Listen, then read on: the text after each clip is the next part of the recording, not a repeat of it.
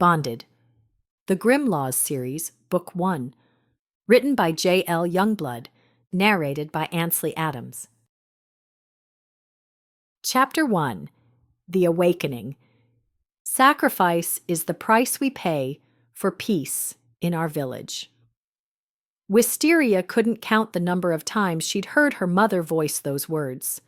They were especially meaningful, because Wisteria and her mother knew firsthand the anguish that had come from Father sacrificing his life to the dragon so that others would live. Even though the event happened a decade ago, it was burned into Wisteria's mind, and she could recall it as clearly as if it had happened only yesterday. She was a child of only 7 years. Their village, Florin, was on the brink of destruction from the vengeance of the dreaded dragon that terrorized the skies and breathed down fire and destruction on all who were in its path. Her father, known for his fair-mindedness and foolhardy courage, traveled to the lair of the dragon and crafted a treaty. He would give his life on the condition that the villagers be spared. The dragon wasn't satisfied with merely taking her father's life. Rather, it wanted to instill fear in the hearts of all with the sound of its terrible screeching. And so it was. From that time henceforth, the ritual was set. On the eve of the summer solstice, one villager would be sacrificed to the dragon in the center of the public square for all to witness. Attendance at the ritual was mandatory. Wisteria and her mother had been forced to watch as the dragon ripped her father to pieces with its vicious claws. The deed was so effortless to the dragon that it might have been breaking bread. Wisteria wept frantic tears, but her mother had endured the horror with a stoic countenance that garnered respect from her fellow villagers. Only later, when they were back home, did Eleanor completely fall apart. Some years, the dragon would repeat this same process, ripping the tribute asunder. Other times, it took a more lackadaisical approach and breathed down a river of fire that consumed the victim in a fiery flash. The approaching solstice filled Wisteria with a quiet terror that rattled her insides. It was always the same. Every year around this time, the trauma would start and wouldn't abate until after an unlucky soul was sacrificed. Her father's treaty, though well-intended, had bred in Wisteria a fear that grew inside her like a ravenous wolf, threatening to devour her insides. She lived in dread that she or her beloved mother, her only friend in the world, would be selected by the village council as the dragon's next victim.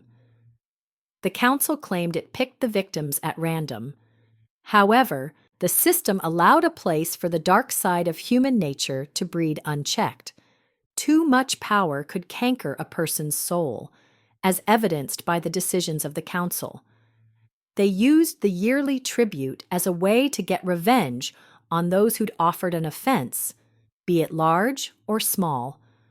Or perhaps it was envy or greed that prompted the verdict. When Father was still alive, his skill as a scribe, drafting legal documents, keeping records for the nobles, compiling manuscripts for the clergy, kept the family comfortable. However, when he died, Eleanor harnessed her extensive knowledge of herbs and became a healer and midwife out of necessity to provide for herself and her only daughter. Even though Eleanor assured Wisteria that her valuable skills would keep them both safe from the dragon, Wisteria couldn't quiet the rumblings of worry in her gut. Low moans issuing from the cracked lips of the girl writhing on the bed drew Wisteria's attention. "Shh," Eleanor soothed, blotting the girl's forehead with a damp cloth. The girl clutched the linen sheet, winding it around her fists as her thin face contorted in pain. She'd been in labor ever since the cock crowed. Wisteria peered through the latticed panes of the window, observing the dense ceiling of the gray sky. Even though the steady rain prevented her from observing the setting sun, she knew it would happen soon. And there was still no baby. The stench of desperation and other bodily fluids permeated the stale air of the stone room. A cry of desperation ripped through the girl's throat. "Why is it not coming?" Eleanor touched the girl's skinny arm, so fragile that it could be cracked like a twig with the slightest amount of pressure. "Try to relax." Wisteria marveled at the tenacity of her kind and compassionate mother. The lines around her eyes and mouth spoke of her exhaustion, and a layer of perspiration coated her high forehead and turned the hair close to her skin to ringlets. However, she'd not left the girl's side since they arrived, tirelessly attending to her every need. This was a commendable stance, considering that the girl and her babe were scorned because of the girl's unwed condition. Wisteria shuddered to think what would happen to them after the babe was born. Would the headman and his wife allow them to stay here, or would they be cast onto the streets? Wisteria had caught enough whispers of gossip passing amongst the women of the village to know that the girl was an orphan, completely alone. Around Wisteria's same age, the girl was a housekeeper in the grand home of the village headman. He was middle-aged and portly with a wide girth and jowls. His thin mustache twitched when he spoke, and he observed everything through dark, squinty eyes. The headman was second in command to the baron who resided in the manor atop the ridge. While Eleanor was outwardly congenial to everyone, Wisteria sensed that her mother didn't much care for the self-important village headman or his haughty wife. The couple didn't strike Wisteria as the type who would show mercy to a careless girl who had been foolish enough to get herself in trouble. Maybe the girl could plead her case to the baron. He had a jovial nature and was known for showing kindness to the subjects under his care. Wisteria squinched her face. Nay, that wouldn't work. She'd overheard Mother speaking to the baker about how the baron's mind was slipping in his old age.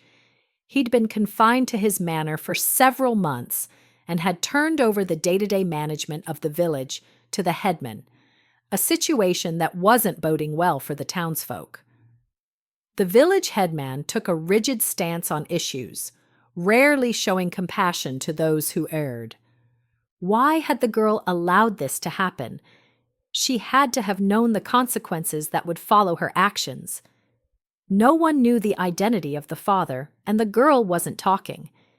It would seem that she was determined to face the condemnation of the village alone. The fact that she resided at the village headman's home would surely exacerbate the situation. He and his wife would be humiliated that one of their servants had brought shame to their household. Eleanor's lips drew into tight lines as she caught eyes with Wisteria. No words were needed to convey the message that her mother was concerned. Even now, with her disheveled dark hair threaded with silver and wearing a simple frock, Eleanor de Avalonia was an attractive woman. When Wisteria was but a child, her mother had been radiantly beautiful. Laughter and smiles came easily.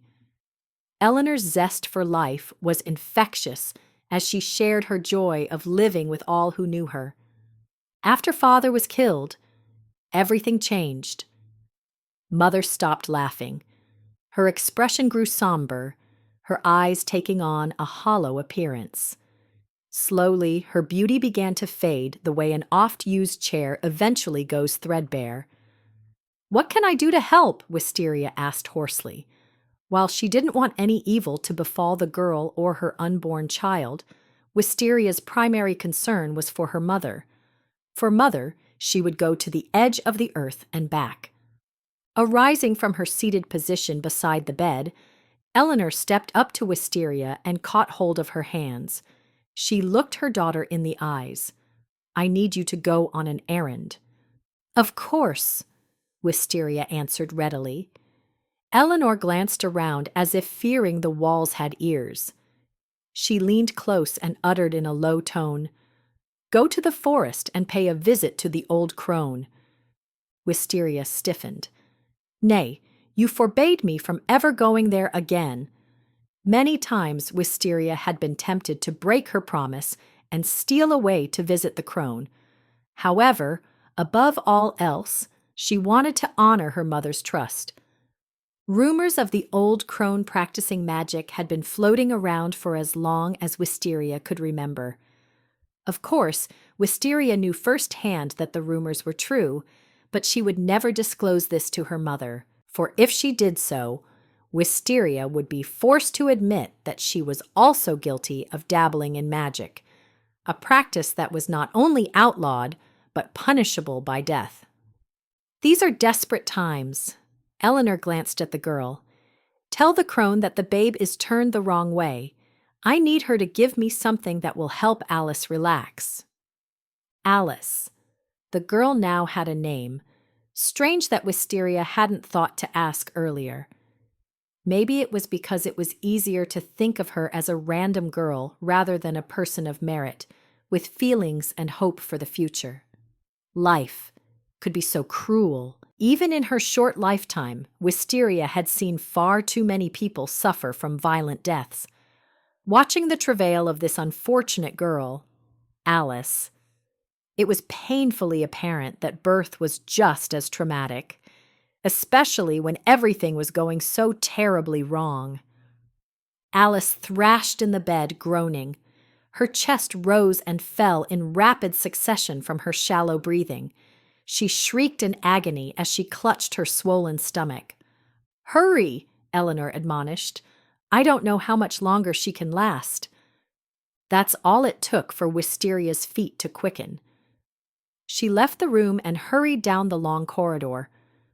While she didn't relish the idea of venturing out into the pouring rain, she couldn't deny that she was excited at the prospect of seeing the old crone again. Her abilities were growing stronger. The crone would be pleased. Wisteria turned a corner to bolt down the staircase leading to the front door when someone stepped in front of her. She stopped in her tracks to keep from running the person over. Her eyes widened as she lowered her head in deference. "Goodman Webster, pardon me." He loomed over her, his closeness disconcerting. The scent of pork lingered on his breath. She took a step back to distance herself from him, trying not to wince at his unpleasant odor. "My mother sent me on an errand, and I must go at once." She moved to dodge around him, but he caught hold of her arm with his meaty, cleaver-like hand.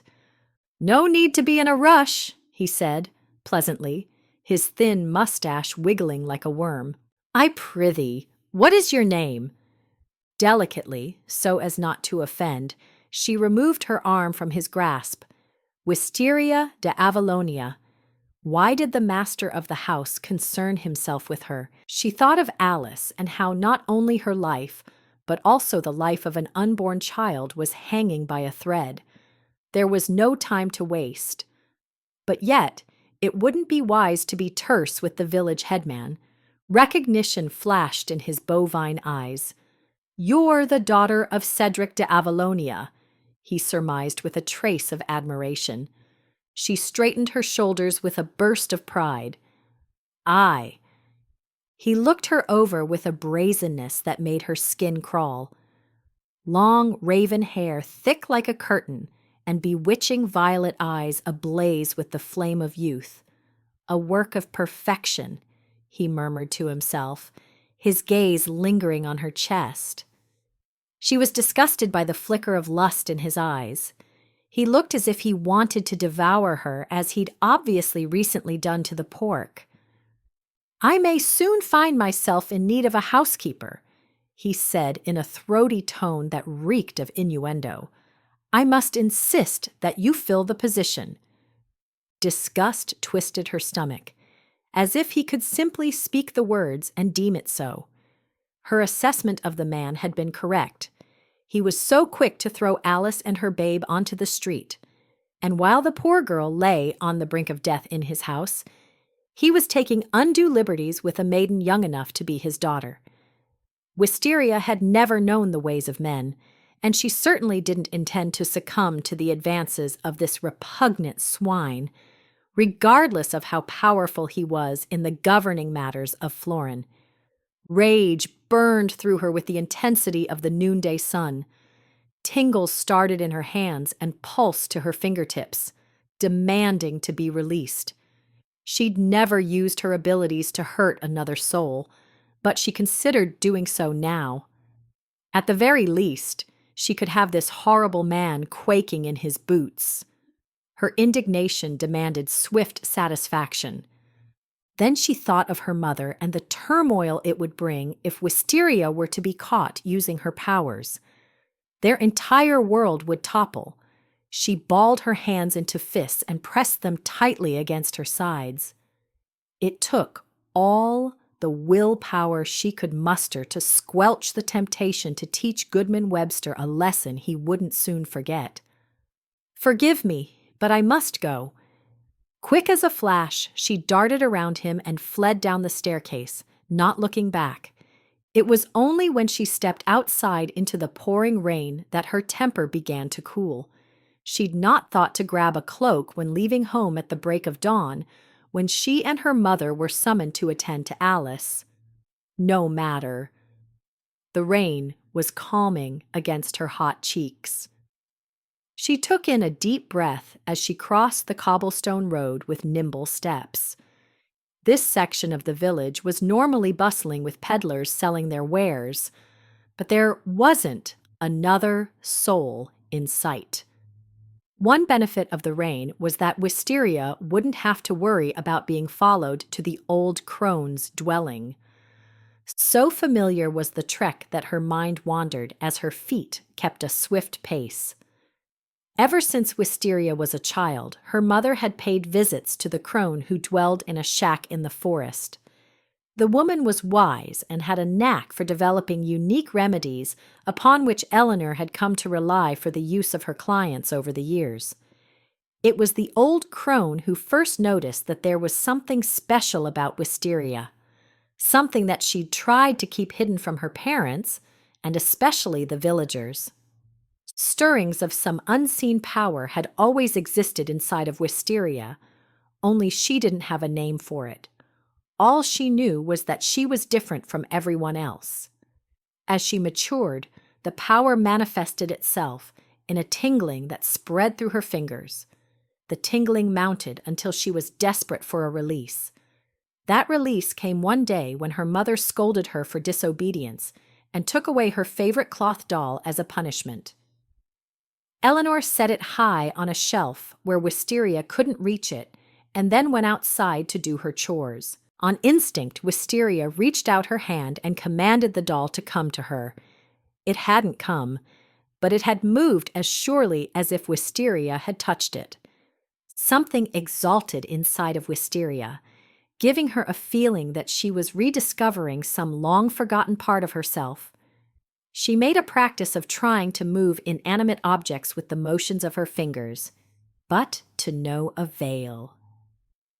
Eventually, she wondered if she'd only imagined that the doll moved, or perhaps it had moved by coincidence. Around that same time, Wisteria accompanied her mother to visit the old crone in the forest, as she'd done many times before. This time, however, the crone took one look at her and somehow knew that Wisteria was different. The old crone casually mentioned that she would like to tutor Wisteria in the ways of herbal remedies, so she could follow in her mother's footsteps. Realizing that the old crone was a master at her craft, Mother readily agreed. This began a pattern of weekly visits that hadn't been broken until 6 months ago, when rumblings from the townsfolk spooked her mother. "I've heard rumors that the old crone is practicing magic," Mother had said. "It's unwise for you to keep going there.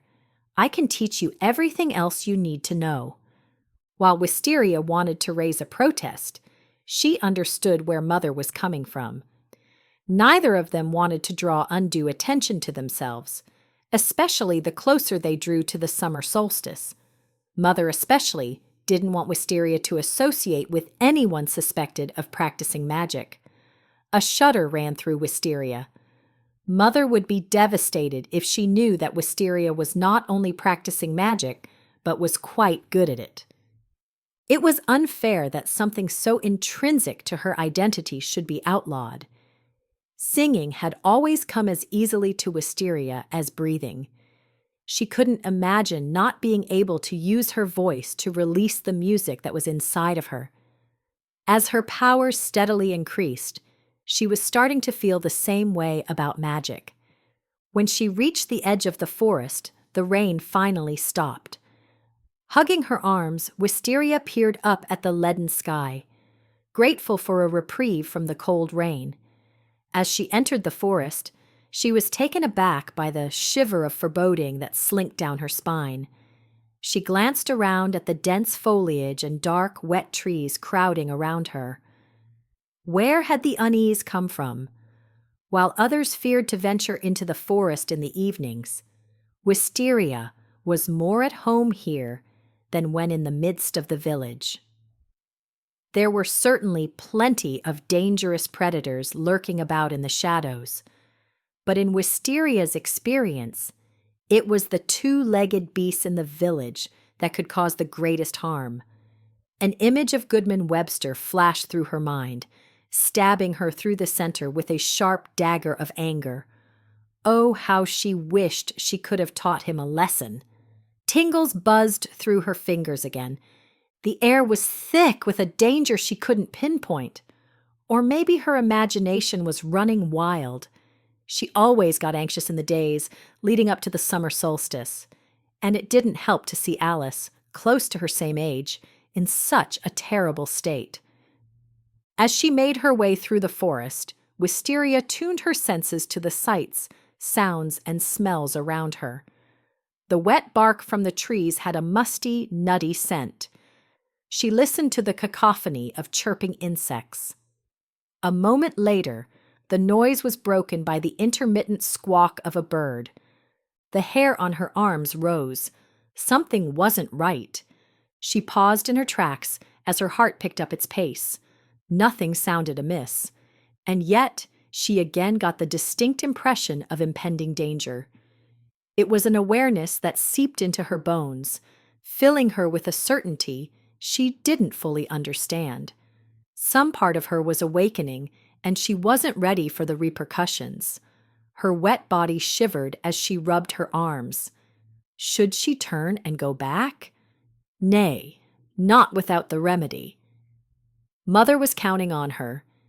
She couldn't go back empty-handed. Thankfully, she wasn't far from the old crone's dwelling. She quickened her pace to get to her destination. She spotted the familiar outline of the crone's thatched roof, and then caught movement out of the corner of her eye. She whipped around to see a spider the size of a boar crawling towards her. Nay, not one, but several. She looked around wildly, realizing that they had her surrounded. A paralyzing terror overtook her as she stared into the beady eyes of the vicious creature directly in front of her, baring its jagged fangs as it prepared to attack. She'd heard of monster spiders, but thought they were a thing of fables. Wisteria was petrified of spiders. It was as if someone had seen inside her mind and crafted the one menace that would surely be her undoing. She let out a shriek when the spider to her right jumped. Out of self-preservation, she thrust out her hands. A zap of unseen force shot from her fingertips. To her amazement, it was as if an invisible sword had cut the spider clean down the center, where it split into two parts. A fiery rush of power burned in her core and seared a path to her fingertips. She felt invincible and more alive than she'd ever been, but there was no time to celebrate the victory. The next spider lunged. She immobilized it the same way she'd done the first, and then began taking out the savage creatures one by one at a lightning speed pace she didn't know she possessed. Finally, only one remained. She crumpled her hand into a fist. The spider withered into a decrepit ball and fell harmlessly to the ground. Wisteria held out her hands, turned her palms facing up, and looked down at them in wonder. She'd not realized she was capable of such astounding power. Her body trembling from the aftermath of both fear and astonishment, she surveyed the corpses of the spiders, taking note of their hairy legs. A shudder ran through her. She despised those wretched things. Hearing more movement, she readied her body to react to another attack. Were more spiders coming? She was surprised to see the old crone hobbling toward her with labored steps, using her twisted cane for support. "Bravo!" the crone rasped. Wisteria lowered her hands, trying to comprehend what was happening. "The spiders came out of nowhere," she began, and then stopped when she saw the wise light glimmering in the crone's sunken eyes. "You did this," she surmised, anger swelling in her chest. A crafty smile stretched over the hag's withered face, revealing stubs of rotten teeth. "I had to know if you were ready." The crone was a pathetic sight with her spindly white strands of hair that scarcely covered her baldness, stooped shoulders, and hideous face of mottled, sagging flesh and boils. She gripped the cane with her spindly hand. The skin stretching over the prominent veins resembled the wings of a bat. The corners of Wisteria's mouth turned down. Ready for what? To take the next step. She had no idea what that meant. Maybe she didn't want to know. Frustration boiled inside her. "Those spiders could have killed me." Trembles ran through her. She never wanted to experience anything like that ever again. "Aye," the old crone responded. She paused, eyeing Wisteria with meaning. "But you prevailed." The deepening gloom of the evening was a reminder that time was of the essence. She couldn't allow herself to get caught in whatever web the old crone was spinning. "My mother sent me here to collect a remedy for one of her patients, a young maiden in labor. The babe is turned the wrong way, and the girl needs something to help her relax." The crone eyed her in partial amusement. "You needn't have come here for that. A few well-spoken words of an incantation you know well would have done the trick." Heat fanned Wisteria's face despite her cold, wet condition. "Aye, but that would mean giving yourself away to your precious mother?" "Aye," she admitted, not sure what to make of the crone's bitter tone. She clenched her hands. "If you could just give me something to help the maiden." The crone pulled a vial from the side pocket of her muddy brown frock that dwarfed her skeletal frame several times over. "This is what you seek." How did you know?" While the crone knew many useful ways to treat ailments, Wisteria wasn't aware that she was clairvoyant. Quickly, she stepped forward, took it from the crone's hand, and placed it into the pocket of her frock. A brittle cackle fell from the crone's lips. "There are few things that I don't know." She narrowed her eyes to black, fathomless slits. "Including the reason why you stopped coming to visit." The need to defend her mother rose fast on Wisteria's lips. "Please don't be angry. My mother was only worried for my safety." Amusement flitted over the crone's face, making her look even more grisly. "Because of the dragon." One of the boils on the crone's face was inflamed and oozing pus, a condition the crone had taught Wisteria how to treat with a simple incantation. Why was the crone not using her knowledge to help herself? She was so hideous. Revulsion welled inside of Wisteria, and it was all she could do to keep her expression masked. She was accustomed to the crone's awful appearance, but this evening, in light of the spider attack, the crone was more appalling than usual. "Aye," her words rushed out. "The villagers suspect you of practicing magic. My mother was afraid that my association with you would—" She worked her jaw. "That it would—" She didn't know how to finish the sentence. The last thing she wanted was to offend the crone, especially now that Wisteria had caught an inkling of how powerful she was.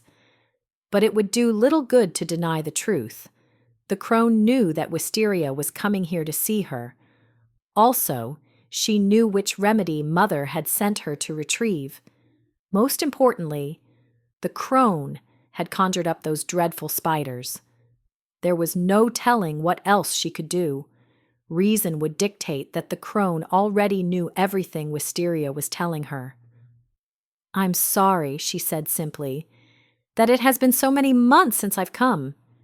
She lowered her head in deference. "The villagers are fools," the crone scoffed, "as is anyone who thinks that outlawing magic will change the scope of the world."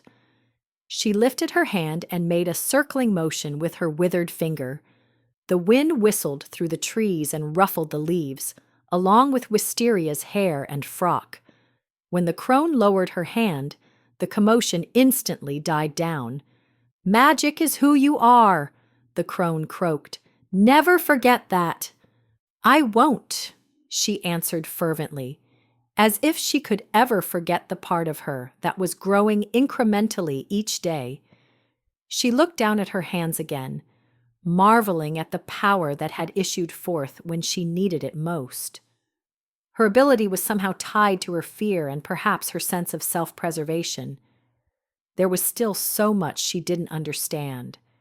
If only she could continue coming here to learn from the old crone. "When will you come again?" Wisteria jerked her head up. Could the crone discern her thoughts? "I cannot go against my mother." She spoke the words to herself as much as to the crone. Fury flashed in the crone's eyes. "I prithee, don't be angry," Wisteria pled. "You have taught me much. I will be forever grateful." It was true. Wisteria had learned much, but conjuring spiders? That was a whole new level. All this time she'd been coming to visit the crone, Wisteria hadn't comprehended the tremendous power the woman could wield. She clenched and unclenched her hands, realizing that she was at the mercy of the crone. Here in the thick of this dark, dense forest, where all sorts of terrors awaited, she was having to rethink her stance on feeling comfortable here. "We shall see how deep your gratitude runs." She didn't know how to answer that. A stilted silence descended between them. "You are finally ready," the crone observed. Wisteria made a concentrated effort to keep her voice kind and imploring, so as not to come across as insolent. "Ready for what?" The crone dipped her head, studying Wisteria. "For your first kill." Wisteria jerked. "Nay, I will never kill another living soul." Was the crone wicked? Had she killed before? Wisteria had always viewed the old woman with pity. It occurred to her now, however, that she knew nothing about the crone's past, how she'd come to be here in the forest. Had she always been so gruesome? It was as if a curtain were being pulled from Wisteria's eyes, allowing her to see things she'd never noticed before. Everything was escalating way too quickly, and she wasn't prepared to deal with the repercussions of what might follow. "You will, and it will make you stronger, much stronger than you can imagine." Her heart started beating furiously. Nay. From the time she was young, her mother had taught her right from wrong. While Wisteria was no saint like her mother, she tried to be good. The power warring inside her often made her feel unworthy of her mother's love. A part of Wisteria wondered if she would ever fit into the society of the village. Was she doomed to become an outcast like the crone? So loathsome. "Nay," she protested louder, trying to stave off the cold panic building inside her. Jeering laughter flowed from the crone's thin lips. "We shall see." With that, she turned and hobbled away. Her twisting body was repulsive as she took each feeble step. "I will never take the life of another," Wisteria vowed. The crone didn't give her the courtesy of looking back. No matter. Wisteria had come to a resolution within herself, and that's what mattered. The tension between her shoulder blades eased a fraction. She touched her pocket, thinking of Alice as she hurried away. When Wisteria stepped back into the bedroom and saw the look of anguish on her mother's face, she knew she was too late. "Alice and her babe are gone," Eleanor announced in a somber tone. A cry escaped Wisteria's throat. "It's my fault." She could have at least helped Alice to relax when she first learned the scope of the issue. But she hadn't. She'd been too afraid to expose herself. Now, she would forever have to live with the guilt that she'd stood by and done nothing while watching another suffer. Eleanor's expression grew perplexed. "Nay, this is no fault of yours." Sympathy softened her features. "Alice's condition worsened a short time after you left. There was no way you could have gotten to the forest and back in time to help her." She let out a long breath, her shoulders sagging. "It's probably just as well. The world can be especially cruel to an unwed mother and her child." "Aye," Wisteria agreed solemnly. Her gaze moved to the still form beneath the linen. It spoke to her condemnation. A shiver ran through her. She looked down at her hands, thinking how Mother would take leave of her sanity if she knew about the spider attack, the power that Wisteria could wield, and the old crones babbling about a first kill. "The world will also be cruel to one who practices magic." Wisteria would do well to keep her abilities to herself. Nay, more than that, she needed to squelch her budding powers once and for all, and she would never have any further association with the old crone and her strange, diabolical ways. Chapter 2. An Understanding. 2 days later, the rumblings of a carriage sent Mother over to the window, where she peered out. Wisteria looked up from the medicinal plants text that she'd been studying. She frowned when she saw the distress on Mother's face. "What's the matter?" Hastily closing the book and placing it aside, she arose from her seat and went to her mother's side. A footman opened the carriage door and, with some effort, helped the portly Goodman Webster out. "Why is he here?" Never once had the village headman taken the time to pay them a visit. She turned to Mother, whose expression was strained. Eleanor's hand went up to make a noose around her neck. "I'm not sure. I thought he already paid you for your services to Alice." "Aye, he did. Handsomely." Suddenly, Wisteria knew, with a sinking realization, exactly why he was here. The housekeeping position. She'd hoped his wish to hire her was a passing fancy brought about by her happening to cross his path. Not wanting to upset her mother, Wisteria hadn't mentioned the encounter. More than anything, she wanted to forget the unpleasant events of that day and return to the normal they'd experienced before. Back when she only had the threat of the dragon to keep her up at night fretting. Goodman Webster reminded her of a peacock as he paraded to the door in preening steps while carrying a wooden staff. He was dressed in a fine linen tunic that was cinched around his expansive waist with a sturdy leather belt. His cloak was dyed an impressive deep blue and fastened at the shoulder with a large ruby-red brooch. His dark hair was tamed in large curls, and his thin mustache wiggled with every movement of his thick, blood-red lips. "There's something I need to tell you," Wisteria began hoarsely, her throat going impossibly dry.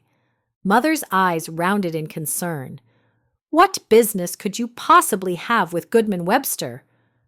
A brisk knock sounded at the door before Wisteria could answer. Straightening her shoulders, Eleanor smoothed a hand over her frock and glided over to the door. She paused a moment as if to compose herself before opening it. A practiced smile of respect came over her mouth as she nodded in the way of an introduction. "Goodman Webster!" She sounded every bit the noble woman she was by birth. He inclined his head. "Lady Eleanor, it is an honor to see you on this fine day." "Likewise," she responded in a regal tone. For all of his impropriety, 2 days past, Wisteria was at least grateful that the village headman was addressing Mother with the respect that bespoke her noble heritage. Eleanor de Avalonia had done the unthinkable and married a commoner. She'd willingly given up her life of privilege and comfort out of love. While Eleanor and Wisteria lived simple lives amongst the villagers, Eleanor insisted on educating her daughter by passing on the lessons she'd learned from her skillful tutors. Goodman Webster motioned. "Might I come in, good lady?" "Certainly." Eleanor stepped back and allowed him to enter. His bulky frame dwarfed the small entryway. "Please, have a seat." Eleanor directed him to the high-backed bench resting against the wall. She glanced at Wisteria, a question in her eyes. He inclined his blocky head in a courteous nod to Wisteria as he passed. There wasn't the slightest hint of impropriety in his demeanor. Rather, the man was so pious that if Wisteria had not experienced his brazenness firsthand, she might not have believed it. He picked up the book Wisteria had been studying, hardly giving it a second glance as he placed it on the edge of the bench and then plopped his heavy body down with a sigh of release. Even though Mother was good at hiding her emotions, Wisteria could tell from the tight set of her shoulders that she was uncomfortable. She and Wisteria sat down in chairs that faced the bench, their posture stiff, hands folded in laps. The two were a mirror image of one another as they waited to hear what the man would say. He planted the tip of his cane on the floor and rested his meaty hands atop the elaborately carved handle. "Might I offer you some ale?" Eleanor began. "It's freshly brewed." "Nay, I cannot stay long." He compressed his lips, his expression turning somber. "Due to Alice's passing, I find myself in dire need of a housekeeper."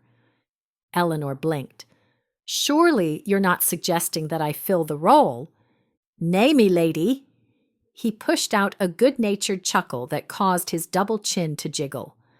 "I know you are too busy fulfilling your other responsibilities in the village."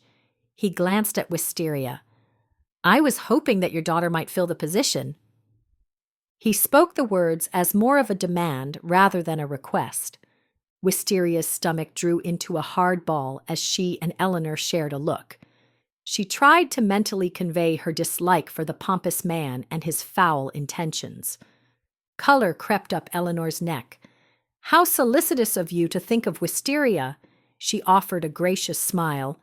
He puffed out his chest. "I'm always looking to help where I can." The benevolence in his voice was astounding. Wisteria had to bite back the cackle rising in her throat. Help himself was more like it. Eleanor held up a hand. "However kind your intentions, I'm afraid that won't work." The corners of his mouth drooped into a deep frown that elongated his mustache, reminding Wisteria of the hairy legs of the creatures she'd cut to pieces. "Why not?" he questioned. "Wisteria is my assistant. I couldn't operate without her." "I could provide you with another maiden to assist," Goodman Webster offered. Eleanor's rebuttal was immediate. "Perhaps the maiden you speak of could fill the role of your housekeeper." An undercurrent of red oozed into his jowls. He leaned forward, eyes hardening. "Good lady, I am trying to help you." Eleanor arched an eyebrow. "Help me how?"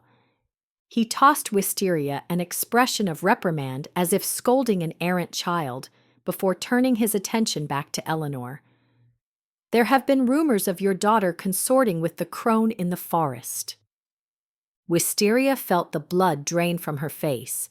She'd tried to be careful when visiting the crone. Had she been followed? "That's ridiculous," Eleanor scoffed. "Is it?" Goodman Webster challenged, his tone etched in authority. "One might question if you two are in collusion with the crone, given the nature of your trade." He shook his head in concern.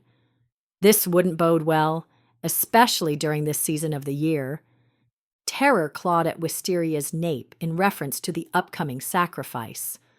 Fire sparked from Eleanor's eyes as her voice dripped with frost. "What is it that you want?" A conciliatory smile filled his fleshy face. "If your daughter came to work for me, I could squelch any rumors and keep you both safe from harm." "What sort of harm are you referring to? The type of harm that befell Alice?" He rocked back, his face hardening. "You, madam, are out of line." His round cheeks had turned an ugly purple. Wisteria's brain worked to understand the swift current of meaning running beneath the barbed words flying back and forth. The next instant, the knowledge hit her like a blow to the stomach. Poor Alice. Her eyes grew moist as a hot blanket of guilt wrapped her shoulders. She judged Alice unfairly, thinking the maiden was foolish for getting herself into trouble because of a fit of passion. And all the while, Goodman Webster was to blame. The poor maiden hadn't stood a chance. Shudders ribboned through her. With Alice gone, the repugnant rat was now on the hunt for his next victim. Her. "Nay, it is you who are out of line," Eleanor declared boldly. "I came here with the best of intentions," Goodman Webster seethed. "You came here to quench an insatiable need for something you have no business taking." Wisteria was both awestruck and worried about her mother's forthrightness. She'd always thought of her mother as meek, and maybe a little weak, she acknowledged. However, nothing could be further from the truth. Her mother was a she-bear protecting her cub, and was doing so valiantly. "How dare you accuse me of such lechery?" he blustered. Eleanor gritted her teeth. "How dare you come into my home and threaten me and my daughter?" Tingles moved beneath the surface of Wisteria's fingertips. She thought of the monster spiders and their terrible fangs. How easy it had been to cut them in half. With one thrust of her hands, she could eliminate the threat. Her first kill. The instant the thought went through her mind, she recoiled in shame. Eleanor's strong, controlled voice drew her attention. "Goodman Webster, I have no intention of divulging any of your dastardly deeds." She paused, leveling a glare. "However, I must insist that you leave my daughter and me alone." His jaw flicked as he and Eleanor stared at one another in a challenge. Using his cane to support his weight, he abruptly rose to his feet. Eleanor also stood. If your wife were to ever learn the truth, well, it would destroy her. She glared up at the hulk of a man as if ready to take him on, using only her two slender, refined hands. "Do we understand one another?" A long pause filled the room. "Do we have an understanding?" she persisted, her voice cutting through the air like a sword. "Aye," he acknowledged, and then slinked out of the house, slamming the door shut behind him. A few moments later, Wisteria noticed that Mother's hands were shaking. She went to her side. "Let me get you some ale." Eleanor offered a weak smile. "That would be nice." Wisteria went to the hearth to pour a mug and then handed it to Eleanor, who was now sitting down, looking as pale and worn as Wisteria had ever seen her. After sipping on the ale, the color returned to Eleanor's cheeks. Wisteria sat back down in the chair, waiting to hear what Mother would say. All the while, apprehension churned in her stomach. Goodman Webster had threatened them in the most cutting way possible. Wisteria's greatest fear was staring her in the face. How had things gone so wrong so quickly? "Maybe we should pack our things and leave," Wisteria blurted. "Where would we go?" The futileness in Eleanor's voice rattled Wisteria. "Back to your home." A deep sadness overtook Eleanor's expression. "Nay, we wouldn't be welcome there." "Because of Father?" Eleanor nodded before taking another sip of ale. She had been disowned by her parents when she did the unthinkable and married a commoner. Wisteria had been brought up on tales of the grandeur of her mother's former life, but she'd never met her grandparents. Surely, after all of this time, your parents would forgive you. Perhaps they have had a change of heart. Nay, that will never happen, Eleanor said gravely. They are rigid and set in their ways. Anger over the injustice of the situation bubbled in Wisteria's chest. How could they turn their backs on their daughter? Her voice quivered with hurt. On their granddaughter? Compassion softened Eleanor's eyes. You are the best thing that ever happened to me. Never forget that, she uttered fiercely. Emotion clogged Wisteria's throat. I should have told you about the encounter I had with Goodman Webster. What happened? Eleanor demanded. After she'd related the story, Eleanor shook her head in disgust. That man is pure evil. A shiver ran down Wisteria's spine. Evil enough to offer one of us up to the dragon? Eleanor considered the question. Aye, she finally admitted, giving confirmation to Wisteria's greatest worry. But he won't, she added with conviction. Wisteria wanted to believe her mother's words, but the fear was still nagging. I should have taken care of him when I had the chance, she muttered, and then winced when she saw a flicker of surprise pass over Eleanor's face. What do you mean? Eleanor asked carefully. The walls closed in as Wisteria clenched her hands in her lap. Nothing. I was just talking out of my head. She threw her mother an apologetic smile. Nerves. Eleanor relaxed as she nodded in understanding. We should leave this place, Wisteria said again.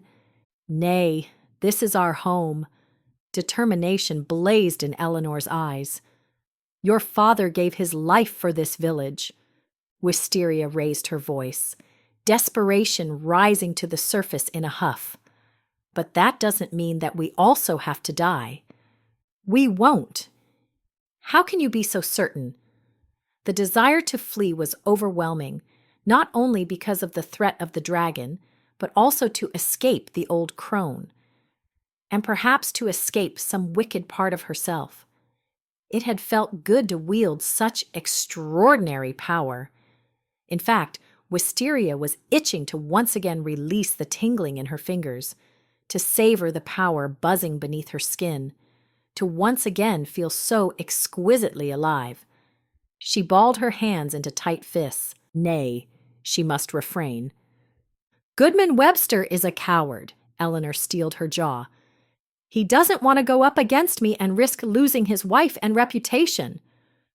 Over the years, Wisteria had questioned why more people didn't flee the village. Mother explained that their village wasn't the only one under the dragon's threat. Plenty of other villages were destroyed when the dragon went on a rampage, and scores of people were killed in the process. At least in their village, only one person had to die. It was a gamble the villagers were willing to take. How can you be so certain that we'll be safe from the wrath of Goodman Webster? Wisteria asked again, needing reassurance. Because I know human nature. Wisteria tipped her head. How did you know about Goodman Webster's treachery? Did Alice tell you? Nay. A corner of Eleanor's mouth lifted in a smirk. I had my suspicions when he overpaid me for my services. She paused in thought. But I didn't know for certain until I saw his reaction. Laughter gurgled in Wisteria's throat. You always have been a master at chess. I. Eleanor grinned. Chess was a favorite game of the nobility. While chess sets were nearly impossible to come by in the village, Eleanor had taught her daughter how to play using a pattern of squares over cloth and varying colored stones. Now that Goodman Webster knows I have something on him, we will be even safer than we have been in the past. Also, my skills as a healer make me a valuable asset to the village.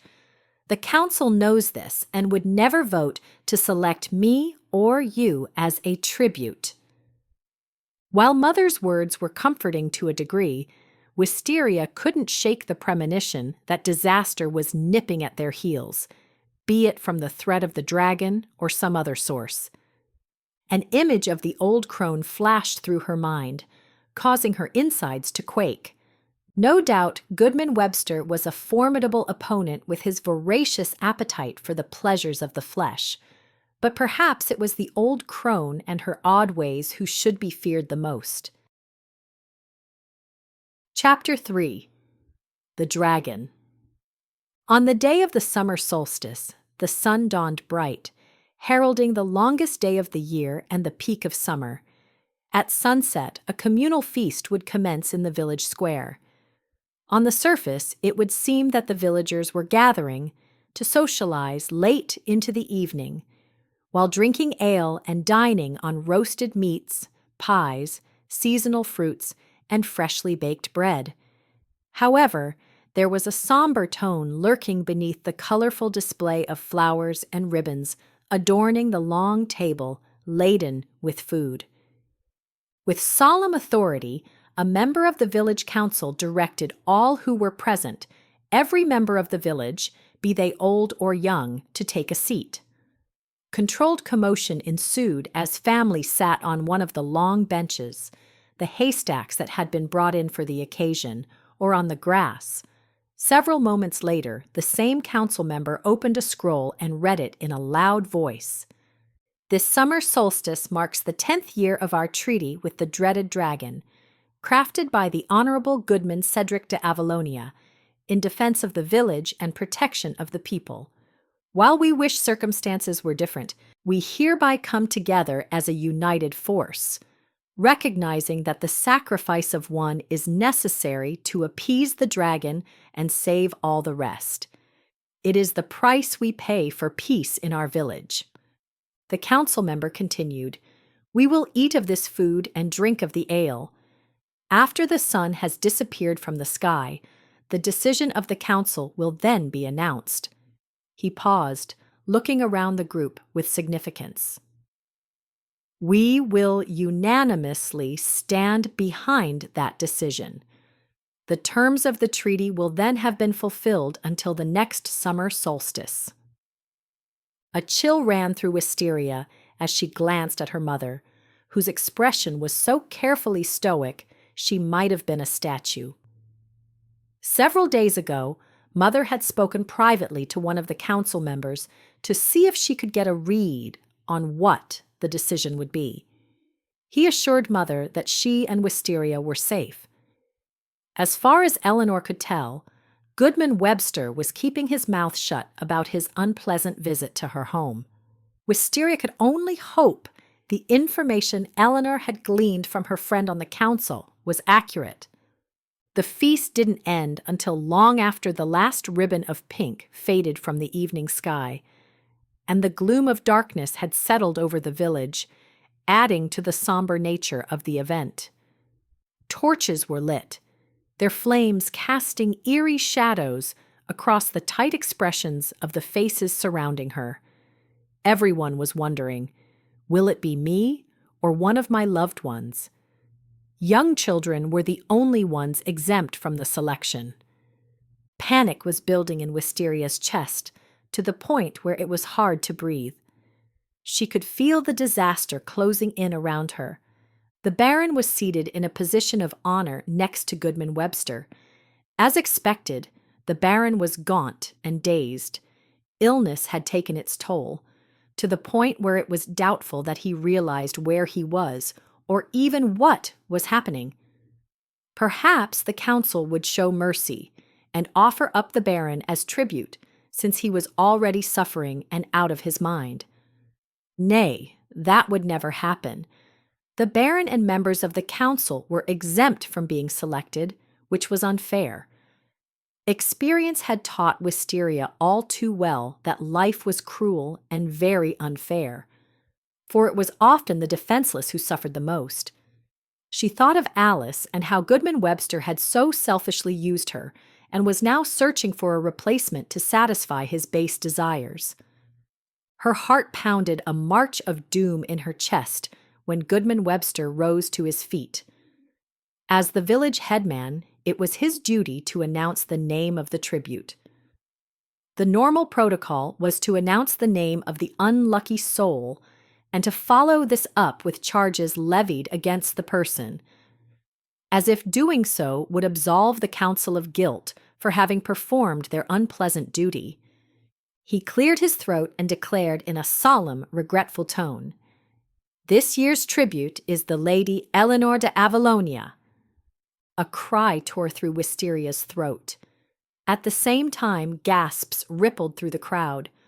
"No!" Wisteria exclaimed, tears rushing to her eyes. She looked at Mother, whose expression registered both shock and fury. Mother caught eyes with the man sitting a few seats away from where Goodman Webster was standing. "You lied to me." The man looked down at his plate so as not to have to face Eleanor's accusing eyes. Wisteria sprang to her feet. Her fingertips throbbed with intensity as power streaked through her veins like an impending lightning storm. A roaring started in Wisteria's ears and circled through her head, making her feel like it would split in two. Even though she'd lived in fear of this moment ever since the dragon had killed her father, she could hardly believe it was actually happening. Goodman Webster held up a hand to quiet the crowd. "It has been discovered that Lady Eleanor has been consorting with the crone in the forest." He narrowed his eyes. "Furthermore, she has been practicing magic." Eleanor rose to her feet and clapped a hand on Wisteria's shoulder as if to comfort her. "Nay, it is a lie. Not once have I ever practiced magic," Eleanor declared in a bold, loud tone. "This is an act of revenge." Murmurs erupted from the crowd as the people talked rapidly amongst themselves. "I know the Lady Eleanor well." This came from Goody Blanche, who was directly across the table. "She is a kind and compassionate woman. She has done nothing but help our village." "Aye," several of the people piped in, throwing Goodman Webster angry looks. "How will we manage without a healer?" a man questioned. "He's right," another man said. "We won't survive without her." More rumblings went through the group. A small spark of hope kindled inside of Wisteria. Perhaps Mother was right. The villagers recognized her value and wouldn't stand by voiceless while she went to her death. Was it possible that everything would be okay? Her hopes were dashed when she heard Goodman Webster's next words. "I will pay for another healer to be brought to our village," he countered, his voice raised to a crescendo. "As difficult as this decision was, we cannot allow magic to infest our village. The decision of the council is irrefutable," he reminded the villagers. "Take her," he hissed with a breathy distress. "We haven't much time." He looked up at the indigo sky. "Without a tribute, we'll all perish. Take her," he ordered the two strapping men, who'd been given the charge of escorting the unlucky soul to the designated location, where the person would be shackled and offered up to the dragon. "Nay!" Wisteria roared. Her hands went up to do some serious damage to the pompous rodent. Eleanor caught hold of her hands, giving her a pointed look. "Don't make a liar out of me," she uttered in a low tone. Wisteria jerked. Did Mother somehow know about her abilities? Nay, impossible. "I can't let them take you," she choked. "Not when I have the power to stop it." She looked into the eyes of the one she loved most in the whole world, unable to fathom the thought of her getting ripped away. "It will be okay," Eleanor assured her with the same matronly smile that Wisteria had seen all of her life. Her breath came hard and fast as her chest rose and fell like a billow. "Nay, it won't be okay. I can't lose you too." A sob rose in her throat. "I cannot bear it." A man stepped forward to take hold of Eleanor's arm, but she resisted. "I need a moment alone with my daughter." "Nay," Goodman Webster protested. "There is no time." Eleanor locked eyes with Goodman Webster in a battle of wills. Her voice reigned with a power that Wisteria didn't realize her mother possessed.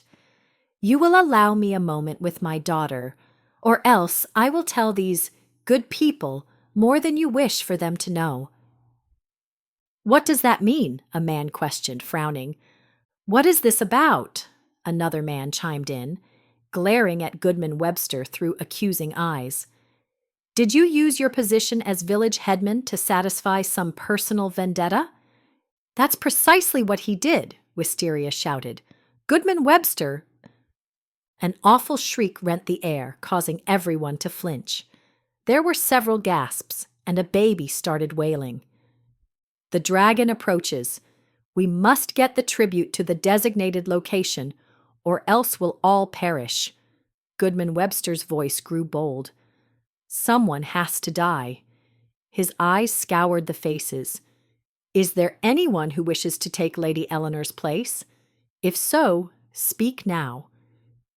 An embarrassed silence shrouded the group as many lowered their heads. "I thought not," Goodman Webster glowered, shooting Eleanor a look of triumph. "I'll do it," Wisteria asserted. Her blood ran cold at her own words, but she'd rather face a certain death than lose another parent. "Nay, you will not!" Eleanor hissed. "Nay, she will not," she said loudly. Another hideous screech. "Take her!" Goodman Webster bellowed. "Not yet!" Eleanor growled when the man reached for her arm. She and Goodman Webster locked gazes again. This time he acquiesced with a slight nod. Quickly, Eleanor took Wisteria's arm and pulled her away from listening ears. "I won't let this happen!" Wisteria's voice broke. "Not again!" "Listen," Eleanor urged. "There's no time." She made a point of looking at Wisteria's hands. "I know about your abilities." How?" A small smile quirked her lips. "I'm your mother. I know you. And I saw you move the doll." "Why didn't you say anything?" All this time, Wisteria thought she was guarding her secret well, and Mother knew all along.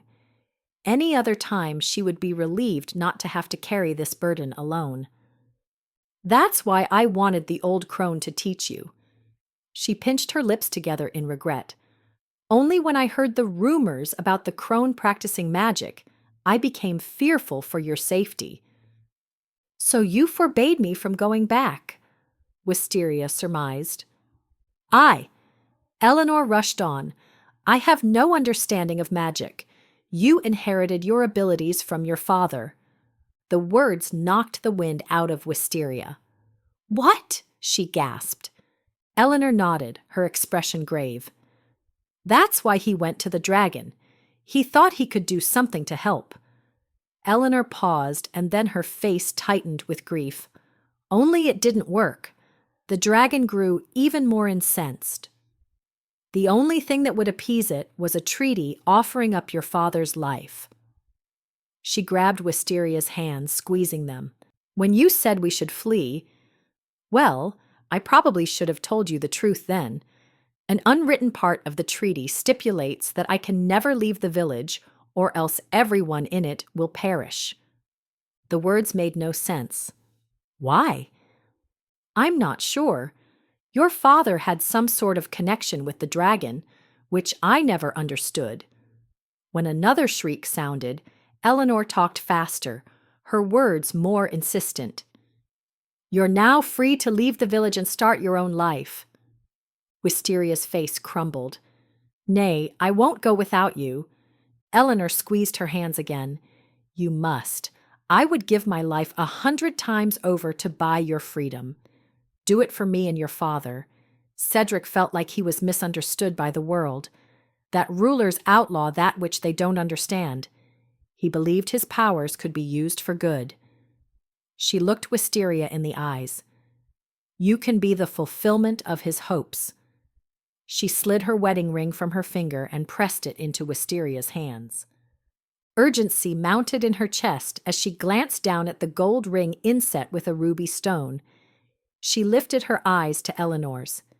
I can use my powers to stop this. We can flee. While she couldn't stop the dragon, she could create a distraction that would allow them to escape. Nay, I cannot risk the dragon killing all of these people. And I cannot lose you. Eleanor placed her hand over Wisteria's heart. You won't. You will always remember me, and I'll be with you. A moment later, urgency sounded in her voice. Promise me that you won't do anything to stop this, that you won't expose your abilities. I cannot make that promise. Eleanor clenched her jaw. Promise me. Swear it. There was another screech. This time it was louder. It thundered through Wisteria's body, knocking her knees together. This dragon was mightier than them all. Who could ever stand against it? The men stepped up and took hold of Eleanor's arms. Swear it, Eleanor implored, her eyes cutting into Wisteria's. I swear it, Wisteria cried, tears streaming down her face. This couldn't be happening. The men were leading Eleanor away. Slipping the ring on her finger, Wisteria rushed to catch up. Please, there must be something that can be done to stop this. I love you, Eleanor gave her a tender smile. You have always been the best of Cedric and me. Her voice quivered with emotion. Your father would be so proud of the fine lady you have become. A tall, skinny pole stood in the center of the town square. It had a metal chain with shackles. The men worked to fasten the shackles around Eleanor's wrists. Wisteria was sobbing and clutching Eleanor's dress. I can't lose you, she kept repeating. One of the men pulled Wisteria away. She fought against him, her fingers tingling to release the gathering power. The shrieks of the dragon increased to a shrilling intensity that had everyone ducking and holding their hands over their ears. Terror gutted Wisteria's insides as the dragon approached with outstretched wings. As the creature grew closer, Wisteria saw the fiendish glint of its feral eyes, razor-sharp claws, and slick ebony scales that glittered like liquid obsidian against the light of the rising moon. Take me instead! Wisteria screamed as the dragon neared. She tried to break free of the man holding her, but he was too strong. Mother was so small and dainty in comparison to the horrible dragon, so noble in the erect stance of her shoulders. As Eleanor lifted her face upward to stare into those awful yellow eyes in acceptance of her fate, Wisteria expected to see fear reflected in Mother's face, but there was only resignation. The screeching echoed through Wisteria's mind and pierced through her sanity, crowding out all else. Then she felt an intense heat on her cheeks and realized what was happening. This time, the dragon was choosing fire. Nay! She wailed as the dragon spit out a river of flames that shot down and devoured not only her mother, but also the pole, chain, and shackles. Having done the deed, the dragon reared back and screeched once more before flapping its powerful wings and flying away. Wisteria's knees buckled. She would have fallen had it not been for the assistance of the man holding her. I'm so sorry, the man lamented. She looked at the spot where her mother had been, her mind refusing to believe what had just transpired. The only things remaining were smoke, ashes, and a long path of charred earth. Let me go, she demanded. The man did so. She stumbled a few steps and then collapsed to her knees and vomited. She began sobbing and convulsing, giving in to the grief until there were no tears left. Images of her mother flashed before her mind, and then she thought of her father, whom she'd idolized as a child. She'd inherited her abilities from him, and she never knew. All this time, she believed herself to be defected, a freak of nature. If only Father had been here to help her understand who she truly was. Her mother was so kind and giving, always putting others before herself. She could have left this village a long time ago, but others would have perished. Mother didn't deserve to die. The hurt was all-consuming. It hollowed out all feeling until all that remained was a numbing coldness that spread through Wisteria's body like poison. She didn't want to be here alone. Without her parents, life held no meaning. She didn't know how much time had passed before a member of the village council approached. "Let me help you back to your home," he offered, extending a hand. "No need," she snapped as she got to her feet. For weeks she'd lived in terror and fear. Then she'd experienced a paralyzing panic when Mother's name was called. So many emotions were pushing through her. There was a gut-wrenching sadness as she contemplated what life would be like without her beloved mother. The futile frustration of knowing that she possessed the ability to save Mother and would have 100 times over had Mother not strong-armed her not to. There was resentment over Mother not telling her the truth about Father, and the unwritten part of the treaty that demanded she remain in this wretched village and watch helplessly as the dragon devoured more souls, year after year. As Wisteria straightened to her full height and squared her shoulders, all of the emotions melded into one that consumed all the rest: rage. Chapter 4. Rage. Somehow, Wisteria managed to make it back home, stumbling as she went. It was cold and bleak without Mother. Her heart twisted as she sank onto the bed and burst into tears that shook her shoulders. She curled into a fetal position, wishing she could make herself disappear. How was she supposed to go on? She kept replaying the awful events over and over in her head. Seeing Mother's wrists shackled, her dark hair flowing out behind her as she stood tall and determined, ready to face her fate. Wisteria was transported back in time to when she was but a girl. The night the dragon killed Father, she'd been inconsolable. Mother had wrapped her arms around her, rocking her back and forth and singing a soft lullaby until, finally, Wisteria drifted off to sleep. She sat up and rocked herself, the same lullaby running through her mind. There was no one left to comfort her. She was completely and painfully alone.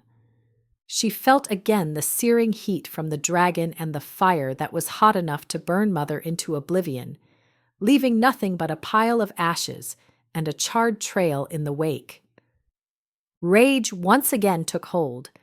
It was so fierce that it shook her entire body. Needing a release, she flung out her hand and swiped Mother's jars of herbs clean off the shelf, surely as if she'd physically knock them. The power flowing through her helped temporarily burn away some of the hurt. She flung out her hand again and again until she decimated nearly everything in sight. The only thing left intact was the wooden table with the candle atop, its flickering flame casting shadows of gruesome monsters over the walls. She couldn't stand being here, not without Mother. In jerky movements, she thrust a few items into a cloth pack, grabbed the handful of coins Mother had managed to tuck away, and then looked around the dwelling that had been the only home she'd ever known. Now it was as foreign to her as life would be now that she was alone. Tears carved down her face as she let out a blood-curdling scream of desperation. She screamed until she was hoarse. Picking her way over the disaster she'd created by throwing everything onto the floor, she went to the table and reached for the lit candle. For several moments, she allowed her mind to get lost in the steady flickering of the flame. Oh, how she hated the dragon and its deadly breath of raging fire that was hotter than anything she could have imagined.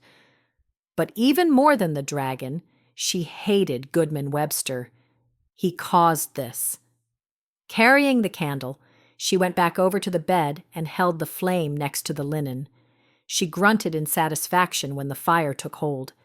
She picked up the cloth pack and marched outside into the abyss of the dark night, not bothering to close the door behind her. She moved a few paces away and turned to watch as the house was engulfed by a ball of orange flames. She waited until the roof caved, and then the house collapsed into itself before turning away.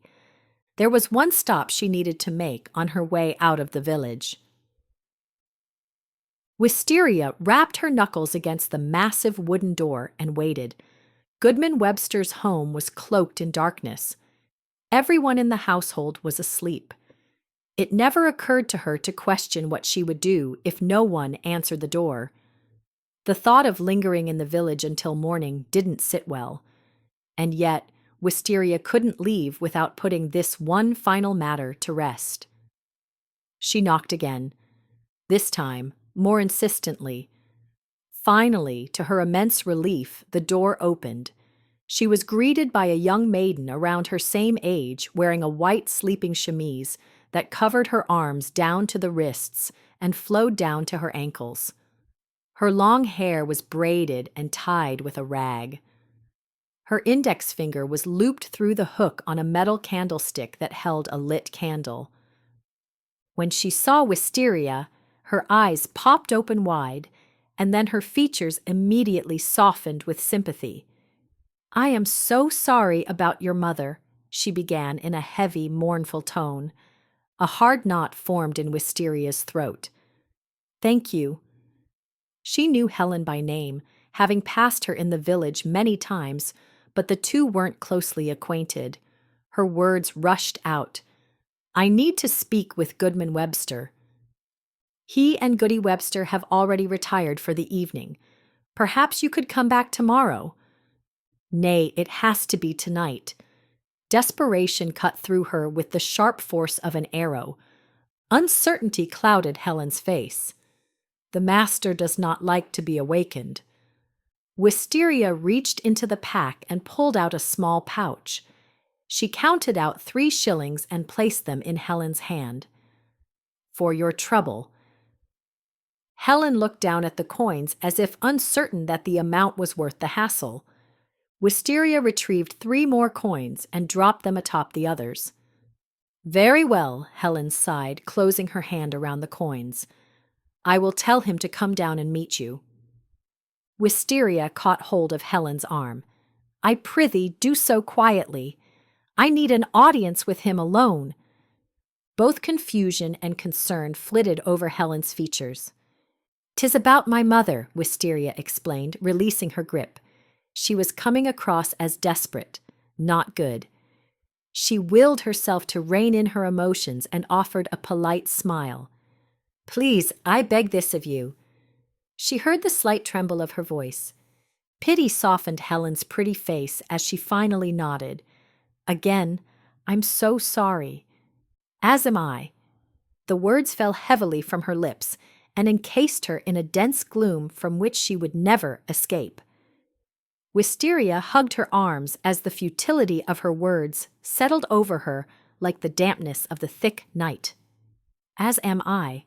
So much regret, so much sorrow, so much anger. A smoldering, festering anger that demanded to be released. Life as she knew it was over. She was adrift in a lonely, cruel sea of confusion.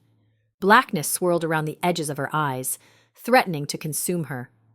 "Come in," Helen bade as she stepped back. Wisteria entered the large hall. She eased in a breath to calm herself. The rage was growing to the point where she could scarcely control it. Her fingertips ached to exercise her abilities. "This way," Helen directed as she led Wisteria to a room off to the side. The soft glow of the candle illuminated the room, allowing Wisteria to see the floor-to-ceiling shelves on 2 walls, packed with handsomely bound books. A large wooden desk sat in front of one of the shelves. 2 cushioned chairs with curved backs faced it. On the left wall was a fireplace adorned with an ornate mantel. To the right was a large window flanked with heavy green velvet drapes tied back with thick gold ropes, the ends draped in long fringe. The sight of the comfortable library made Wisteria even more incensed. Goodman Webster took from the needy to feed his entitled lifestyle. Why should he remain unscathed when he had hurt so many? Helen shuffled over and touched the flame of her candle to the wick of the candle resting on the desk. I will go and awake Goodman Webster. I need to speak to him alone, Wisteria reminded her. Hesitancy shrouded Helen's eyes. Are you sure you want to do that? She asked in a low tone. The master can be demanding. Seeing the deep crimson blush that not even the weak light of the candles could hide, Wisteria immediately caught the meaning of Helen's words. It occurred to her that Helen was exceptionally pretty. She furrowed her brows. How long have you worked here? 4 days. Wisteria leaned forward, locking eyes with Helen. Has Goodman Webster taken liberties with you? Helen flinched and then lowered her eyes in shame. I need this job to take care of my family, she said dully. A venomous anger pulsed through Wisteria's veins. She placed a hand over Helen's arm. Did you perchance know Alice? Aye. 'Twas Goodman Webster who caused her to be with child, she seethed. Helen's features went rigid. I didn't know. Her voice faltered and she started blinking fast, her eyelashes flapping like the wings of trapped birds. Are you certain? Aye, that is the secret my mother had on him. Wisteria narrowed her eyes. The reason why she died. Helen's lower lip quivered, and she looked like she might start leaking tears. Wisteria eyed her with meaning. I can protect you. How? No matter what happens, do not speak a word about my presence here tonight. Helen started shaking her head back and forth. I don't understand. How could you possibly protect me from someone like him? A brittle laugh scratched Wisteria's throat as she saw herself through Helen's eyes, weak and defeated. The poor orphan who no longer had a place in the village. No doubt Goodman Webster would see her the same way. He would view her as easy prey. So much the better. Leave that to me. Helen looked doubtful. Give me your word that you will never tell a living soul I was here. Her expression was perplexed, like she couldn't understand why Wisteria was demanding such a pledge. I promise, Helen said, as if eager to get away from an uncomfortable situation. Have a seat, she bade in an afterthought before scampering away. Thanks, but I'll stand, Wisteria said mostly to herself as Helen had already left the room. Her thoughts bubbled hotter than liquid in a cauldron, and an insistent buzzing ran through her fingertips like swift currents beneath a falsely placid surface. Goodman Webster had found another victim in poor Helen. His treachery had to stop. It seemed to take forever before Wisteria finally heard the heavy footfalls of Goodman Webster on the stairs. And then he lumbered into the library. Like Helen, he was dressed in his nightclothes. His hair was disheveled, his eyes puffy from sleep. When he saw her, his mustache drooped. What is the meaning of this? She forced a congenial smile and felt like her face might crack in the process. I'm so sorry to trouble you, but might I have a word? It's late, he said in the way of a dismissal. Come back tomorrow. He turned to leave. Blood pumped faster through her veins as her voice grew soft and beseeching. Surely you can spare a few moments to speak to the girl who was orphaned tonight. She heard the note of irony in her own voice. He paused in his tracks and turned back around. Very well, he huffed. What do you need? Would you be so kind as to close the door? Surprise flickered over his expression. I must talk to you privately, she said when he acted as if he might protest. He closed the door, crossed over, and plopped down in the chair behind his desk. Have a seat, he motioned. She did so, scooting to the edge. What do you need? He placed the back of his hand over his mouth to suppress a yawn. It's late. He slumped back into the chair and rested his thick hands on the armrests. The sight of him acting so flippantly after he'd been the one who sentenced her mother to death caused the hair on the back of her neck to rise. The power in the room gathered at her fingertips. Now that my mother is no longer here, I have no way to take care of myself. He looked completely disinterested. "'Tis an unfortunate situation." Indeed. It was all she could do to keep her expression guarded. "I came here because I need your help." His brows slammed together. "I tried to help by offering you a housekeeping position, but your mother scorned me for it. So you helped Helen instead."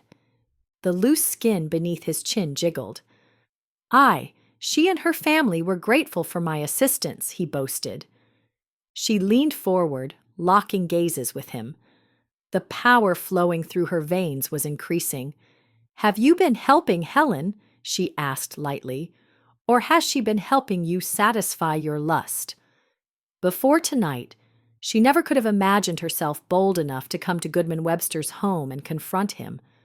However, she was no longer the same maiden as before. She'd aged a decade in a single night and would never again go back to being innocent or naive. His face turned the color of a ripe tomato, bloated and ready to pop. "Careful," he warned. She lifted a corner of her mouth in dry amusement. "Or what? You'll summon the dragon to kill me too?" "You have no idea the trouble that I can cause you," he warned, gripping the armrests. "Oh, I think I do." She spat out her next words with the venom of a lethal serpent. "I witnessed that firsthand tonight." He smirked like he was bored with the conversation. "Why are you here?" "To make you pay," she growled. He laughed. "You're digging your own grave." "I'm going to leave this miserable village tonight and never look back." "Good riddance," he smirked. "But first, I need money, and you're going to supply it." A wheezing laughter rumbled in his chest, shaking his belly. "You're as foolish as your mother." She balled her fist, hurling out her next words through clenched teeth. "My mother was a kind, benevolent woman. Her only flaw was caring too much about the well-being of others to the degradation of herself." She lifted her chin. "I won't make that same mistake." He tried to respond, but she talked over him. "You accused my mother of practicing magic."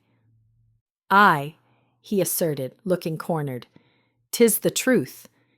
"Nay, it was a bald-faced lie concocted out of your twisted desire for revenge." His face turned purple with outrage as she continued. "As it turns out, you were barking up the right tree, but too focused on the wrong branch." His eyes popped. "Am I to understand that you are admitting to practicing magic?"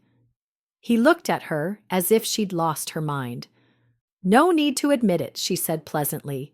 "Rather, I'll demonstrate." She held out her hand and squeezed. He gurgled and clutched his neck, choking. She tightened her grip, watching in satisfaction until his eyes bulged. Then she released him. He gasped in a long, desperate attempt to collect air, and then a coughing fit overtook him as he held his neck. "You're a witch," he raged. "This must be dealt with immediately." She squeezed her hand again, cutting off his air. She watched him struggle for several moments before letting him go. Again, he hungrily drank in sputters of air and then hacked out raucous coughs. "As I said earlier, I'm going to need money." Her voice hardened. "Lots of it." Hatred burned in his eyes. "You'll get none from me, witch!" She assumed the accusation was meant to quell her, but it did the opposite. She thrust out her hand to choke him again, but he held up a hand in protest, fear pinging in his eyes. "Okay," he rasped. He pulled out a lower drawer, reached for a pouch, and set it down heavily on the desk. "Open it and show me," she demanded. He did so. It was full of gold coins, more money than she'd seen in her lifetime. "How much will it take?" he asked hoarsely. "All of it." He blinked. "Nay, it is all I have. Even you wouldn't be so cruel as to leave me penniless." A hard amusement circled through her chest. "Like you left me an orphan? Hand it over." Reluctantly, he slid it towards her. She took it and dropped it into the pack resting at her feet. A cruel smile twisted his mouth. "You won't get away with this. Once it's discovered what you are, we'll hunt you down." Resentment emanated from his bovine eyes. "Do you know what they do to witches?" Triumph registered on his features. "They burn them at the stake." "Aye," she acknowledged with a mocking solemnity. "For the good of the village." She tipped her head as if in thought. "Sacrifice is the price we pay for peace in our village. Wouldn't you agree, honorable headman?" She gritted her teeth. "How eager you are to extort other people to satisfy your desires. First Alice, my mother, and now Helen. How many more have suffered at your hand? Countless, I'm sure." Her voice shook with wrath. "You were supposed to serve the people, but you have only served yourself." Fear edged into his eyes. "Leave this place and never come back," he muttered. "That's exactly what I intend to do." She paused, eyeing him with satisfaction, especially when she saw beads of sweat forming over his brow. The stench of his alarm fueled her power. "But first, I will do the village one last great favor." "Nay," he pled, his eyes darting around wildly. "Help!" He tried to scream, but she cut off his voice so that it came out as a pathetic squeak. He drew in a ragged breath, and then his words tumbled out in a panic. "Whatever you want is yours. Name it." A white-hot rage burned through her, crowding out all reason as she hissed, "I want my mother back."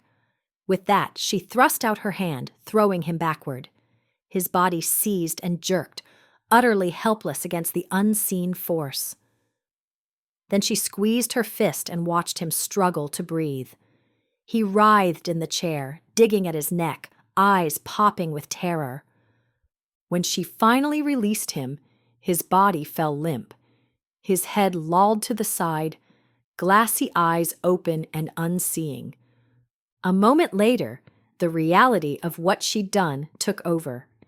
She stumbled to her feet as trembles ran through her, shaking her entire body. She'd come here for the express purpose of killing Goodman Webster. She'd hoped it would somehow bring her peace. But it was the opposite. Now that the deed was done, she was overcome with dismay. Mother's face flashed before her eyes, making her feel ashamed. The crone's laughter filled her memory, echoing through her head and bringing home the knowledge that she'd taken another's life out of sheer anger. Her first kill. A whimper rose in her throat as she thought of Mother's final words, and how her father had hoped that his magic, and hers, would be used for good. She looked down at her hands with a bitter resentment. She hadn't asked for this. And yet, it was a part of her she could no longer ignore. The power she wielded was both awesome and terrifying. Her only consolation was that Goodman Webster would never again hurt anyone else. She'd done it for Alice, for Mother, for Helen. Nay, she'd done it for herself, to get even with the man who had taken everything from her, and as hard as it was to face this truth about herself, Wisteria would kill him again, if necessary. Countless times. Life was cruel and barbaric. No longer would she allow herself to be a pawn. She would fight to secure her place in the world. And in the end, she would triumph, regardless of the cost. Casting one final glance at Goodman Webster, she reached for her pack, then went over and snuffed out the candle. She strode from the library and out the front door with her shoulders erect, welcoming the darkness that cloaked her as she stepped into the emptiness that was both vast and complete. Chapter 5. The Golden-Haired Intruder. 2 years later. The village was filled with people lining the main road. The lively chatter and laughter pointed to the excitement bubbling in the light breeze. Even the sun had come out for the occasion, displaying her bold, merry brilliance in the cloudless azure sky. Without warning, Wisteria's throat thickened as she thought of another summer solstice 2 years past when her world got ripped apart. In some ways, it seemed as though the events had happened only yesterday. And then there were times when it might have been a lifetime ago. She'd worked hard to build a new life, desiring to banish that part of herself that had allowed fury to cloud her judgment and take a life. Granted, Goodman Webster was no saint, and the world was arguably better off without him. Even so, Wisteria never again wanted to open up a crack for the darkness to enter. A shudder ran through her, making her feel momentarily cold despite the sunshine. She wove through the crowd, nodding and smiling at those whom she knew. Many others she didn't know seemed to recognize her, thanks to her talent for singing, which was building her reputation as a noteworthy entertainer and the group of minstrels to which she belonged. A tug on her arm caused Wisteria to pause and turn around. "Where are you going?" Rowena demanded. Her breathless tone suggested that she'd had to quicken her pace to catch up to Wisteria. "Mother will expect us to be there to stand beside her and father during the royal procession. 'Tis due to arrive shortly." As if on cue, the church bell clanged, signaling that it was midday. Anticipation brimmed in Rowena's pale blue eyes. If we are lucky, we may get to see the prince. He's brave, the finest warrior in all of Andover Peaks. A mischievous smile curved her full ruby lips. And he's uncommonly handsome with strapping muscles and dark eyes the color of smooth onyx river rocks. Wisteria perched a hand on her hip. "Since when have you ever lain eyes on the prince?" Rowena's cheeks flushed pink, making her look even prettier than normal. "Never," she admitted with an embarrassed giggle, "but I've heard plenty, and I want to see for myself." Her eyes danced with innuendo. "There are 2 princes. Twins. Perhaps you might take a liking to the other one?" Wisteria pursed her lips in amusement. "You're giving me the scraps, I see." A deep flush colored Rowena's face as she giggled again. "Come." She tugged on Wisteria's sleeve. "Nay, I'm not going to the procession." Rowena frowned. "Why ever not? Mother will be sorely disappointed." Wisteria lifted a corner of her mouth in a bemused smile. "What is it?" "Constance will most likely be relieved that I'm not there." Constance was loud and overbearing, wanting to dictate every facet of her daughter's life. She lived in fear that Wisteria would overshadow her only daughter. Also, Constance and Wisteria were in a perpetual state of disagreement about almost everything concerning the minstrel group's performances. While Constance didn't much care for Wisteria, she couldn't argue with the results, so she tolerated her presence. Ever since Wisteria had agreed to join the group, they'd experienced a tremendous amount of success. Wisteria had no doubt that she would do well as a performer of her own accord, without the assistance of the group. There was only one reason she stayed: Rowena. Rowena was like the sister Wisteria never had. In some small way, she helped to fill the void left by Mother's death. Rowena was beautiful in her own right, with her shimmery eyes, long lashes, oval face, even features, and zest for life. Her long golden hair that fell in ringlets was her best feature. It was a shame that Constance viewed Wisteria as a threat to Rowena's status as a performer. Rowena was a talented singer. Nothing Wisteria could ever do would take away from that.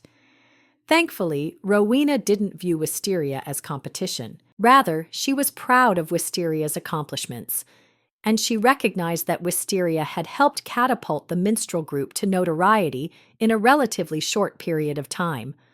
A crease formed between Rowena's brows. "Nay, she will miss you. You are part of the family." Rowena couldn't realize how much her words meant to Wisteria.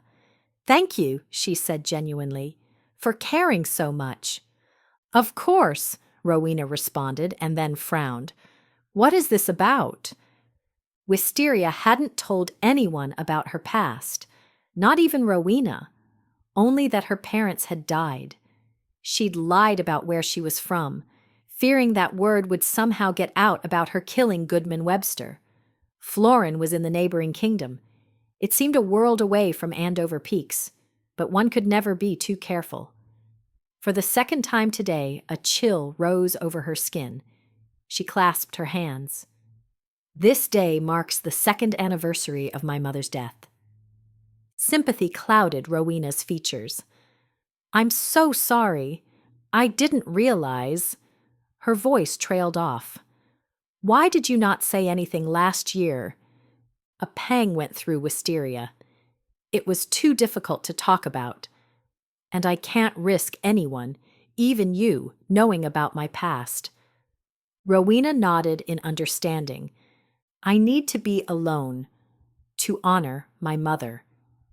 "Of course," Rowena readily agreed. She tipped her head, a crafty smile curving her lips. "I'll explain the situation to Mother. You're unwell. It must have been the porridge." "Thank you." Without warning, tears sprang to Wisteria's eyes. Rowena cupped her hands around Wisteria's, offering a tender smile. "Of course. That is what friendship is all about." She searched Wisteria's face. "Is something else the matter? What is it that you're not telling me?" Wisteria looked down to hide her surprise. For all her merits, Rowena wasn't the most astute at picking up on the subtleties of mood shifts. If her unsettled state was apparent to Rowena, then she'd better steer clear of Constance, who had an uncanny knack for picking apart the loose thread until the garment unraveled.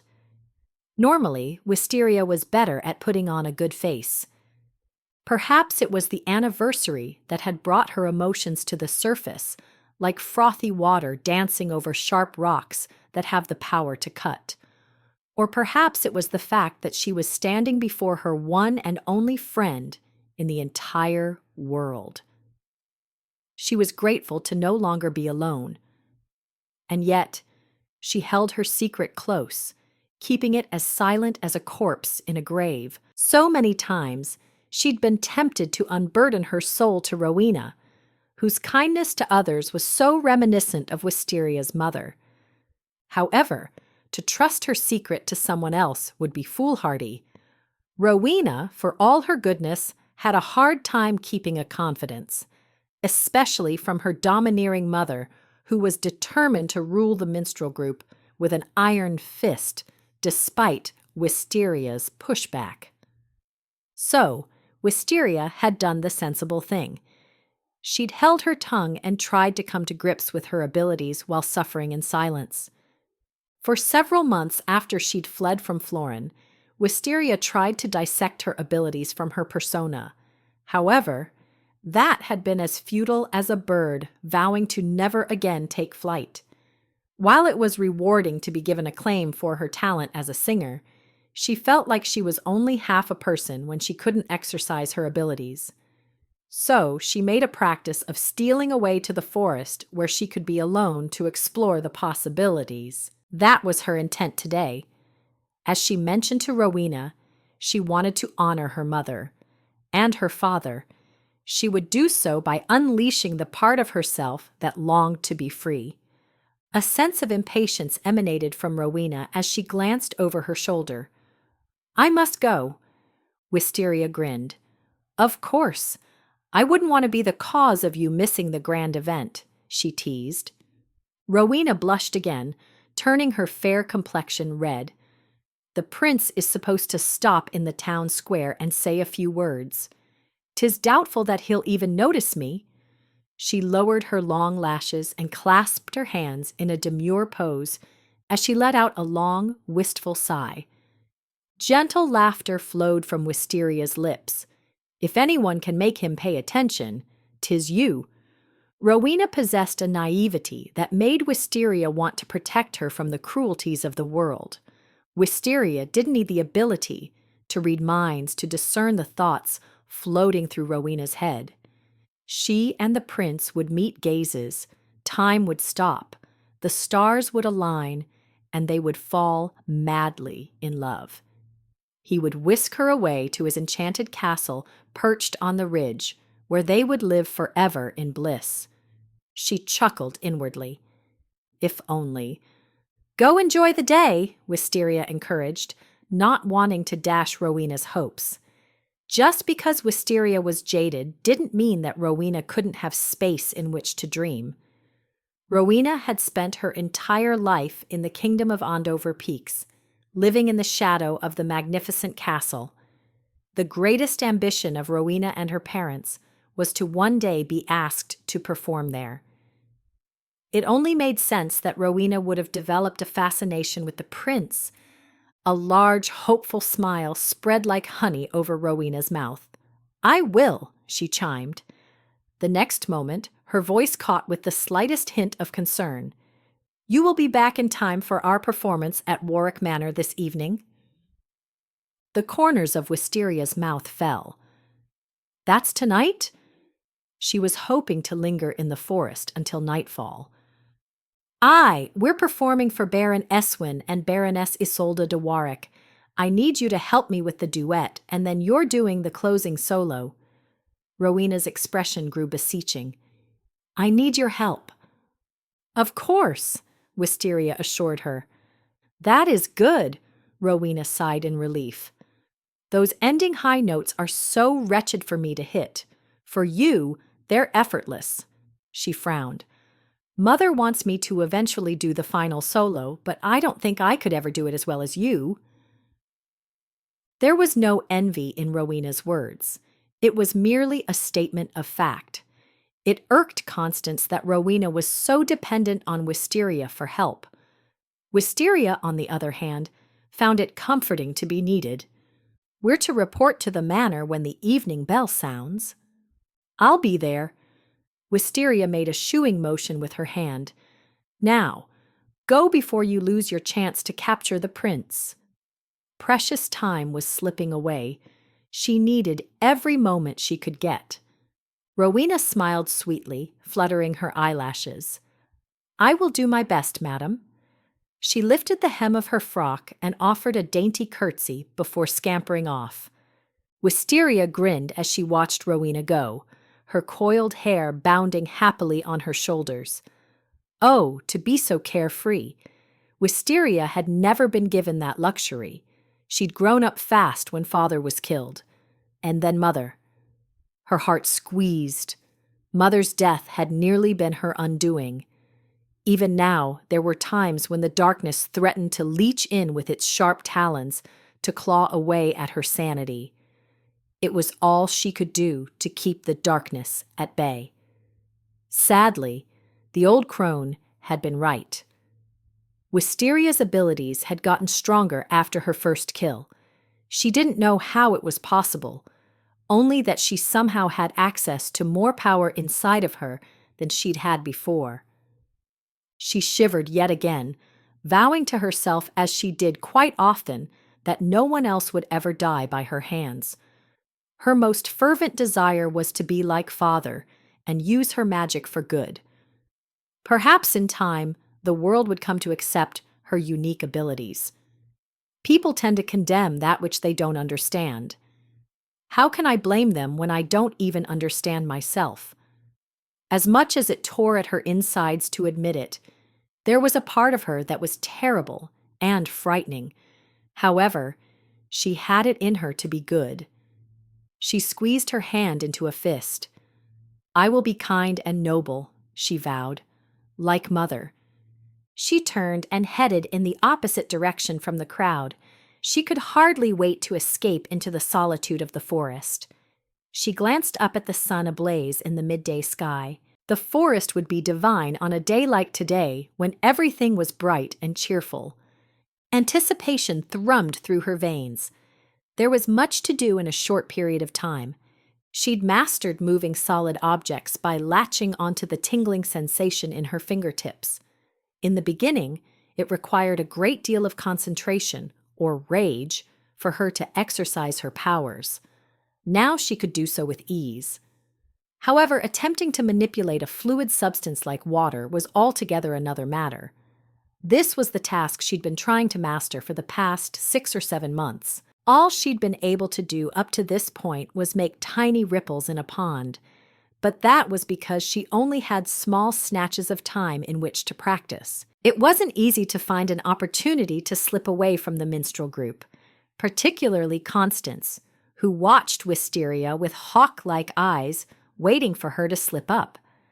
With the twin prince's arrival, Constance would be preoccupied, as would the other townsfolk. Wisteria hoped to make great strides today.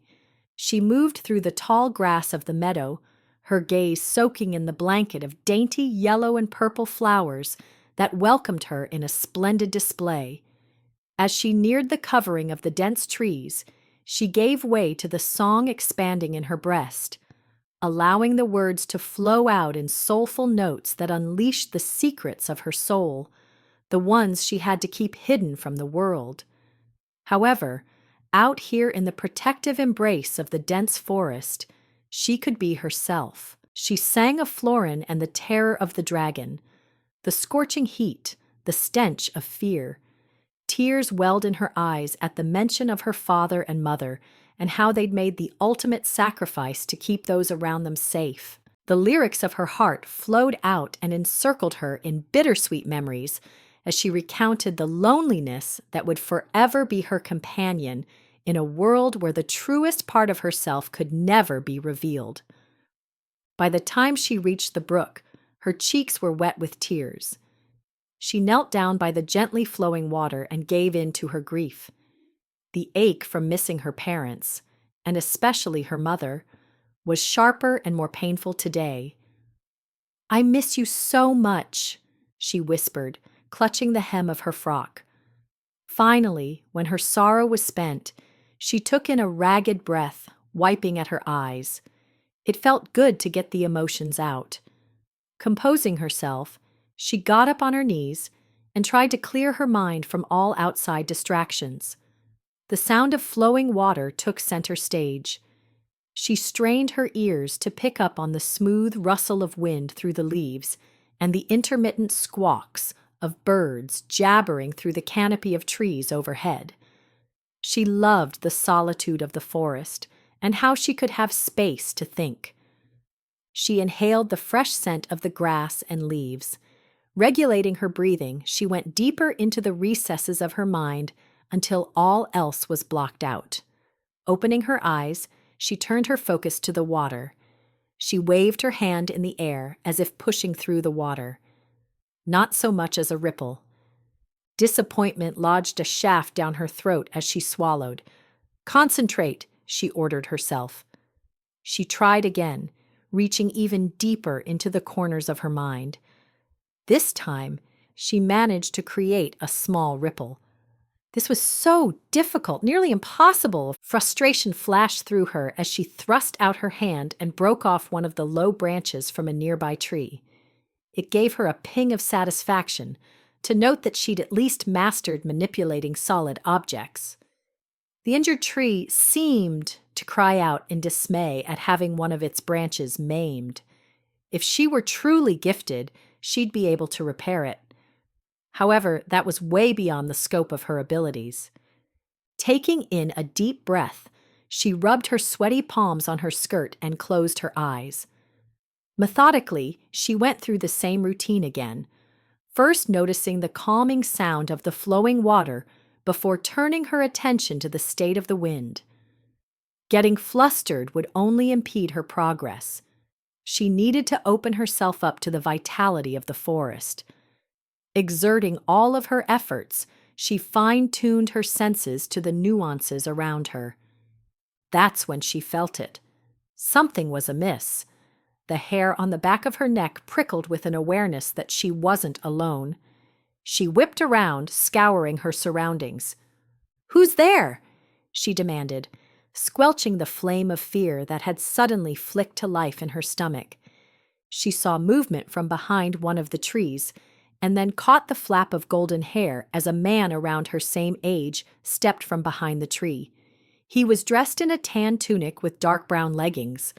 A plain leather belt was fastened around his waist, and he wore leather boots. A dagger was sheathed at his side. An amiable grin curved his lips as he bowed slightly. "Madam." Had he seen her snap the branch? Alarm fired through her blood. If she were caught practicing magic, she would be burned at the stake. Her best defense was to put forth a bold demeanor. Narrowing her eyes, she rose to her feet and brushed the leaves and grass from her skirt. "You were spying on me." "Aye," he admitted without the slightest trace of regret. Tall with a lean build, the man was uncommonly handsome with even features, a strong jaw and a prominent forehead. His most distinguishable feature was the cap of tawny hair, the color of wheat. It was longer on top and tapered along the sides. She'd never seen him before, or she would have noticed. Was he just passing through? He observed her with an open scrutiny that should have made her uncomfortable. Strangely, it didn't. "Don't let me interrupt," he motioned. "Carry on." A startled laugh clipped her throat, as if she would do so with him watching. She arched an eyebrow. "Exactly what do you think I was doing?" Here's where she would learn if she'd been exposed. He crinkled his brows in consternation. "I'm not exactly sure, but it looked as though you were meditating." Relief spritzed through her with the force of a comet blazing a trail across the sky. Aye, that is what I was doing. If she were a normal maiden, alone in the forest with a strange man, she might have been afraid. However, this man was no match for her abilities. 'Twas he who should be afraid if he gave her cause to defend herself. Instinct told her that he meant no harm. She'd learned to trust her feelings even more than what she could see. He made a lazy motion with his hand. "Carry on." A corner of her mouth lifted in amusement. "Accustomed to giving orders, are ye?" The faintest hint of red seeped into his face as he offered a sheepish grin. "Sorry. Force of habit." She was suddenly curious about this man. "Why are you out here in the forest?" His answer was immediate. "I heard you singing." She blinked. "You did?" She should have been more careful. The song had burst out of her with too much force to be denied, and she'd been grateful for the release. He stepped closer. "Aye." Appreciation flickered in his golden green eyes. "I thought it was the voice of an angel," he uttered. "Thanks," she hummed in surprise. "Do you mind if I join you?" She folded her arms over her chest, giving him a disbelieving look. "You want to meditate with me?" He didn't so much as flinch. Contemplation is the highest form of human behavior, particularly when it involves the intellectual introspection of truth and how it relates to the natural world. The combination will lead to a state of happiness. A smile widened over his face. In other words, 'tis easier to discover oneself in nature. He waved a hand to encompass the forest. She was impressed. "You study Aristophanes of Sisera." "Aye." He looked astounded. "As do you." "Aye. 'Twas part of the required studies mandated by my mother." Interest lit his eyes, ringing them in a fascinating gold. "What else did your mother make you study?" She ticked through the list. "Theron of Cyrene, Cassian of Thades, Solonize." Your mother sounds like a smart lady." "She was," she stated, the emphasis falling on the word was. A heavy sadness mushroomed over Wisteria, reminding her of the significance of this particular day. Instinctively, she touched her mother's ring, which she wore on her finger. Sympathy softened his features. "I'm sorry." Moisture rose in her eyes. "Thank you." She took in a shaky breath, ordering herself to get a grip on her emotions. Normally, she was able to hold her composure with other people. Interesting that her vulnerability was trying to show through to this man. According to Theron of Careen, true balance can never be achieved, even with the help of nature, unless the will of the heart and mind are united. It seemed he viewed her with a new wave of respect. "So true." He tipped his head. "You're not only stunningly beautiful, but also well-read. Impressive," he murmured. She offered a queenly nod in acceptance of his praise. He thought her beautiful. The notion pulsed a peculiar warmth through her. Having been repulsed by Goodman Webster and his predator-like appetite for the flesh, she'd kept her distance from the opposite sex. She'd not turned herself off to the idea of finding someone, eventually. It's just that most of the men she'd encountered were too simple-minded for her taste. However, this man was different. So very refreshing. She dipped her head, causing her dark tresses to slip down past her elbow. He took notice as if fascinated by the movement. People often admired her long hair, dark as a raven's wing, commenting that it shimmered like water. It gave her a peculiar satisfaction to note that this man appreciated it. "Are you always this bold in your compliments?" His eyes held hers with an intensity that thrummed through her veins. "Only when they're deserved." She rocked back. He was certainly direct, a trait she admired. He motioned. "May I sit with you?" "Nay, for I am standing," she teased. Easy laughter flowed from his lips, and then he pressed his lips together as if trying to solve a complicated problem. "It seems we have a quandary." He held up a finger. "I happen to have the solution, milady." He paused before proclaiming with an element of drama, "We'll both sit." A crafty smile curved her lips. "And meditate?" "Talk." She adopted the same demure expression she'd seen Rowena give countless times when trying to impress a prospective suitor. What could we possibly have to discuss?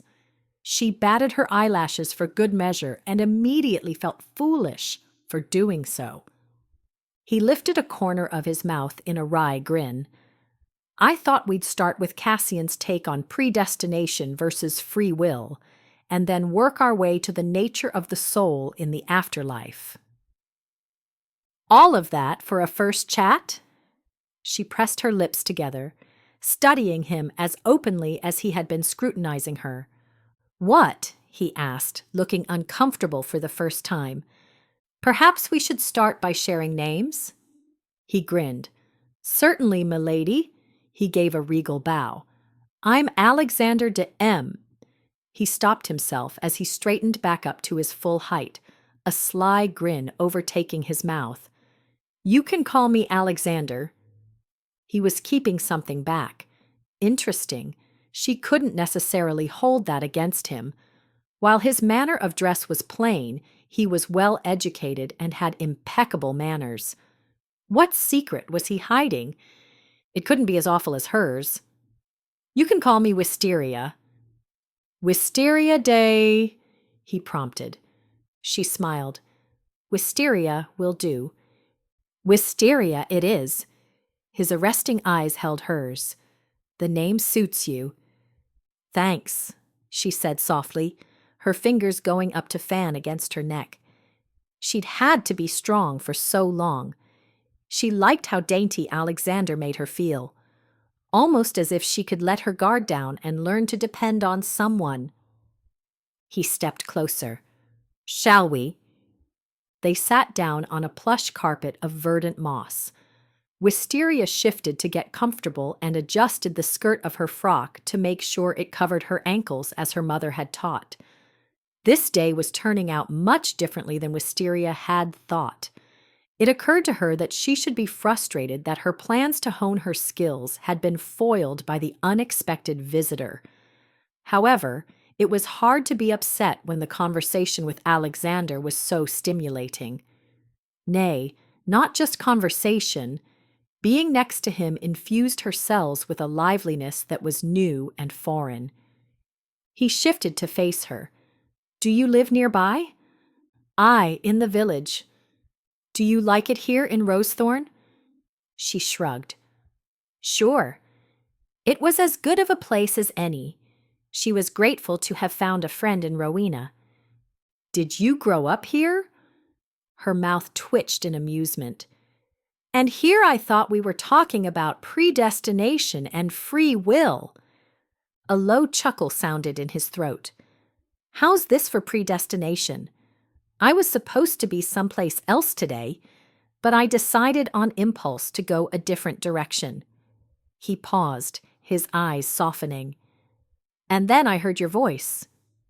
His expression grew ponderous. "It called to me in some way I can't explain." Goosebumps rose over her arms, confirming that he was speaking his words in earnest. He lowered his voice as he leaned closer, a smoldering fire brimming in the depths of his eyes. "How's that for destiny?" His challenge was both exciting and unnerving.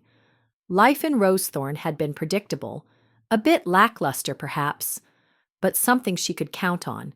She knew nothing about Alexander, and yet instinct told her that he was a complex man, surrounded by both adventure and danger. The neck of her frock was suddenly too tight as she swallowed and then hiccuped a laugh. "Our paths have now crossed." She spoke the words as much to herself as she did to him. He grinned. "And now the world will never be the same." As if on cue, the wind picked up, rustling their clothes. He looked up at the ceiling of trees. "See, even Mother Nature agrees." "Aye," she agreed with a hesitant laugh. She was shocked by her strong connection to this man she'd just met. They'd skipped the preliminaries and somehow gone to a more intimate level before she even had time to realize what was happening. "Where does free will come into play?" she uttered, fascinated with the gold ring around his emerald eyes. His hand went up to caress her cheek. Propriety dictated that the lady in her pull away, but the force he wielded was powerful enough to make her stay where she was. His light touch evoked a string of tantalizing tingles across her skin. "I'm not sure," he answered. "I suppose that is yet to be determined." A ghost of a smile touched his lips. "Perhaps we should take Theron's advice and let the heart decide." Chapter 6. The Prince. "He's here," a breathless Rowena announced, her expression tight with fear. "Who?" Wisteria questioned. "The prince."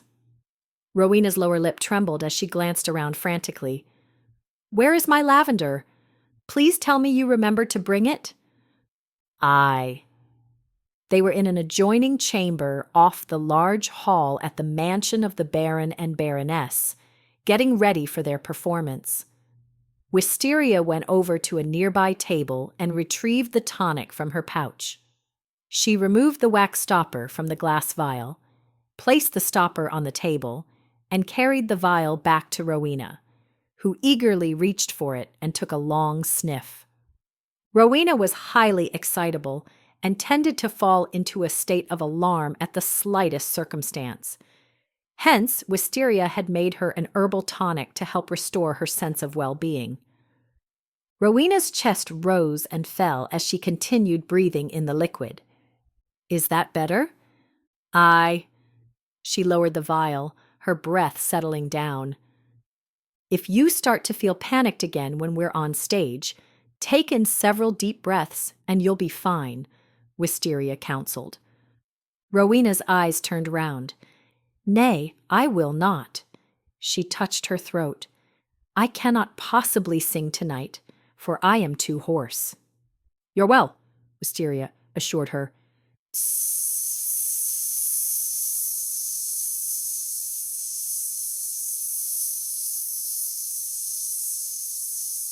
When Wisteria got back to the village, Rowena told her all about her encounter with the prince. He had noticed her during his speech and requested a private audience. They'd spoken only a few words to one another, but Rowena was smitten. "He's going to come and watch me sing tonight," Rowena announced, her face flush, eyes dancing with wonderment. Wisteria listened patiently as Rowena gushed over how comely the prince was with his powerful physique and commanding bearing. All she could think about was Alexander and how they'd talked until well in the afternoon, sharing their viewpoints on various philosophers. When Wisteria's stomach growled from hunger, Alexander told her that his horse was tethered on the outskirts of the forest. He went and retrieved a meal that he'd packed and shared it with her. As they enjoyed a meat pie, cheese, and fruit, they spoke of art and music. Alexander listened intently as she told him about her knowledge and love of herbs and roots, which she'd learned from her mother. Of course, Wisteria didn't dare bring up her powers. That was too personal, even to share with Alexander. She told him about her parents, sharing all of the feelings of profound loss that she'd experienced.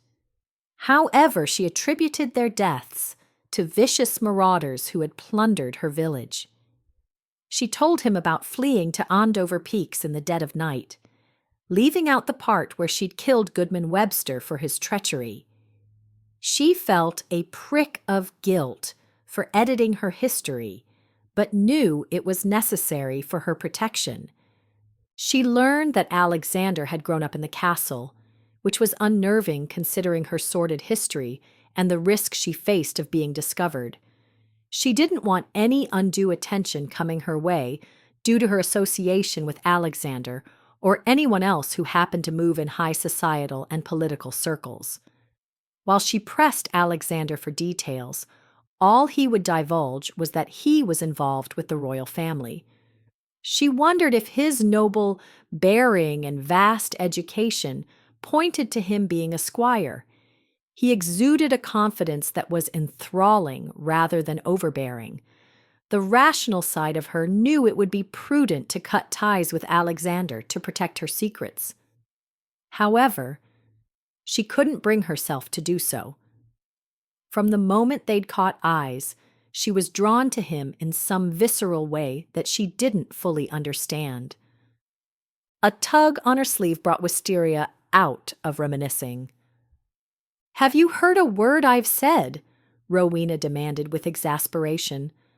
"Aye," she responded. "Nay," she admitted when she saw Rowena's doubtful expression. "I'm sorry." She lowered her voice and glanced around so as not to be overheard. "I met someone today." Rowena's eyebrows shot up. "In the forest?" Wisteria nodded. Concern tinged Rowena's features. "You were alone with him?" "Aye.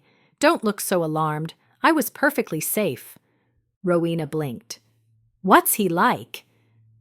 Wisteria couldn't stop a large smile from filling her face. "Intelligent? Well-read? Divine." Rowena giggled. "That sounds just like you to focus on his intellect. How does he look?" "Handsome and regal," Wisteria admitted. "His hair is as golden as the rarest silk, and his eyes are the color of tender leaves, brushed with the warm hue of sunlight." Laughter gurgled in Rowena's throat. "You and your flowery descriptions. Next, you'll be singing about him." "Aye." A brief grin flickered over Rowena's face before her expression tightened. "I don't think I can perform tonight," she uttered hoarsely. "Sniff more of the tonic," Wisteria encouraged. "The prince is here to see you. You mustn't disappoint him."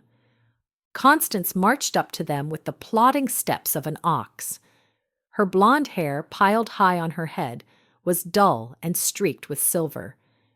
She wore a sapphire blue gown, a size too small for her stout build. Her large bosoms were lifted so high that they were likely to slap her chin were she to make a jerky movement. A scowl was planted on her puffy face as her beady eyes traveled from Rowena to Wisteria. "Why are you not yet dressed?" "We will do so now, mother," Rowena said, always quick to obey Constance's orders, be they reasonable or not. A deep frown creased the corners of Constance's mouth as her gaze fell on the tonic Rowena was holding. "What is this?"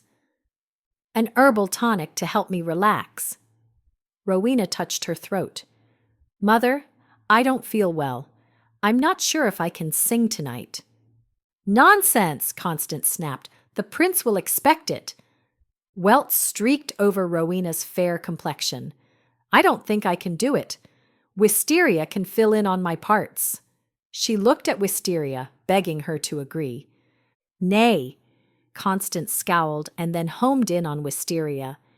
"You made the tonic for Rowena?" Wisteria met the awful woman's gaze. "Aye. Perhaps you put something in it to sabotage Rowena's voice so you could steal the prince's attention."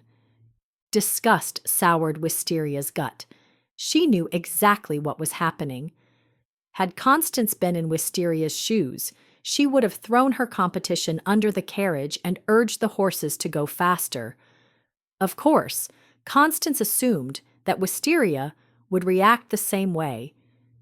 The reason why Constance so easily discounted Wisteria's love and loyalty to Rowena was because Constance was incapable of feeling any real sentiment for her daughter.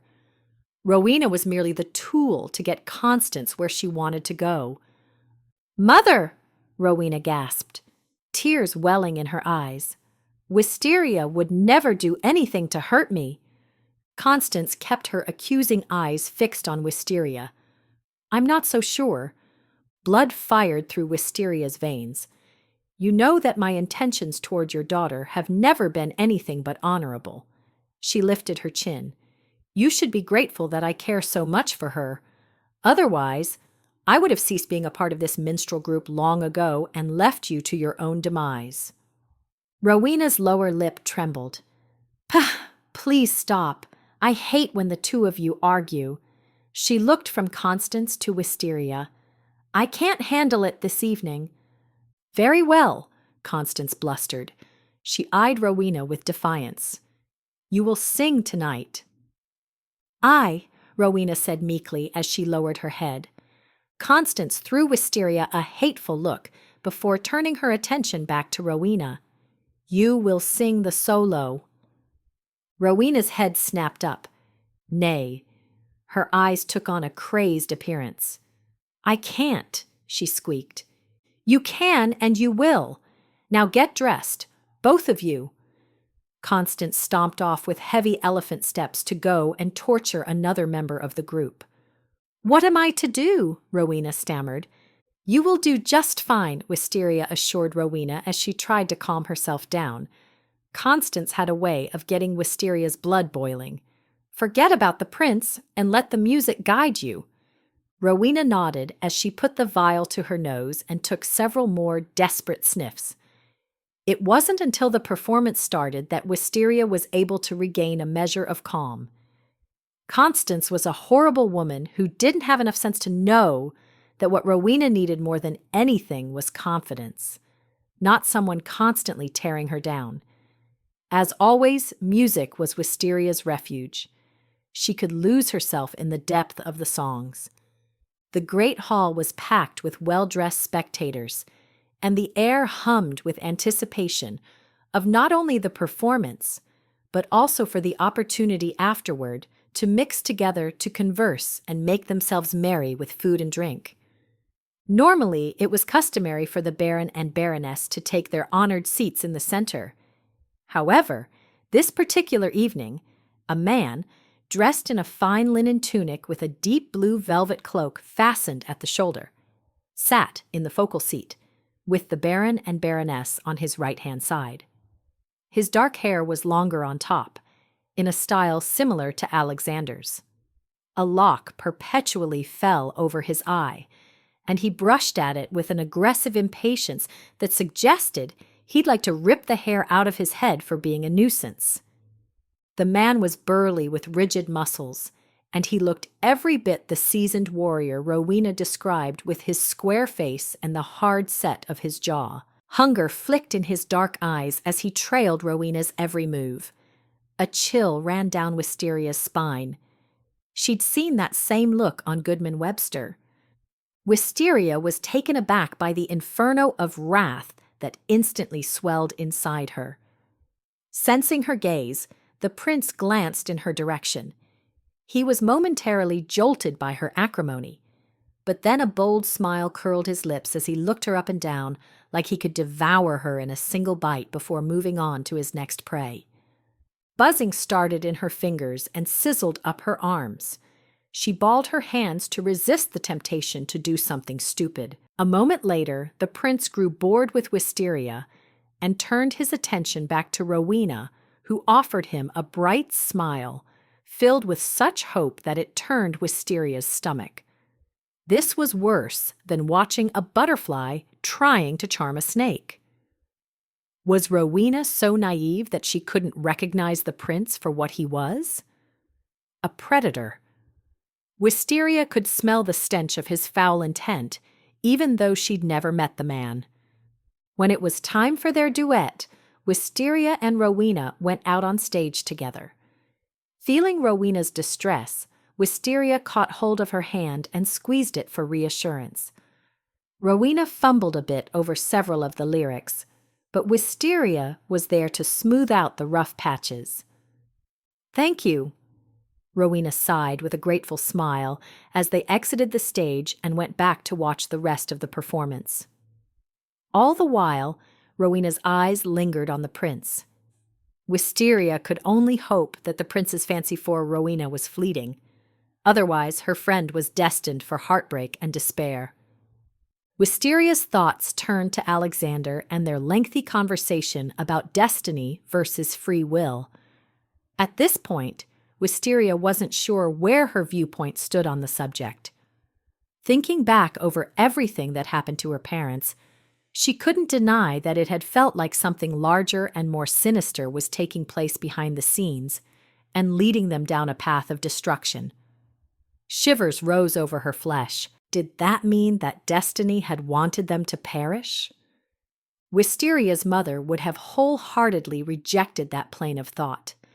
Eleanor held to the belief that the great creator of the universe was a benevolent force who had a plan for each individual. Eleanor believed that everything, even misery and untimely death, led to some greater purpose or understanding than what mortals could comprehend. If that were the case, how did free will come into the picture? Wisteria had been prompted by rage to kill Goodman Webster. Did that mean that she was inherently evil? If magic were so terrible, then why would a benevolent creator give her those talents? Wisteria knew that her father was a good and just man to the core, and her mother was a saint. Was she doomed because she'd succumbed to wrath and had her first kill, as the old crone described? Wisteria would like to think that if she could go back and do things over again, she might have spared Goodman Webster's life. However, she knew herself better than that. Her jaw tightened with the certain knowledge that she would kill him countless times over if necessary. Did that make her a bad person? Alexander had referenced the Grimm laws several times. Wisteria first heard about the laws when she moved to Rosethorn, but no one, it seemed, could give her an account of the origin of these laws, which so many held in such high regard.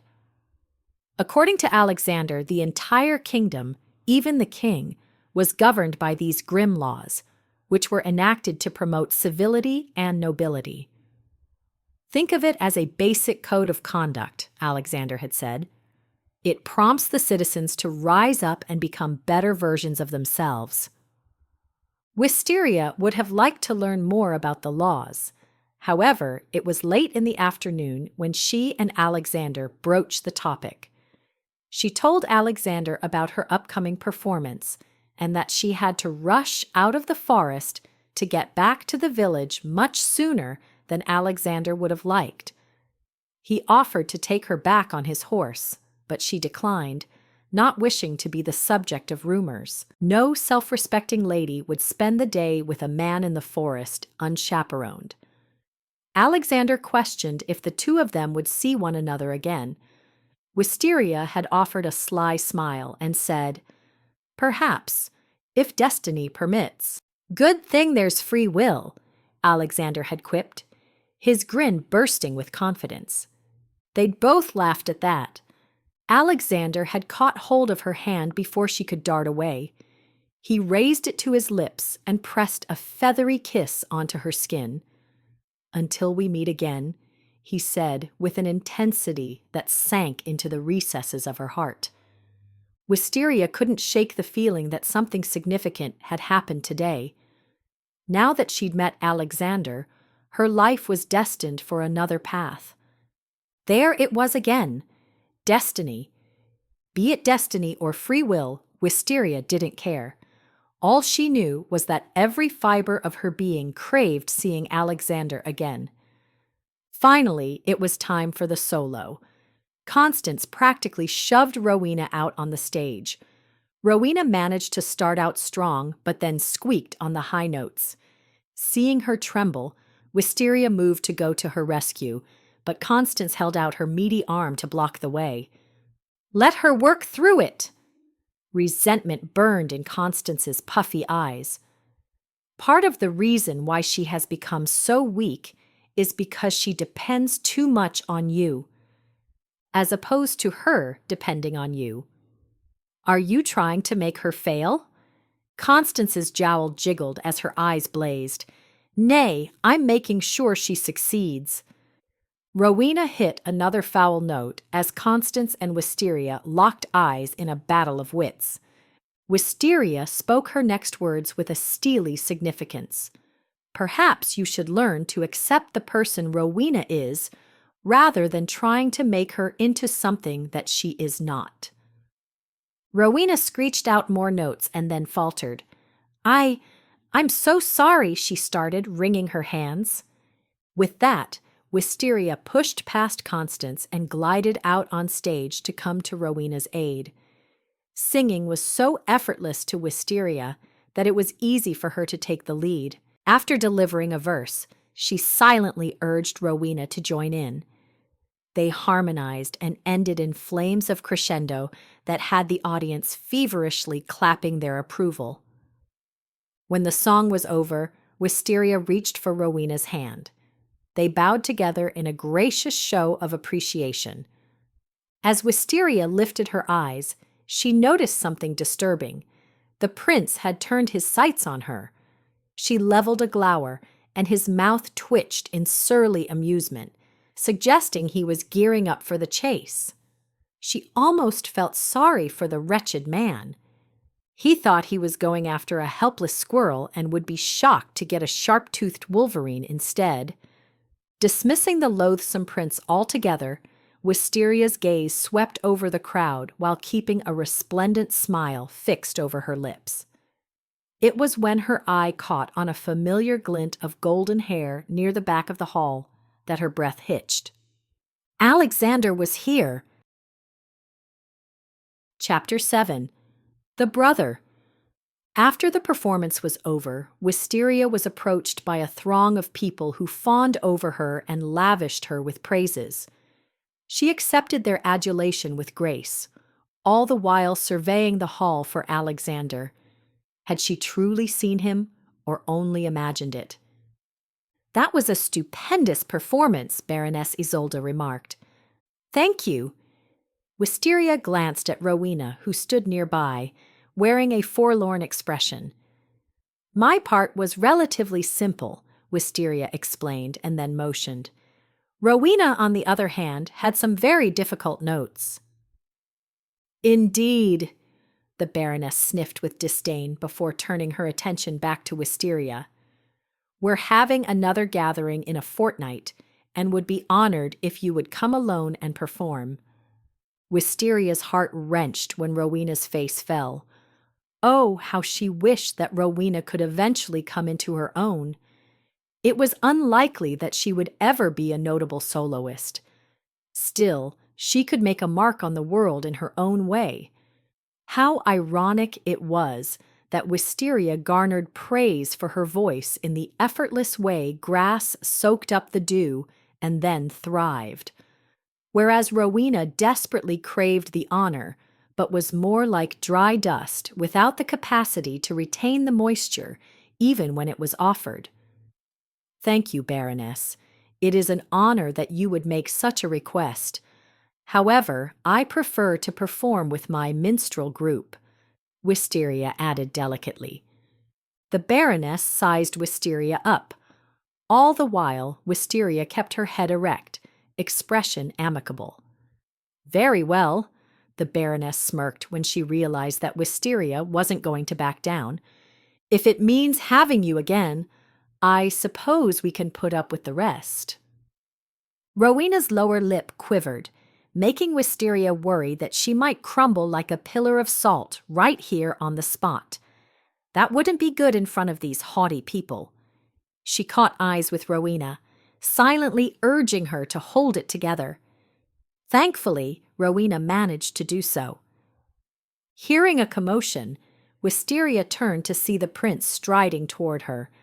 The guests parted before his presence like sheep darting out of the path of a bear. At least that was her perception, given her earlier premonition of the man. He stepped up to Wisteria with a flourish of his hand and a slight bow. "Allow me to make your acquaintance, milady.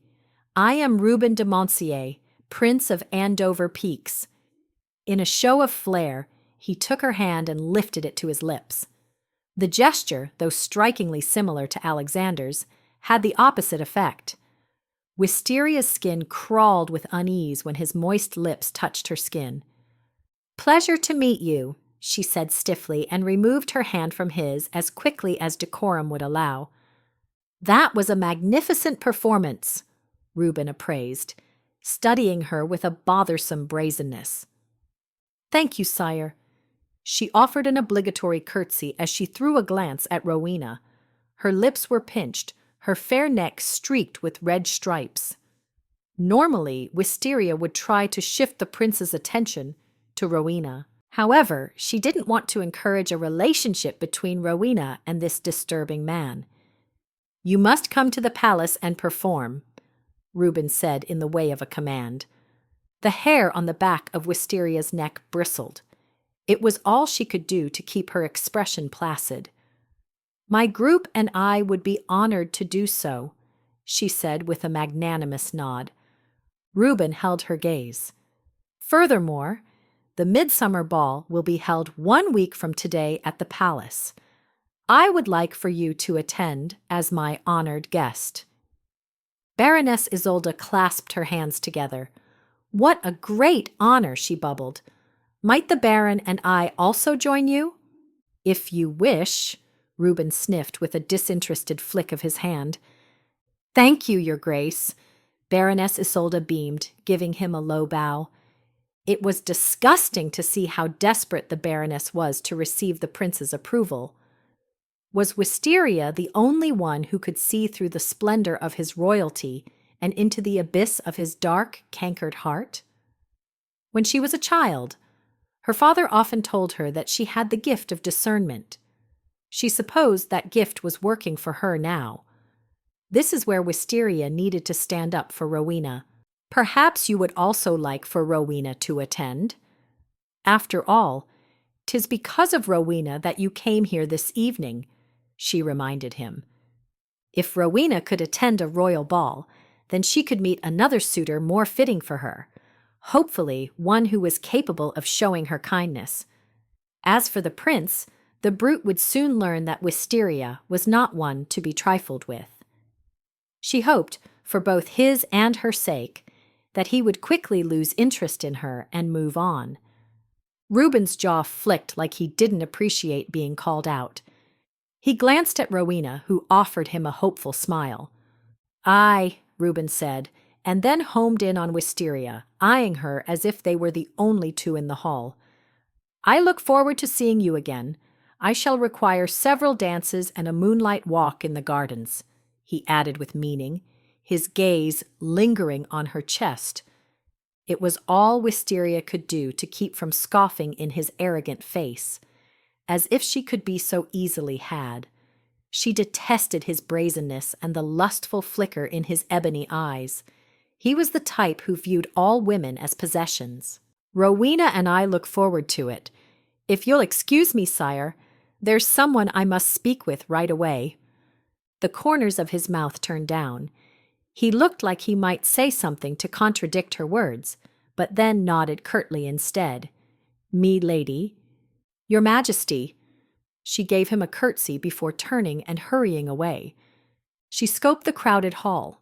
Not seeing Alexander, she stepped out onto the balcony. She welcomed the air that splashed against her hot cheeks as she went over and stood against the railing, looking out at the creamy moon nestled comfortably in the valley of the silver-tipped clouds. How was it that the heavens were so pristine when life here on earth was so messy? She wondered again how Rowena could be so naive as to be taken in by the prince. Wisteria dearly loved Rowena, but it was taxing to continually be her emotional crutch, especially while battling Constance at every turn.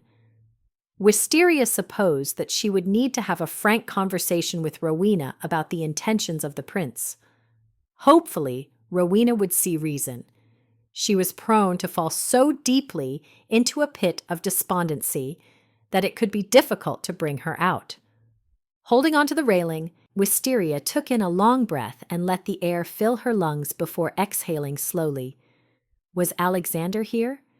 The longing to see him was overwhelming. Strange that she would be so caught up in a man whom she'd only just met.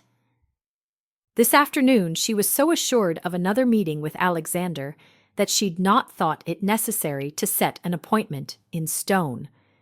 Now, however, she wished she had. Her thoughts went to the midsummer ball. Since Alexander had a connection to the castle, it was possible that Wisteria would see him there. That would be divine. That is, if she could keep the prince at bay without making him her enemy. Constance would be elated at the prospect of the minstrel group performing at the castle. It was her dream come true. She would undoubtedly attribute Rowena's performance to securing the invitation to the group. That was fine with Wisteria, as she didn't need any accolades. She sang because it brought her joy, and she was here because of her friendship with Rowena. And now that Alexander was in the picture, at least she hoped he was. Wisteria's gaze rested on the moonlit garden. A sense of loneliness drifted over her as she thought of mother and father. She would give anything to see them once more, to feel mother's loving arms around her. Tears rose in her eyes. Would the hurt ever diminish? "Here you are," a booming voice said. "You fled from me, but didn't get far." Startled, she whipped around to see the prince standing beside her. In the pale light of the moon, his blocky form was larger and more foreboding, making her want to shrink back from his presence. She straightened her shoulders instead, reminding herself that she was strong and powerful, not one to be cowed by this man. "'Tis an appropriate evening," he observed. She raised an eyebrow. "For what?" she asked dutifully, dreading his answer. He reached out and grazed the tips of his fingers over her bare arm. "For one so beautiful." She snatched her arm back with a clipped laugh. "Your Majesty, I hardly think your behavior is appropriate given that we've only just met." He stepped closer, his eyes roving over her to the point where she felt as if her skin might scorch. "You will soon come to learn that there are few things that are denied to a prince." She lifted her face to his, feeling her eyes burn. "And you will soon come to learn that I am one of those few things." "We'll see about that," he growled as he encircled her waist with his arm, pulling her roughly to him. Fury lashed through her as she averted her face when he tried to kiss her. "Unhand me!" she demanded. A river of power buzzed through her and settled in her fingertips. He laughed in response. "A feisty one. I like a challenge," he uttered. Knowing she couldn't zap him as she desired, she did the next best thing, slapped him hard on the face. Outrage fumed in his eyes. "I'll teach you a lesson you'll not soon forget," he seethed. "Let her go," a commanding voice ordered. Recognition pinged through Wisteria's brain as she looked to see Alexander standing straight and tall in a battle stance, as if fully prepared to charge at the prince should he refuse to comply with his demand. Apprehension rippled through Wisteria, not for her, but for Alexander. It wouldn't bode well for him to have an altercation with the prince. "What's wrong, brother?" the prince taunted. "Do you want her for yourself?" Wisteria jerked. "Brother?" Her head began to spin. Earlier today in the village, Rowena had mentioned that there were two princes. She never imagined that Alexander could be the other one. Wisteria couldn't get involved with a prince. It was too risky. And yet, she was involved. Deeply.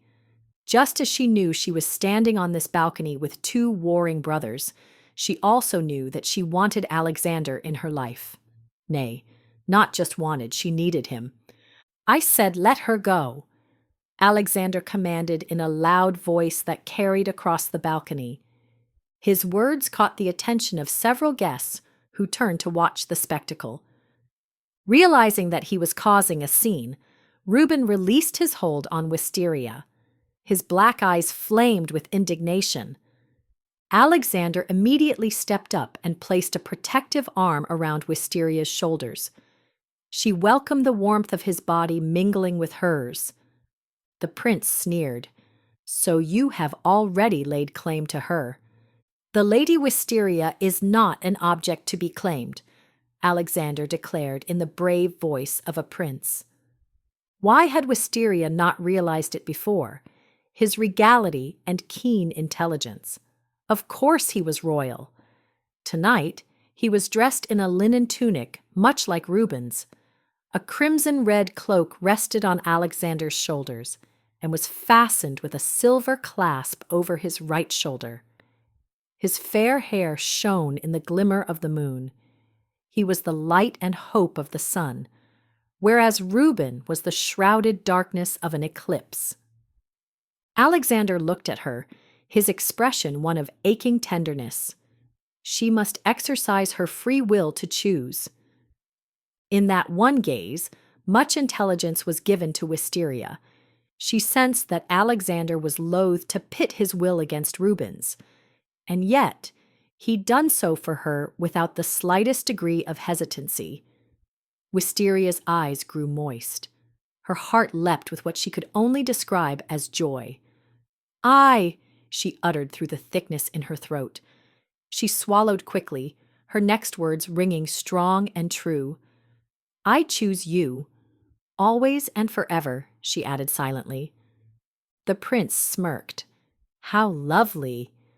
His voice dripped with resentment. "Go and find some other unlucky maiden to torment," Alexander said offhandedly. He gave Wisteria a pointed look. "This one is taken." "You'll regret this," Reuben seethed. "Both of you." He turned on his heel and stalked away.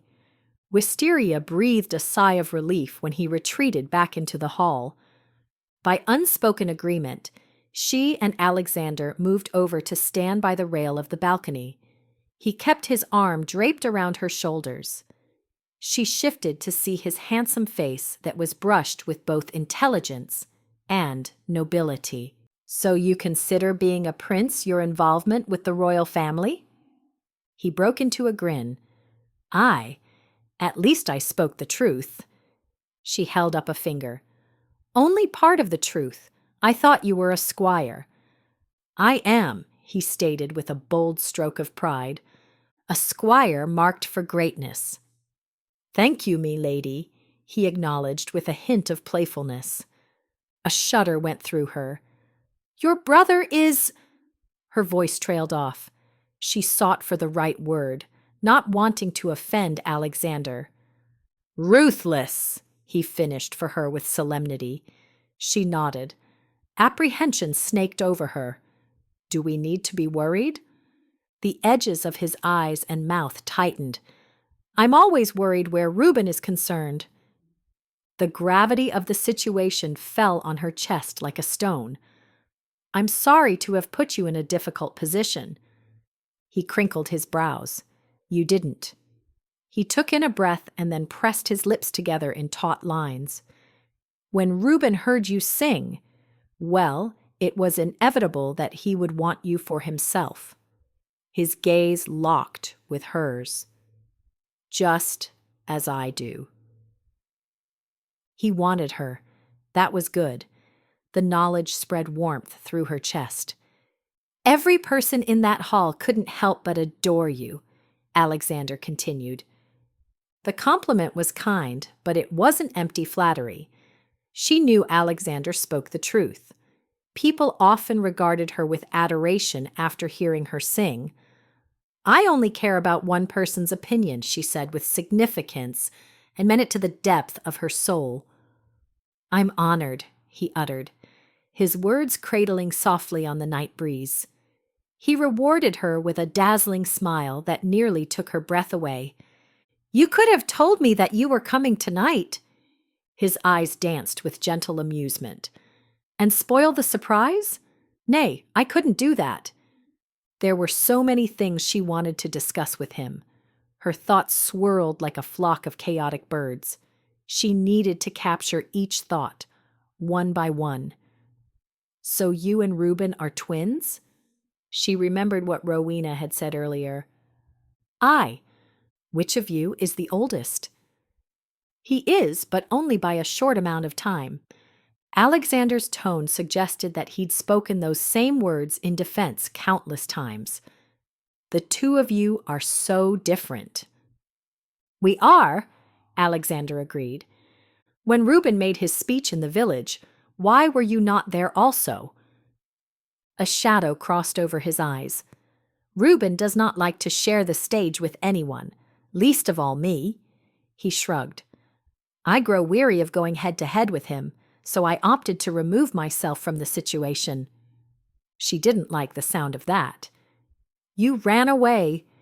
He bristled. Nay, I diffused the situation. There's a difference. Reuben is a bully, she surmised, especially to you.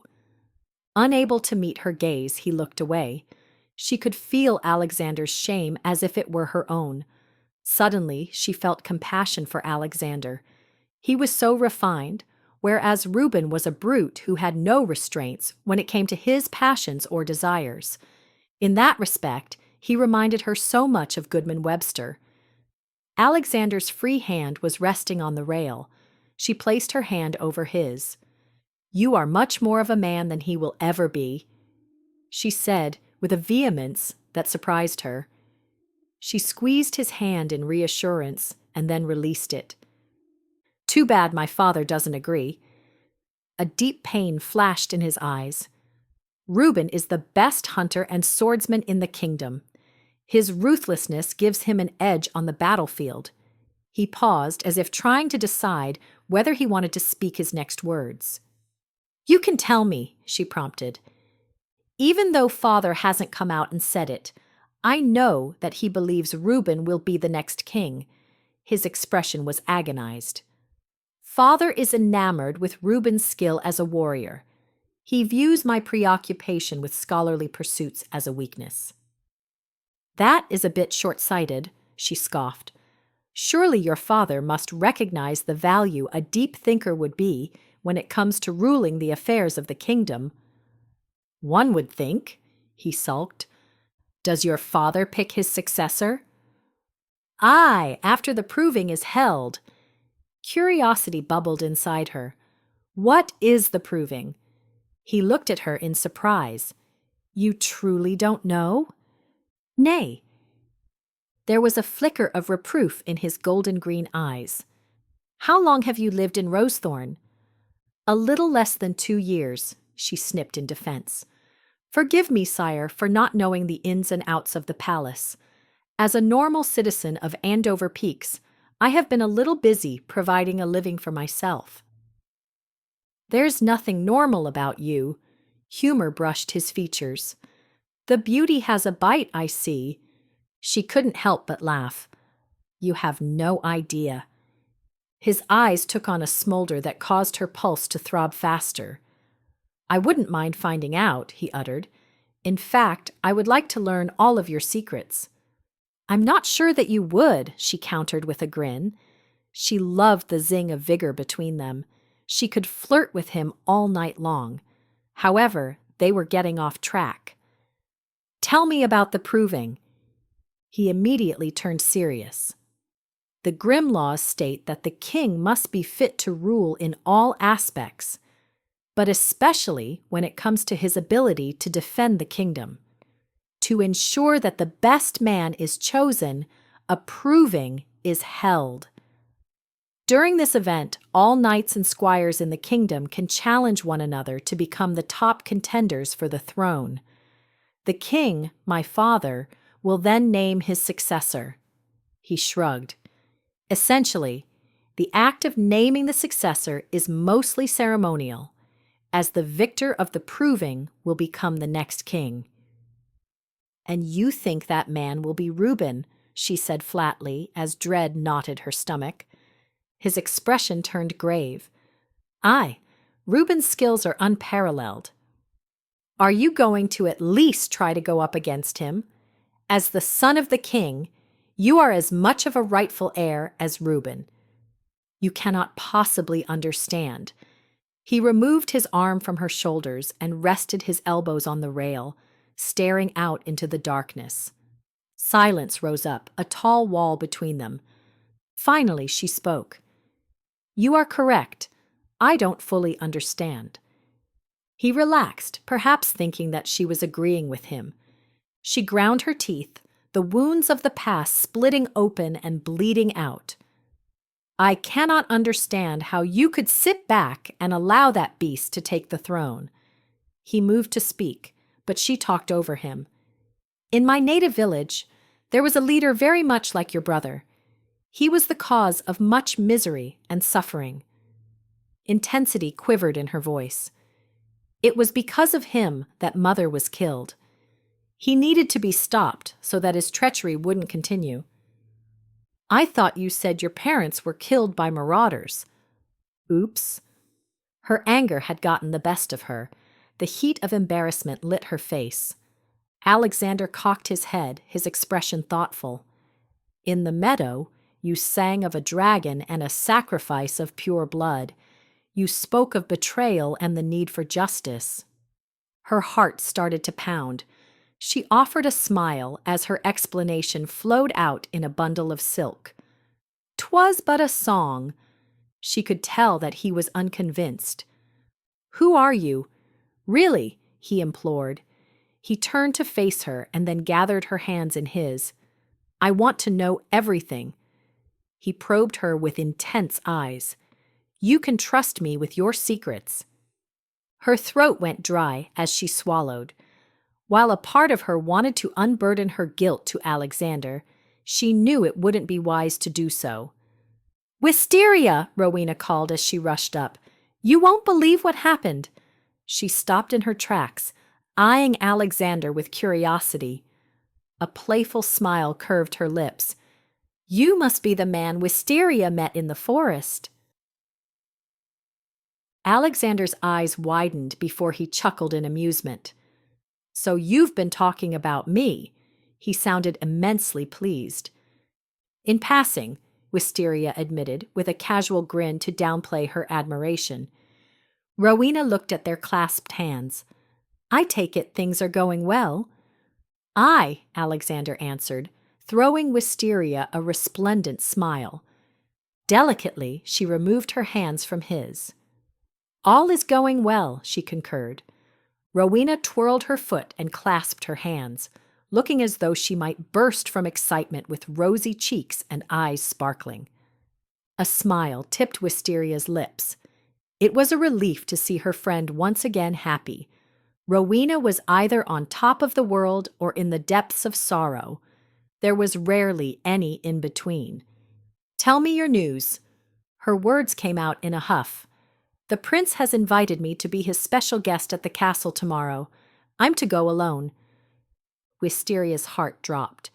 She glanced at Alexander, whose sharp jaw mirrored her misgivings. She moistened her lips. "I'm not sure that's a wise idea." Rowena frowned, immediately deflating like a flower in need of water. "Why not?" Wisteria looked at Alexander as she struggled to find the right words. He came to her rescue. "My brother doesn't have the best reputation with women." Rowena's jaw dropped. "Your brother?" "This is Alexander, the other twin." Wisteria touched his arm. Startled laughter burst from Rowena's lips. "I suppose I was right when I said that I would give you the other one."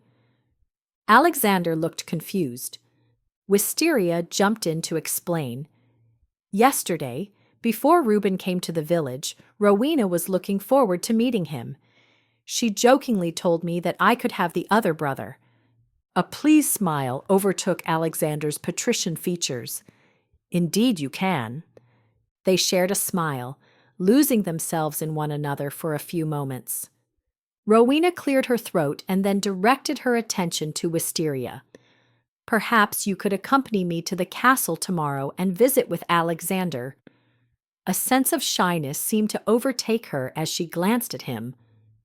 Wisteria suspected that Rowena was awestruck by the idea that Alexander was a prince. Understandable. In fact, Wisteria was still trying to come to grips with the idea. She had to keep reminding herself that she was falling for the man she'd met in the forest. He just happened to be a prince. "A fabulous idea," Alexander agreed with a broad smile. Wisteria lowered her voice. "While I would like nothing more than to visit you, it's a bad idea for Rowena to get involved with Reuben." "I'm right here," Rowena grumbled, "hearing every word you speak." She lifted her chin, eyes flickering with defiance as she homed in on Wisteria. "You don't need to worry about me. I'll be perfectly fine. I'm sure there will be plenty of servants around who can chaperone Prince Reuben and me." "She's right," Alexander chimed in. "See?" Rowena taunted. "I'll be fine." While Wisteria hoped with all of her heart that Rowena would be safe, her instincts shouted that Rowena would soon be trapped in the razor-sharp clutches of the ruthless bear, and there was nothing Wisteria could do to prevent it. Chapter 8. The Castle. "'Tis magnificent!" Rowena squealed as she clutched Wisteria's hand to the point of drawing pain. "Aye," Wisteria agreed, wishing she could share Rowena's enthusiasm. The white stone facade of the castle gleamed like a polished pearl in the afternoon sun, standing proud and magnificent atop the prominent hill. And all Wisteria could think was that she didn't want this. She wanted Alexander, but not the pomp and circumstance that went along with his heritage. She supposed that it would be impossible to have one without the other. The only reason why she'd questioned Alexander about how the king would choose his successor was because it repulsed her to think that a black-hearted man like Reuben might take the throne and cause innocent people to suffer. She didn't necessarily want Alexander to become the king, but she couldn't sit by and allow some great travesty to unfold without at least trying to help. The selfish part of her wanted Alexander all to herself. Interesting that she would have such thoughts so early in their relationship, but there it was. That's how she felt. Should Alexander want to become king, then Wisteria would support him wholeheartedly. She chuckled inwardly, realizing that she was getting way ahead of herself. She and Alexander were only beginning their relationship. She had no right to demand anything of him. And yet, she'd never had much luck with tempering her intensity. She wasn't surprised that her relationship with Alexander was moving so quickly. For Wisteria, there was no in-between. She was either fully committed or completely removed. What would this visit to the castle bring, both for her and Rowena? They were in a carriage being driven by a coachman dressed in their finest gowns. Insisting that her daughter arrive at the castle in lavish style, Constance had rented the carriage from one of her contacts for a small fortune. Constance was not happy that Wisteria was tagging along, but Rowena assured her mother that the moment they got to the castle, the two would part ways. Wisteria turned to Rowena. "You must be cautious around Reuben. Do not let him get you alone." A web of concern wrapped her chest in a tight hold. It was getting harder and harder to protect Rowena from her foolish notions. Rowena smirked. "I told you I can take care of myself." "I know." Wisteria's patience with Rowena was wearing thin. Rowena was so naive and stubborn, so quick to jump into the heart of trouble without any thought of the repercussions. She looked Rowena in the eyes. "Remember what Alexander said about Reuben not having a good reputation with women? You don't want to inadvertently put yourself in a compromising position." A shudder ran through her as she thought of Alice, Goodman Webster's housemaid. The poor maiden hadn't stood a chance, but Rowena had a choice. No one, not even Reuben, was forcing her to go to the castle. "I'll be fine," Rowena assured her with an exuberant grin. "I promise." Notwithstanding Wisteria's warning, Rowena was clearly anxious to see Reuben again. Rowena was stunningly beautiful, and she had a way of wrapping suitors around her little finger. Maybe it was because she came across as a fragile maiden who needed protecting. No doubt, she assumed that she could tame Reuben, but Wisteria didn't see that happening. Reuben would break her to pieces and not think twice about it. Wisteria couldn't help but feel as though Reuben's invitation to Rowena was somehow a way to get back at her and Alexander. The malice that had flashed in his eyes was unnerving, as was his threat. Even worse, Alexander had confirmed Wisteria's fears, describing Reuben as ruthless.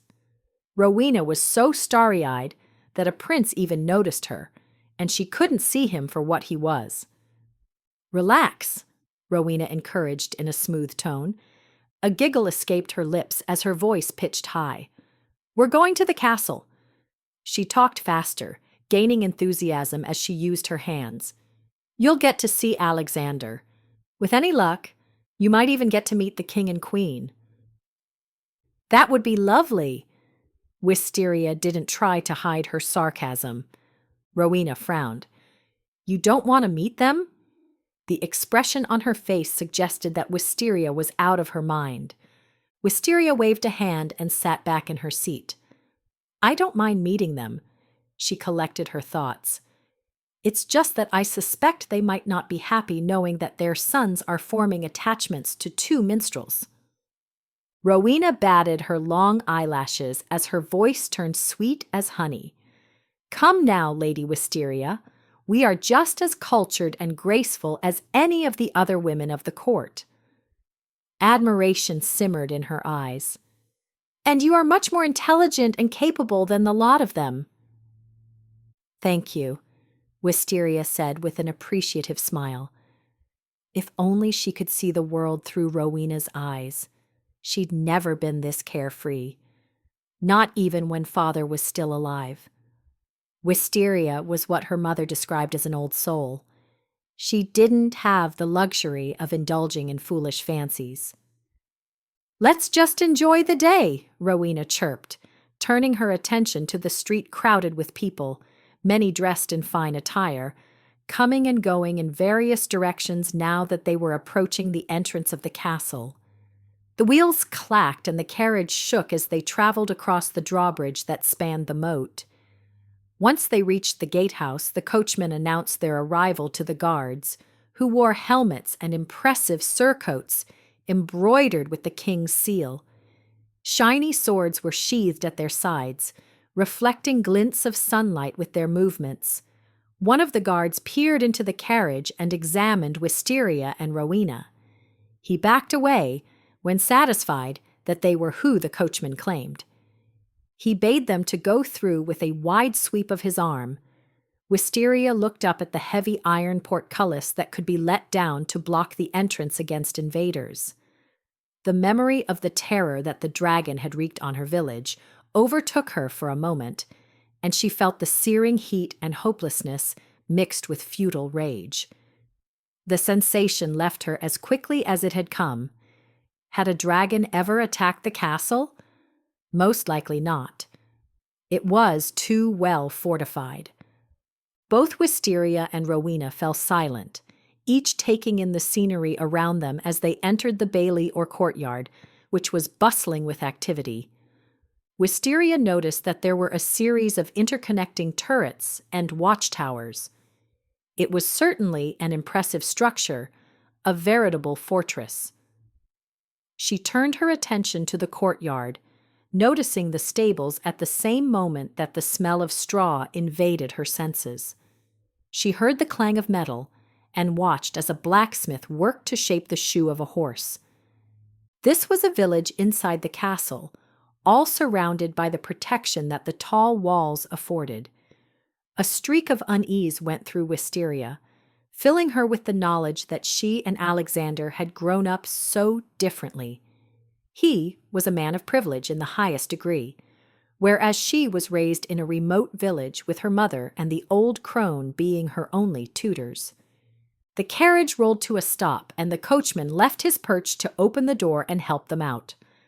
Once assured that their feet were firmly planted on the ground, the coachman motioned at the main tower located in the heart of the castle.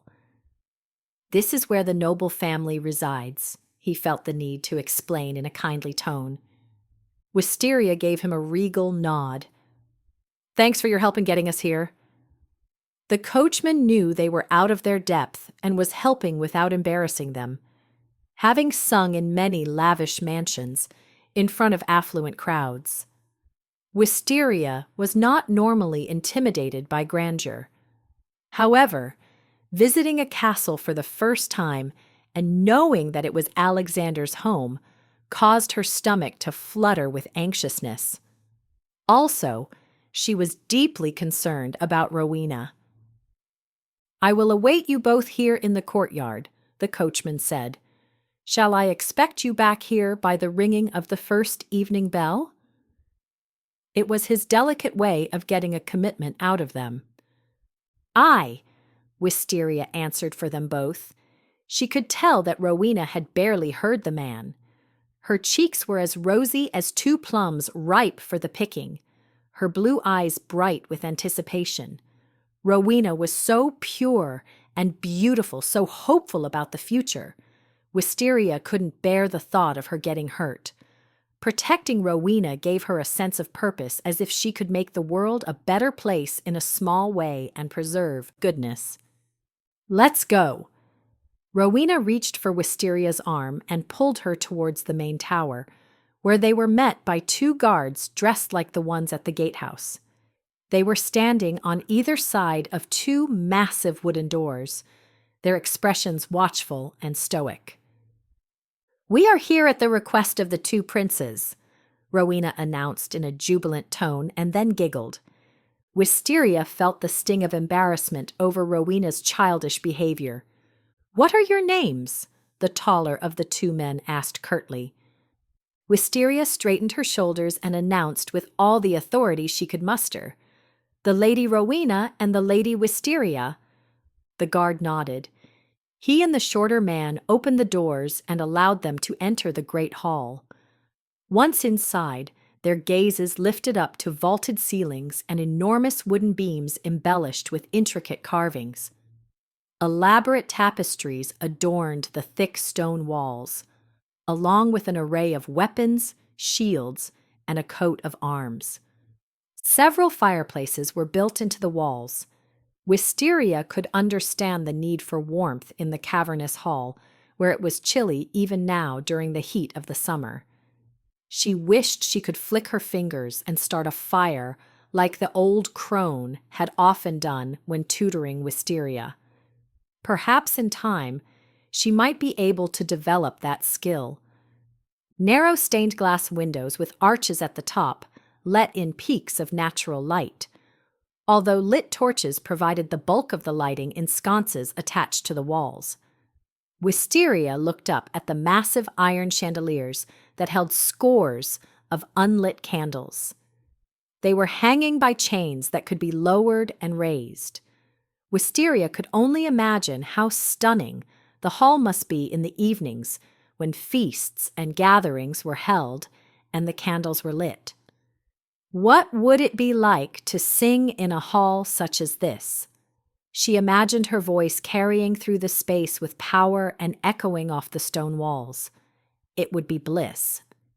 "Do you think this is where the midsummer ball will be held?"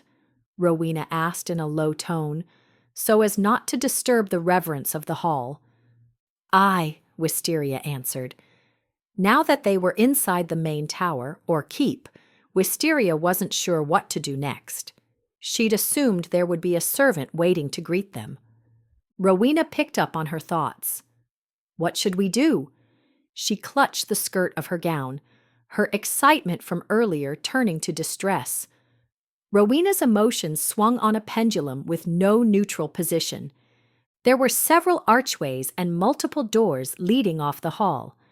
Their only option was to pick one and explore. "Let's go!" Wisteria started walking across the stone floor. She stopped in her tracks when Reuben entered the hall from the far end. He carried his blocky frame with the bluntness of a warrior with no refinement. Wisteria's skin immediately crawled in his presence, but Rowena quickened her steps to get to him. Wisteria looked behind Reuben, hoping to see Alexander, but no such luck. Not knowing what else to do, she haltingly moved in Reuben's direction. Rowena reached him first. "Hello," she began with a buoyant smile as if greeting her long-lost lover. "Hello," Reuben acknowledged, hardly glancing at Rowena. Instead, he kept his accusing eyes fixed on Wisteria. From the disdainful way he regarded her, one would think she'd done him a severe injustice. Ironic, considering he was the one who had mauled her. "Reuben," she offered a curtsy, feeling as though her body might crack like brittle wood in the process. What was it about this man that made her detest him so? Everything about him set her on edge. He smirked. "It's Prince to you." "Prince," Wisteria corrected, the word coming out sour on her tongue as she rose to her full height.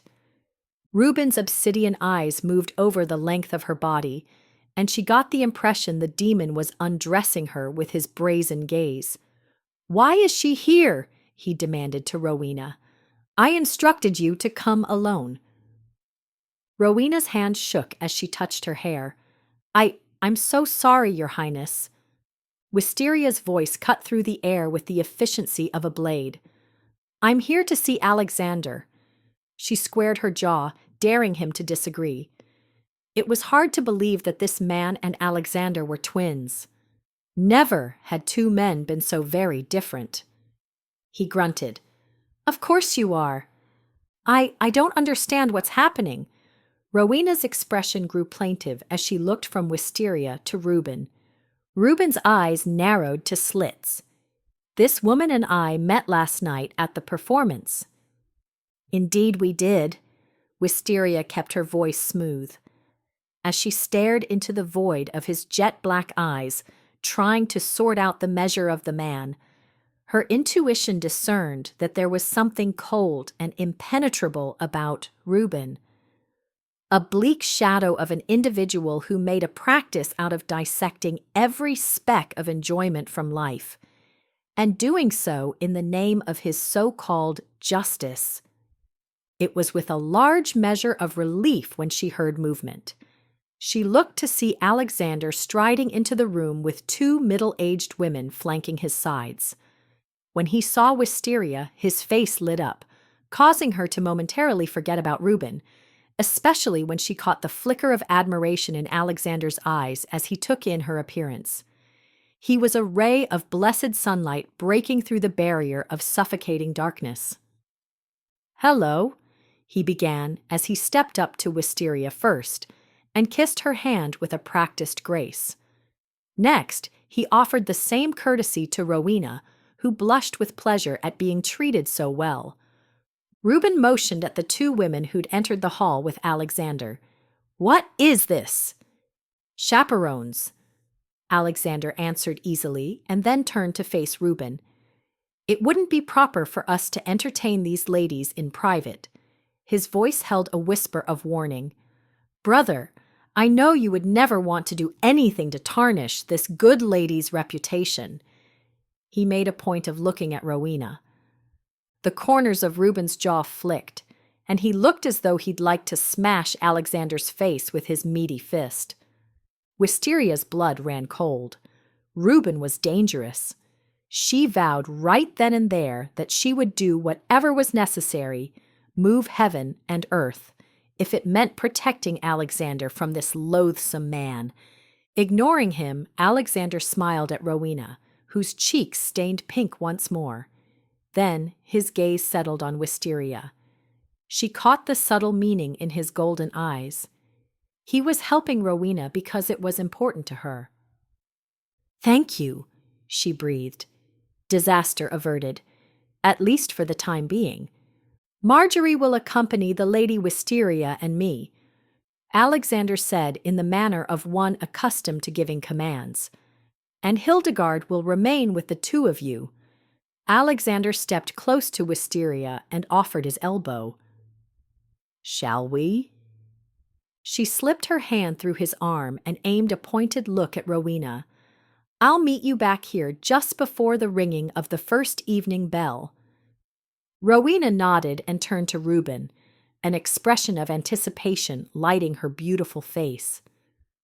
Alexander escorted Wisteria out of the hall with Marjorie ambling behind. "Do you think that Hildegard will keep a close watch over Rowena and Reuben?" Wisteria asked in a low tone the moment they got out of earshot of Reuben. It turned her stomach to see Rowena so enamored with the man. Wisteria could protect Rowena from many things, but how could she protect her from herself?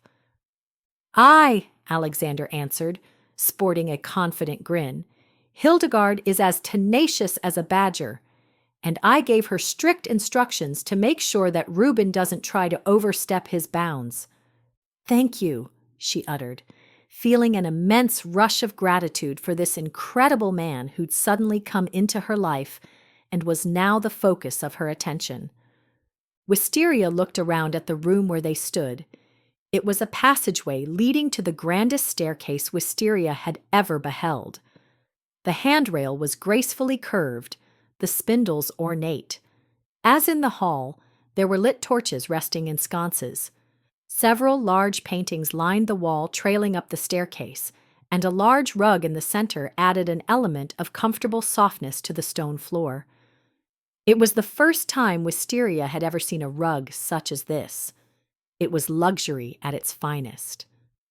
Alexander released her arm and turned to study her with keen eyes. "What?" she asked with a smile, noting the fascinating rings of gold around the perimeter of his irises. She could lose herself in his depth and never come out again. Oh, how she adored his thick head of golden hair that occasionally flopped over his eyes. His features were chiseled, his jaw lean and sharp. Everything about him spoke of nobility, and to top it all off, he was keenly intelligent. Perhaps destiny had crafted him just for her. He pressed his lips together like he was doing some deep thinking. "We have two options." He glanced at the staircase.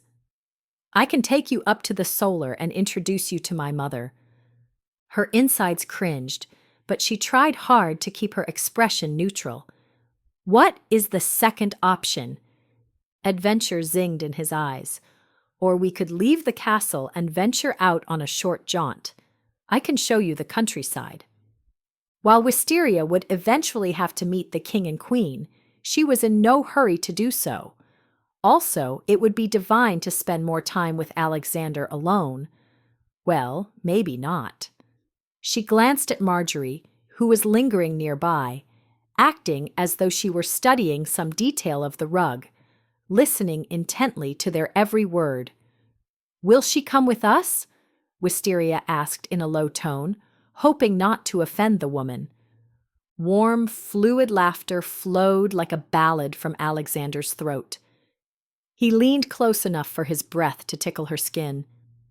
"Nay," he uttered. "Marjorie can do many things, but riding on a galloping horse through the meadow is not one of them." Marjorie scoffed, causing Alexander to grin from ear to ear.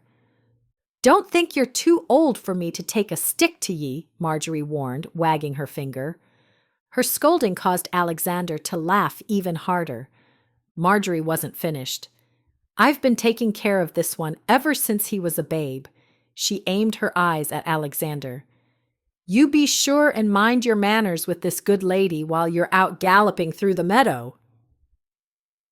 "I wouldn't dream of doing otherwise," Alexander said sincerely. "In the meantime, I'll help Hildegard keep an eye on Reuben to make sure he doesn't try anything with the Lady Rowena." Marjorie's chin jiggled with determination. "I've always had to watch that one." She caught eyes with Wisteria. "You're getting the good one." "Aye," Wisteria said, and meant it with all of her being. Alexander beamed. "I'm just glad you realize," he teased, thrusting out his chest. "He's a humble one, too," Marjorie observed dryly with a twinkle in her eyes. "I can tell," Wisteria quipped, fighting a grin. This earned her a gleam of respect from the stoutly built woman with silver hair that stuck to her head in tight ringlets. "I like her," Marjorie observed in a matter-of-fact tone. "So do I," Alexander said with significance. He stepped close and slid his arm around Wisteria's shoulders. A playful smile tipped a corner of his mouth. "Shall we go up and meet my mother?" Marjorie's eyes went wide, and she made a motion of crossing herself. Wisteria grimaced. "Is it that bad?" "I'm afraid so," Marjorie said in a grave tone. She glanced up the staircase as if worried she might be overheard. Alexander tisked his tongue. "Now, Marge, you know Mother is not that terrible." At that, Marjorie's cheeks flamed red. Seeing the amusement that touched Alexander's features, Wisteria elbowed him in the ribs. "Ouch!" he yelped. "Stop tormenting Marjorie," Wisteria admonished. "Thank you," Marjorie said primly as she adjusted the skirt of her frock. "I'm glad someone has the good sense to take up for me." She threw Alexander an irritated glare. "You know I love you, Marge," Alexander cooed in a placating tone. She wagged her finger again. "Just because you're pleasant to look at doesn't mean that you can get away with being saucy," she snipped. "I apologize," he acquiesced as he lowered his head. All the while, his mouth quivered like he was trying to hold back laughter. Marjorie shook her head from side to side, but her expression was one of open affection. It was clear that she and Alexander were close. He turned to Wisteria. "Are you ready to go and meet my mother?" Wisteria's eyebrows shot up. "After all of that?" "Nay, I don't think so. Not today." She could tell from Alexander's look of sly triumph that he'd known which option she would choose all along. She jabbed him again. He just laughed. "Shall we go?" Excitement washed his eyes in a shimmery gold. "We shall," Wisteria agreed as he led her out the passageway, through a corridor of the castle, and out a side door to the stables. Anticipation thrummed through her veins as she looked up at the bright sun shining her brilliance, as if beckoning them on an adventure where the possibilities were as limitless as the never-ending space of the azure sky. Chapter 9. The Two Towers. Crouched forward, hands clutching the reins, Wisteria dug her heels into the horse's side, urging it to go faster through the open meadow. Alexander was a horse length ahead, and she was determined to catch up. She welcomed the wind that rushed through her hair and clothes, giving her a sense of flying as her body regulated to the rhythm of the horse's gallop. Had she realized that they were venturing outside of the castle, she would have opted to wear something more fitting for the outing rather than one of her finest gowns. No matter. The adventure was thrilling regardless of how she was dressed. After leaving the castle, they traveled on the King's Road, winding through fields of wheat and barley where peasants were bent over and tending their crops as children laughed and played nearby. They passed several plots of land with thatched roof dwellings and either wood or stone fences built to contain livestock. They veered off the main road and went over rolling hills and through wooded glens before making their way to the grassy meadow. When she managed to get up beside Alexander, Wisteria threw him a triumphant grin. He laughed in response and urged his horse to go faster. Her pulse quickened as she prompted her horse to increase its pace yet again.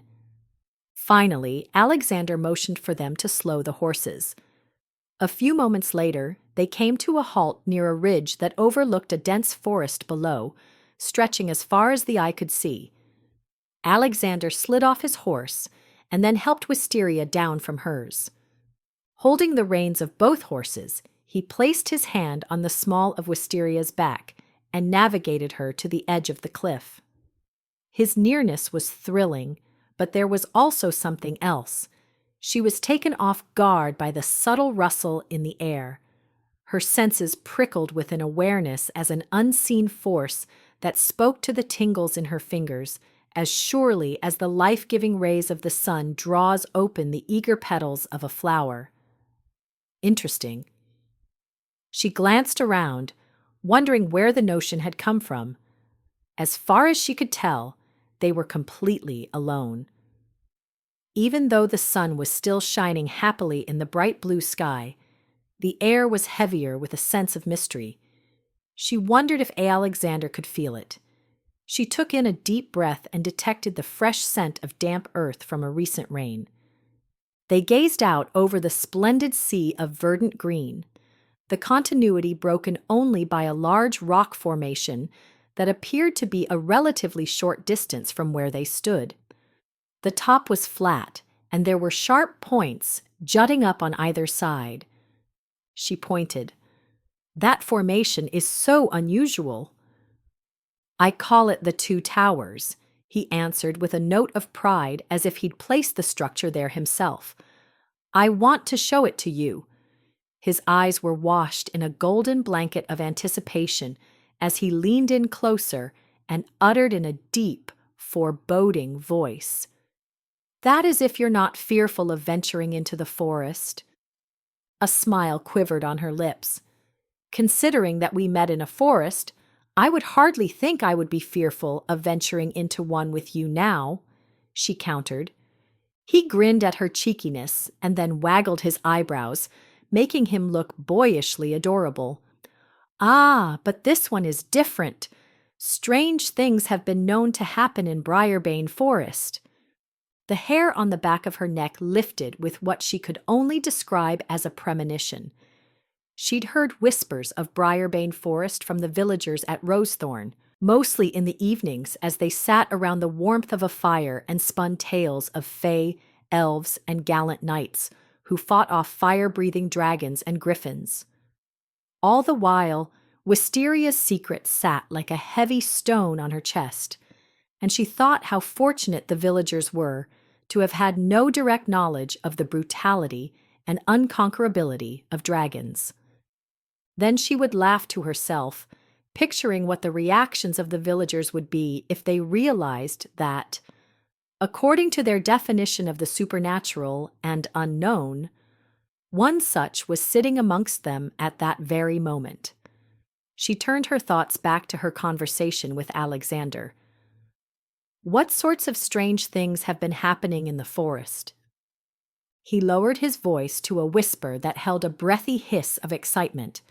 "Dark magic! Spirits! People have been reported to go in and never come back out."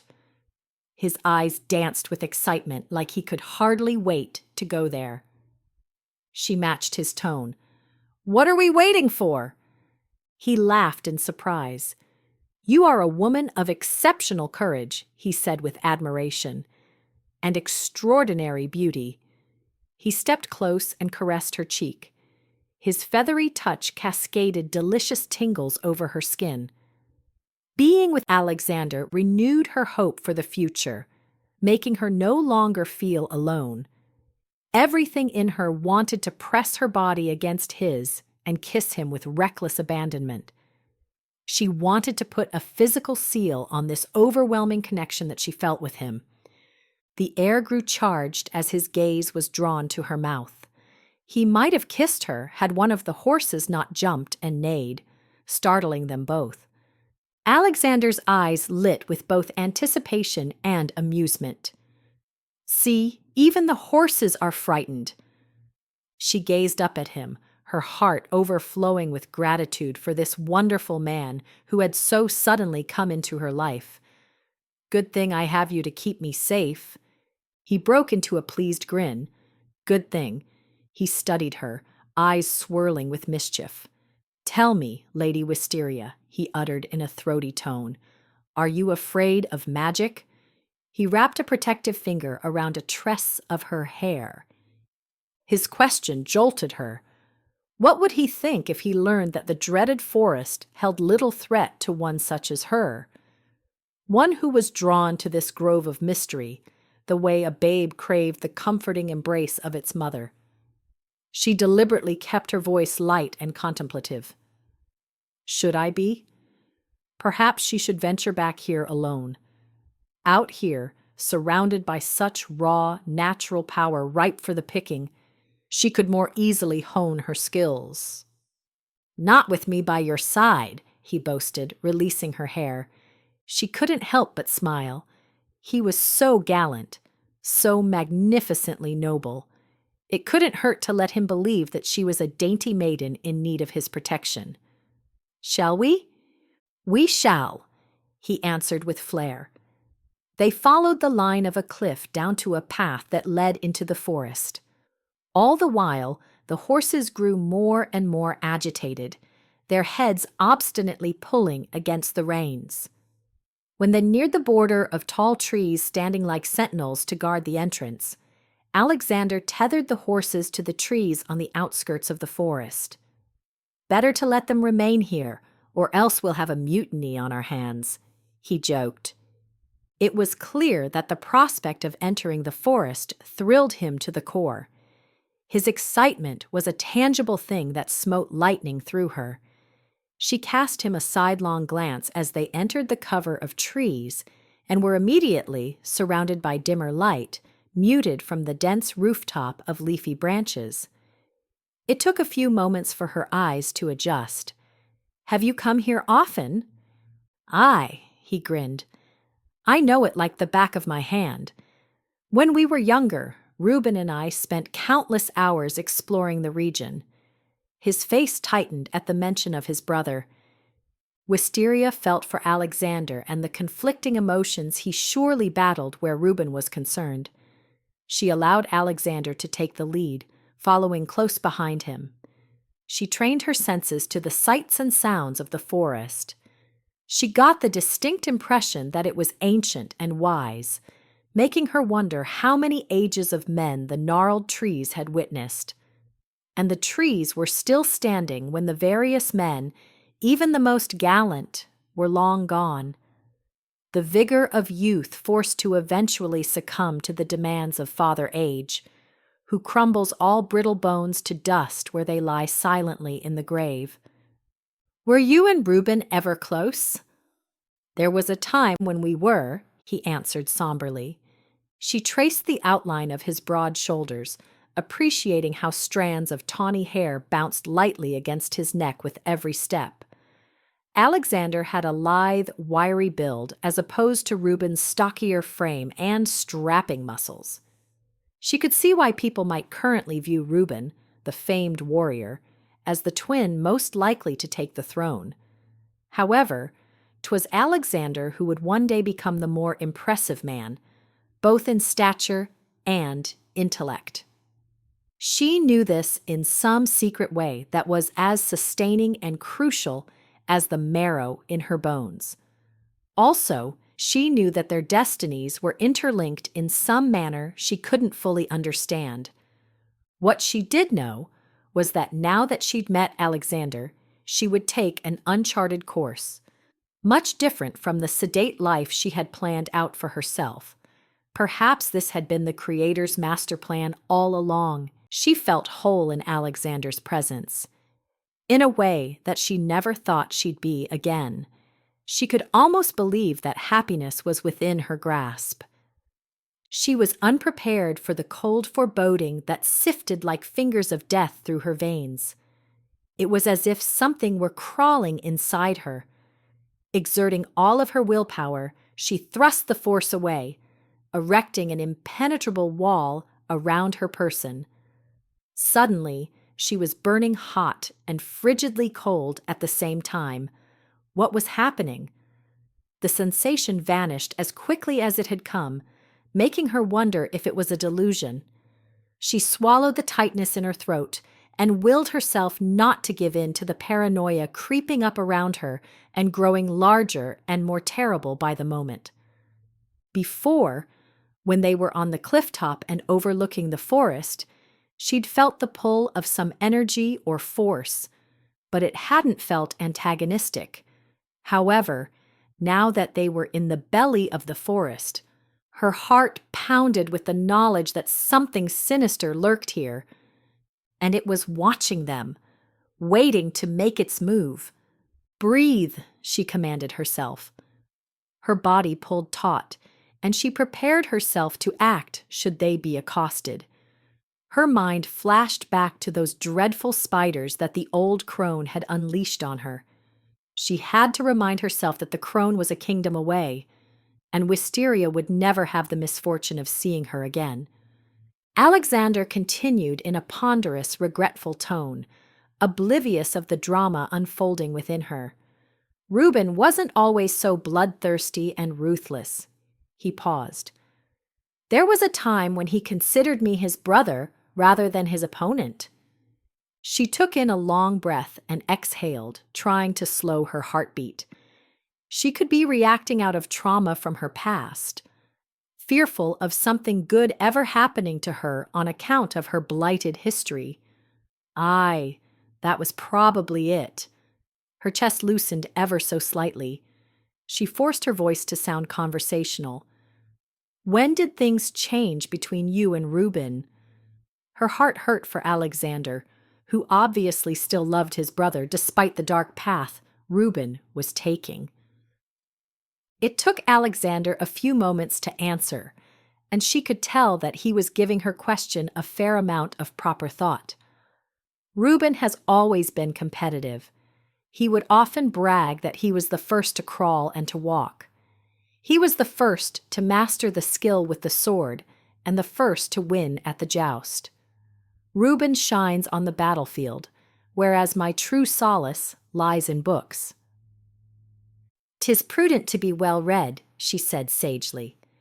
"Aye, my mother thinks so. I have always been her favorite. I suspect I was also father's, initially. One of our nannies made an off-handed remark about how, considering Reuben and I shared so much as twins, it was a shame that only one of us could become king. The comment sprouted the seed of enmity within Reuben. From that time forth, he's viewed me as his opponent." "I'm sorry." Her words flowed out and dissolved into the faceless mouth of the forest, as if they were being digested. Silence fell between them until it was broken by the squawk of a bird. She heard the rustle of leaves and what might have been stealthy footfalls. She whipped around to make sure nothing was behind them. The coast was clear. Sensing her distress, Alexander reached for her hand and linked his fingers through hers. "Almost there," he assured her. Warmth from his skin seeped into her, restoring a measure of calm. A few more moments passed until they reached a clearing. "Here we are," Alexander announced, motioning to the massive rock formation in front of them. Up close, it was enormous, rising from the earth like a stone castle with the points being two towers, as Alexander described. There were vertical ridges in the rocks and deep contours that would make for great hiding spots. She could understand how this outcrop of nature would have enticed the two princes to venture into the dreaded forest. Alexander made a point of looking at her gown, a gentle teasing swirling in his eyes. "I won't make you climb up it. Let's just walk around the perimeter." "Good idea," she smiled. He led her around, describing every feature in an animated fashion. "There are several terraces or levels," he explained.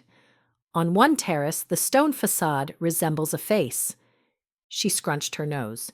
"You jest." "Nay," he countered. "I speak the truth."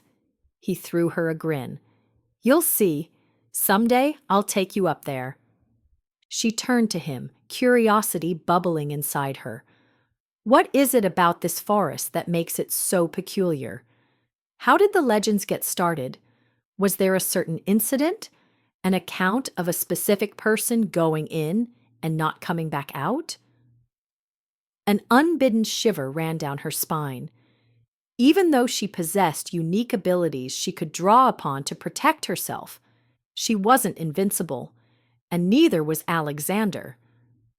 Now that they were in a clearing, the sun burned overhead, dispelling the gloom.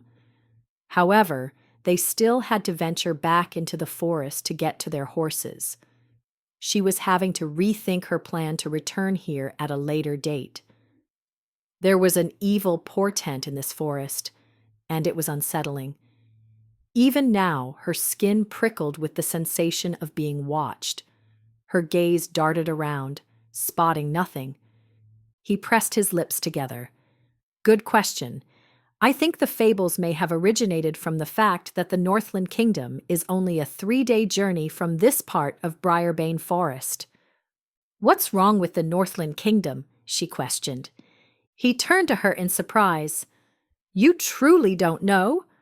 "Nay." She was mildly offended by his reaction. "I keep forgetting that you're not from Andover Peaks. Where exactly are you from?" It was on the tip of her tongue to tell him Florin, but then she thought better of it. "I'm from the kingdom of Ravenwyn." At least that part was true. "Ravenwyn," he repeated as if committing it to memory. "Which village?" "Foxglen." Guilt immediately pricked her. She didn't like keeping secrets from Alexander. However, she couldn't tell him the truth. She supposed she would always have to keep her lips sealed about practicing magic. Alexander would think her evil. She couldn't imagine him ever doing anything to harm her. Still, it would cause unnecessary friction in their budding relationship. "Tell me what's wrong with the Northland Kingdom," she prompted, going back to the meat of the conversation. Shadows darkened his eyes. "King Dragor de Bonagar is a bloodthirsty savage who rules his kingdom through fear and intimidation. His son, Tristian, the crown prince, is following in his footsteps." "That's awful," she murmured, feeling sympathy for the people under the rule of such tyrants. An image of Goodman Webster flashed through her mind, and she was glad that she'd ended his treachery.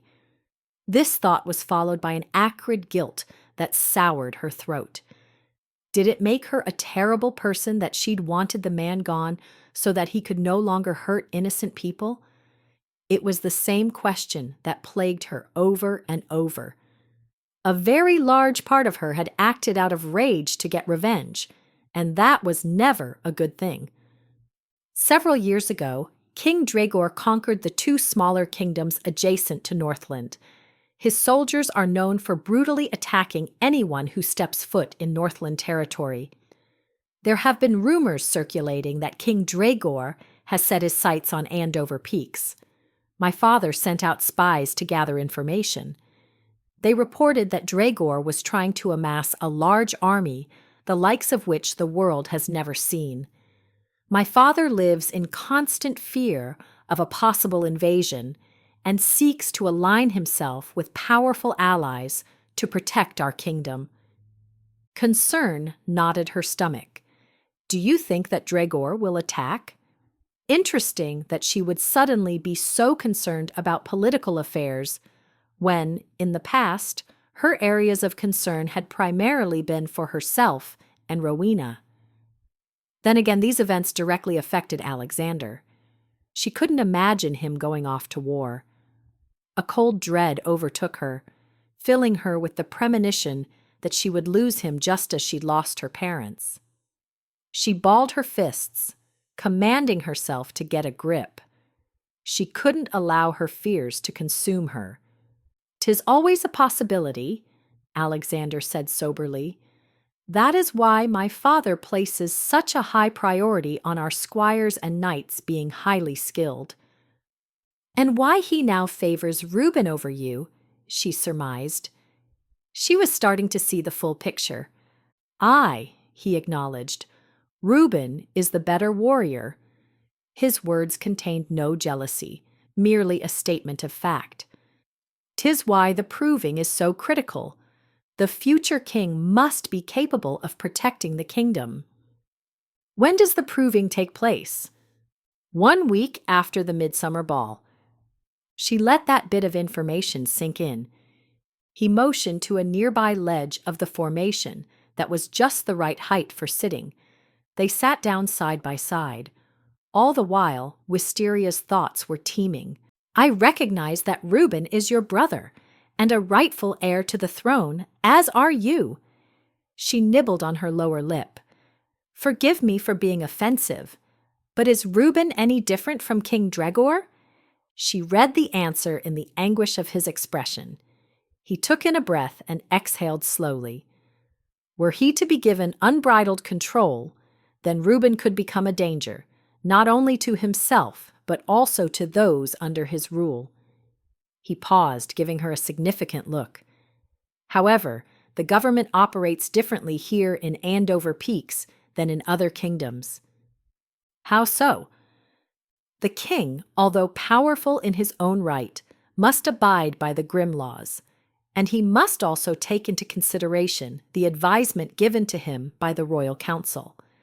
These checks and balances have been put into place to prevent any king from going rogue as Dregor has done." "Tell me more about the Grimm laws. Were they enacted by a previous king?" He relaxed, resting his back against the rock wall. "Nay." A smile tipped his lips. "Their origin is much more fascinating and involves a bit of magic." He pumped his eyebrows and gave her a mysterious grin. She flinched. "Magic?" He nodded as he pushed a stray lock of hair back from his eye. Her pulse quickened. "But I thought magic was outlawed." "It is, but only because it was being used for evil rather than the greater good." She creased her brows, not liking the sound of this. "So, who is this benevolent, omniscient person who determined that magic was being used for evil versus good?" He chuckled softly. "Didn't mean to ruffle your feathers." She smoothed a hand over the skirt of her gown. "You didn't," she snipped. He tossed her a grin. "Continue," she bade him with the flick of her hand. He stroked his chin. "Let's see. Where was I?" "You were about to tell me the origin of the Grimm laws," she prompted, unable to keep the eagerness out of her tone. She could tell from Alexander's expression of amusement that he knew she was hanging on his every word. He was enjoying having her complete and undivided attention, so much so that he was hedging. She gave him a gentle nudge. "Any day now." He laughed. "So impatient." "Just tell me," she urged in exasperation. He held out his hands. "Patience, me lady. I'm getting to it." She arched an eyebrow, waiting. His voice took on the intonation of a storyteller. There were 3 siblings, twin brothers and a younger sister. Some say they came from the stars. Others say it was from another realm. He leaned forward and declared in a low, smug tone, "The second assumption is correct." She was intrigued. Another realm? Was it possible? And just how do you know this? A crooked grin lifted a corner of his mouth. The lady is always so quick to question my words. "Just keeping you humble," she quipped as they shared a smile. "I know because my father once told me the story." His expression grew recollective. In the beginning, back when the earth was new and the footstool of heaven could still be glimpsed in the shimmer of crystal waters, there was a civilization of beings who possessed extraordinary powers. "So poetic," she teased. "Shh." He placed a finger over her lips. She welcomed the light presence of his touch. "I'll be as silent as the grave," she promised with a smile when he removed his finger. She flapped her hand. "Go on." "The beings from this realm possessed extraordinary powers, which were bestowed upon them by the benevolent Creator of all earth and mankind. Their lives were extended to give them ample opportunity to learn how to use their powers for good, so they could bless the lives of all the earth, in all of its varied realms. For a time, these people were happy, but then vices began to slip in. A few became obsessed with power. They wanted to exercise control over all the rest. A fierce war broke out. One of the leaders, realizing that their entire civilization was on the brink of destruction, found a way to send his children to another realm to save them. That's how the three siblings came to be here. She pursed her lips. A fascinating story, but it still doesn't explain how the Grimm laws came to be. "Getting to that part," he chimed. "Shortly after being deposited in this realm, the siblings were found by a simple farmer and his wife, the Grimms. The couple couldn't have any children and were overjoyed at the prospect of raising the siblings. The twin brothers crafted the Grimm laws as a way to foster goodness and self-discipline, while intertwining these principles with law and order. Are these siblings still alive? One of the brothers is. The other two are dead. Some sort of skirmish broke out between them, during which one of the twins and the sister were killed." "Well, that doesn't sound very benevolent," she mocked. He grinned. "Nay, it doesn't. It just goes to show that even beings with remarkable powers have their disagreements." "I suppose so. Are you acquainted with the brother who's still alive?" "Nay, my father has met him, but I have not yet had the privilege. According to my father, the remaining brother considers himself a guardian of mankind. He only shows himself when he deems it necessary." "That's convenient." He laughed. "Aye." Her thoughts turned to Reuben. Even though the king is fettered by the Grimm laws and his council, he's still able to exercise a great deal of power. Is that not correct? "It is," he acknowledged. A fierce realization swelled inside her, demanding that she give it voice. If Reuben takes the throne, then Andover Peaks runs the risk of being destroyed from the inside out. Her voice shook with fervor as she clutched his arm. "You have to fight for the throne, Alexander." He offered her a thin smile, his eyes tightening with both sadness and regret. "I could never outmatch Reuben in a sword fight."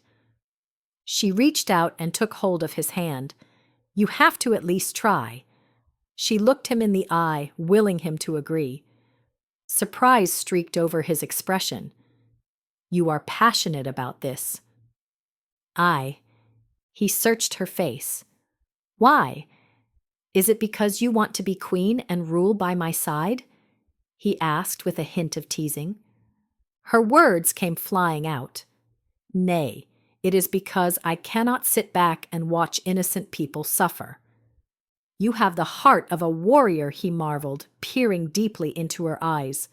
"And the face of an angel," he uttered as he leaned close, eyeing her with a hunger that ignited a flame in her stomach. Wisteria had never kissed a man before, and yet she needed this as much as she needed the air that she breathed. He cupped her cheeks in his hands. "You are so beautiful," he murmured. She parted her lips in anticipation, her breath coming faster. His lips grazed hers with the softness of a rose petal. His mouth was tentative at first, as if exploring rare and precious territory. When he heard the tiny groan that escaped from her throat, he deepened the kiss, filling her with a fire that would burn long and bright, never to be quenched. Her heart skittered and then soared as she clutched his tunic in her fists and gave herself wholeheartedly to the demands of his insistent lips. Brilliant colors burst loose in her mind, filling her with wonder. Desire sparked through her body and wrapped her in a cocoon of bliss. She'd never realized the power that could exist between a man and a woman. Her parents had been a united force, but Wisteria never dreamt it would one day happen to her. When the kiss was over, they clung to one another, trying to catch their breath. A small smile twitched the corners of his mouth. "What?" she asked in bemusement. "It's official. You have bewitched me." Her eyes popped open wide as laughter rippled from her throat. "I bewitched you?" "Nay," she scoffed.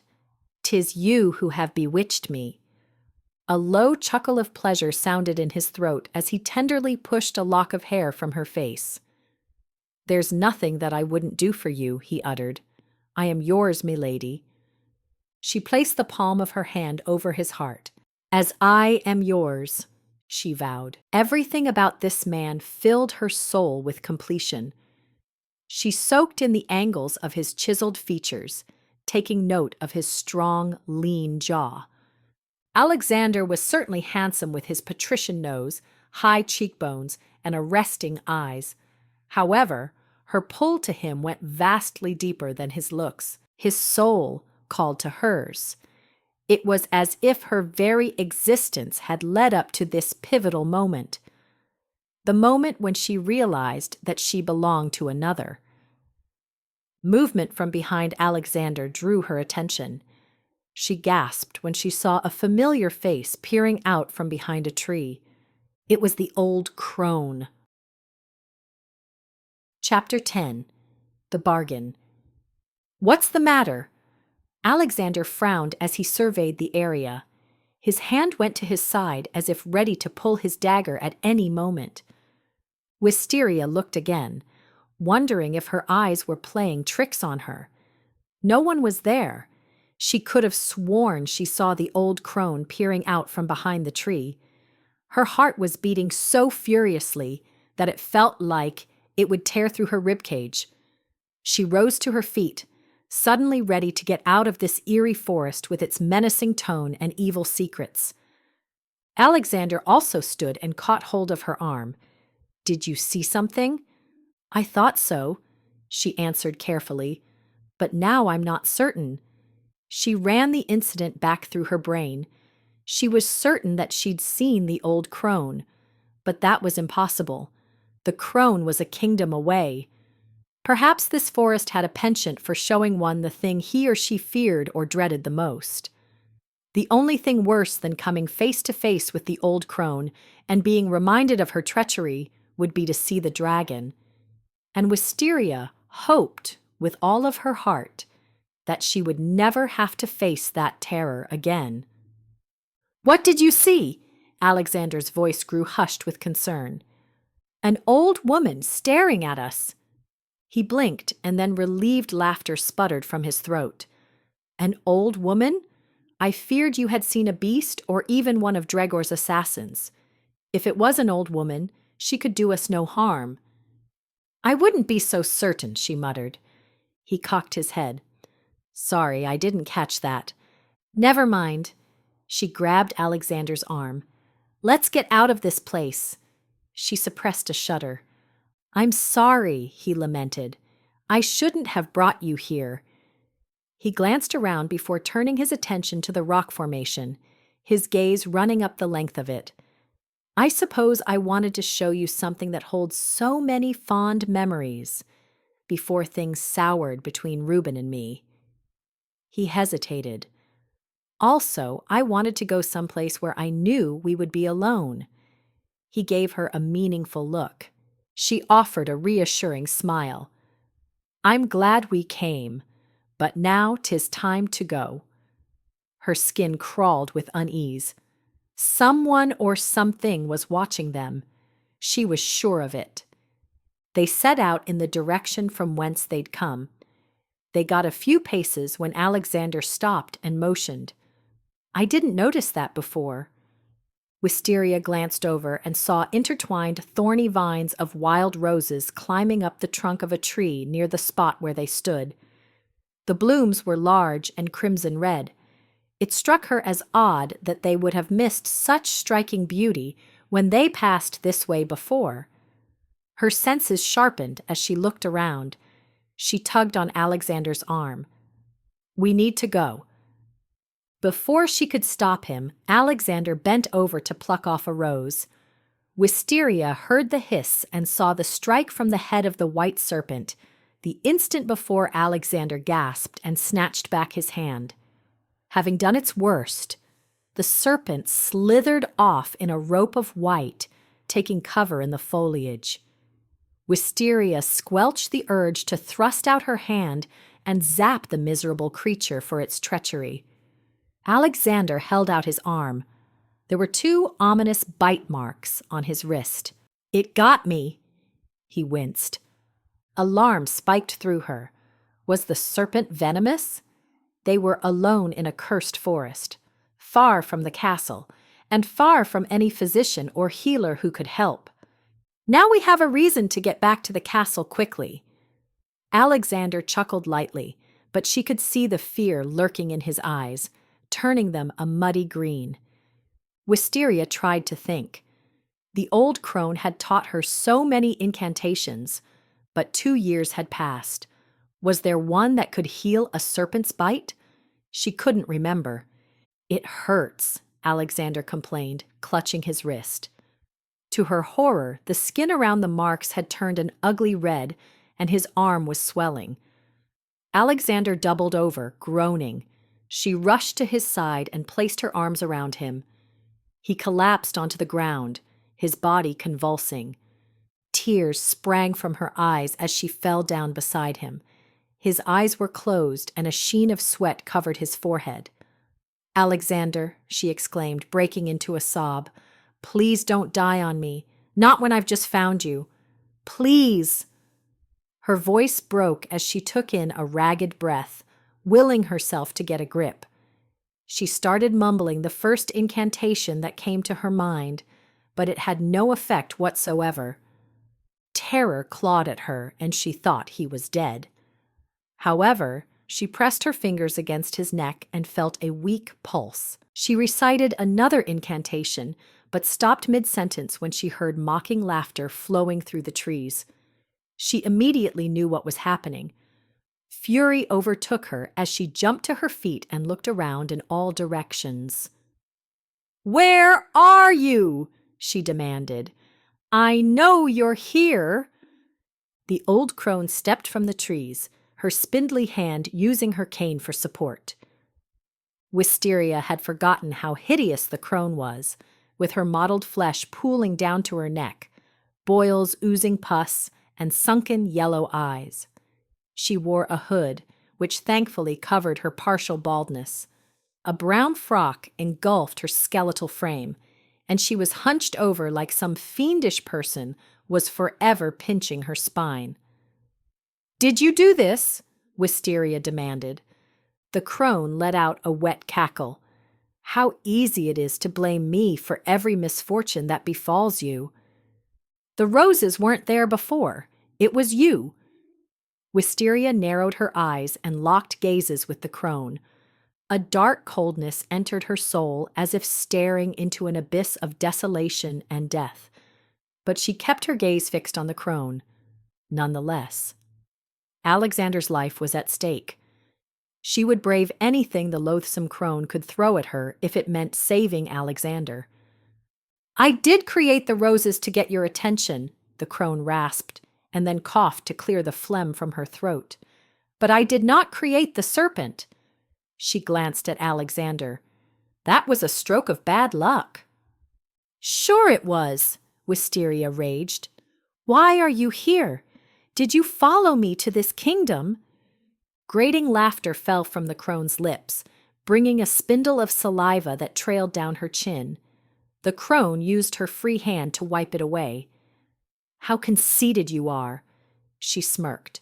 "Do you really think I would come all this way just for you?" Wisteria held her head high, unconvinced. "Why did you leave Florin?" The crone gave her a speculative look. "Your mother was sacrificed to the dragon because she was accused of stealing away to the forest to practice magic with me." An all too familiar rage boiled Wisteria's blood. Her mother's life never should have been taken. As long as Wisteria lived, she would never get over that horrible injustice. "That is good," the crone assessed. "Don't fight the anger. Let it work inside of you. It'll make you stronger than you can imagine." "Why are you here?" Wisteria shouted. The crone shifted her head from one side to the other. "Tell me, dearie, how long do you think it would have taken for the villagers to come in search of me?" Her tone turned spiteful. "I had no other choice but to leave." Wisteria made a point of looking around. "So you chose here?" "This forest has certain qualities that I find rather pleasing." A sense of urgency overtook Wisteria as she looked at Alexander's still form. "I need your help." "Of course you do." "Please." Wisteria's throat closed, cutting off her breath. She made a choking sound and gulped in a scoop of air. "I can't bear to lose him." She was unmasking her soul and showing her vulnerability, but she didn't care. The crone turned her attention to Alexander. "You've moved up in the world, I see, keeping company with a prince." "Huh, how do you know his identity?" She waved an impatient hand. "I know what I know." "Will you help me?" Wisteria's voice sounded small and pathetic in her ears. She would get down on her knees and beg if she had to. Anything to save Alexander. Amusement flitted over the crone's face, turning her even more ghastly. "You know the incantation to save him." Wisteria clenched her hands. "I can't remember. It has been too long." Her words dribbled off to silence. "Why bother saving him? I could just put the lad out of his misery right here and now," the crone said in a disinterested tone, "and save you the trouble of getting your heart broken." She stretched out her hand to do the deed. "No!"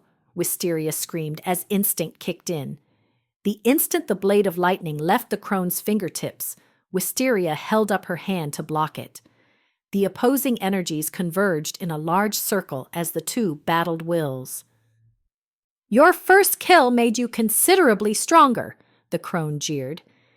At that moment, Wisteria detested herself for what she had done to Goodman Webster.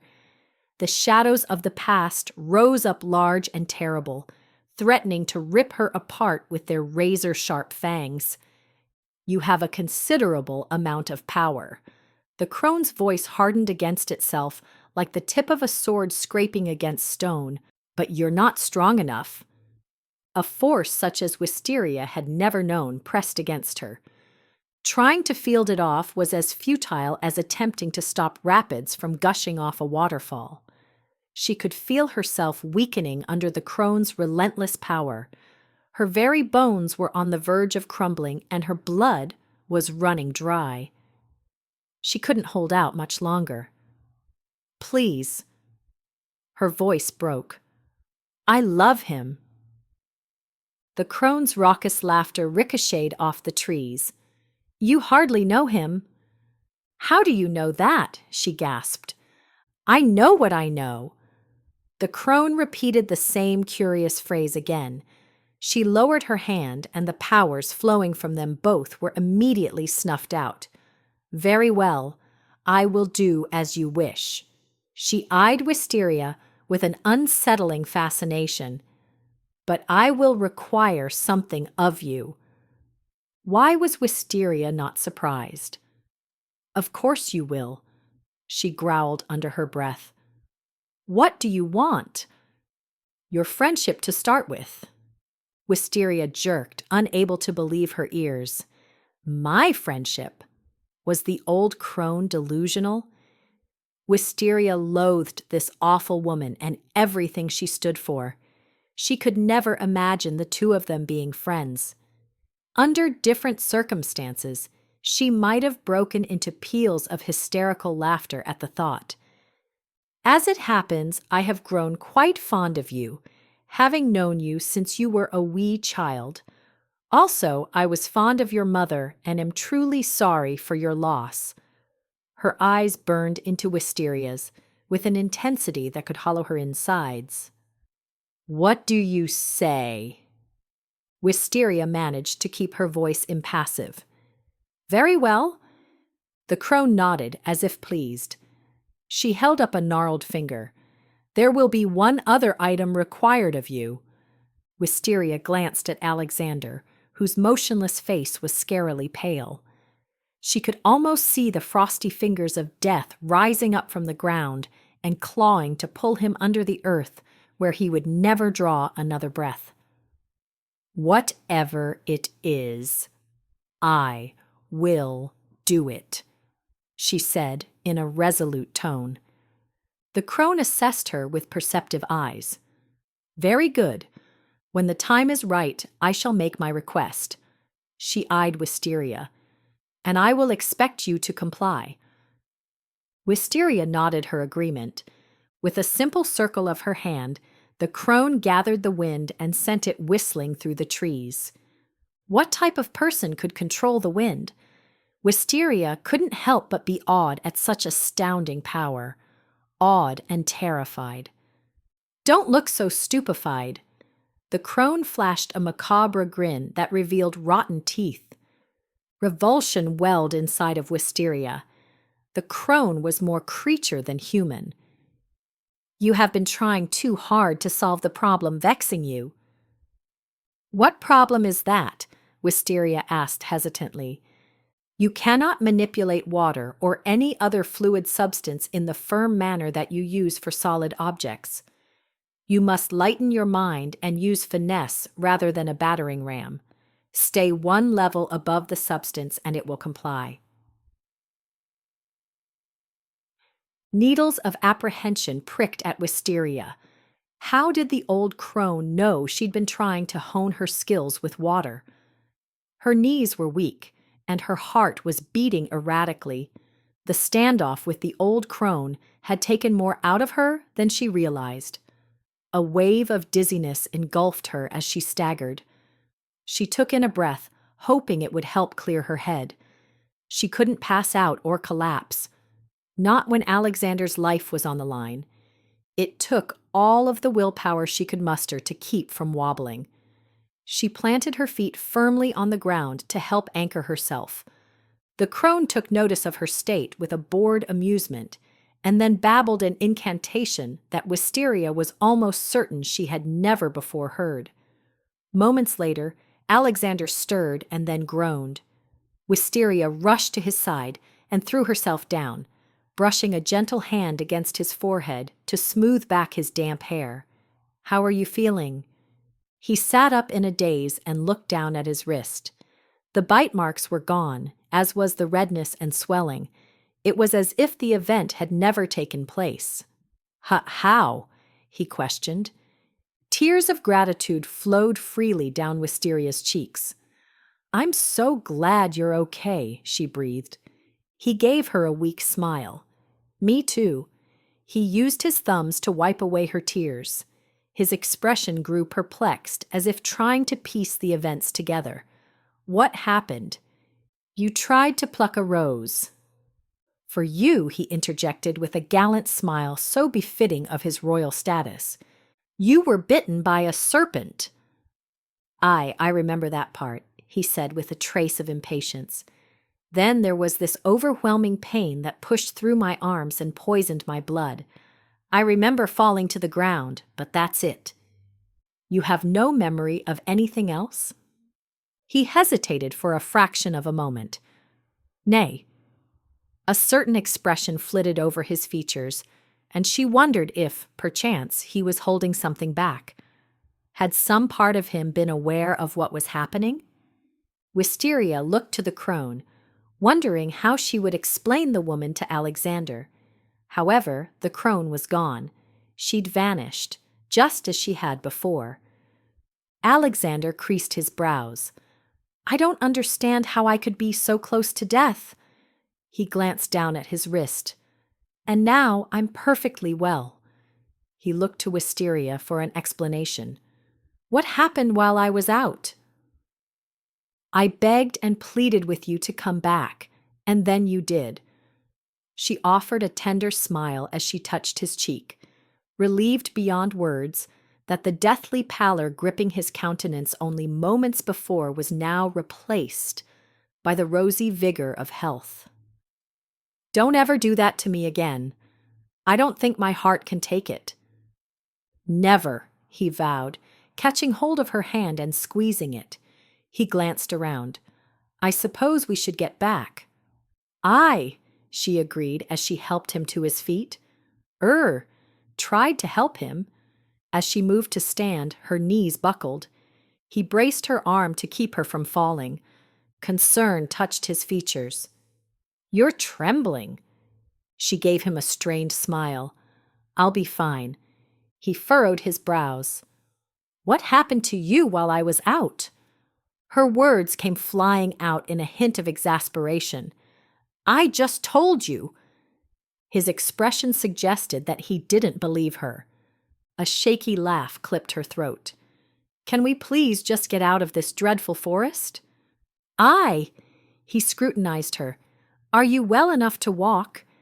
I am, she asserted, trying to make her voice sound stronger than she felt. He dusted himself off. How is it that I feel so well? He frowned in confusion. 'Tis a blessing. She took in another deep breath. She was both hot and cold, and so terribly weak. Her hands were shaking, as were her legs, and she couldn't get a good breath. He pushed out a chuckle that turned into a snort. All these years, I thought the legends about this forest were foolish notions, concocted by those weak of mind. I suppose I'm having to rethink my stance on that subject. Superstition has outweighed intellect, it would seem. Let's talk about this as we walk, shall we? She was eager to put as much space between her and the old crone as she possibly could.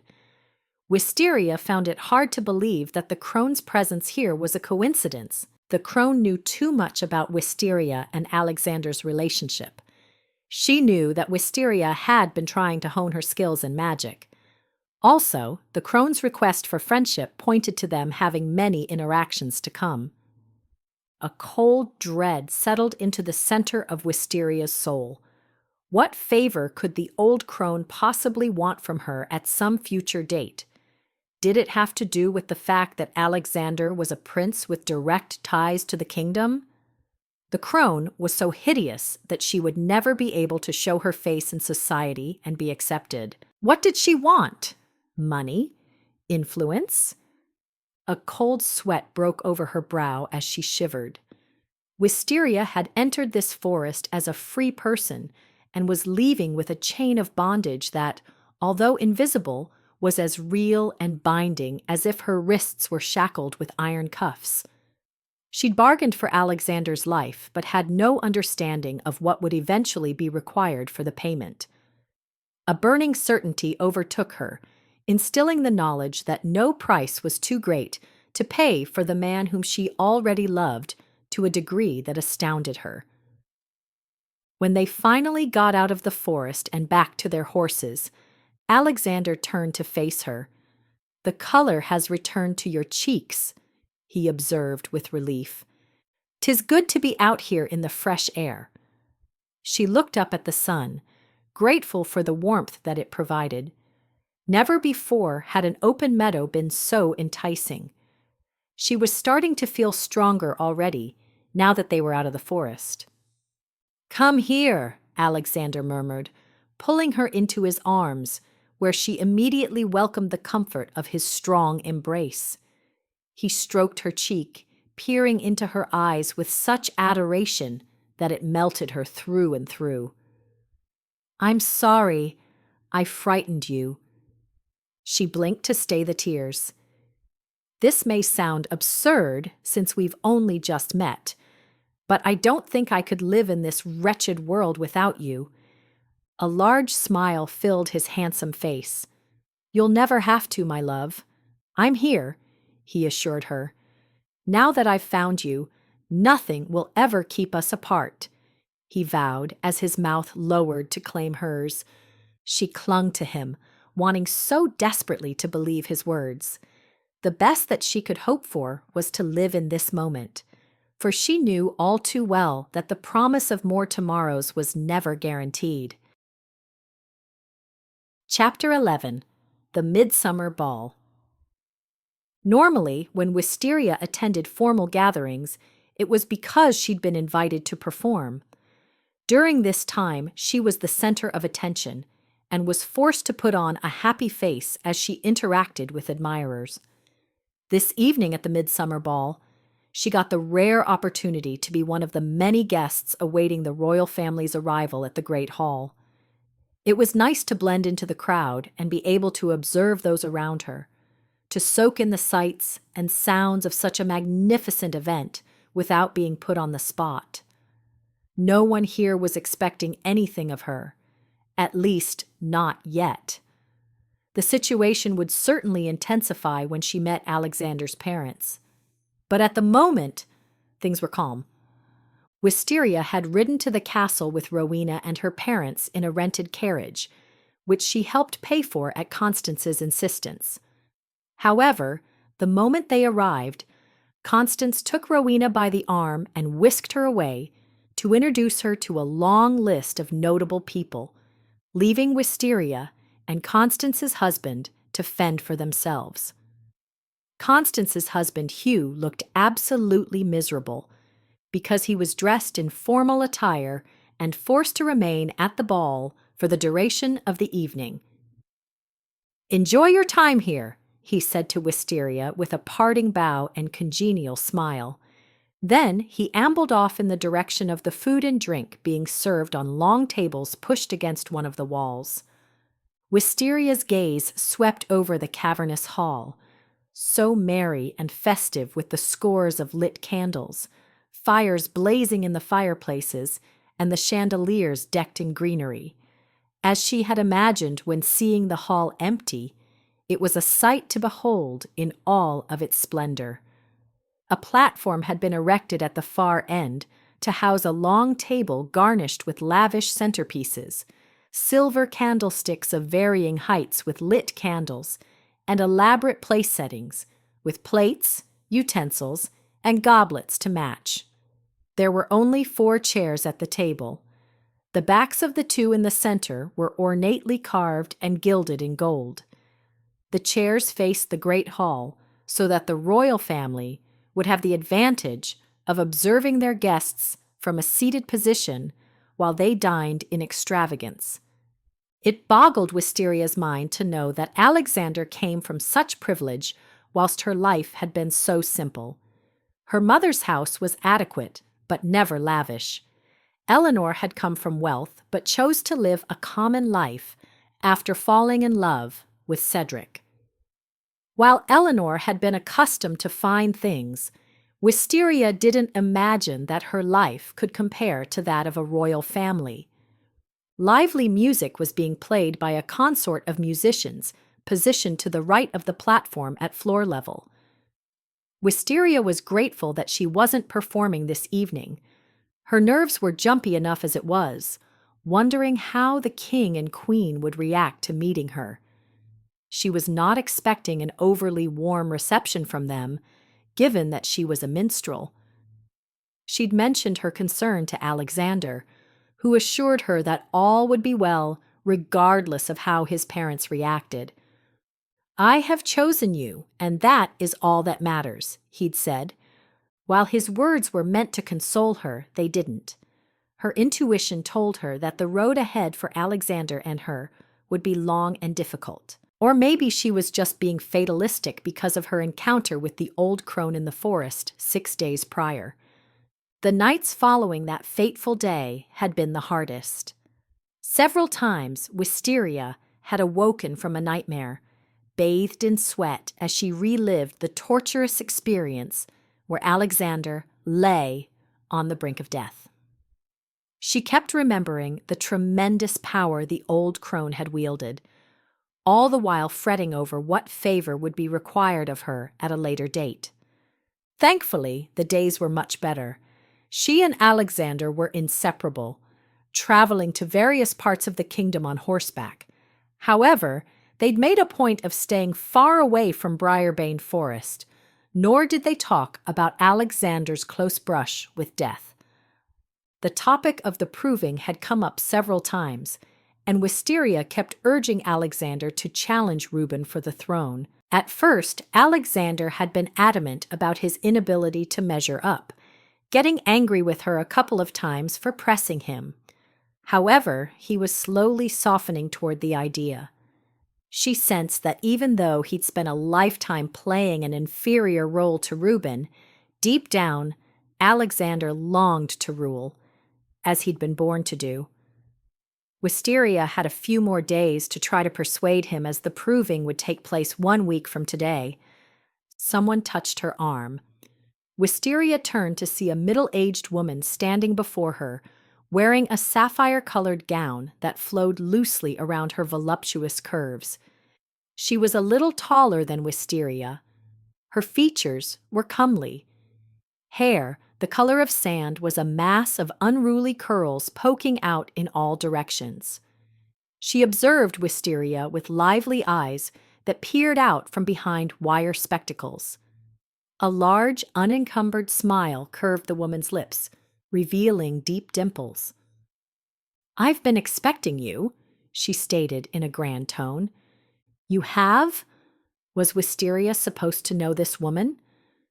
"The answer to your question, dear, is nay. You don't know me yet." Wisteria blinked. Had the woman read her thoughts? Surely not. Perhaps she could piece together what Wisteria had been thinking from her expression. She chuckled. "You are very expressive, so that's a distinct possibility." Her eyes were kind, and Wisteria got the impression the woman was patiently waiting for her to catch up to some other plane of thought or understanding that only the woman was privy to. The woman had discerned her thoughts. Did she also have magical abilities? Both excitement and wonder thrummed inside Wisteria. If her assessment was correct, then this would be the first time, aside from the old crone, that Wisteria had ever encountered anyone with magical abilities. "You are a sight to behold," the woman made a point of looking her up and down.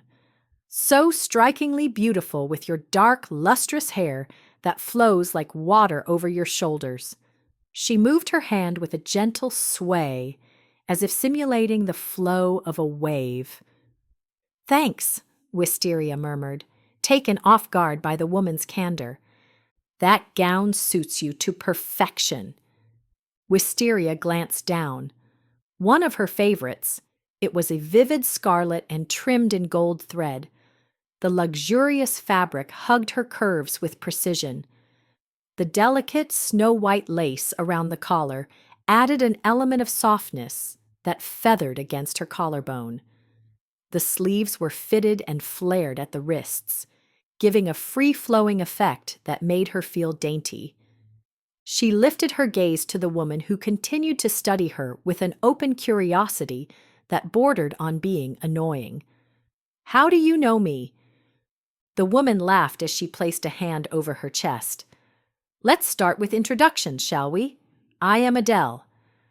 "I am Wisteria," she countered, following the woman's pattern of giving only her first name. Adele's light eyes shimmered with amusement. "Aye, you are indeed. And you are certainly saucy. Not sure what to make of the comment, Wisteria clamped her lips together, remaining silent. She studied the woman, needing to know if her assessment was correct.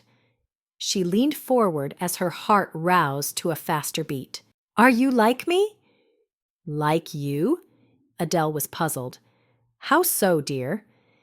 Either Adele was evading the question, or those earlier comments that pointed to her discerning Wisteria's thoughts had been a coincidence. She caught eyes with Adele, trying to decide what to make of the woman. All the while, Adele's face remained unreadable. A shelf of disappointment sat over Wisteria. It would have been nice to have had a confidant, someone with whom she could relate. It seemed to be her lot in life to have to bear the burden of her abilities alone. An awkward moment passed before Wisteria offered a slight curtsy. "'Twas nice meeting you." Before she could slip away, Adele touched her arm. "No need to flee away, dear," she said pleasantly. "'Twill be a while longer before your prince makes his entrance." Wisteria flinched. "You know about me and Alexander?" "I." Her eyes twinkled with mirth. "Much has been spoken about the two of you within these castle walls as of late." Her grin held a hint of reproof. "Much, indeed." "I can only imagine," Wisteria grunted and then picked up on something Adele said. "Do you live here at the castle?" "I am the royal confectioner." Her words were spoken with unabashed pride. Wisteria had no idea what that title meant. Adele laughed, sounding like tinkling bells. "That's a lofty way of saying that I am in charge of cooking the pastries and sweets that are served to the royal family." She twirled her hand to encompass the hall. "Which means that I've been extremely busy preparing for this ball." "I can imagine. Come, and I'll let you try a few of my favorites." Before Wisteria could protest, Adele slipped her arm through hers and steered Wisteria over to the long tables laden with food. The sweets and pastries were mouth-watering, not to mention beautiful to look at. Each one was a work of art. "You are talented," she observed. Adele grinned with pleasure. "Why, thank you, dear. Try one," she encouraged. "I recommend you start with a cherry pastry, although the ones made from figs are also excellent, if I say so myself." She giggled. "I suppose I did just say so." She touched her hair. "Oh dear, I fear that the excessive praise has gone to my head." Wisteria chuckled at the woman's words. Adele was odd but likable. She retrieved a cherry pastry from the platter and took a small bite. The crust was light and flaky, the cherries striking the perfect balance between tart and sweet. In short, it was the most divine thing Wisteria had ever tasted. "This is delicious." She took a larger bite, savoring how the flavors melded together with such artistry. She was tempted to devour the entire thing but didn't want her stomach to pooch in her gown.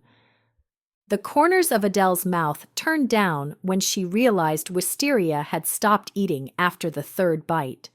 "Surely someone with such a fine figure as yours is not worried about putting on a bit of extra flesh." "'Tis precisely what I'm worried about," Wisteria admitted with a self-deprecating smile. She pressed a hand to her stomach. "This gown doesn't allow me much extra room, I'm afraid. Where should I put this?" Adele pointed to a platter that held the remains of uneaten items. "The servants will collect it throughout the evening," she explained. Wisteria deposited the pastry on the platter and then turned to Adele. "Thank you. That was divine." "You're quite welcome." Adele peered over her spectacles. "Now that the pleasantries are out of the way, we need to discuss a more serious matter." Wariness trickled down Wisteria's spine as she waited to hear what Adele had to say. The woman's startling shift in demeanor was disconcerting. Adele stepped closer and placed a hand over Wisteria's, lowering her voice. "Listen to me carefully." She paused, staring into Wisteria's eyes as if trying to see into the shadowy recesses of her heart. Dark forces are at work. What type of dark forces? Wisteria uttered, her stomach coiling with apprehension. Adele glanced around. "'Tis not for me to say." Irritation bubbled hot in Wisteria's throat. Why would you hint at something so grave and then not explain yourself? "'Tis imperative that you do everything in your power to ensure that Alexander becomes king." Her eyes blazed with intensity as she locked gazes with Wisteria. "Even if it means sacrificing your own happiness." The flesh on Wisteria's arms rippled with bumps of alarm as her mother's words came rushing back. Sacrifice is the price we pay for peace in our village. She'd come to detest the word sacrifice and all that it meant. "Why are you saying this to me?" Was this woman trying to snatch away any chance that Wisteria had for happiness? "Because I care." She paused. "You were correct, by the way." "About what?" Wisteria felt like she was constantly 2 steps behind Adele and was forced to quicken her pace to catch up. "You and Alexander do have a long, hard road ahead of you." She jerked. "You are like me. You have abilities." Adele gave her a matronly smile. I am like you, but I'm also very different." Wisteria knitted her brows. "What does that mean?" "Drats," she lamented, glancing up at the tall ceiling. "I'm probably saying too much." She shook her head back and forth, her lips pressed in defiant lines. "No matter. You need to know the truth, so you can get prepared for what's coming." Wisteria didn't like the sound of this. "There's an evil force that will stop at nothing to get you in its clutches." Shivers ran through Wisteria. "What do you mean?" "I think you already know."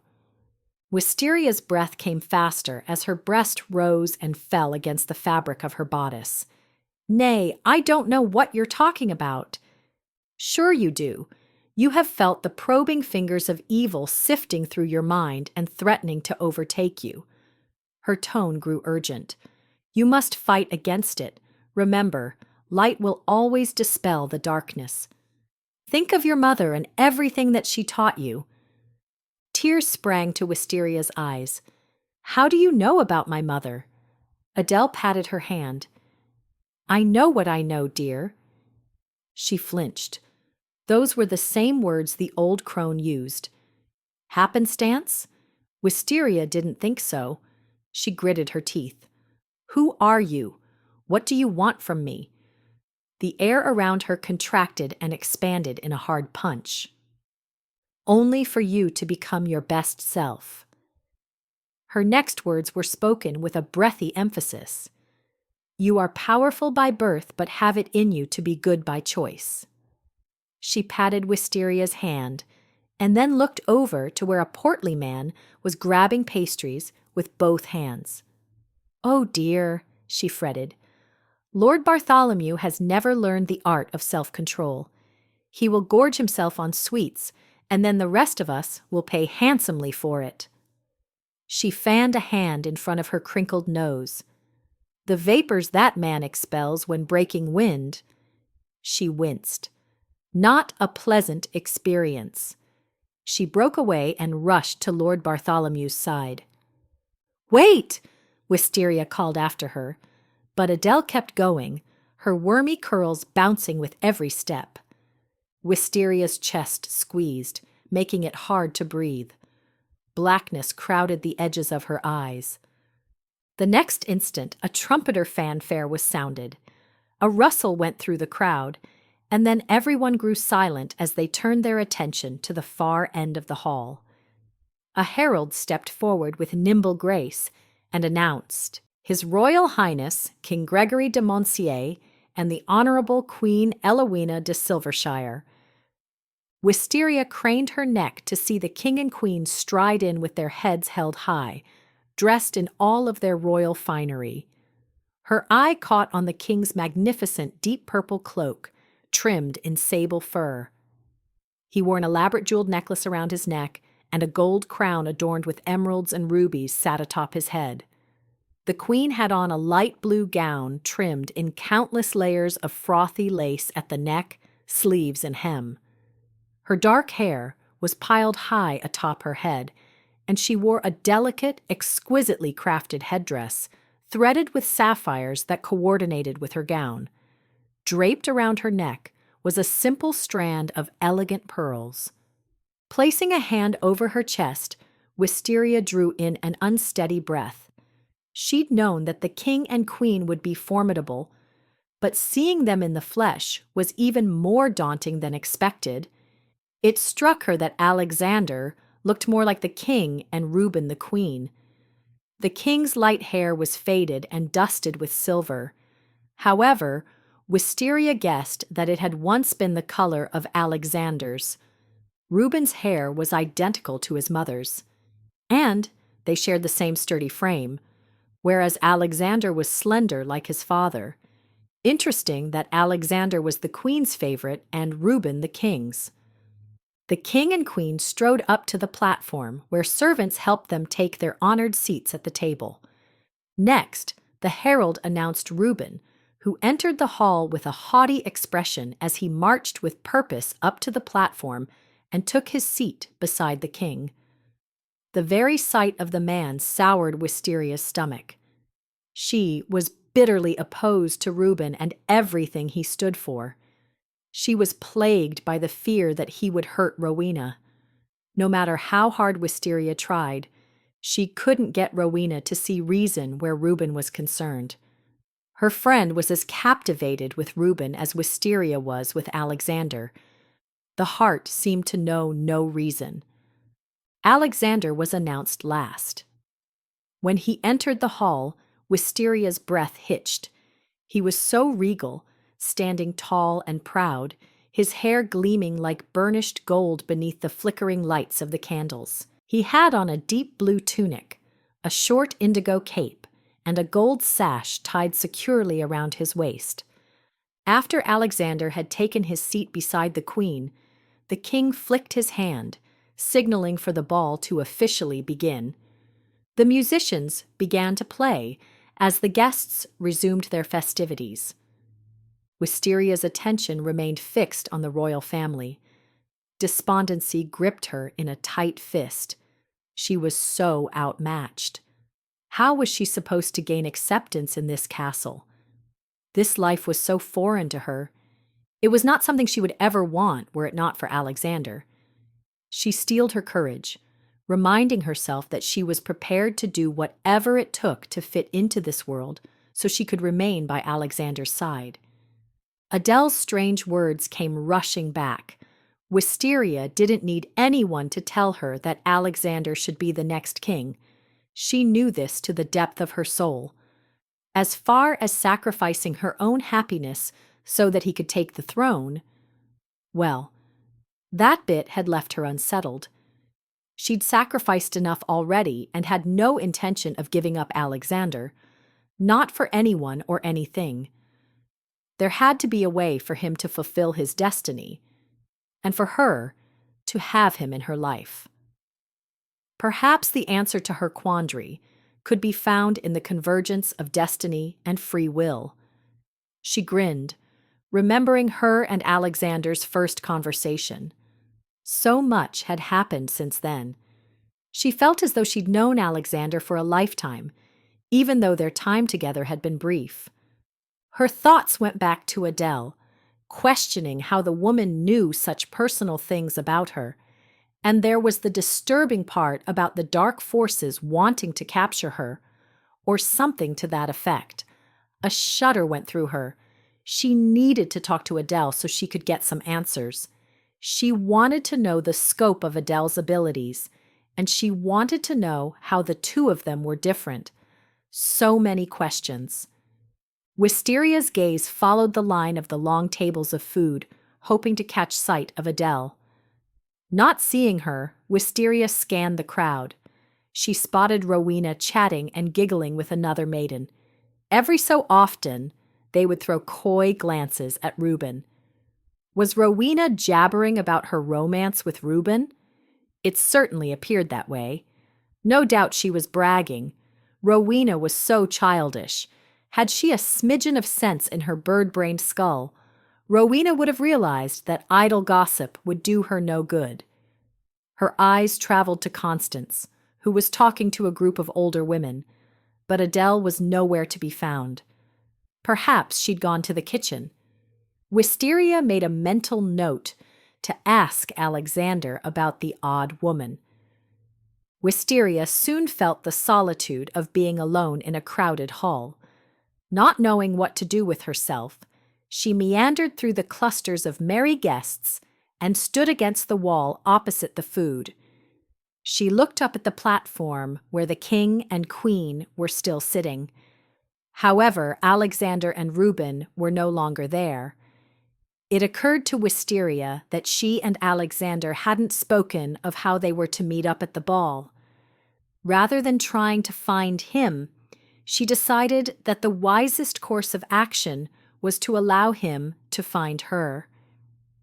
She felt the uneasy prickle of eyes on her and looked to see Reuben coming in her direction, his jaw set with a bold determination. What could he possibly want from her this time? Chapter 12. Humiliated. Wisteria's first inclination was to flee from Reuben's presence, but she forced herself to stand taller as she met his gaze. When he reached her, he offered a low bow. "The illustrious Lady Wisteria," he began, his onyx eyes raking her over with a hungry appreciation. "Reuben," she acknowledged curtly. A smile curled his lips. "I fear we have gotten off to an ill start, and I wish to give you the opportunity to make things right." Hard laughter scratched her throat as she touched her chest. "Me? Make things right?" She eyed him with disbelief, thinking again how vastly different he and Alexander were. "Aye," he answered, as if perturbed that she was questioning him. He held out his hand. "Dance with me." It was a command rather than a request. Her spine went stiff. Dancing with him was the last thing she wanted to do. Rowena would be devastated, Alexander wouldn't like it, and it certainly wouldn't give the king and queen a good first impression of her, should they happen to take notice. She clasped her hands together tightly. "That is very kind of you to offer," she began in what she hoped would come across in a diplomatic tone. "But I'm afraid I must decline." His eyes hardened. "And why is that?" Animosity radiated off him as surely as if he were cursing her name. She met his gaze full on, refusing to be quelled by his rancor. She spoke her next words firmly so there would be no misunderstanding. "Must I spell it out for you? I am with Alexander." "Indeed she is," a smooth voice interjected. Alexander stepped up beside her. He slid his arm around her shoulders in a protective manner and locked eyes with Reuben. "Brother, don't you think it's time you turned your sights to another target?" Fury darkened Reuben's blocky face. "I was simply giving the Lady Wisteria a chance to earn my respect." Alexander's voice hardened. "'Tis not necessary for her to earn anything from you." He turned to Wisteria, his golden eyes softening. "When she already holds the key to my heart." Reuben regarded Wisteria with bitterness. "You had your chance," he hissed, and then glared at Alexander. "As did you." He turned on his heel and stalked away. "Why does he keep trying to earn your favor?" Alexander grunted in disgust. "Because he desires to tamper with something which he'll never have the emotional awareness to understand," Wisteria fumed. Curiosity lit his eyes. "What is that?"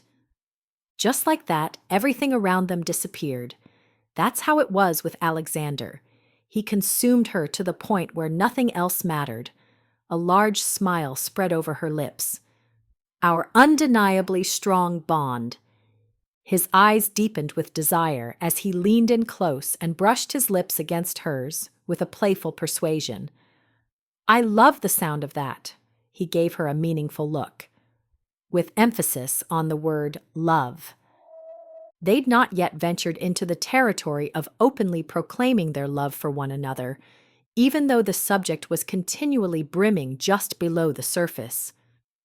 She lifted an eyebrow as a flame of hope flickered in her chest. Are we saying it out loud? He grinned. We are. Allow me to be the first. I love you, he said with significance. Her eyes grew moist. And I love you. While her words were spoken in earnest, they seemed too small and simple to encapsulate the depth of devotion that she felt towards Alexander. He was her soul, her entire reason for breathing. Would devoting all of her attention to making him a king and loving him with all her heart be enough of a sacrifice to satisfy the demands of fate? She certainly hoped so. He rewarded her with a smile so resplendent that it could have outshone the sun. Glad we got that established, he winked. His gaze went to her mouth. If we weren't surrounded by all of these people, I'd kiss you right now to seal the deal. Ribbons of warmth fluttered through her stomach as she glanced around. Since we are at a ball, and since you happen to be a prince, we should probably behave accordingly. He pressed his lips together in regret. He stepped back from her and stood at his full height. His eyes moved over her in a slow, intense manner that fired her blood. You are the most exquisite thing I've ever beheld, he murmured. She felt herself blush, something that rarely happened to her. Thank you, my lord. She offered him a prim curtsy. He held out his hand and asked with formal dignity, May I have the pleasure of this dance? You may, she answered with a regal nod of her head. She placed her hand in his and allowed him to lead her onto the dance floor, where he held her in his arms, and they began to move in sync with the music. Wisteria had never been so grateful that her mother had taught her how to dance. Alexander moved with smooth, nimble steps. She mimicked his lightness as she easily kept up. All the while, she felt the heat of inquisitive eyes pinging them from all directions. Alexander also noticed the attention. You are creating quite the spectacle. Laughter flowed from her throat. Nay, 'tis you they are noticing. You are a prince, after all. A very fortunate prince who has the privilege of holding the most beautiful and thrilling woman in the kingdom in his humble arms. She laughed again. You are many things, Alexander de Monsier, but humble is not one of them. He blinked in surprise and then chuckled. And you certainly have no trouble keeping me in check. Someone has to, my lord. She flashed him a cheeky grin. Alexander maneuvered them into the center of the dance floor with bold, sure steps. A smile quivered on her lips. Are you trying to command the attention of the entire hall? Because if so, your plan is working. I want my parents to observe you from afar before I introduce you. Seeing the tightening of Alexander's jaw, Wisteria's misgivings returned with a vengeance. She resisted the urge to glance towards the table where the royal couple was sitting. Instead, she made a point of keeping her shoulders erect and her chin held high so that she could hold up under the scrutiny that was surely taking place. Amusement darted over Alexander's face. You bear the burden of nobility well, he appraised, almost as though you were born to it. I will do whatever it takes to earn my place at your side, she stated as she looked him in the eyes. A pleased smile tipped his lips. And you will do it well. Of that, I'm most certain. When the song ended, she and Alexander left the dance floor and headed in the direction of his parents. The couples they passed nodded and spoke to Alexander with deference as they tossed her curious looks. All the while, Wisteria's pulse thrashed against her ears. She eased in a breath, commanding herself to remain calm. Whatever happened, she and Alexander were a united force, never to be divided. The road to their happiness would be long and hard, but she was determined to stay the course. Before they reached the platform that led to the honored table, Reuben stepped into the center of the hall and spoke in a loud tone. "Honorable ladies and gents of the court, we are delighted to have you in attendance this evening." Reuben looked around. "I have an important announcement to make." His voice sizzled with drama. "What is he up to?" Alexander growled as he and Wisteria paused in their tracks. Wisteria felt Alexander's apprehension blending with her own. Reuben sported a large smile. "We are honored to have a celebrity among us this evening, a lady of tremendous talent and high repute. I was privileged to hear her perform with her minstrel group at the mansion of Baron Eswin, and the Baroness Isolde de Warwick." Alexander and Wisteria exchanged worried looks. Was Reuben trying to humiliate her in front of his parents by strong-arming her into performing? Reuben continued, "She captivated my attention as well as all of those who heard her sing. It is my humble request that this enchanted lady do us the honor of performing this evening." He motioned grandly to Wisteria as all eyes rested on her. It was all Wisteria could do to keep her expression neutral. Oh, how she hated Reuben at this moment. As far as the king and queen were concerned, she would be forever regarded as a lowly minstrel. She turned to Alexander, whose face was burning with fury. "If you will, milady," Reuben prompted with a congenial smile. Realizing that she was cornered, Wisteria straightened her shoulders and strode over to the consort of musicians like she owned the hall. "I shall sing a ballad of deep emotion," she said, so they would know which tone to use. Her anger at Reuben fueled her courage, giving her some much-needed strength. Her gaze moved over the crowd. No surprise, Constance was outraged that the attention was turned to Wisteria. Rowena was standing beside her mother, her expression tight, with something that Wisteria had never before seen on her friend's face: jealousy. It hurt Wisteria's heart to know that Reuben was manipulating Rowena for his evil purposes. She caught eyes with Alexander, who gave her a subtle nod of encouragement. She could read his expression as if he were speaking the words, "If you must perform, then do it well." And so she would. Alexander was born to rule, and she was born to perform. She took in a long breath and began. Her voice was haunting and perfectly controlled as it echoed through the corridors of the great hall. She'd imagined what it must be like to perform here, never dreaming that her talent would be used as a weapon against her. It didn't take long for her to become enthralled with the music. It rose up from her soul and swelled to great heights of grandeur. She sang of a spontaneous meeting in a forest that would blossom into a love so pure and beyond mortal understanding that it could not be denied. When she was finished, she looked at Alexander, who had tears glistening in his eyes. They shared a tender smile, and then applause broke out. A practiced smile overtook Wisteria's mouth as she bowed in gratitude for the adulation. "Truly magnificent," Reuben exclaimed as he came towards her, clapping. "And now, great lady, might I have the honor of a dance?" He held out his hand. Wisteria glanced at Alexander, whose face had flushed a deep red. Loathing slinked over her skin as she eyed Reuben with repugnance. "It seems I've been given little choice." He laughed and pulled her roughly into his arms as the music started. Reuben moved with the lumbering steps of a brute. "Splendid performance," Reuben mocked. Wisteria could only imagine how distraught Rowena must be right now. And then there were Alexander's parents. What would they think when Alexander introduced her as his beloved? "It would seem that you have won the day," she spat. An arrogant expression masked his face.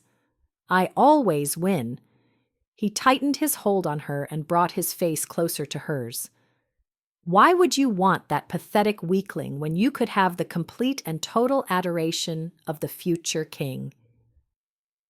Hatred for this man flamed hot and strong as she narrowed her eyes. "I already have the complete and total adoration of the future king." Jeering laughter exploded from his throat, splattering several drops of saliva onto her cheek. The man was so uncouth, so revolting. His eyes turned hard. "I will have you," he vowed, as his leering eyes went to her chest. "You can come to me willingly, or I will claim what's mine by force." A plume of furor mushroomed over her. In another time and place, she would put this repulsive man in his place. Alexander stepped up and tapped Reuben's shoulder. "May I cut in?" His voice sliced the air like a sword. Reuben kept his hold on Wisteria. "Remember what I said." Equal parts of lust and determination flicked in his black eyes. Then he made a show of releasing her. "She's all yours, brother, for now." As Reuben turned away, Alexander scooped her into his arms, where she immediately relaxed. Then she saw the storm brewing in Alexander's eyes. He must be stopped. "Aye," she agreed, "and you are the only one who can do it." Her voice rang with fervor. "You must challenge him at the proving. Otherwise, we'll never have a moment's peace." The corners of his jaw flicked. Agreed. They'd crossed an invisible divide. Alexander would fight for his right to rule. A streak of exultation went through her, filling her with the blessed knowledge that Alexander was finally living up to his heritage. Several moments later, she felt some of his tension ease as his grip on her hand loosened. "You are an incredible singer. That song—" His voice grew throaty with emotion as he gazed into her eyes. "Thank you." A bemused smile lifted a corner of her mouth. "For what?" "For being you." He swallowed. "For giving me the courage to face my brother." His eyes shimmered. "For loving me." Emotion rose like a geyser in her breast. "I do love you, more than you can imagine." He grinned. "I can imagine a lot." She laughed. "I don't doubt that." Taking in a heavy breath, he glanced towards his parents. "I suppose it is time," he said with resignation. She tightened her hold on his shoulder, willing him to look her in the eyes. "Whatever happens, I will be okay," she assured him, "so long as I have you." "Always," he promised. Not waiting for the song to end, Alexander stopped dancing and took hold of her hand. Lacing his fingers through hers, he led her up to the table where his parents were seated. "Mother, father," he began, looking from one to the other, "I would like to introduce you to the Lady Wisteria." Alexander released her hand as Wisteria gave them a curtsy. When she straightened back up, Alexander immediately took her hand again in a show of allegiance. "You have a unique voice," the Queen observed. "Thank you," Wisteria said, although she could tell it wasn't a compliment. The Queen's disapproving gaze fell on Alexander and Wisteria's clasped hands, which prompted Alexander to tighten his grasp. It was the King's turn to ask a question. "From whence do you hail?" "She's from the village of Foxglen, which is in the kingdom of Ravenwyn," Alexander answered. The King motioned at their joined hands. "What is the nature of your entanglement?" "I love her, father," Alexander proclaimed. The King and Queen looked at one another. "Love can be a fleeting fancy." The Queen arched an eyebrow. "Not in this case," Alexander stated. The queen pressed her lips together into hard lines as she leveled a glare at Alexander. "We will discuss this at a later time, in private." The king flicked his hand in a manner that suggested Wisteria was not worthy of any argument that he might put forth. "That will be all," he said in the way of a dismissal. A cold numbness settled over Wisteria. She looked at Alexander, who wore a dejected expression. She had expected this reaction, as had Alexander. Even so, living through the sting of the event was even more painful than the anticipation of it. "You may go!" The king's tone was clipped as he eyed Wisteria with aloof disregard. Wisteria's anger ignited in a flash as a tight smile wrapped her lips. "It was an honor to meet you both," she said sweetly. "Alexander has spoken so kindly of you." Her words dripped like honey. "Thank you both for living up to his high expectations, and for making me feel so welcome." The king chuckled in surprise at her cutting remark, but the queen's face tightened with animosity.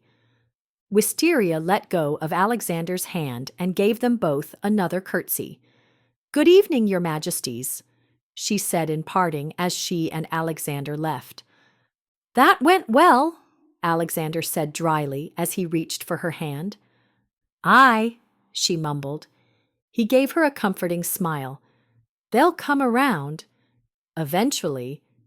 When we're 80. His eyes popped open wide as laughter sputtered from his lips. "You are something," he appraised. "As are you." She touched his cheek. "'Twill be okay." He nodded, but she could tell he didn't believe her. He looked towards the tables of food. "Should we eat our sorrows away?" "If we must," she sighed. "The cherry pastry is delectable." He turned to her in surprise. "When did you have one?" "Before you got to the ball, I met Adele, the royal confectioner." A chuckle sounded in her throat.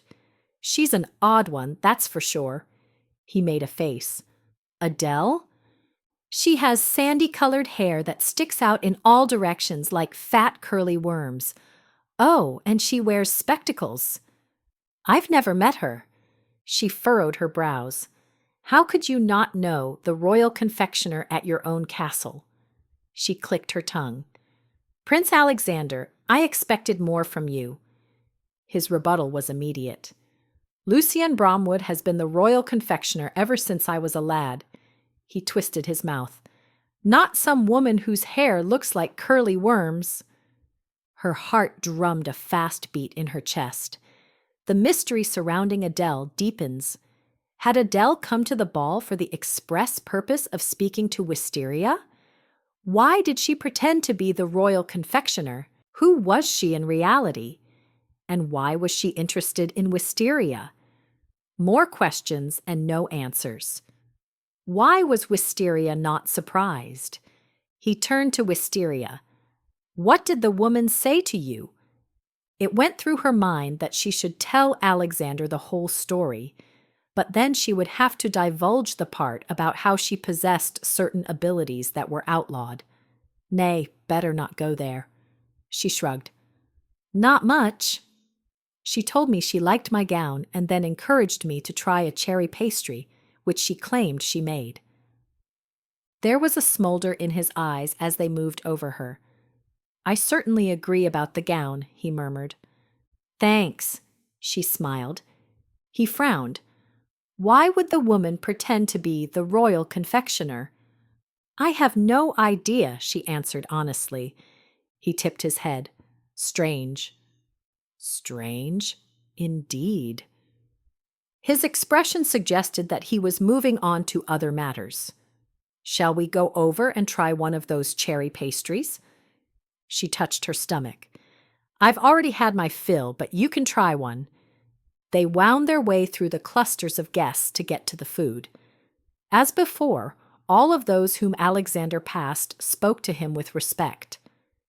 It was obvious that Alexander was highly regarded, not only because of his status as a prince, but also because Alexander had a way about him that let people know he cared. He had just taken a large bite of his pastry when a servant stepped up. "Your mother and father would like to have a word with you," the man began in a somber tone. Alexander choked on the pastry and then coughed to clear his throat. "It would seem that the later time your mother referred to has come sooner than expected," Wisteria retorted. Her stomach twisted with the knowledge that the king and queen were determined to do everything in their power to prevent their son from ending up with a minstrel. "Tell my mother and father that I will join them after I finish my pastry." He held it up to the servant and then took another generous bite. After chewing and swallowing, he grinned at Wisteria. "'Tis as good as you described." "Aye," Wisteria agreed. She knew exactly what Alexander was doing, ignoring the skinny man, who was growing more nervous by the moment. The servant hesitated. "Begging your pardon, sire, but my instructions are to bring you to the king and queen immediately." Alexander gave the skinny man a withering look that got his mustache twitching. "Tell them I will be there soon. You have done your duty and may now go," he said in a similar tone that the king had used. The servant nodded and quickly shuffled away. Once the man was gone, Alexander deflated, and Wisteria felt the heaviness of his dilemma. No longer interested in the pastry, he placed the remains of it on the platter of items to be disposed of, just as Wisteria had done earlier. Wisteria put a hand on his arm. "I'm so sorry." He blinked. "For what?" "That you're having to fight this battle with your parents, over me." He cupped her cheek.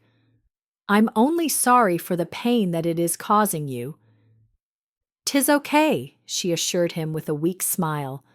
Fear gnawed at her stomach. Would his parents prejudice Alexander against her? Chills popped over her skin, and she experienced a streak of terror. She had to be strong, and she needed to trust Alexander. That was the only way they could ever make it through this. "I should go and speak to my parents." His voice was heavy with dread. He searched her face. "Will you wait for me?" "Always," she said with conviction. She watched him walk away with heavy steps, her heart aching for him and for her. Chapter 13. The Confession. Moments after Alexander left, Rowena rushed up with puffy eyes and cheeks streaked from crying. Wisteria's breath clutched. "What's wrong?" "How could you?" Rowena shrieked. Wisteria lowered her voice, not wanting to draw any undue attention, especially considering her already precarious state with the king and queen. "What are you talking about?" "Reuben told me what you and Alexander did." "I don't know what you're talking about." Wisteria caught hold of Rowena's arms and had to resist the urge to shake her. "Don't!" Rowena hissed, jerking out of her grasp. "Let's take this outside to the balcony where we can talk in private." Rowena huffed out a spiteful laugh. "You'd like that, wouldn't you?" Hatred for Reuben flared so hot through Wisteria's veins that she thought it might consume her. "What did Reuben tell you that we did?" "Alexander begged him to let you perform so that you could garner the praise of the king and queen. You just can't help yourself, can you? Always trying to outshine me." "That's not true." The words came at her like thorns that slashed her spirit. "The only thing I've ever tried to do is help you." Rowena threw back her head, nostrils flaring. "That is what you want me to think so you can keep me under your power." This set Wisteria on fire. She crunched out her next words with throaty bursts, no longer caring who overheard them. "The only reason why Reuben summoned me to perform was so that he could humiliate me in front of Alexander's parents." "That's exactly what Reuben told me you would say," Rowena snipped. "Because it's the truth," Wisteria roared. "Why do you think that Alexander is not with me at this very moment? 'Tis because he has been ordered to go and talk to the king and queen about me." Hesitancy crept into Rowena's eyes. Weariness settled deep into Wisteria's bones. She was so tired of fighting everyone around her at every turn. "Rowena, Reuben is manipulating you to get to me and Alexander," she said tonelessly. "Why did you insist on dancing with him when you know how much he means to me?" She thrust out her lower lip in a pout. Wisteria's eyes rounded to incredulous circles. "Are you blind? He put me in an impossible situation. I had no other choice but to dance with him. You saw him approach me after I sang." "There's always a choice," she snipped. Reuben was driving a wedge between Wisteria and Rowena, and he seemed to be doing so for the sheer sport of it. How could she make Rowena see reason? While they were at it, she might as well tell the rest. "Reuben has been pursuing me ever since that evening he heard me sing at the mansion of Baron Eswin and the Baroness Isolde de Warwick." Rowena's face fell, and then she started shaking her head back and forth. "Don't say that," she uttered, her fingers clutching at the fabric of her gown. "I'm not saying it to hurt you." Wisteria's voice caught. "You know how much you mean to me. You're like a sister." Tears filled Rowena's eyes. "I know," she cried. "That's why I don't understand why you're trying to hurt me." "I'm not," Wisteria snapped in exasperation. "Reuben is the one who's hurting you. He doesn't care about you. He only cares about himself." Rowena tried to interject something, but Wisteria talked over her. "Reuben is not pursuing me because he cares about me. He's only doing so because he's so terribly jealous of Alexander that he wants everything Alexander has, starting with me." Rowena clenched and unclenched her hands. I don't know who to believe." "Look at me," Wisteria commanded. Reluctantly, Rowena did so. "Think about the long-standing relationship that you and I have. The only reason why I have stayed in Rosethorn is because of you." "Really?" Rowena squeaked. You are the only family that I have left in this world." Her voice cracked. "I would never intentionally do anything to hurt you. Surely you have to know that by now." Rowena's thin shoulders shook as she started to cry in long, ragged gasps. I don't know how to make Reuben love me." Wisteria put her arms around Rowena's bony frame. "Let's go outside to the balcony." She desperately needed some fresh air, and she wanted to get away from curious onlookers. Nodding, Rowena allowed Wisteria to lead her through an alcove and out onto the balcony. Wisteria steered Rowena over to a secluded spot where they could talk privately. Rowena gave Wisteria a pleading look. "I don't know what to do about Reuben." The sky was a black velvety blanket with a shadow covering half the moon and only a few specks of stars peeking through.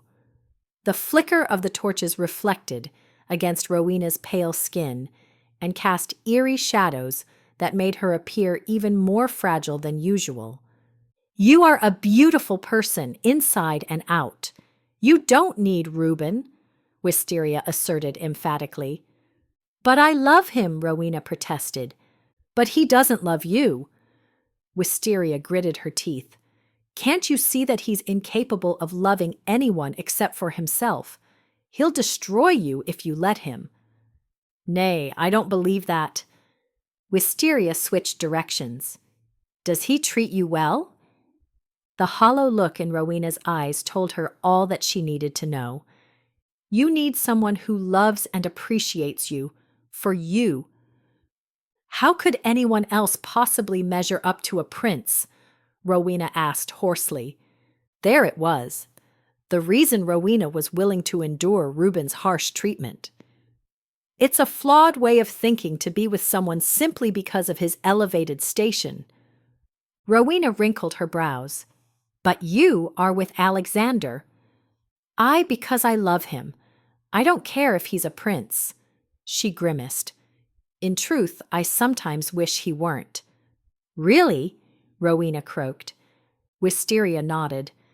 Because Alexander will always have a responsibility to Andover Peaks, and that has the potential to take him away from me. Her heart wrenched at the thought. I fell in love with Alexander, the man, and he happens to be a prince. Oh, how I wish I possessed your strength, Rowena said wistfully. Nay, for those qualities have come at a high price. Sympathy touched Rowena's features. You're speaking of the loss of your parents.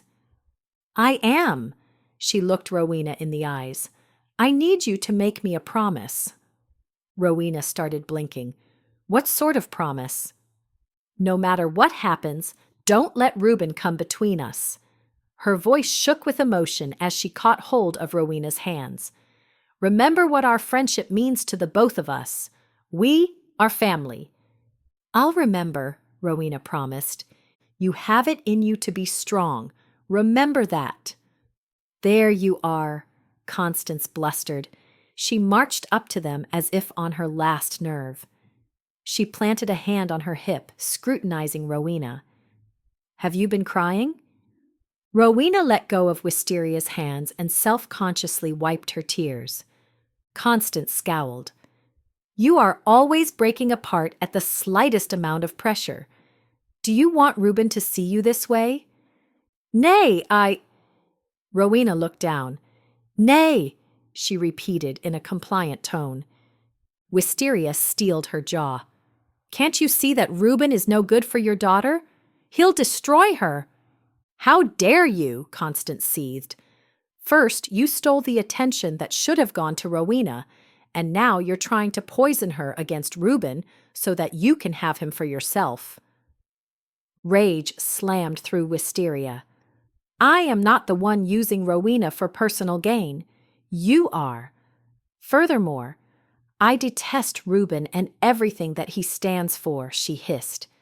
If you had any sense whatsoever in your bloated body, you would keep your daughter as far away from the bloodthirsty brute as you possibly could. Constance slapped Wisteria so hard across the jaw that her head flew backward. Pain streaked through her, followed by a rage that formed her hands into claws, ready to unleash the power surging through her. When she saw the raw shock on Rowena's face, she released the tension in her hands and lowered them to her sides. Hatred burned in Constance's eyes. You are finished, she proclaimed to Wisteria. What? Rowena gasped, twisting the skirt of her gown in her fists. Mother, please. Nay, Wisteria is my friend. You cannot do this. You are hereby banished from the minstrel group, Constance continued. You will leave our home at once and never have any further contact with my daughter. This set Rowena to crying again. Shut your mouth, Constance growled, snuffing Rowena into a stunned silence. She caught hold of Rowena's arm. Let's go. I'm sorry, Rowena said to Wisteria, and then allowed Constance to pull her away. Conflicting emotions warred inside of Wisteria as she turned to stare out at the blackness of the night. Rowena was a grown woman and would have to eventually learn to stand on her own, or maybe she wouldn't. Wisteria's fondness for Rowena first came about because Rowena's kindness reminded Wisteria of her mother. However, in other ways, Rowena was vastly different from Eleanor. Rowena was naive and childish. Her biggest flaw was her weakness in judgment and how she was so easily manipulated. Between Constance and Reuben, Wisteria didn't stand a chance. Looking back, Wisteria could understand why she had been drawn to Rowena. It had felt good to be needed, to channel her attention outward rather than being so intensely focused on her own pain. While a part of her had feared that her relationship with Rowena would eventually run its course, Wisteria didn't want it to end like this. Her stomach drew into a tight ball as a sense of loss overtook her with enough force to nearly steal her breath. Tears pooled in her eyes and dribbled down her cheeks. She immediately squelched her grief when she heard footfalls. Quickly wiping her eyes, she turned to see a man standing before her. Recognition pinged through her brain, rattling shock through her body. His was a face she never thought she'd see again. Percival Holloway from her hometown village of Florin. He was the council member who assured Eleanor that she would be safe from the dragon and then betrayed her trust. The furnace of anger that never completely died stoked up bright and hot in the center of Wisteria's chest. "What are you doing here?" she demanded, her restraint growing dangerously thin. He gave her a stately bow. "I should ask you the same question. It seems that you have risen to great heights since you left Florin, consorting with not one but two princes." She ground her teeth. "I could kill you right now for what you did to my mother." His tone grew speculative. "Like you killed Goodman Webster?" She rocked back. "Who told you that?" "'Tis a well-known fact in Florin." Sorrow touched his features. Or at least it was. Helen. She should have known Goodman Webster's housekeeper wouldn't keep her wretched mouth shut. Her brain picked up on something that Percival had said. "What did you mean by it was?" He regarded her with astonishment. "You don't know?" "Nay, tell me," she ordered. His fingers picked at the fabric of the tunic next to his neck. 2 days after you left Florin, the dragon returned. His voice trembled. "It swooped into the village and destroyed every living soul, including my dear wife and children." He compressed his lips as if to contain his emotion. The news jolted her into silence as her mind roiled. Why?" she sputtered after collecting her voice. "What about the treaty?" "No one knows why the dragon broke the treaty," he lamented. "You said every living soul was killed?" "How are you here?" "I was traveling to the neighboring village of Emberlin." He paused, his jaw working. "When I returned, I was met with the carnage." Still not convinced, she posed another question. "If you weren't there, then how do you know they were all killed by the dragon?" Their screams were heard throughout the land, and everything was charred beyond recognition. His lower lip trembled. Revulsion overtook her, and the stench of her mother's burnt flesh filled her nostrils. It was hard to conceive that Florin was no more. The dragon broke the treaty, and Mother's death was in vain. Power ripped through her fingers with the force of a lightning storm. "Why did you betray my mother?" His voice shook. "I had no choice. Goodman Webster threatened my family," he uttered hoarsely. She glared at him, repeating Rowena's words. "There's always a choice." I'm so sorry." "What do you want from me?" she demanded, stepping closer to him. He shrank back. "When I came to the palace to attend the ball, I had no idea that I would find you here." She studied him, waiting for the rest. "And now that you have?" He shuffled his feet back and forth. "I need money to survive." Her words came out clipped and cold. "You are a baker, are you not? Surely you must be able to find work." "I have wandered from place to place, trying to find solace from the horror." He looked down as if unable to meet her accusing gaze. "Are you asking that I give you money? Answer me," she barked when he remained silent. He lifted his head. Harsh laughter circled through her throat. "You will be fortunate to leave here with your life intact." Heat surged through her, demanding a release. How easy it would be to end this man's miserable life right here and now. There was a shift in his demeanor as his voice grew ponderous. "Tell me, milady, how would you be regarded by the princes if they were to hear about Goodman Webster's death? Or how your poor mother was sacrificed to the dragon for the crime of practicing magic when you were the guilty party?" He lifted his pointy chin in triumph. How would you be regarded if news of your treachery were to get out to the king and queen and other members of the court?" "She would be regarded well," a commanding voice proclaimed. Percival spun around at the same time Alexander stepped up, his handsome face tight with outrage.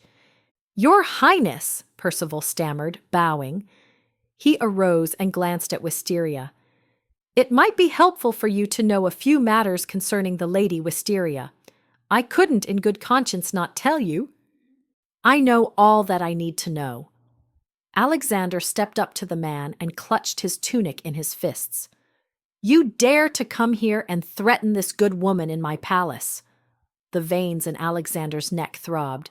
"I could have you thrown in the dungeon for less." Please, sire, I meant no harm."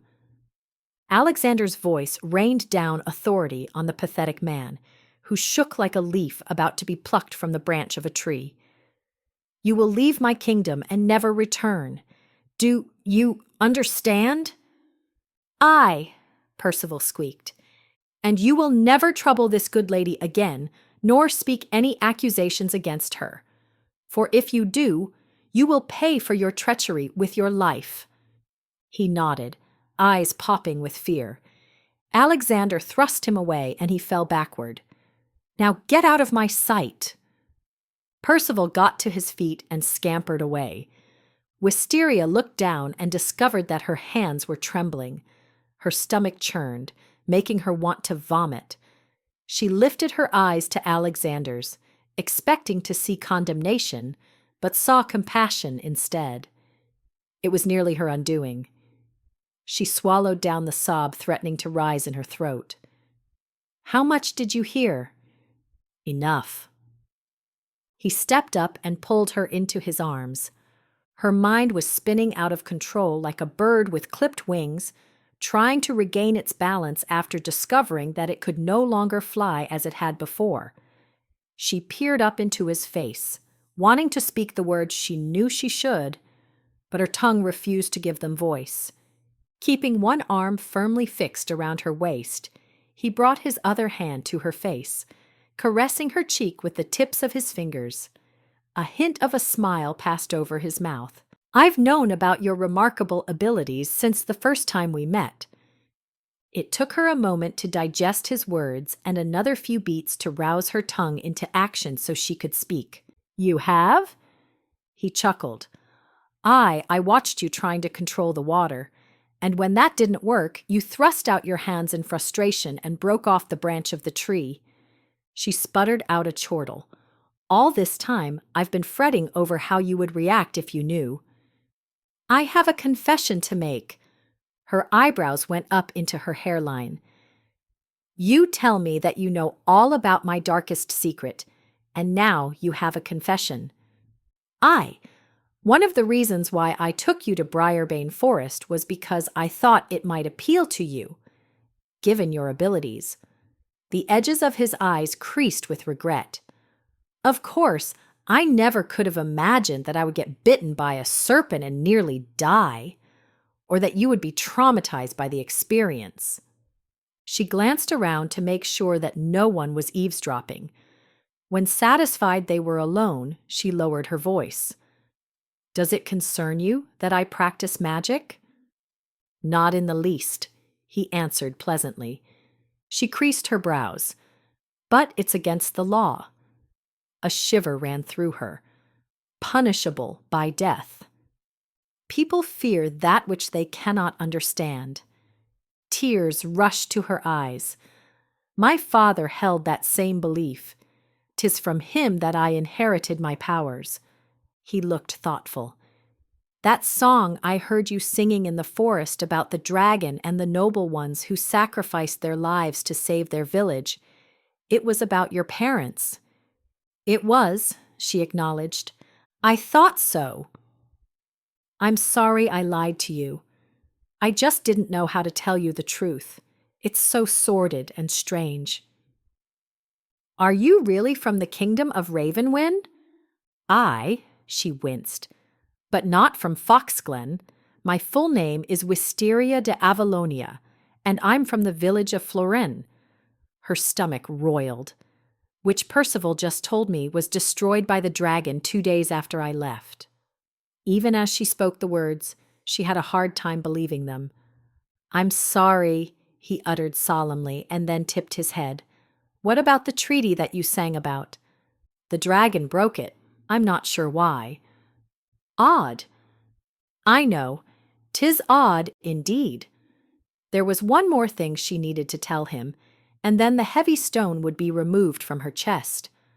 A portion of the stone. She still couldn't bring herself to tell Alexander about her encounter with the old crone in the forest, and how she'd forced Wisteria to bargain for his life. Alexander would go out of his mind if he knew that Wisteria had made a vow to repay the old crone in some unknown fashion at a future date. 'Twas better to keep that to herself, at least for the time being. "When Percival was threatening me, did you catch the part about my involvement in Goodman Webster's death?" She braced herself for his reaction. Would he think her evil and never want to see her again? Or worse, throw her into the dungeon? He pushed out a long breath. "Aye." Her defense rushed out. "He's the reason my mother was sacrificed to the dragon. He was a horrible man who used innocent women to satisfy his base desires." She narrowed her eyes. "He tried to use me the same way. He had to be stopped." Alexander nodded in understanding. "I wish I could say that I was sorry for my actions, but it would be a lie." Bitterness rose in her breast, blistering her throat with bile. "I'm glad that he's dead, so he cannot hurt anyone else." "Had you not killed the wretch, I would have done so myself," he uttered, eyes hot with wrath. She could tell from the vehemence in his tone that Alexander meant every word he spoke. The two of them were alike in that way, both willing to do whatever was necessary to protect their own. "Did you use your powers to do the deed?" he asked quietly. "Aye," she admitted, and then shuddered. "I never want to do anything like that again. I want to be good," she stated emphatically, "like my father and mother." Her eyes grew misty as she swallowed. "'Tis my desire to one day be worthy of them." "You already are," he assured her. "I'm so sorry for all that you have suffered. Now that I'm here, you won't have to go through life alone. Come what may, we'll face it together." His words were the most splendid of all ballads to her ears. Now would be an opportune time to tell him that she no longer had a home or a profession. However, she didn't want to heap another problem on the pile. Instead, she wanted to celebrate the good for one small moment. "Alexander de Monsier, I hope you know how much I love you." He traced the outline of her lips with his finger. "And I love you," he said gently as his mouth took hers. Chapter 14. The Dream. As soon as Alexander learned what happened with Rowena and Constance, and how Reuben caused the whole calamity, Alexander grew so incensed that Wisteria thought he was going to charge into the great hall and challenge Reuben to a duel on the spot. Thankfully, she was able to calm him down and persuade him to store up his wrath for the proving instead. Realizing that she had no place to go, Alexander found her a room in the castle, apologizing profusely that it was in the servants' quarters. Also, he hired her to be a royal minstrel and insisted on paying her a wage that was more than fair. Wisteria didn't put up a fuss about being relegated to the servants' quarters. In truth, she was more comfortable there than she would have been had her room been in close proximity to the royal family. Alexander hadn't breathed a word of what was said during his conversation with his parents the night of the ball, but Wisteria could tell that there was still much lingering friction over her. She suspected that the king and queen would have refused to let her stay in one of the grander rooms had Alexander requested that on her behalf. There was one other benefit to being in the servants' quarters. She had less chance of crossing paths with Reuben. A shiver of apprehension trickled down her spine. The less she saw of him, the better. She could only hope that Rowena would take her advice and stay away from the brute. However, the foreboding that settled into her bones spoke otherwise. Rowena was in for a devastating heartbreak where Reuben was concerned. Wisteria could feel it. She had hoped that Rowena might reach out to her, but Wisteria hadn't seen her since the night of the ball. Perhaps Rowena was caught too firmly in Constance's clutches to ever stand on her own. The past several mornings, Alexander trained with other squires and knights to get ready for the proving. In the afternoon, the two made a routine of stealing away to the forest where they first met.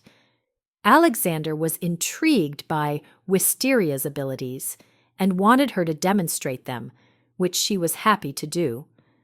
Not only was it immensely rewarding to be able to share this part of herself with Alexander, but it was also healing. Last night, something strange and unprecedented took place. She dreamt of her father. He was speaking to her beside a crystal pool of water as placid as a sheet of glass. He taught her an incantation that would allow her to temporarily share a portion of her power with someone else. "Remember, my daughter," he cautioned, "this will only work if you are in close proximity to the borrower and if your bond with the person is sufficiently strong." With tears in her eyes, Wisteria expressed how hard it was to live in this world without him and Mother. She questioned why he'd made the treaty with the dragon, wanting to know the nature of his association with such a powerful and evil creature. "All will eventually be revealed," he answered with a loving smile. Then Wisteria awoke with a start to find herself alone in the darkness of her new room at the castle. She repeated the incantation through her mind several times, committing it to memory. The dream had felt so real. Had Father actually come to her, or was she so desperate to help Alexander become king that the dream was a figment of her greatest desires? Her nerves were so jumpy that she felt as though her stomach would leap from her body at the first given chance. The proving was set to begin in a few short moments, and then Alexander's fate would be sealed. She didn't want to think what would happen if he failed and lost his opportunity to become king. She, along with a multitude of others, was gathered in the throne room to watch the proving. The throne room was roughly the same size as the Great Hall, but the tapestries on the walls were much more detailed and elaborate.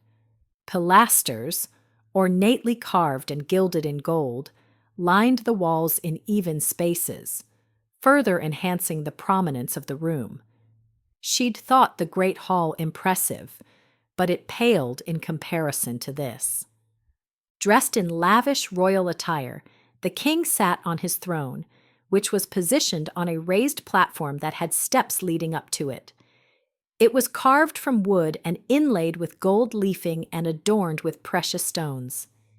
A canopy of rich red velvet hung above the throne with sweeping drapes fringed in gold trim, which provided a splendid backdrop.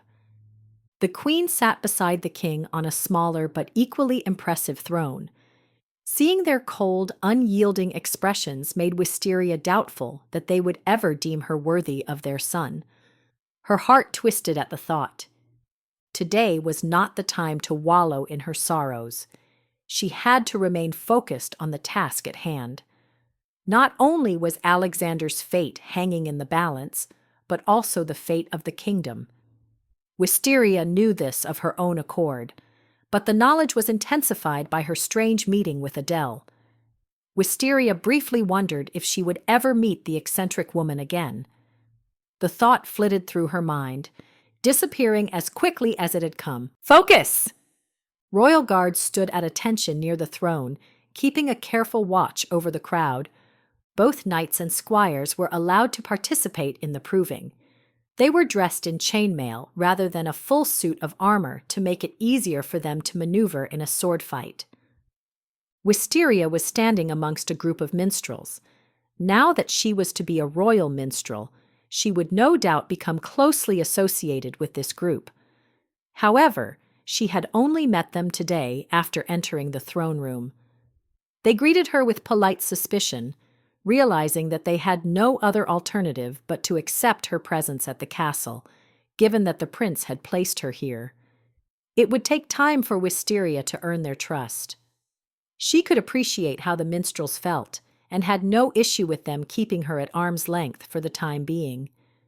She spotted Alexander and could sense his apprehension as if it were her own. Next, her gaze traveled to Reuben, who wore an expression of haughty arrogance. Clearly, he thought that his appointment to the throne was inevitable. "Not if I can help it." She repeated the incantation from her dream through her mind, hoping with all of her might that her father really had come to her the night before. If she could bequeath a portion of her powers to Alexander during his match, then he might stand a chance against Reuben. Only time would tell. A trumpet fanfare sounded, signaling that it was time to begin. With solemn dignity, a herald stepped forward and outlined the rules of the proving as dictated by the Grimm laws. All knights and squires were eligible to challenge one another to become the top contenders for the throne, making them equal in the eyes of the law for a short window of time. After finishing his speech, the herald looked around expectantly. Who will the first challengers be? Reuben immediately stepped forward. A man larger and taller than Reuben broke from the group of knights and squires and strode over to stand beside Reuben. The man, several years older than Reuben, wore a hard mask of determination. Wisteria assumed him to be a knight rather than a squire. Going off of appearance, the knight certainly looked to be Reuben's equal in battle, if not his superior. "Let the proving begin," the herald proclaimed in a loud, ceremonious tone, as Reuben and the knight squared off, each wielding their swords and preparing to fight. Chapter 15. The Proving. Alexander. A sense of loathing permeated Alexander as he watched Reuben dismantle yet another opponent's sword, the metal making a sharp ping on the stone floor that echoed throughout the cavernous throne room. The squire fell to his knees, an act of submission that should have been enough to end the match. But for Reuben, simple defeat was never enough. The man now fighting Reuben was a frequent champion of the tournament. This alone gave Reuben cause to dislike him, but there was more. The squire was highly favored by the king, an unpardonable achievement in Reuben's eyes. Reuben had fought over 20 men and was still going strong. If any doubts lingered in father's mind about who to choose as his successor, Reuben was determined to put them to rest, here and now, by completely humiliating this squire in front of the nobility of the royal court. In a flurry of motion, Reuben ripped off his visor and threw it to the floor. He glanced at the king, whose expression was carefully masked. Reuben's black eyes glittered in triumph as he touched the tip of his sword to the squire's throat, forcing him to his feet. Then, with showy exaggeration, Reuben threw down his sword. The implication was clear. He'd beaten the squire with the sword, and now he would conquer him with his strength. The two men squared off before the match ended quickly when Reuben went in for the kill. He sideswept the squire's leg, sending him spiraling. Before the squire even hit the floor, Reuben was on top of him. Viciously, he yanked the squire's arm at an awkward angle. The squire yelped in pain as the sickening sound of a bone cracking rent the air. Reuben pushed the squire away from him, where he lay moaning and holding his arm. Reuben jumped to his feet, faced the king, and gave him a mocking bow. "As I told you, father, no one can defeat me." Reuben scoped the room and thrust out his chest. "Which of you dares to fight me? Come forward!" He looked disdainfully at the fallen squire. "I bested your champion, and I will best any man who dares to come against me.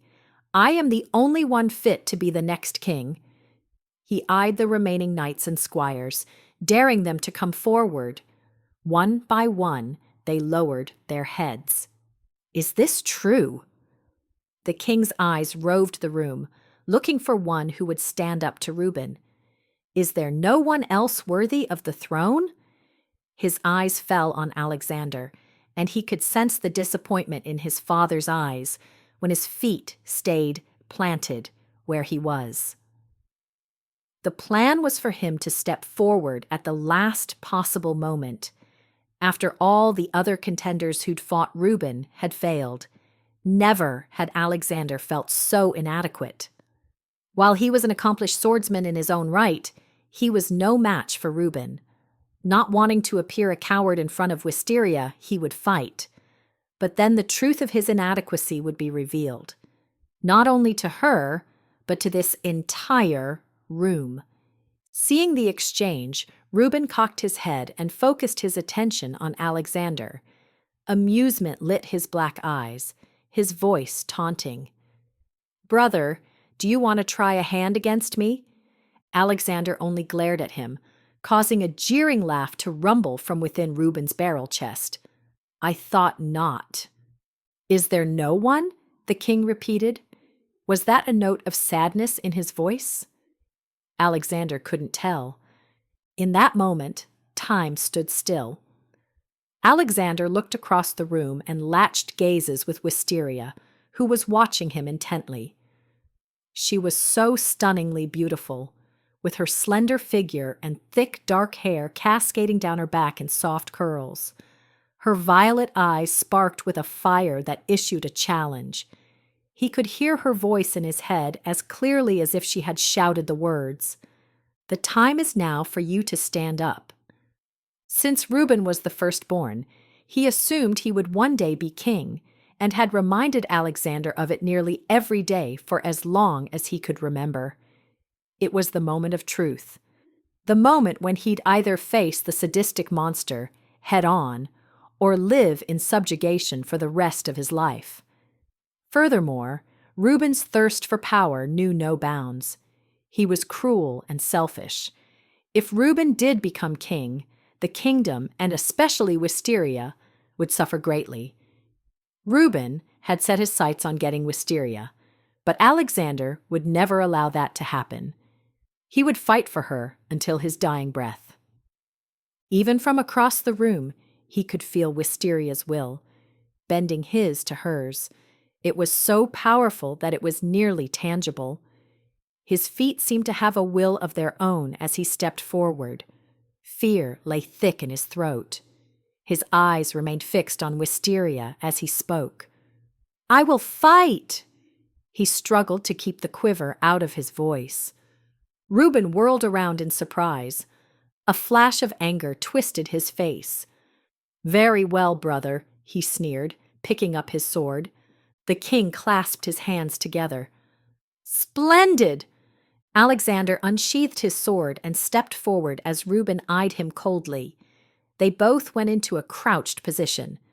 Reuben was the first to strike, and it was all Alexander could do to meet it and hit back. A shiver of panic trickled down his spine. Reuben was even stronger than he'd imagined. He swallowed the dread and willed himself to drain the emotions. His only chance was to focus solely on the task at hand. He concentrated on hitting back with swift, smooth strokes. Surprise flickered in Reuben's eyes. "You are better than I thought, brother." Alexander ignored the compliment. He'd seen Reuben use this tactic before, flattering the opponent long enough to catch him off guard. He used all of his strength to level a hard blow that sent Reuben stumbling backward. Alexander didn't pause to celebrate the small victory, but instead stepped forward and charged, his sword slashing through the air and clashing with Reuben's. "Very good!" Reuben roared. Alexander clanged swords with him again, But this time, Reuben made a swift turn that caused Alexander to overshoot the target and lose his balance. Before he realized what was happening, Reuben had knocked the sword out of his hand and forced him to his knees. "My dear brother." The words came out cold and clipped, and there was not a trace of humanity in Reuben's midnight eyes. The fear returned with a vengeance, along with the sickening realization that he'd failed. Reuben traced the blade of the sword along Alexander's jaw. The fair-haired, handsome one. He studied him critically, as if he were observing a statue. "I suppose I owe it to you to give you a small memento, in case you ever decide to cross me again. Perhaps your beloved lady will not think you so desirable then." Alexander knew what Reuben intended to do: scar his face. Dread shuddered through his body. Out of the corner of his eye, he saw Wisteria step forward. There was a look of raw fury on her face. It kindled anger in Alexander. If he only had a sword, he could wipe that cruel smirk off of Reuben's square face and take what was rightfully his. No sooner had he thought the words than the sword lifted off the ground and flew into his hand. He brought it up swiftly, knocking the sword out of Reuben's grip. He leapt to his feet and forced Reuben to his knees with his sword. The look of astonishment on Reuben's thick face was almost comical. "You are forgetting your place," he muttered. "Nay," Alexander countered loudly. "For the first time, I am remembering my place. I am a son of the king, and a rightful heir to the throne." Reuben's eyes narrowed dangerously as he lifted an eyebrow. "Shall we have a rematch to see which of us is the best?" Alexander laughed lightly. He and Reuben both knew it was a miracle that he'd beaten him. They could fight 100 more times, and Reuben would most likely win every time, but that was beside the point. Here and now, when it counted most, Alexander had won. The knowledge sent a thrill through him. Reuben was no longer invincible. Alexander had proven that to the entire room, but most importantly, he'd proven it to himself, the king, Reuben, and Wisteria. Reuben moved to stand, but Alexander jabbed the point of the blade to his throat. "Not so fast." He looked at the king. "Father, I hereby declare my interest in the throne." "That is ridiculous," Reuben scoffed. The king chuckled. "Spoken by the one beaten by his younger brother." Color blotched up Reuben's meaty neck, a murderous expression on his face. "You have proven your point, Alexander." The king motioned. "Let your brother stand." Reluctantly, Alexander lowered his sword. Reuben leapt to his feet and shoved him. "Enough!" the king's voice boomed. "Approach the throne!" The two brothers eyed one another warily before doing as their father ordered. All eyes were on the king, who sat, thoughtfully stroking his chin. He addressed Reuben first. "You are the eldest." "Aye, father," Reuben answered quickly, giving Alexander a vindicated look. The king held up a hand. "But only by a few breaths." Reuben's shoulders fell. "You are strong and fearless, a famed hunter, skilled swordsman, and the mightiest of squires. And knights, it would seem." "Aye." Reuben stood up straighter. "But a king must also show good judgment, compassion." "Compassion is for the weak, father," Reuben countered. The king gave Reuben a sharp look. "Do not mistake compassion for weakness." He looked at Alexander. "You are studious and pensive like your mother." He threw a glance at the queen before turning his attention back to Alexander. "I have often feared you would falter on the battlefield, but the courage you displayed today, very impressive. Well done." "Thank you, father," Alexander said with a nod. "It would seem that both of my sons are rightful heirs, but there can only be one. He paused, tapping his fingers on the golden armrests. I will send you on a quest fraught with many dangers. Your every virtue and skill will be required to accomplish this task. He mused, speaking mostly to himself. I'm getting older and my eyesight is growing dim. I am in need of the truth-sayer to help me better interpret the Grimm laws. Alexander knew the real reason his father could no longer interpret the book. He was losing his hold on the kingdom, and the book was losing faith in him. He doubted the truth-sayer would help, but he dared not say as much. The king turned his attention to the crowd. Ladies and gents of the court, I have before me 2 worthy contenders for the throne. I, King Gregory de Monsier, do hereby declare that I will send forth my sons on a quest to retrieve the truth-sayer. He who brings it back to me will be the next king. He raised his scepter in the air for all to see. It is hereby declared and shall henceforth become law. A murmur rustled through the crowd. Reuben grabbed Alexander's arm and muttered in his ear, "You've made an enemy this day, brother." Alexander searched the castle grounds until he found Wisteria in the gardens. He paused for a moment behind a tree, watching her. She was a vision with her exquisite features and tiny waist. His eyes lingered on the gentle curve of her hips, and he wondered how someone so dainty could possess such a strong will. Without warning, she turned sharply and stared in his direction. He jumped back behind the tree. Her amused laughter rang through the garden, reminding him of tinkling bells. Then she put a hand on her hip and cocked her head. She motioned with her finger.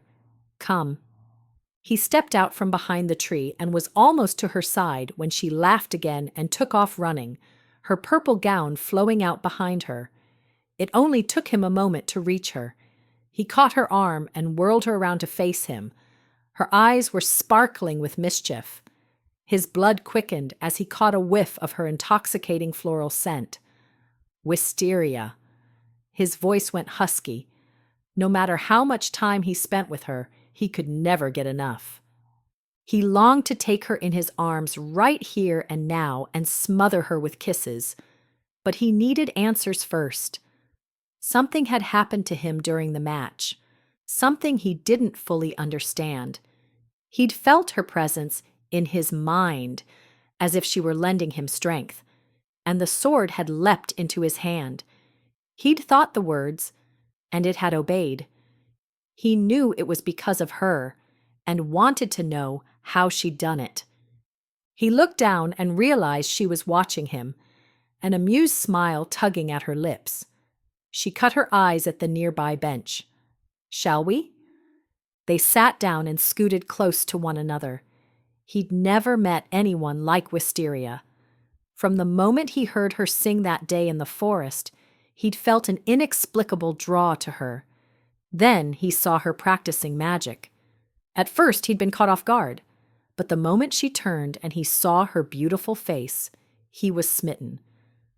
There was something wild and alive about Wisteria that captivated his very soul. For him, there would never be anyone else. His eyes went to her full lips, the color of ripe cherries. It was all he could do to keep from kissing her then and there.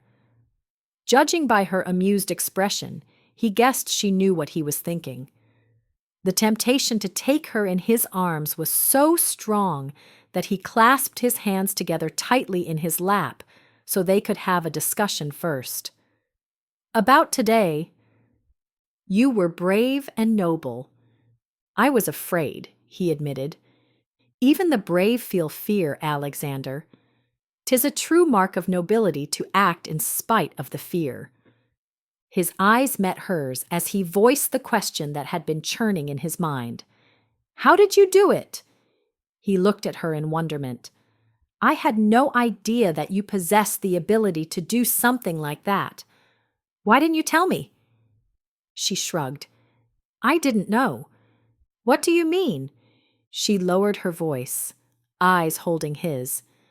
My father came to me in a dream last night. A feverish excitement quivered in his chest. He did? She nodded and rushed on. He taught me an incantation that I could use to allow another person to temporarily borrow a portion of my powers. He was so astonished that he could only shake his head. It was awe-inspiring to merely think the command and then the sword obeyed. A corner of her mouth quivered. What? He asked with a bemused smile. It is a marvelous feeling. Can you lend anyone your powers? Nay, my father cautioned me that the incantation would only work if I shared a close connection with the borrower. Her words bubbled a warm pleasure inside him as they shared a smile.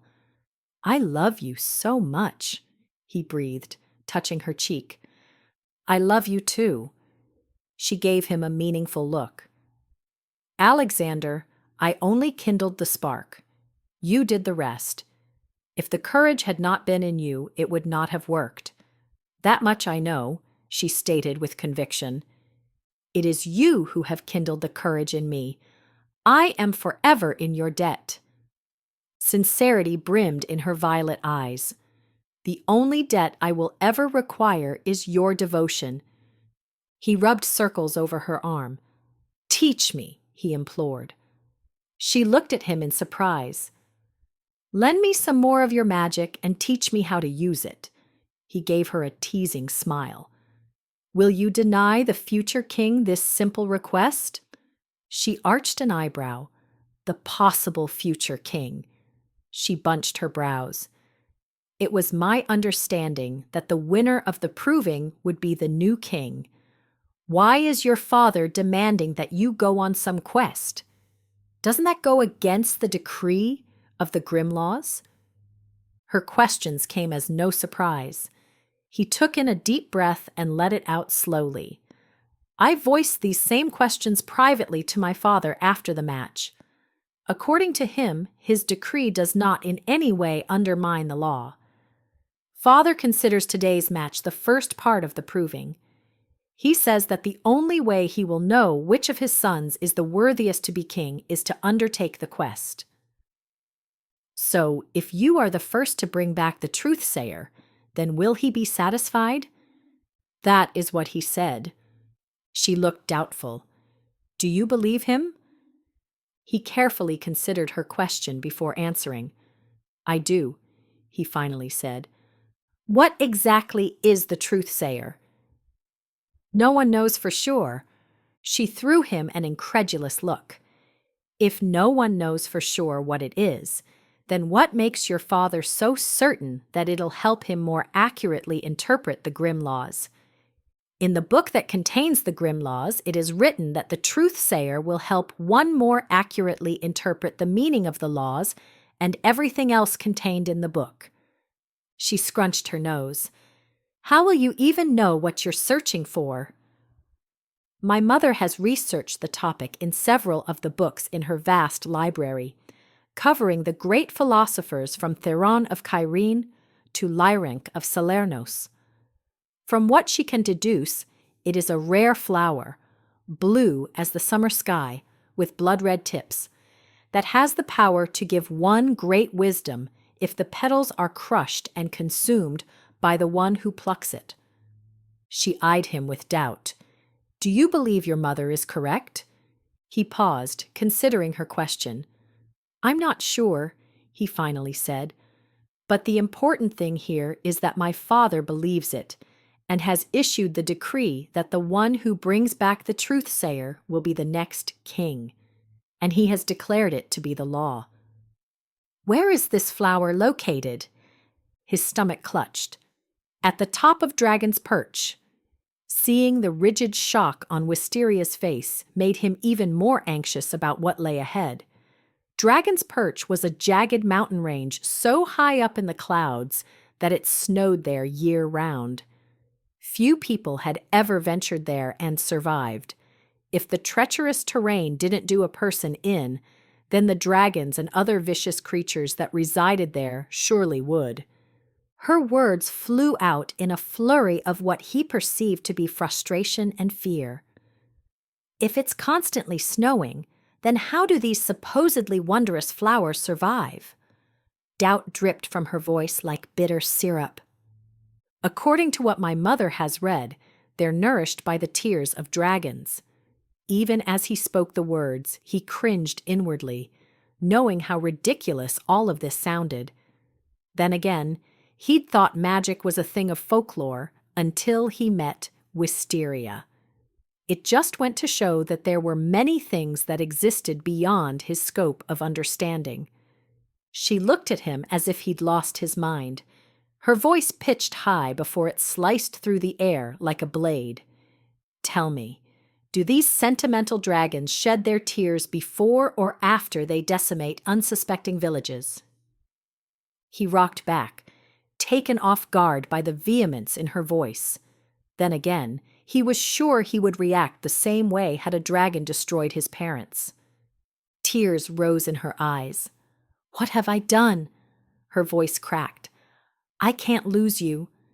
He pulled her close, rubbing her arms. "You won't," he uttered into her ear, hoping with all of his heart that he would make it through the quest and find his way back to her. A few moments later, she drew back and took in a breath, her beautiful face tightening with a steely determination. "I will go with you." Startled laughter riddled his throat. "Nay, it is too dangerous even for you. You need my powers." "It would be helpful," he admitted. "Could you let me borrow a portion of your powers as you did today?" "I would if I could, but my father said it won't work unless we're in close proximity." Her voice quivered. "That's why I need to go with you." He caught hold of her hands, cupping them in his. "As much as I would welcome your company, there would be no way for you to accompany me without Reuben knowing." His stomach tightened, and he spoke in a low tone.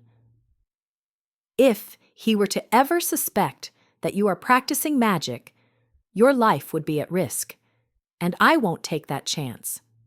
He gave her a firm look. "Not even for the chance to become king." She flung her hand into the air. "So, you're just going to venture off alone and risk dying?" She leveled a glare so venomous that it could shrivel a toad. "I can do this." His eyes held hers. "I need you to believe in me." His voice shook. "I need you to believe that I have it in me to become king."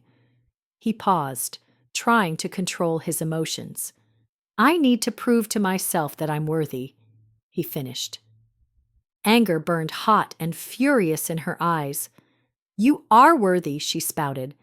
"That's not what this is about. Is your father trying to kill you?" His answer was immediate. "Nay, he's acting in his capacity as king and is trying to make sure that the right person takes the throne. For all of his weaknesses and even his bias towards Reuben, Father dearly loved Andover Peaks and would sacrifice everything for the good of the kingdom, even if it meant losing one of his sons." He shuddered at the thought. She folded her arms over her chest, a shadowy veil shrouding her eyes. "I still think it's a foolish idea for you to go alone." "Actually," he pointed out, "Father is sending us off with fanfare. Reuben and I will depart together in a show of brotherly camaraderie." She scoffed, and then her expression turned stormy. "Reuben could be with me for a large portion of the journey." His insides shriveled at the thought. Even so, he adopted a practical tone, trying to maintain a hopeful perspective and focus on what he could control rather than what he couldn't. A part of Alexander wondered if perchance Father was hoping his sons would come together in unity. Maybe that was another reason why he was sending both of them on the same quest. Salerno says feelings of brotherhood and kinship can be significantly strengthened when rivals are forced to join together to fight against a common foe. Perhaps that is what will happen to Reuben and me. "I wouldn't count on it," she retorted. Had Salernos met Reuben, he might have changed his stance on that subject. He chuckled darkly in semi-amusement. So true. She continued in a rush of emotion. According to Cassian, 'tis in the belly of strife that a person's truest nature is revealed. She gave him a pointed look. We both know that Reuben is more beast than man. You can't trust him. His answer gushed out like water seeking the lowest course. Oh, don't you worry. I won't. Do you have to travel with Reuben? He shrugged his shoulders. It would only make sense that we would travel part of the way together, since we're going to the same place and are both seeking the truth-sayer. Horror spritzed over her beautiful face. Even more reason for me to go with you. She uncrossed her arms and talked faster, using her hands. I can stay hidden. Reuben will never even know that I'm there. A fierce devotion welled in his chest. Oh, how he loved this spirited, courageous woman. It was as if he'd only truly started living the day he met her. You need to let me do this on my own. She started to protest, but he caught hold of her arms, turning her to face him. I will come back to you, he stated emphatically. Tears filled her eyes. She bit down on her lower lip and averted her gaze. He touched her cheek. I promise. Tenderly, he used his thumb to wipe away the tears dribbling down her cheeks. I love you so much. I love you too, she said softly. He put his arm around her shoulders and drew her close. He wished time would stop and that they could stay like this, wrapped up in one another. The two of them had scarcely been apart since they met. Alexander wasn't looking forward to being away from her. Not only was he madly in love with her, but he was also coming to depend on her as a confidant. Wisteria was his equal, if not superior, in intellect, and she possessed extraordinary courage. On top of all of this, Alexander was in awe of her extraordinary abilities. How could he not be captivated by a woman such as her? At best, he would be gone a little over a week. That is, if everything went smoothly, which it wouldn't. Dragon's Perch bordered the east side of Northland Kingdom. As Alexander had explained to Wisteria the day they were in Briarbane Forest, the very act of venturing into the territory of the cutthroat King Drigor de Bonagar was dangerous enough. Add going to Dragon's Perch, and the quest seemed impossible. Alexander had no idea how he would even find the Truthsayer, much less bring it back. However, he must at least try. He wondered what Father would do if he and Reuben both failed. Would they have to face off in another match? This was assuming that both of them survived the quest. A bleak coldness permeated Alexander, making him wonder if perhaps Father had given them an impossible task and was counting on one of them not making it back. He pushed aside his despondent thoughts, reminding himself that for all of his flaws, Father did love his sons. He just wasn't good at showing it. Surely he wouldn't send Alexander and Reuben out on a death quest so that only one of them would make it back. That would destroy Mother. Silence caught them in a somber hold. When do you leave? Wisteria asked. At first light tomorrow morning. She jerked around to face him. So soon? Aye. Concern tightened her features. Come back to me, please. She snuggled close and rested her head on his shoulder. He reached for her hand and laced his fingers through hers. You have my word, he murmured into her silky hair. As they sat, lost in their own thoughts, something unexpected happened. A hazy memory of Briarbane Forest drifted back to Alexander. Something unusual had happened, something vitally important.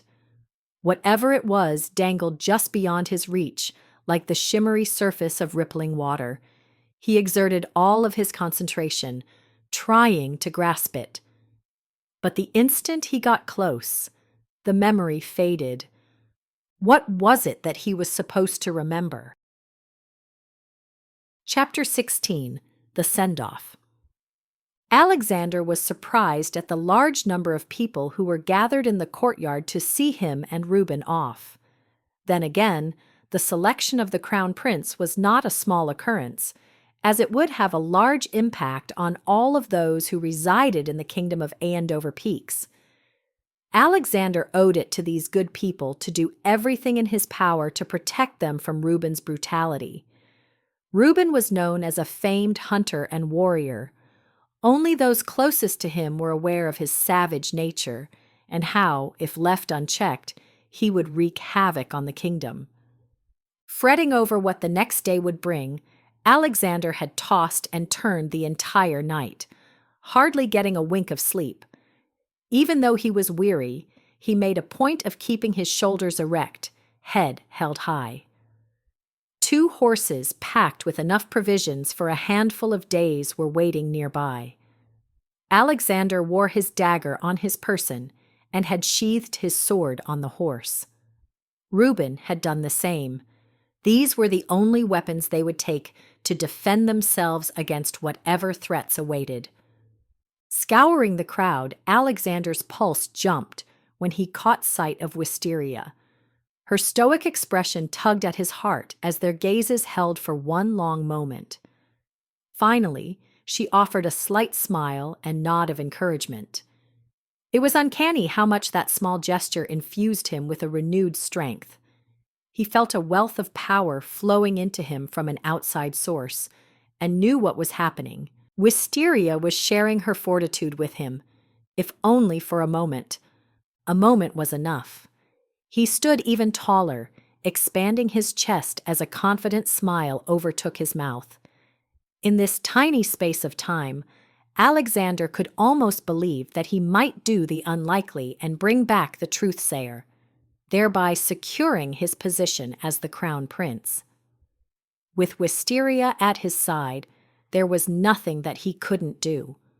Reuben, sensing Alexander's renewed courage, looked from him to Wisteria and then smirked. He glanced at Alexander, his expression snide. "How will you ever survive the next few days without her?"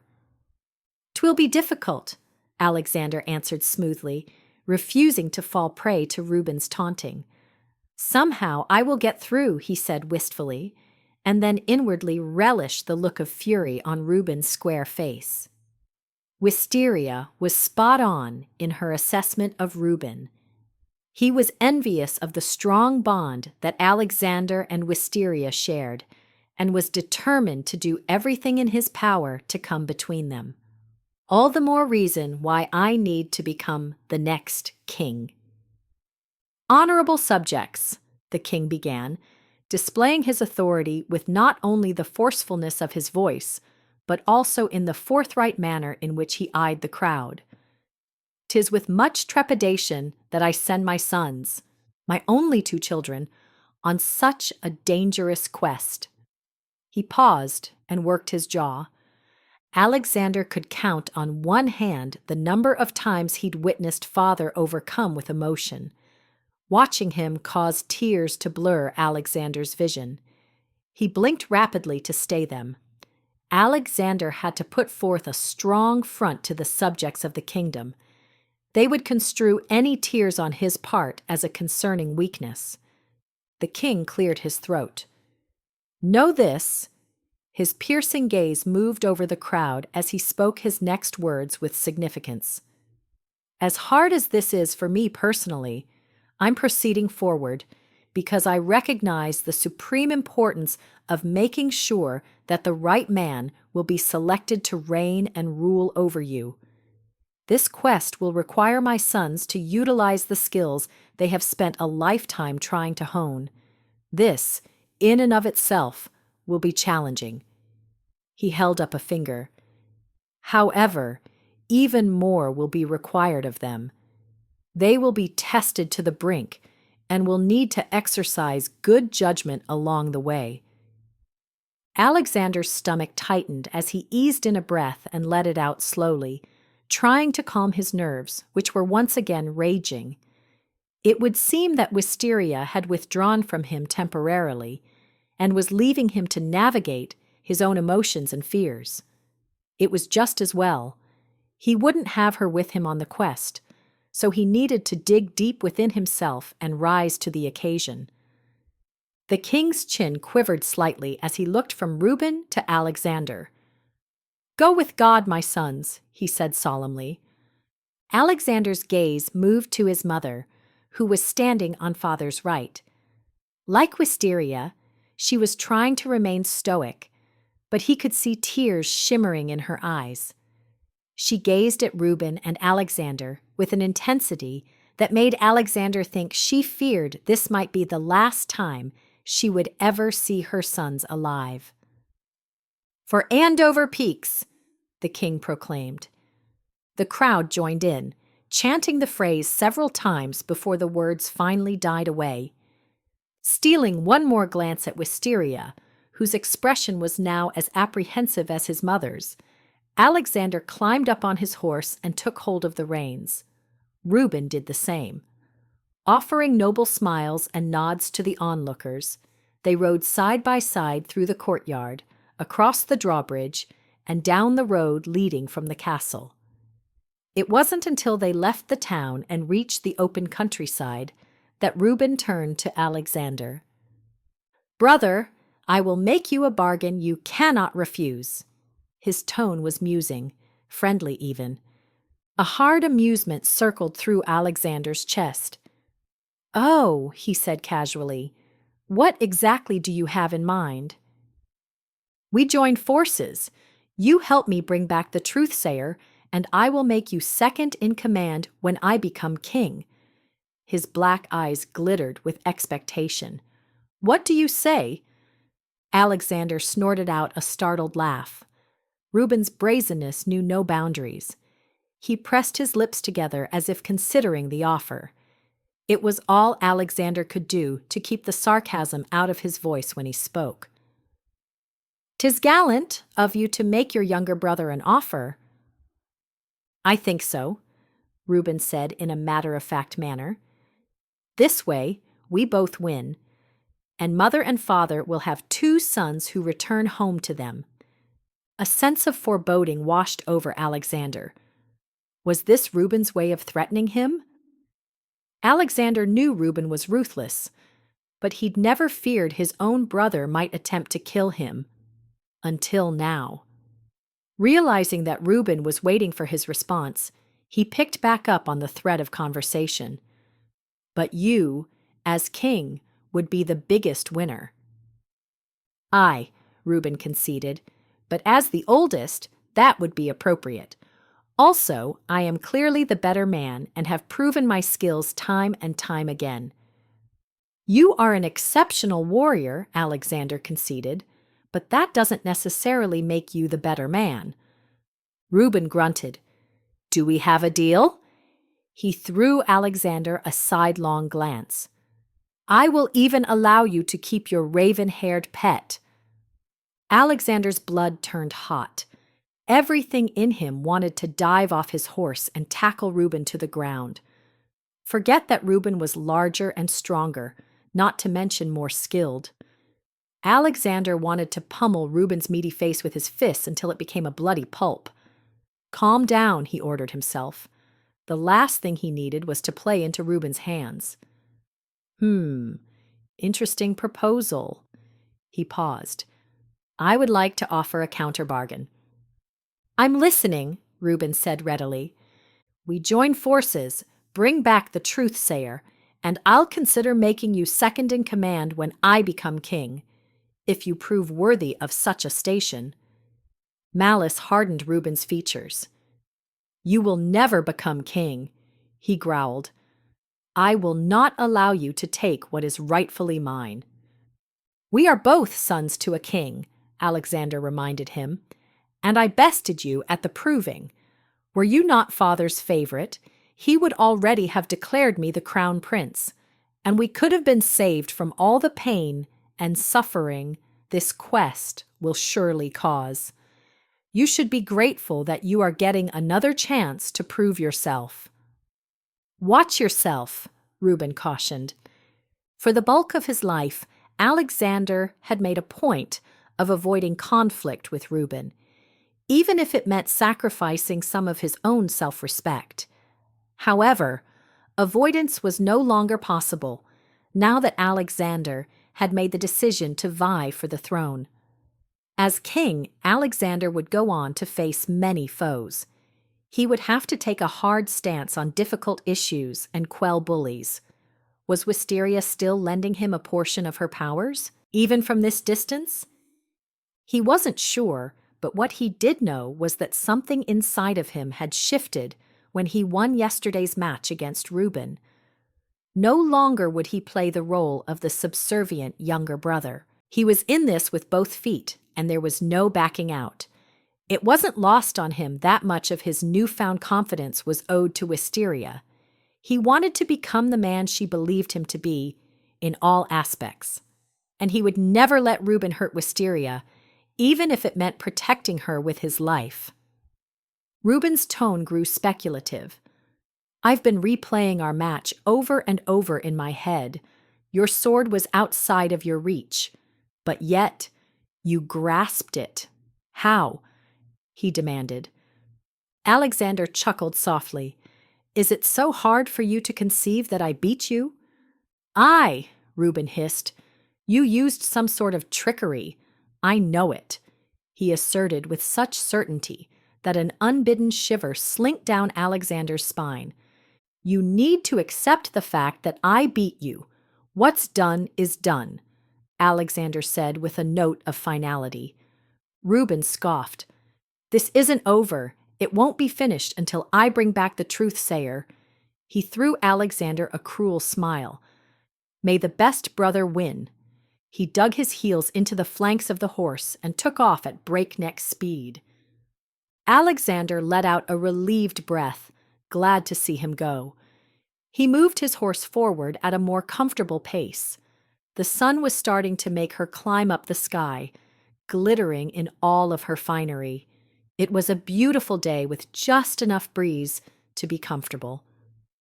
The peaceful scene of the rolling fields gave him cause to hope that all would eventually turn out right in the end. His thoughts moved to Wisteria and how much he would miss her while he was away. Several moments later, he started to whistle. After Alexander left, Wisteria went back to her room, where she began pacing back and forth across the floor. It had nearly torn her heart out of her chest when Alexander rode off with Reuben. She couldn't escape the terrible feeling that Reuben would harm Alexander. This morning, as she'd watched Alexander trying to put on a brave face, she could feel his fears rising up and surging a geyser of dread inside of her. He instantly calmed down when she lent him a portion of her powers. The transformation was a powerful reminder that Alexander needed her help on this quest, whether he realized it or not. Alexander was destined to become king. Wisteria was sure of that.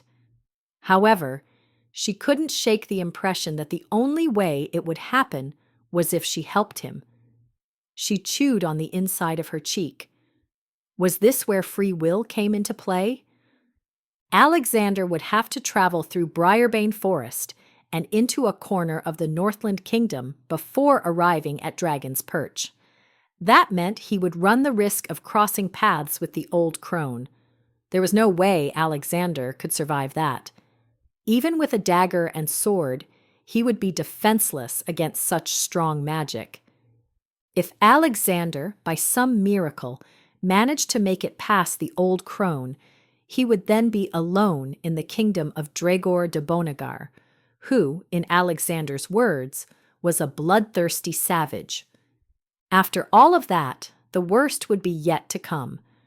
Not only would Alexander have to brave harsh weather conditions on a jagged mountain peak, but he would also be at the mercy of not one dragon, but multiple dragons. Awful memories rushed back.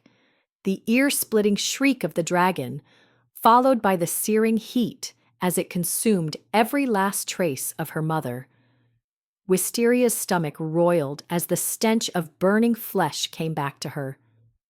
She clasped and unclasped her hands as perspiration dampened her forehead. Her heart flopped like a fish in her chest. She couldn't imagine not having Alexander by her side. Without him, she would be alone. So painfully alone. Everything in her shrank at the thought. Rowena and Constance had been amongst the crowd this morning. Wisteria tried to catch Rowena's gaze, but Rowena wouldn't even look at her. Wisteria felt the sorrow of betrayal, mingled with the trauma that came from Alexander's departure. She yearned to have a close relationship with Rowena once again. If only Rowena possessed a stronger will. If only she weren't so easily manipulated by Constance and Reuben. If only she had a smidgen of sense in her brain. Wisteria was wearing a trail across the floor, 3 steps forward, 3 steps back. She had no idea how she would manage to endure the upcoming days without Alexander. At this point, she was a minstrel in name only. While she would eventually have to barge her way into the group, she wasn't ready to do that yet. Performing was the last thing on her mind. The days stretched before her like a scroll that had no end. Finally, she came to the determination that if she remained here at the castle, she would go out of her mind. She must go and help Alexander. He would be livid that she interfered, but at least he would live. She would go to the stables and get a horse in the guise of going out for a short ride. Her mind raced. She would need to dress in travel clothes and get food from the kitchen. So much to do and so little time. Alexander already had a head start. She would need a fast horse if she were to have any hope of catching him before he entered Briarbane Forest. When he reached the thick grove of trees leading into Briarbane Forest, Alexander got off his horse. This time, there would be no leaving the animal tied to a tree near the meadow. The horse would need to go with him into the darkness of the forest. A sense of unease trickled down Alexander's spine as he glanced around, wondering if Reuben was already in the thick of the forest. Or perhaps he was lying in wait and would spring out with his dagger and try to take Alexander's life. Cold shivers popped over the flesh on Alexander's arms as he remembered all too well his last experience in this forest. Instinctively, he touched his wrist, recalling the bite marks and how the unbearable pain had pushed relentlessly through his body. And then he woke up as well as ever, with no evidence whatsoever of the bite marks. Something strange had happened to him.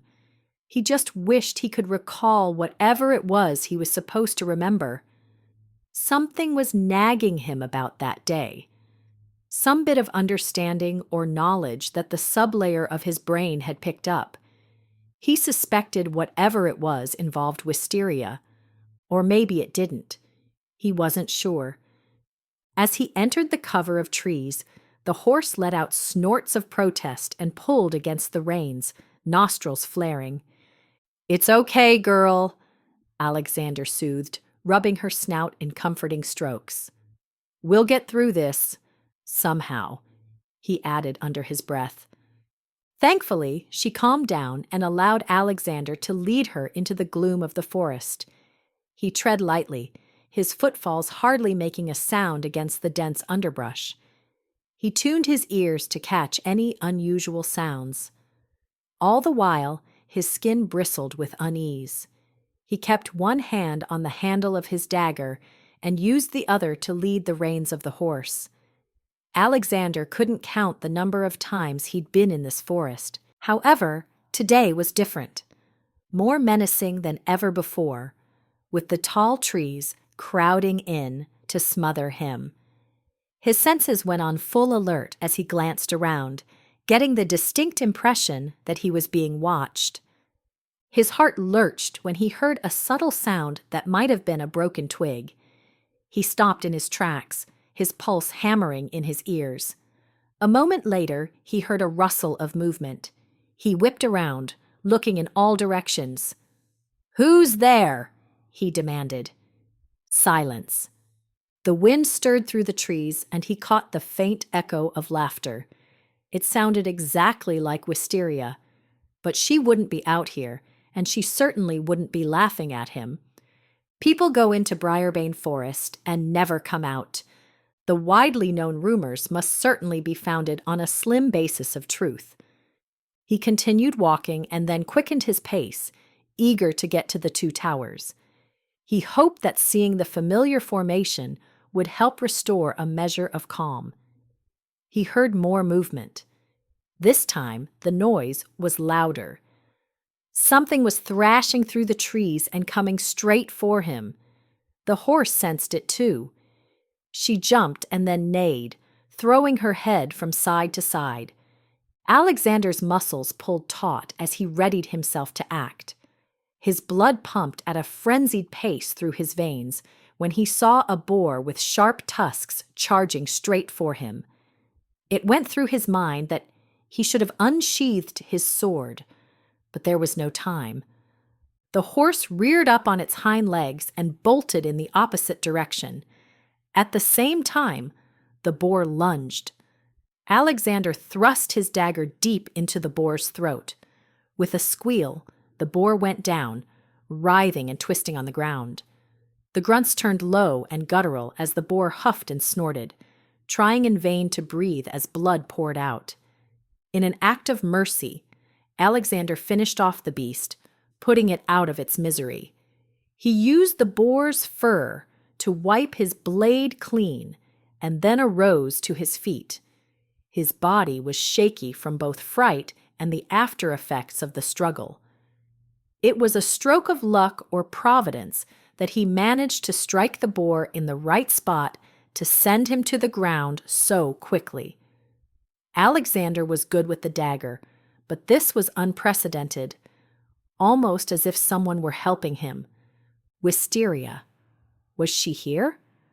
An unreasonable hope pumped through him. Even though he'd told her not to accompany him, a very large part of him wished that she was here. He'd heard her voice on the wind, or had he only imagined it? Shivers ran through him. Given the legend of this forest, there was a good chance that some evil portent was at play. If Wisteria were here, she would have a better understanding of any shadowy beings that might be lurking nearby, getting ready to wield their magic as a weapon against him. Nay, it would not be good to have Wisteria here. As much as he needed her help, it would be extremely difficult, if not impossible, to keep Reuben from spotting her. Also, Wisteria was powerful but not invincible. Perhaps Alexander had been lucky and struck the boar at just the right spot on his first attempt. If that were the case, then he certainly hoped that his luck would hold out. Or maybe not. He looked around for his horse, but it was nowhere to be found. His heart sank. He needed his horse and provisions. How was he supposed to proceed without them? Keeping a vigilant watch over his surroundings, Alexander made his way to the two towers. He nearly cried in relief when he spotted his horse grazing in the open, grassy area next to the structure. He went over and quickly took hold of the reins, leading the horse back to the formation so that he could find a spot on which to rest and eat a meal. Not taking any chances with the horse, he tied its reins to a small tree next to the ledge, near where he intended to sit. He was retrieving bread, salted beef, and cheese from the leather saddlebag when he heard grunting and intermittent sounds of exertion. Quickly, he shoved the food back into the saddlebag. This time, he unsheathed his sword and cautiously stole around the perimeter of the formation. His eyes rounded as he came to a halt, jarred to the core by what he saw. Chapter 17. The Cloak. Shock rattled through Alexander to the point where his feet refused to move. He stood, gaping. Reuben was being attacked by a horde of black, hairy spiders, only slightly smaller than the boar he'd just killed. Their sharp fangs dripped with venom, movements scarily nimble and quick. Alexander shuddered. He despised even the normal-sized spiders that could be squashed with a shoe, but these creatures, with their vicious glints reflected in rows of beady red eyes, had to be some evil work of magic. Reuben was fighting them off with his sword. He struck one and cut it in half, but it only prompted the others to move closer. His circle of protection was growing smaller by the moment. If left on his own, it wouldn't be long before the spiders would overtake him. "A little help would be nice," he muttered when he saw Alexander. It went through Alexander's mind that if he walked away and let the spiders do their work, it would be a convenient way to finally be delivered from Reuben's brutality. He could then bring the truth-sayer home and become the crown prince without interference from Reuben. Alexander immediately shrank back, ashamed that he'd entertained such thoughts. Reuben was his brother. They'd shared the same womb, were nourished by the same blood. Alexander had to help him. Tamping down his fear, he charged forward and began slicing. By the time Wisteria reached Briarbane Forest, her horse was going at a full gallop. Not wanting to waste a moment, she slid off the horse, tied it to the nearest tree, and practically ran into the forest. It wasn't until she'd gone several paces into the cavity of the grove that she realized her folly. She would need the horse to go the rest of the journey. It would be a waste of precious time to have to go in the opposite direction to retrieve the horse, but she must. She turned to head back and nearly ran headlong into the old crone. She was dressed in the same brown frock as before, using her cane to stand. However, she also wore a crimson-red cloak of fine velvet, which was such a stark contrast to her hideous appearance that it repulsed Wisteria even more than when the crone dressed plainly. What are you doing here?" Her hand went over her chest. Was she too late? Had the crone already harmed Alexander? Her heart pumped out a frenzied beat against her ribs. A macabre smile stretched over the crone's thin lips. "I would ask you the same, but I already know the answer. You came to protect your beloved prince on his quest." Mockery glittered in her watery eyes. Wisteria needed to get to Alexander immediately to make sure that he was unharmed. "You've seen him?" "Aye," she cackled, mucus rattling in her throat. "No need to fret. Alexander is still breathing."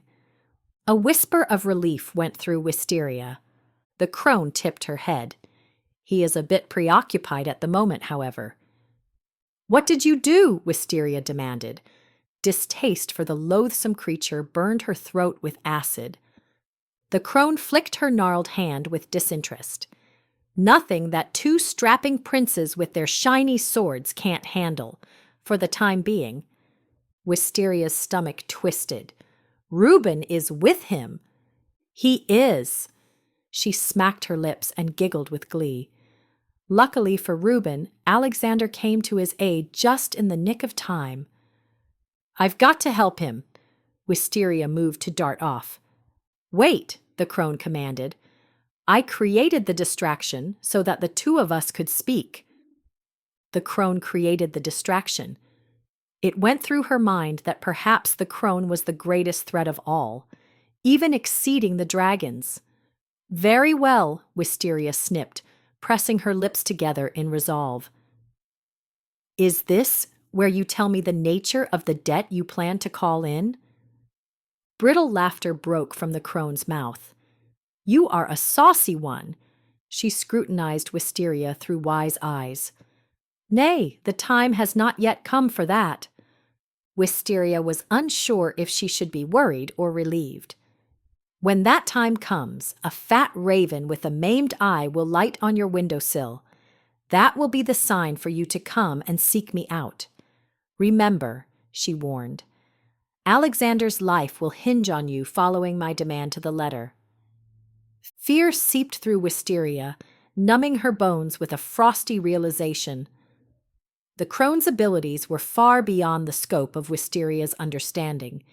She could order beasts and fowls to do her bidding. She could control the wind, start a fire with the flick of her hand. Wisteria felt sure the crone could do numerous other wonders that Wisteria had not yet witnessed. Wonders that Wisteria might not want to witness as they were associated with one so loathsome. The crone caught her in a piercing gaze. "Do we have an understanding?" "Aye." Wisteria swallowed the tightness in her throat. "Is there anything else that you wish to speak to me about? Otherwise, I must be on my way." She was itching to bolt away. She clucked her tongue. So impatient, so ready to charge into the fray to save Alexander. She chuckled. Oh, the folly of youth. Wisteria didn't like that the crone was having a laugh at her expense, but she didn't dare voice her frustration. So she squelched her impatience and waited in silence for the crone to get on with whatever it was she had planned. The crone removed the cloak from her bony shoulders and handed it to Wisteria. "You might find this helpful." Wisteria was reluctant to accept anything from the old crone. "Take it!" the crone insisted, shoving it into Wisteria's hands. "Why would I need a cloak? 'Tis a cloak of invisibility." "Really?" She couldn't help but be awed as she rubbed a hand across the soft fabric. She'd heard tales of such items, but hadn't believed they actually existed. She supposed she could add another tally to the list of the crone's remarkable abilities. "Aye," she bunched her brows. "Why are you giving me this?" The old crone had taught her much over the years, but she'd never once shown Wisteria even the slightest trace of kindness. The crone cocked a spindly eyebrow. "You don't want it? Fine, I'll take it back." She reached to grab it, but Wisteria held it fast. "Nay, it's not that. I do want it. Thank you." She could tell from the gleam in the crone's eyes that she was enjoying toying with Wisteria. "I'm not giving it to you, only letting you borrow it. It will come in handy while you're skulking around and trying to help your bumbling prince rise to the occasion," she said dryly. "Alexander is the bravest of the brave," Wisteria said defensively, "but even he cannot withstand your magic." She eyed the crone with accusation. The crone laughed in delight. "I'm glad that you have finally begun to appreciate the merit of magic." "I have," Wisteria admitted. She voiced her earlier question. "Why are you helping me?" Her attention was drawn to the boil on the crone's cheek. Her loose skin was covered with several boils of various sizes. But this one was enormous.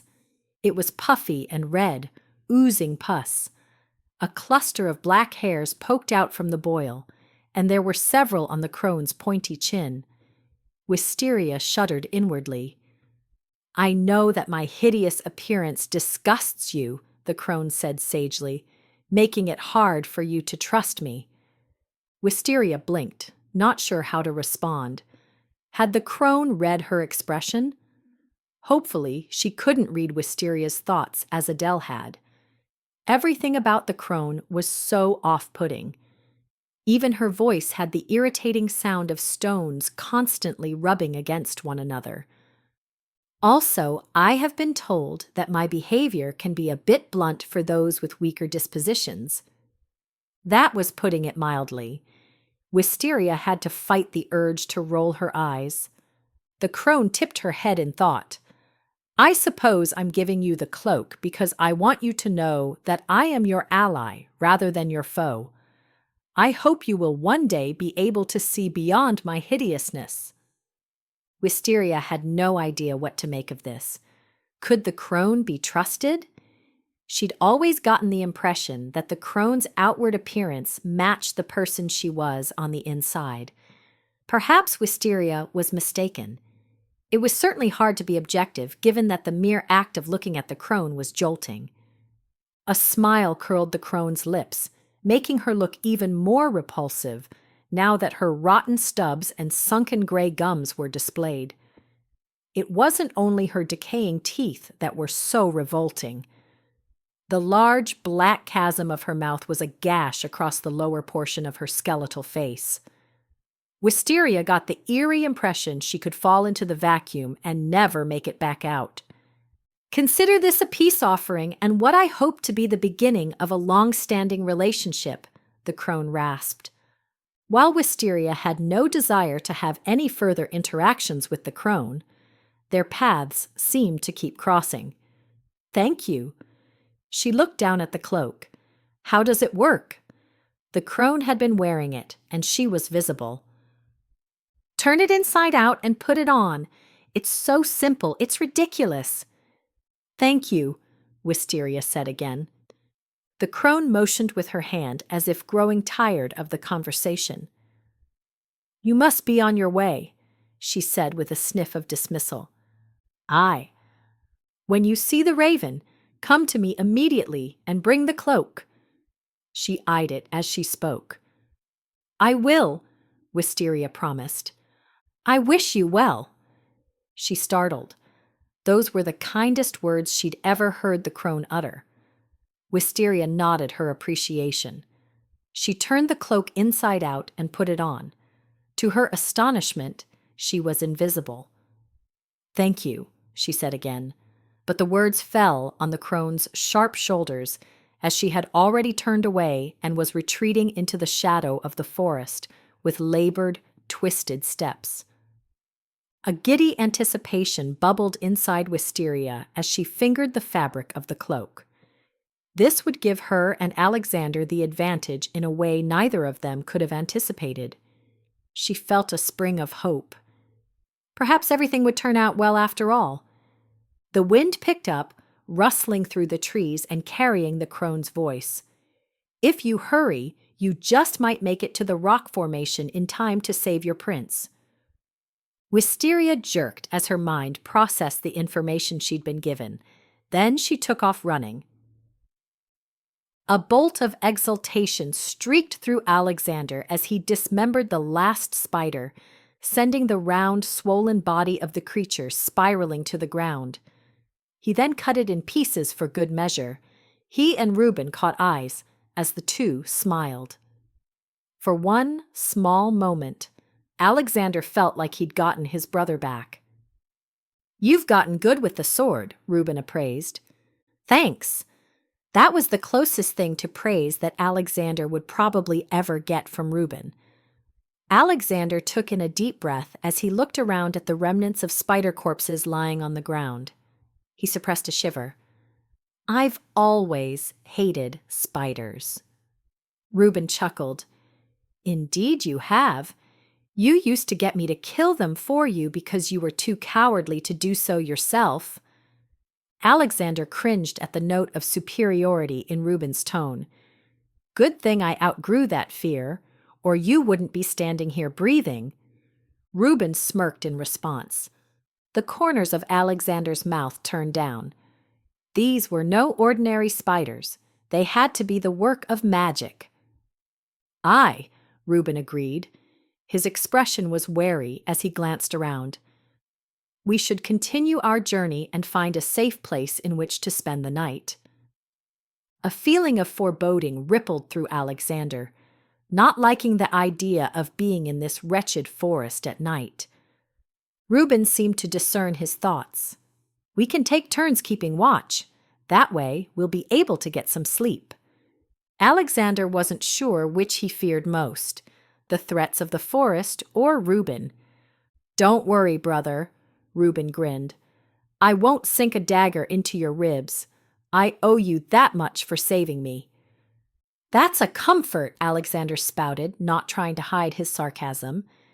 "If I were to end your life, I wouldn't have anyone to watch over me while I sleep," he said practically. Disgust churned Alexander's stomach. How can you talk so lightly about such things? It was a joke.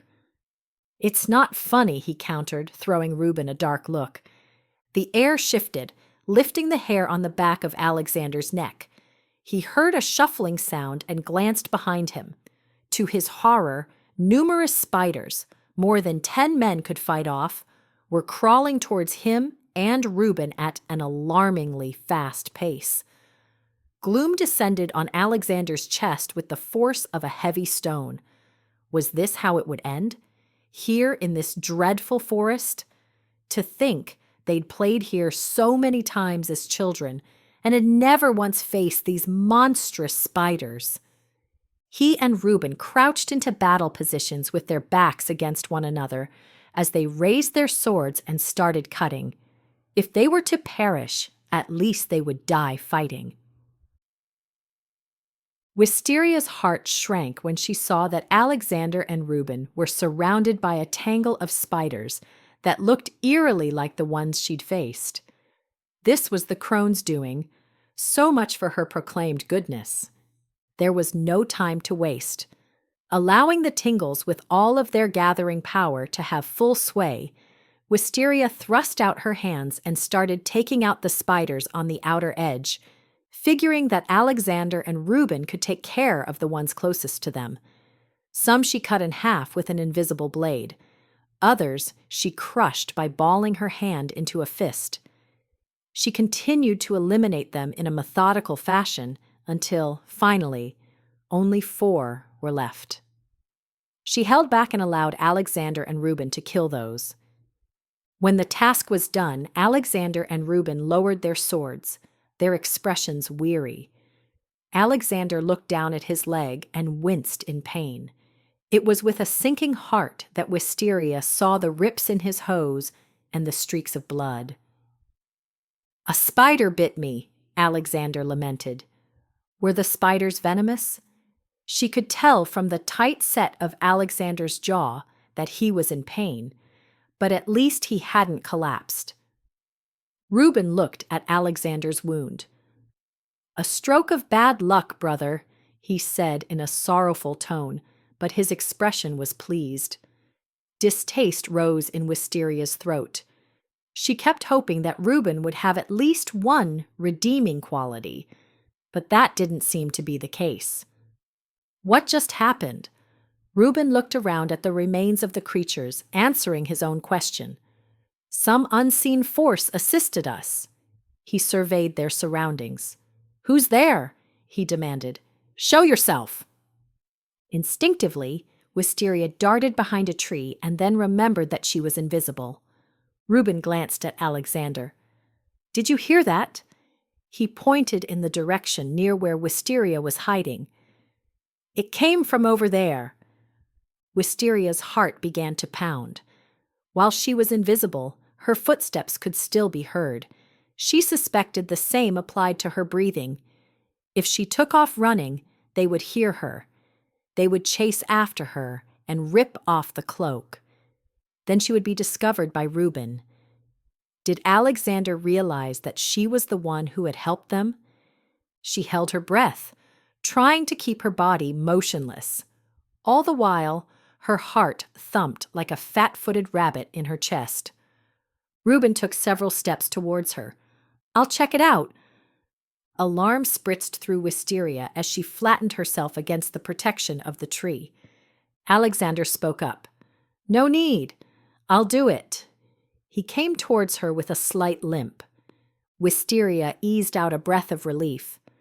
What would happen if Alexander were to reach out and touch her? What if he didn't realize it was her?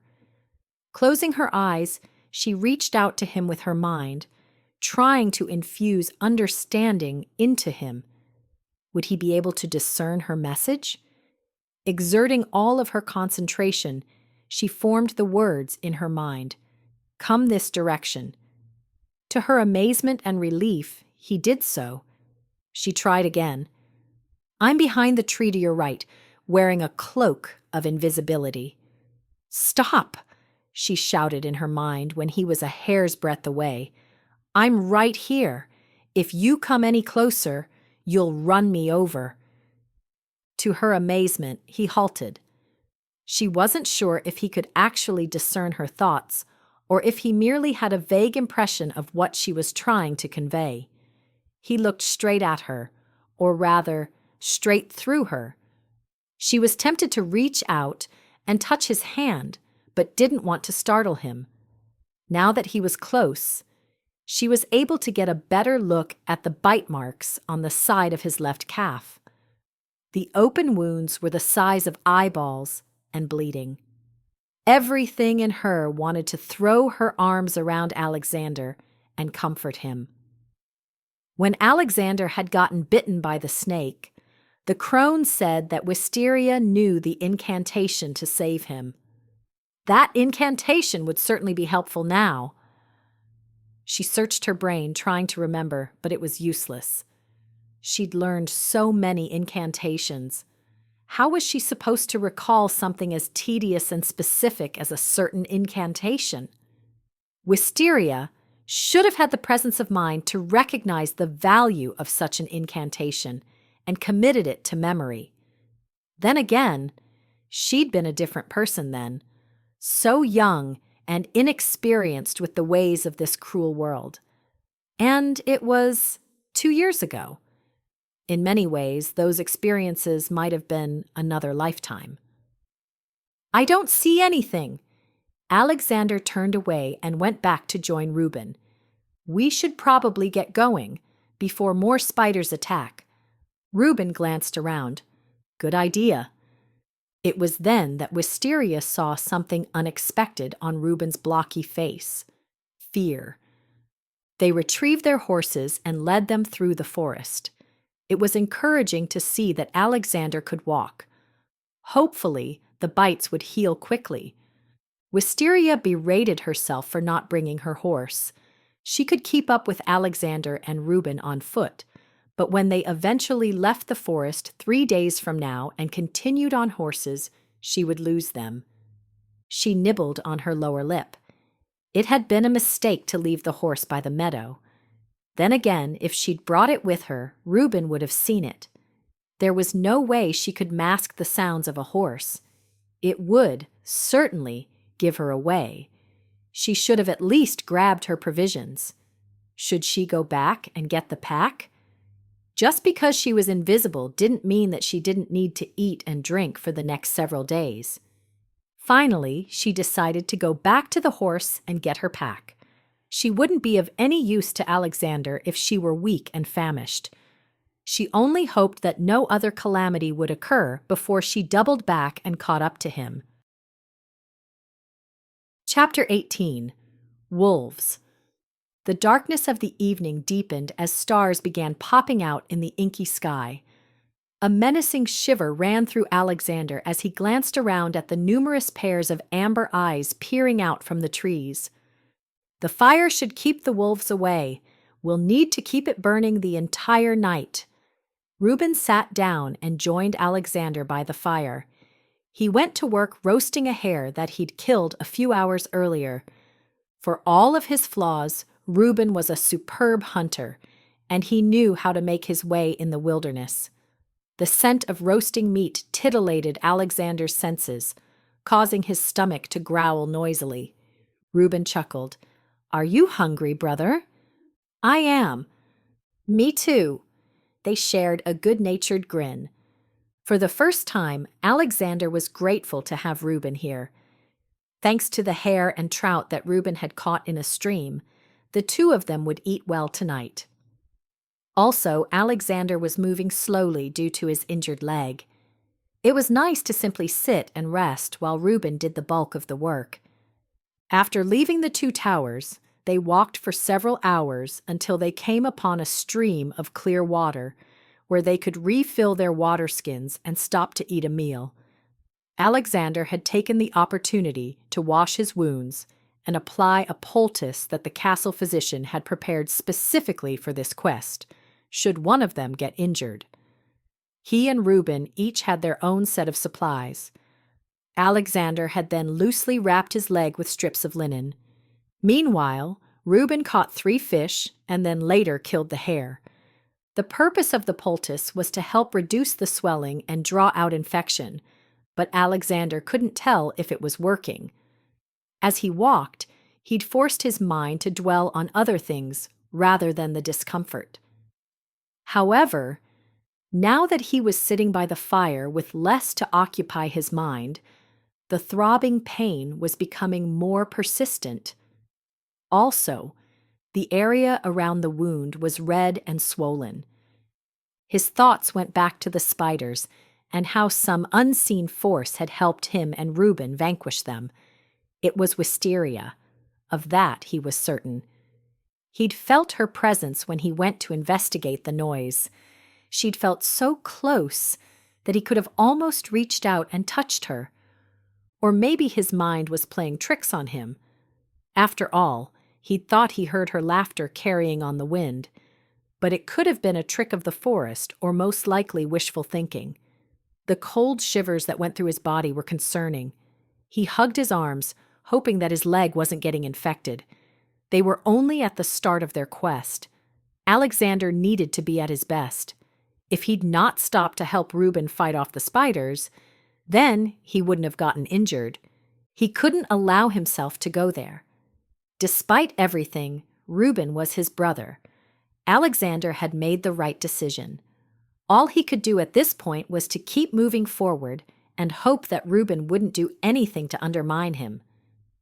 Surely, Reuben had enough decency to look after his younger brother while he was struggling with an injury, especially since Alexander had saved him. "The food is ready," Reuben announced a few moments later. After the meal was eaten and their stomachs were satisfied, they sat back and relaxed. Reuben threw Alexander a sideways grin. "Remember the first time we ever stole away to the forest and spent the night under the stars?" A low chuckle sounded in Alexander's throat. "Aye, when we got back to the castle, Mother was in tears, and Father threatened to have us publicly flogged and thrown into the dungeon." Reuben laughed. "You were so distraught over the idea of getting flogged that I offered to take your punishment for you." Alexander turned to Reuben in surprise. "That's right." He'd forgotten about that. His voice grew warm with recollection. "I idolized you and wanted to be exactly like you." A soft grunt issued from Reuben's throat, and then his tone grew brooding. "What happened?" "I discovered you were heartless." Alexander couldn't say that aloud. Instead, he shrugged. "I suppose we grew up." "Aye," Reuben agreed. He threw Alexander a speculative look. "Do you really think you have what it takes to bring back the truth-sayer and become king?" He motioned to Alexander's wounded leg. "Especially now." He collected his thoughts, not answering right away. "As for bringing back the truth-sayer, I'm not sure," he answered honestly. Reuben's expression glowed with triumph. "My offer still stands. Stand down and I'll make you my second in command." Passion quivered in his voice. "For the love of all that is good, we are brothers. We should be a united force." Alexander tightened his jaw. "But only if you're the one on top." They locked gazes in a silent battle of wills. "Aye," Reuben finally said, "because I'm the eldest." Alexander flung up his hand in exasperation. "By only a few breaths, why can't you understand that there's so much more to ruling a kingdom than using brute force to intimidate your subjects into submission?" Reuben eyed him with animosity. "Do tell, brother." Alexander was saying too much, but he couldn't seem to hold back the words. "Today, when you were surrounded by those spiders, I could have turned and walked away, but I didn't. You're my brother, so I jumped in to help." He looked down at his leg, "and got wounded in the process." "Don't blame me for your wound," Reuben growled. Frustration circled through Alexander's chest. Reuben was such a blunt instrument with zero refinements or sensibility to others. It was all Alexander could do to keep his voice even. "I'm not blaming you. I'm only pointing out that a king must exercise good judgment in all areas." "Spoken by one who can't measure up to my skills," Reuben scoffed. A stilted silence fell between them. Reuben took in a long breath. "I see that we are at an impasse." "Aye," Alexander grunted. Reuben's tone grew speculative. I will agree to give you a head start when we get to Dragon's Perch, under one condition. A bark of laughter clapped Alexander's throat. With Reuben, there was always a condition. More shivers went through his body. Suddenly, he was cold despite the fact that he was sitting next to a fire. The pain in his leg drew his attention. The skin around the wound was tight and hard from the swelling. "Let's hear it," he said, weary to the bone. He desperately needed rest, but there was little hope that he would get much tonight. "You give me Wisteria, and I'll allow you to have a head start when we get to the perch." The sharp arrow of anger that pierced through Alexander's chest was brutal enough to take his breath away. His first impulse was to rush at Reuben and pummel him with his fists. He gritted his teeth, his words coming out in hard bursts. "Wisteria is not some possession to be bequeathed to you or anyone else. She's the love of my life, and I wouldn't trade her for 100 truth-sayers." "Your affection for her makes you weak." Alexander's words rushed out. "And your obsession with her makes you foolish." He took in a breath to steady his nerves. Was Reuben intentionally goading him? He was most likely trying to rouse Alexander's fury. If Alexander went on the attack, then Reuben, in his twisted mind, would feel justified in ending Alexander's life. There was no way, without Wisteria's help, that Alexander could ever hope to match Reuben's physical strength or skill with the sword. However, Alexander's intellectual prowess had always surpassed Reuben's, even when they were lads. Alexander's mind was his greatest weapon. "What of you and Rowena? She is plenty beautiful." "Aye, she is. And she's fiercely devoted to you." "Indeed," Reuben gloated. "Do you not care for her?" Reuben shrugged. "She is adequate, I suppose." He paused. "But none can compare to the raven-haired beauty with the bewitching violet eyes and fiery temperament." It cut at Alexander to hear Reuben speak of his beloved that way. It took all the control he could muster to keep from lashing out. "Is it possible that you are enthralled with her because she belongs to me, and you know you can never have her?" It gave him a peculiar sense of satisfaction to state aloud that Wisteria belonged to him. He spoke the truth as he and Wisteria belonged to each other. Fury burned hot in Reuben's eyes like the flames licking up the sticks of wood. "I wouldn't be too sure about that, brother." Alexander's spine went stiff. Up until now, Alexander's feelings had been muddled where Reuben was concerned. Even though he was ruthless, a part of Alexander had still loved him. However, Alexander knew at that moment that any sentimentality he felt for his brother was forever gone. From this point forward, he would look upon Reuben as an enemy. "What are you getting at?" he hissed. Never would he allow Reuben to hurt Wisteria. He'd fight him to the death if necessary. Reuben laughed. "Let's end the conversation on that note. 'Tis time to get some rest." He stretched his arms and yawned. "I'll sleep first, and you keep watch. Then we'll switch." He gave Alexander a stern look of reproof, laced with humor. "If you're thinking about putting a dagger to my throat, don't." His eyes hardened. "It wouldn't end well for you." Alexander's voice turned musing. "Tell me, brother, are you basing this off the perspective of what you would do?" Reuben blinked in surprise, and then a sly smile stole over his lips. "I'll let you be the judge of that. You can think about it when it's your time to sleep." Alexander's response was immediate. "Or you can think about it when it's your time to sleep." "Fair enough." The two eyed one another in wariness. "Good night, brother," Reuben said. "Don't let the fire die down, or the wolves will descend, and that wouldn't bode well for either of us." He stretched out on the ground and closed his eyes, leaving Alexander to his brooding thoughts. Alexander sat staring into the fire, letting his mind get lost in the fluid movement of the flames. He glanced over at Reuben, who was snoring loudly. It was astounding to think that the two of them had come from the same family. It would get ugly when they reached the point where they were both going after the truth-sayer. Was there more than one flower? What would happen if they each brought one back? His thoughts drifted to his parents and the conversation he'd had with them about Wisteria the night of the midsummer ball. As expected, his parents weren't happy when he announced that he was in love with Wisteria and intended to marry her. He thought they would have a heated conversation about the topic on the spot. However, they told Alexander that the topic would not be discussed further until the time was right, whatever that meant.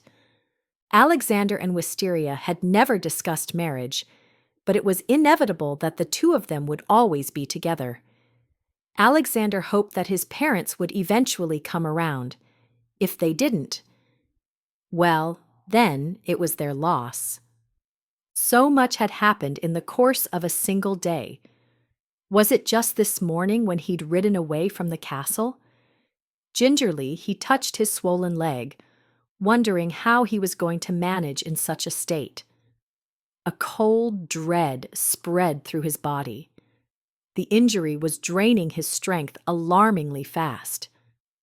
Hugging his arms, he peered around at the pops of amber light from the eyes of the wolves, still watching and waiting to make a move.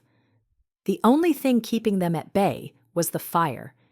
He had to keep it burning on his watch. He shuddered, thinking of those horrible spiders. There had been so many of them. Had Wisteria helped him? He'd felt her presence so strongly when he was standing by the tree. Exhaustion took hold. Feeling himself doze off, Alexander jerked and slapped his cheeks. The fire was dwindling. He reached over and grabbed some thick branches from the pile that Reuben had assembled. He placed them onto the fire, causing the flames to rise higher and brighter. He wondered how much longer he should let Reuben sleep before waking him up so that he could keep watch. Maybe it was safer to just let Reuben sleep.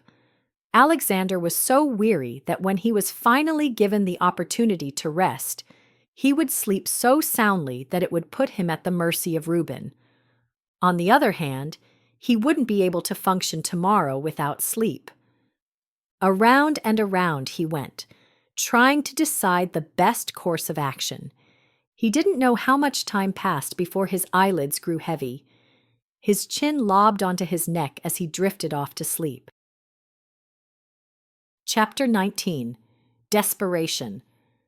Wisteria was jarred awake by the sound of a gasp, followed by a yelp of pain. Then she heard the snarls of wolves. She jumped up to see Alexander lying on the ground and batting his arms in an attempt to fight off a pack of wolves tearing into him with their sharp teeth. She sprang into action and thrust out her hands. Power surged from her fingertips and struck the wolves one by one until they were all dead. Not checking to see if Reuben was nearby, she rushed forward and fell down beside Alexander. Tears filled her eyes as she surveyed the damage. His chainmail had protected his torso, upper arms and legs above his knees, but his lower arms, legs below his knees, and face were covered in blood, and his clothes were ripped. He lay on the ground, groaning. "Oh, no," she cried as she touched his arm. He flinched and pulled away. That's when she realized that she was invisible. "It's me," she assured him as she quickly removed the cloak. He looked up at her in a daze. "Wisteria?" he questioned as if he couldn't believe what he was seeing, and then his eyes closed. Her voice cracked. "I'm here." She cradled him in her arms. His forehead was burning hot, and his body was trembling. He was bleeding from all the bite marks. Tears streamed down her face as she glanced around. Dawn was approaching, casting muted light over the forest. The fire had gone out. There was no sign of Reuben or the horses. Desperation clawed at her. She had no idea what to do. After catching up to Alexander and Reuben, she'd followed behind them, making sure to keep a safe distance away so they wouldn't hear her footfalls. Later that night, when they set up camp, she'd eased as close to them as she dared. She wanted to be within the protection of the fire so the wolves wouldn't attack her. While the wolves couldn't see her, she'd been worried that they would catch her scent. She was incensed when Reuben tried to bargain for her as if she were nothing more than an animal. Tears had brimmed in her eyes when she heard Alexander proclaiming his love for her. She'd considered approaching Alexander when Reuben went to sleep, but thought better of it. She didn't know if Alexander would be pleased to see her. She still wasn't completely sure if he realized that she'd helped him destroy the spiders. Also, she didn't want to run the risk of Reuben overhearing a conversation between her and Alexander, so she'd kept quiet. Eventually, she fell asleep and awoke to discover that Alexander was being attacked. "I'm so sorry," she whimpered, stroking his damp forehead. "I should have stayed awake." That had been her plan, as she was fearful about what Reuben might do to Alexander. However, exhaustion had gotten the best of her. It would seem that Reuben had gotten up sometime in the night and left Alexander to fend for himself. For all she knew, Reuben might have put out the fire to attract the wolves. He probably took Alexander's provisions and sword and frightened away his horse. Just when she hoped they'd seen the worst of Reuben's treachery, he stooped even lower. Alexander moaned. "I'm here," she soothed. There was a deep scratch on his right cheek and a bite mark near his collarbone.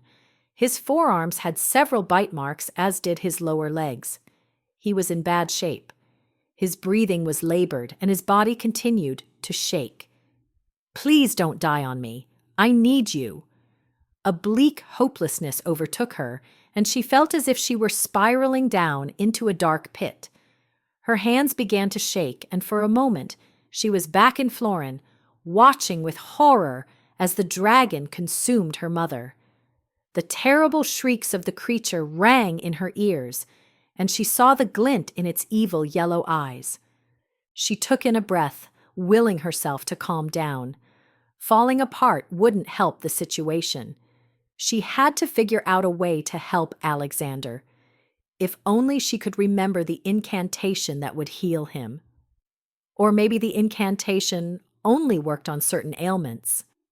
For the first time ever, she wished the old crone were close by. The crone could save Alexander, but she would certainly require some sort of favor from Wisteria, in addition to the one Wisteria already owed. Wisteria didn't care about the debt, but only about saving Alexander. She would make 1,000 bargains with the old crone if it meant saving Alexander. But the crone wasn't here. She was a day's journey away, and Alexander wasn't in any shape to travel. Wisteria spotted a leather pack. Taking care not to jostle Alexander's head, she reached for it and pulled it closer. The pack contained food, water, strips of linen, and a small wooden box. She lifted the lid to discover that the inside was lined with cloth and appeared to be a poultice. She smelled it and recognized the familiar herbal scent. Dipping her finger into the substance, she rubbed it between her thumb and pointer finger, satisfied that it was indeed a poultice, one of the finest she'd ever beheld. That was good news. Easing Alexander's head out of her lap, she knelt over him, applied the poultice to his wounds, and loosely tied the strips around his arms and legs to stop the bleeding. Her heart wrenched when she saw the ominous bite marks on his calf. His leg was swollen, and the skin around the marks was bright red with splotches of purple in some places. The wound had yellow pus, an ominous sign that it was infected. That is why Alexander's skin was burning hot, and also why the wolves were able to attack him when he was unaware. She cursed Reuben for abandoning Alexander in such a wretched state, questioning how he could be so savage. Then she did something that she'd never done before, something she often saw her mother do. She offered up a prayer to the great Creator above. "Please help me to know what to do. I can't lose Alexander." Tears spilled from her eyes and ran down her cheeks. Alexander was sweating profusely, and his body was still shaking. She retrieved the skin of water from the leather pack. Cradling Alexander's head in her lap, she tried to get him to drink some of the liquid. She managed to get a trickle into his mouth, but then he coughed and sputtered, expelling it. Not knowing what else to do, she closed her eyes and willed herself to concentrate. She went back in her mind to the time when she was taught by the old crone. If she could just recall the incantation, then she might stand a chance of saving him. Let me remember. Nothing. Frustration burned a hot trail through her insides. What good were her powers if she couldn't save the one she loved? Her mother's face floated before her mind, and a memory surfaced. Mother used kermentia berries to treat those suffering from excessive thirst, so that it would help restore wellness to the body. Mother would boil the berries down to a liquid, and then coax the sufferer to drink it. Wisteria's heart quickened as she looked around, scouring the undergrowth closest to the clearing. Did kermentia berries grow in Briarbane Forest? She looked at Alexander, whose face was ghostly pale. She hated to leave him alone in his state, but that was the only option. Gently, she lifted his head from her lap and scooted back, leaving him to rest on the ground. She found some flint and steel in the leather pack and used it to start a fire. She hoped it would burn hot enough to keep any other wolves away. Anguish twisted her stomach as she touched his face. "I'll be back as soon as I can." She covered him with the invisibility cloak and then darted into the trees. Wisteria found not only kermentia berries, but also tularin, spongy black mushrooms that grew near the roots of certain trees close to a water source. Tularin could be crushed and turned into a poultice, which would help heal Alexander's wounds much faster. When she returned to the open area and discovered that the fire was still going, she felt a tremble of relief. She hurried to get to Alexander's side. She went to the spot where she'd left him and bent over. When she touched his form, tears filled her eyes. A part of her had feared that he would somehow be gone when she returned. She removed the cloak. Alexander was even paler than before and drenched in sweat, but at least he was still breathing. She went over to her pack and pulled out the copper metal cup. She'd been using it to drink from clear water at streams. She poured water from the skin into the cup, added the berries, and then positioned it over the hot embers of the fire. The trick would be to somehow get Alexander to drink it once the liquid cooled. She'd watched her mother coax those on the brink of death to drink, saving several lives. Patience was not in any way one of Wisteria's strengths. However, she would make an exception for Alexander. She squared her jaw, determined to get the liquid into him, even if it meant holding his jaw and forcing it down his throat. By the time Wisteria finally got Alexander to finish the liquid, the sun was high in the sky. His eyes would open for a brief period of time. He would groan and toss back and forth before his eyes closed, and he fell back to sleep. He was listless and completely unaware of her presence. But thankfully, he was no longer sweating and shaking, and color was slowly returning to his face. He grew agitated, his head thrashing back and forth. She stroked his forehead, humming a soft tune. He immediately calmed down. The poultice seemed to be helping his wounds, but it would take weeks for them to completely heal. There was no way he could continue with the quest. While that was a crushing realization, She was gaining hope that he would at least live. In the bright light of day, this section of the forest wasn't as menacing as it had been the night before. It helped that birds were singing in the trees and the sun was shining brightly. Thus far, she hadn't seen any more signs of wolves or other vicious beasts. The fire had dwindled down to embers, with only a few weak tendrils of smoke rising up before fading into the air. Wisteria's body craved sleep. She decided it would be wise to rest now when all seemed to be well enough at the moment. Placing the cloak over Alexander and her, she welcomed the heavy bliss of slumber that carried her to a place where she could have a blessed reprieve from the hardships of the past 2 days. For a time, her mind remained cocooned in a restful darkness, devoid of thought. Then she began to dream of a land almost too exquisite to be beheld by the human eye. She stood on the bank of a pool so crystal blue that it didn't look real. A group of sturdy trees framed the other side, their lofty branches decorated with the finery of lush green leaves.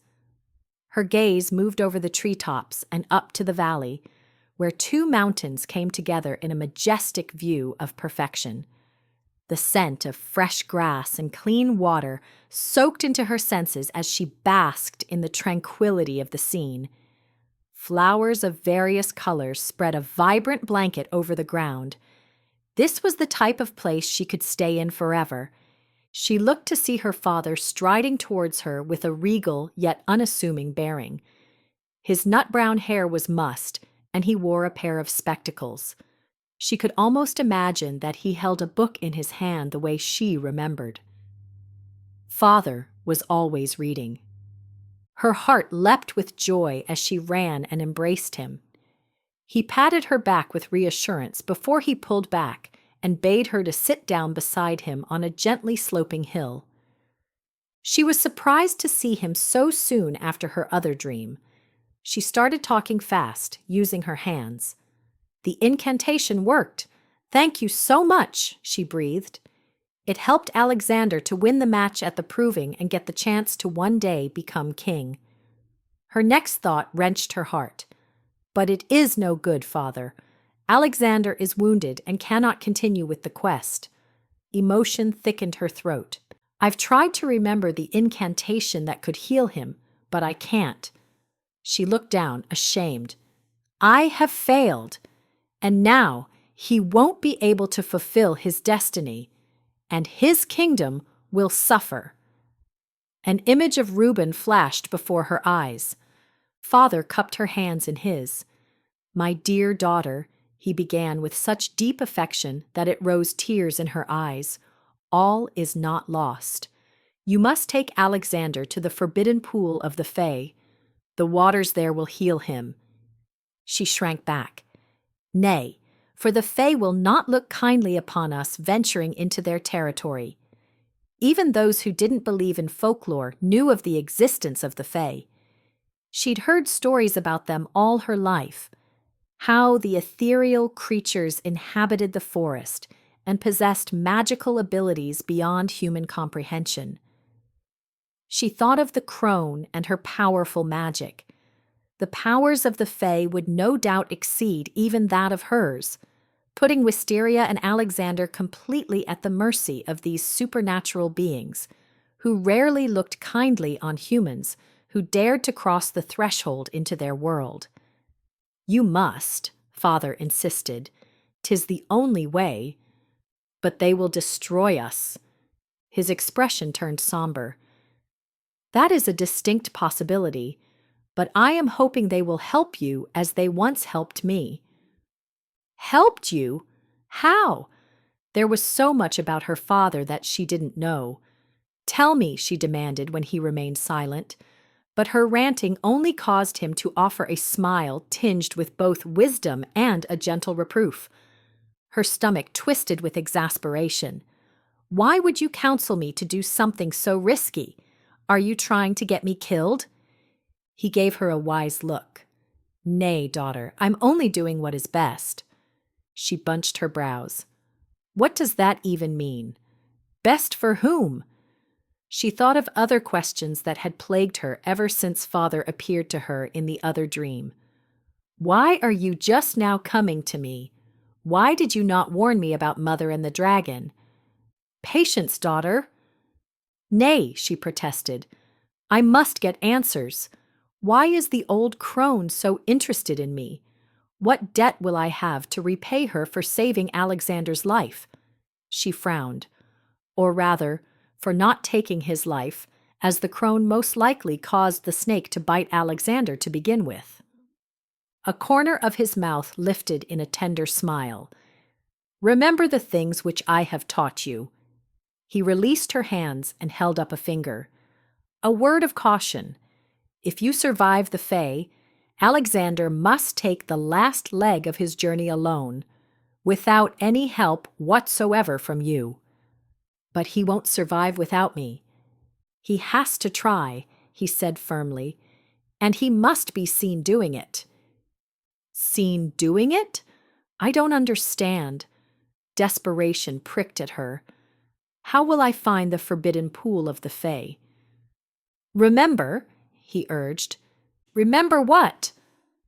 The things I have taught you. She could feel father slipping away. She must not let it happen. Her words fell out in short bursts. What things? I was so young when you died. How am I supposed to remember? The wind picked up, catching hold of his voice and sending it swirling around her. You will know, but hurry, there is no time to spare. The next moment, he was gone. Wait, she cried out. Don't leave. There's so much more you need to tell me. In the soft fingers of the stirring wind, she caught the familiar notes of the lullaby he'd sung to her when she was a child and needed comforting. Then all went still. Alexander groaned, and she was thrust back into the world of the living. She was shaky from awaking so suddenly. Also, her body was stiff from sleeping on the ground. She shifted and then sat up, pushing back the cloak. Cobwebs of sleep pressed, a sticky maze against her eyes. She looked up, trying to get her bearings. It felt like she'd only been asleep for a few moments, but the sun was now considerably lower in the sky. She looked at Alexander, who issued out a low moan. She touched his forehead, relieved to discover that it was cool. A moment later, his eyelashes fluttered, and then he opened his eyes. She expected him to still be dazed, but this time, he focused on her. Wisteria, he uttered, his throat raspy. Tears rushed to her eyes as she laughed softly. I'm here. He glanced around. Where am I? You don't remember? With some effort, he managed to sit up, his handsome face contorted in pain. Whatever it was must have been awful because I hurt all over, he lamented. He leaned forward and pushed his fingers through his hair. Ah! He groaned. My head is swimming! Take a deep breath, she encouraged, rubbing circles over his back. He did so, and she felt his chest rise and fall with the effort. He raised his head and then looked down at his arms and legs. The alarm that streaked through his golden eyes evoked a chord of sympathy inside her. What happened to me? He croaked, and then coughed to clear his throat. You were bitten by a spider at the 2 towers. When he didn't respond, she continued. Your father sent you and Reuben on a quest. Reuben was getting attacked by spiders. You came to his aid and got bitten. Understanding filled his eyes as he turned to her with a new sense of distress. Where is Reuben? A searing anger fired through her veins. He took your dagger, sword, and horse and then left you here to be eaten by wolves. Alexander held out his arms for inspection. That's how I got these wounds, he said as much to himself as to her. Aye, and how you got the wounds on your legs. He paused, his face a mask of concentration. That's right. I remember. You helped destroy the spiders. I went to check out the sound in the forest. I stopped by the tree and felt you there, but I couldn't be sure." She placed a hand on his upper arm. "I was there, right in front of you. If you had reached out, you could have touched me." How?" he asked in wonderment. "Was it some sort of spell or incantation?" "Nay, it was a cloak of invisibility." His expression of disbelief caused her to chuckle. "I know it sounds strange." She reached for the red velvet cloak. "If this cloak is worn inside out, the person becomes invisible." "How?" he questioned and then frowned. "Where did you get it?" She couldn't tell him the part about her impending debt that must somehow be paid. However, she could tell him a portion of the truth. "An old crone lent it to me." He was completely baffled. Remembering Father's warning about there being no time to spare, she arose to her feet. "I will explain it all as we walk." She scrutinized Alexander. "That is, if you can walk." He steeled his jaw with determination. "I will manage." His eyes locked with hers, and she was surprised by the strength and resilience that flowed from his voice. "I thought we agreed that you were going to remain at the castle." She lifted her chin. "Had I done so, you would be dead right now, and we wouldn't be having this conversation. You should be thanking me instead of berating me." "Thank you." "You're welcome," she said tartly. A hint of a grin touched his lips. "I mean it," he said in earnest. "You have saved me in so many ways that I couldn't begin to list them all." They shared a tender smile. "We're saving each other," she said with deep meaning. Or at least that's what she hoped would happen. She still had no idea how to get to the forbidden pool of the Fae. The only thing she knew to do was to travel in the opposite direction from whence they'd come.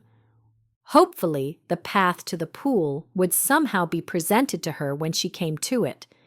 According to the legends, the gateway to the land of the Fae was kept hidden from human eyes. Father said that she would remember the things he'd taught her.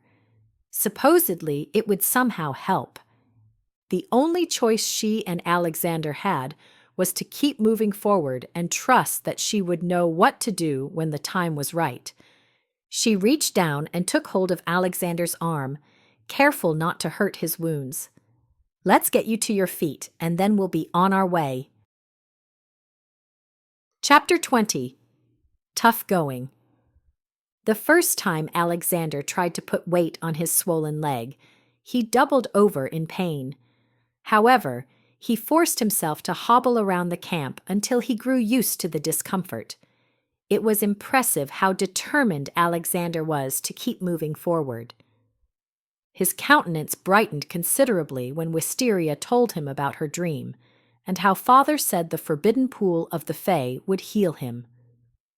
"How do we get there?" he asked eagerly. She admitted that she had no idea. She explained that Father said the things he'd taught her would help, but he never expounded on what those things were. Alexander told her that his mother was fascinated by the Fae and had done extensive research on the subject. According to Mother, the entrance to the world of the Fae is often hidden by common landmarks such as trees or rocks. However, these landmarks are slightly different from the rest, be they a bent or twisted tree, or even a large rock that seems out of place. She threw her hands up. "So we could potentially search forever and never come across it." "Come here," he said tenderly. She went to his side, so grateful that he was up and walking around. He tried to pull her into his arms, but then winced when she brushed against his wounds. So he cupped her cheek with his palm instead, peering into her eyes with a fierce devotion that sank deep into her heart. He planted a soft kiss on her lips. "We'll find it," he promised. Oh, how she hoped he was right. "Now, tell me about the old crone and the invisible cloak." She explained how she'd been taught by the crone from the time she was a child. She even divulged that the crone predicted Wisteria would be stronger after her first kill. I was, she admitted with a shudder, but the darkness that threatened to overtake me was terrifying. I hoped to never lay eyes on the crone again, partly because she was a reminder of my rage and evil deed, but also because I don't trust her. She shivered. And she's so hideous to behold. She winced. I know that makes me a vain person, but she is so ugly. He chuckled. That does seem a bit frivolous, especially for you, one who makes a practice of looking beneath the surface. If you saw her, you would know what I mean, she spouted, mildly offended that he thought her revulsion to the crone shallow. His eyes popped open wide. That's what I've been trying to remember, he punched out. What do you mean? His voice rose.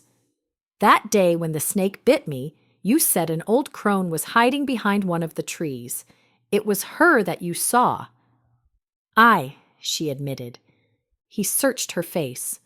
What is it that you're not telling me? She needed to be careful how she phrased her answer.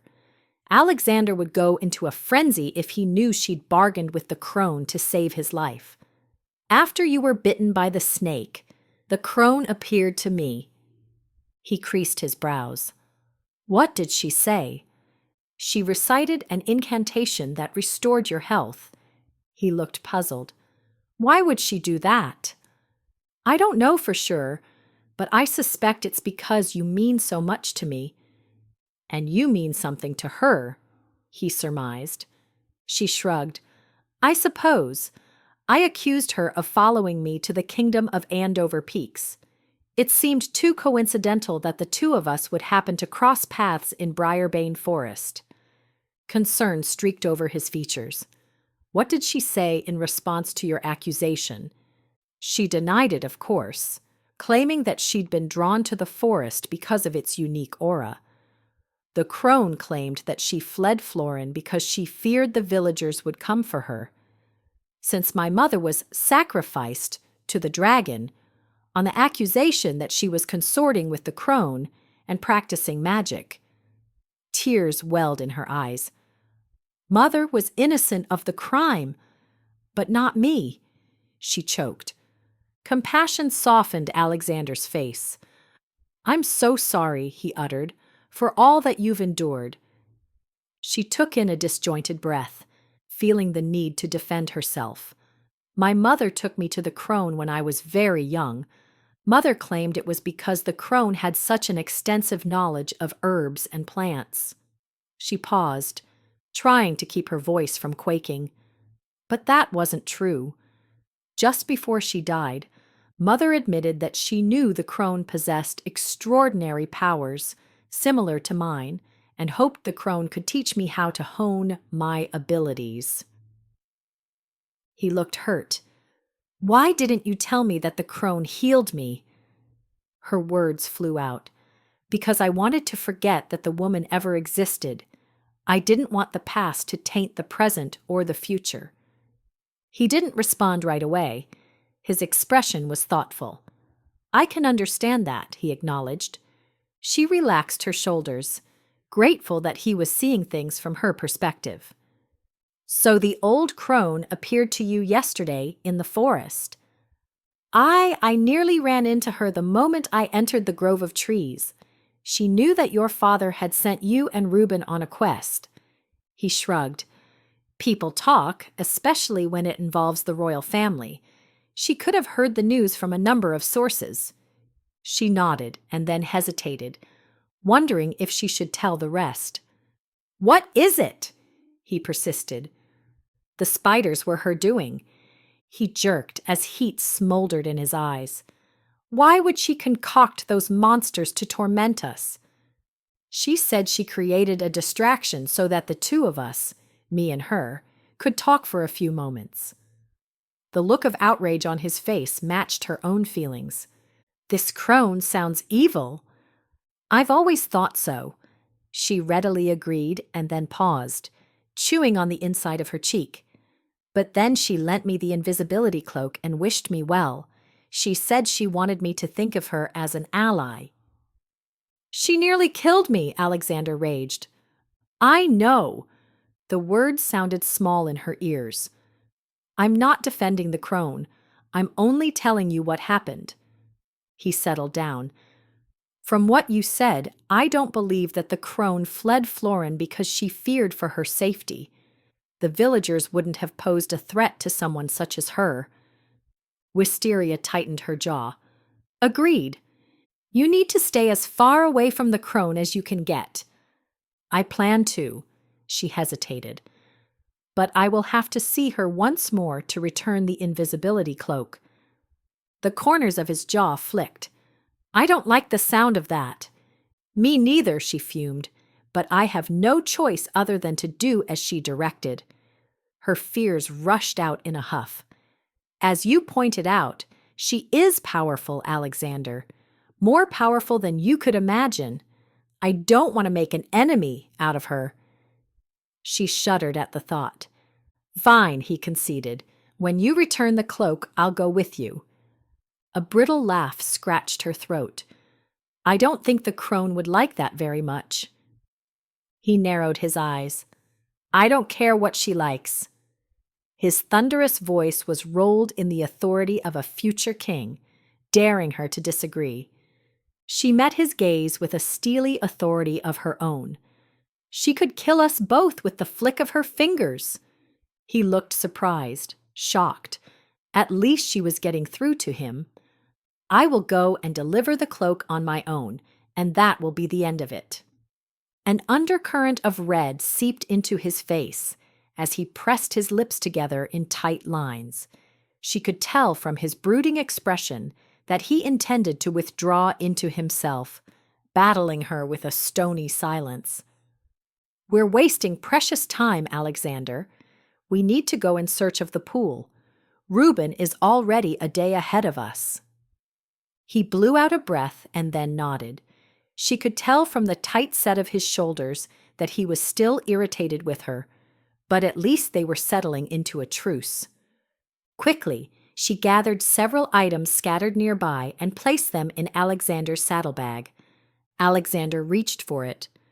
I can carry that. Nay, it's too heavy for you right now. I'll carry it and you can take mine. It's lighter.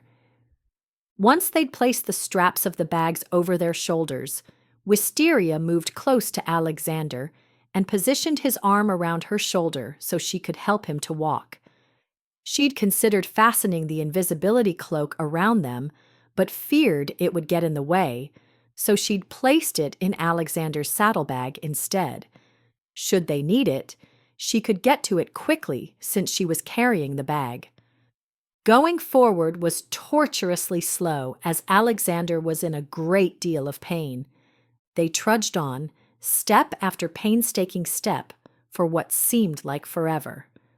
Every time they reached a clearing, Wisteria would check the sun's position. From what she could tell, it was now late in the afternoon. Before long, they would need to find a place to spend the night. Wisteria had kept a stash of the Crementia berries and planned to boil them again and have Alexander drink the liquid. As she walked and Alexander limped, Wisteria kept running her mind through everything that father had said. She kept going back to the lullaby. Why was it the last thing she heard before waking up? There had to be something significant about it. She flinched. Of course. She stopped and turned to Alexander, her voice hissing with excitement. The lullaby is a map. What lullaby? Alexander's face was flush, and he was starting to sweat again. Also, his breathing was labored. Wisteria didn't know how much farther he could go. If he exerted himself too much, he could relapse into a similar state that he'd been in the night before. Her stomach tightened. She didn't want that to happen, nor did she want to contemplate how dangerously close she had come to losing him. When she told him about the lullaby, his face lit up. Tell me the lyrics. I'll do better than that. She began to sing about the bubbling brook that curved through a grassy knoll like a wily snake. Next, there was the part about the lazy tree that marked the point where the brook hid her face from the world. She paused. That must mean that the tree is bent and the brook goes underground. Alexander interrupted. Aha! My mother was right. There's always a bent tree. Seeing his crooked grin caused a giggle to rise in her throat. I suppose there is. And there's also a smooth stone beside the tree. His grin widened. Don't tell my mother she was correct. Otherwise, I'll never hear the end of it. Don't worry, she said with a touch more rancor than she'd intended. While Alexander was teasing, Wisteria and the Queen were unlikely to have a conversation anytime soon. It was a good sign that Alexander was well enough to banter with her. The lullaby says that rapping the knuckles to the count of 3 will pay the fee, and then, with a groan, the way will be known. Alexander looked thoughtful. So we knock thrice on the stone, it will move, opening up a passage to the forbidden pool? Aye, if my assumption about the lullaby being a map is correct. Now we just need to find the brook and the bent tree. No time like the present. Maybe we should rest a bit, she suggested. And eat something. I can't have you getting in a bad way again. Reluctantly, he agreed. Alexander was putting on a brave face, but he was struggling. The strips covering his wounds were soaked in blood. She'd used every last strip in the saddlebag to bind his wounds. If they couldn't find the forbidden pool today, then, this evening, when they set up camp, she could tear off the bottom section of her frock and use the fabric for bandages. After they finished the meal, Alexander seemed to be faring a little better. Wisteria decided that now was as good a time as any to tell him the rest of her dream. She turned to him, her heart beating faster. Alexander, there's something else I need to tell you about the forbidden pool of the Fae. Wariness clouded his eyes. Considering that the words forbidden and Fae are involved, I'm assuming it's not good? Nay, she said gravely. My father said that if we survive the Fae, it is imperative that I let you go the last leg of the journey alone, and you must be seen doing it. He made a face. Must be seen doing it? Strange language. I thought so too at first. She paused. But after giving it more thought, I think my father was saying that I don't need to give you the invisibility cloak. Ah, you're probably correct. The corners of his mouth turned down in a pout. But it certainly would have been nice to have it. He dipped his head. Why must I be seen going the last leg alone? He immediately answered his own question. Perhaps it is so that Reuben will be satisfied with whatever result comes. Exasperation swelled inside her.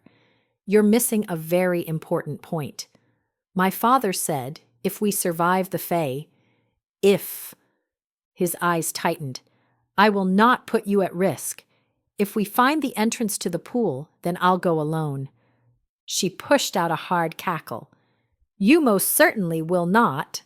She threw him a hard look. You need me or you won't survive. While she hated to insult his manhood, she had to point out the truth. Amusement flicked in his eyes.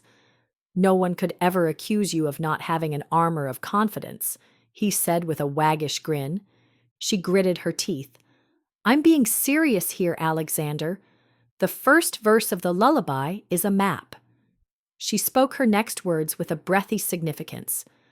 The second verse is a plea to allow the trespassers to live. Her throat tightened. The third is a lamentation for the loved ones that are lost. His expression grew incredulous. What kind of sadistic lullaby is this? 'Tis an omen. Only I didn't know all of those years ago when I sang it as a child. My father said that he hoped the Fae would help us as they once helped him. Alexander's eyes widened with shock. Your father visited the land of the Fae? He said they helped him, so I assume that he was there at one time. He shook his head in astonishment. And he lived to tell the tale. Silence stretched between them until Alexander spoke. If your father survived the encounter, then I believe you can too. Let us hope that all goes well, and we will not feel the need to sing the third verse. They caught eyes, both keenly aware of all that was at stake. Agreed, Wisteria said with conviction. After packing up their things, they plodded forward. Not long thereafter, Alexander cocked his head. Do you hear that? Wisteria strained to listen. Her heart jumped with both trepidation and hope. Flowing water, she exclaimed. A brook! Alexander steeled his shoulders. Aye. By the time they got to the water, Alexander was breathing heavily and his face was deathly pale. Alarm trickled through Wisteria. Maybe you should sit down and rest. Nay, I am well enough. He leaned against a nearby tree for support, his chest heaving up and down. He wasn't well. In fact, he looked as though he might collapse at any moment. You stay here and rest. I'll follow the brook up one side and down the other to see if I can find the bent tree and the rock. She expected him to argue, but he nodded instead as he took in a breath and wiped the perspiration from his forehead. Seeing her distress, he offered a weak smile. I just need a few moments. Tears pushed against her eyes, but she held them back. She needed to be strong. If she could just find the entrance to the forbidden pool and get Alexander into the water, then he would hopefully be healed. She reached into the saddlebag and pulled out the cloak. Here. She went to drape it around his shoulders, but he held up a hand. Nay, you might need it more than I. Nonsense, she blustered. You are defenseless, whereas I have my powers. Defenseless? Way to make a man feel worse than he already does, he sulked. Good to see you still have your sense of humor, she snipped as she retrieved the water skin from the pack and handed it to him. Make sure to keep sipping on this. If your body loses too much water, you will collapse. She draped the cloak around his shoulders. He immediately vanished from her sight. I was going to kiss you goodbye, but since I can't see you... She startled when his lips pressed against hers. Then he touched her face. Be careful. I will, she promised. Her voice caught. And you. Keep breathing. He chuckled. Will do. She took a mental picture of the surroundings so that she would be able to find Alexander when she returned. Hopefully, he would still be awake and could answer when she called out to him. But if not, she needed to remember where he was. I'll be back soon. She turned and followed the line of the brook. I love you, he called out. She turned and looked back at the tree where he was. Emotion choked off her breath as she gurgled. I love you too. Chapter 21. Wounded. Wisteria's plan was to follow the brook until it ended in one direction. If she didn't find the tree, she would turn around, retrace her steps, check on Alexander, and then go in the other direction. She had no idea how far the brook stretched through the forest, or even if this was the brook spoken of in the lullaby. No doubt there were numerous brooks in Briarbane Forest. She could only hope that if Father felt the need to come to her in a dream and instruct her to find the forbidden pool of the Fae, that it would hopefully be nearby. As Wisteria followed the path of the brook, she fretted over Alexander, wondering how he was doing. She'd not gone far when she spotted a bent tree stretching over the width of the brook. Hope kindled in her chest when she saw the large, smooth stone resting beside it. Tears sprang to her eyes. Thank you, Father, she breathed. Briefly, she considered forging through the brook to get to the other side and knocking on the stone to see if it would move. However, it would be wise to have Alexander with her. She didn't want to somehow get sucked into the world of the Fae, while Alexander remained waiting by the tree in his desperate state. Not caring about the noise her feet were making, Wisteria ran back to Alexander. "I found it!" she exulted as she neared the tree. The next instant, a sharp pain tore through her shoulder, knocking her to the ground. "Wisteria!" Alexander exclaimed in dismay. She looked at her shoulder, realizing that she'd been shot with an arrow. The agony was so sharp that she could hardly breathe. It radiated from her shoulder and seared through her body. Her head began to spin, and she felt as though she might vomit. Alexander placed his arms around her. "Stay still and don't breathe a word," he whispered in her ear. She heard movement and then the heavy march of footsteps coming toward them. Her body was trembling, and pain pulsed through her with every beat of her heart. She forced herself to breathe, even though it hurt terribly to do so, fighting against the suffocating panic trying to overtake her. She'd been careless, thrashing through the forest like a lumbering bear to get back to Alexander, and now she was paying the price. "Where is he?" a man with a gruff voice growled. "I hit him," another man said. "I'm sure of it. He couldn't have gone far." "I hope you're right, because Reuben said we must bring him his brother's head, or there's no deal." Rage blasted through Wisteria with the force of an army. Tingles gathered in her fingertips. "Don't," Alexander warned, sensing what she was about to do. "Let's go this way," a man said as their footfalls faded away. It occurred to Wisteria that Alexander had thrown himself down on the ground and covered them both with the cloak. She moaned under her breath, trying to get a handle on the pain. "I found the bent tree and the stone." Alexander helped her to her feet. His breathing was short, and he looked as haggard as she felt. He had the cloak bundled in his hands. She gave him a sardonic smile, making sure to keep her voice at a whisper. "Aren't we the pair?" She was still in agony, and the weight of the arrow was pressing hard against her shoulder. It was difficult to breathe due to the misery. Blood was soaking her shoulder. If they didn't get to the pool soon, she would be in as bad of shape, or worse, than Alexander.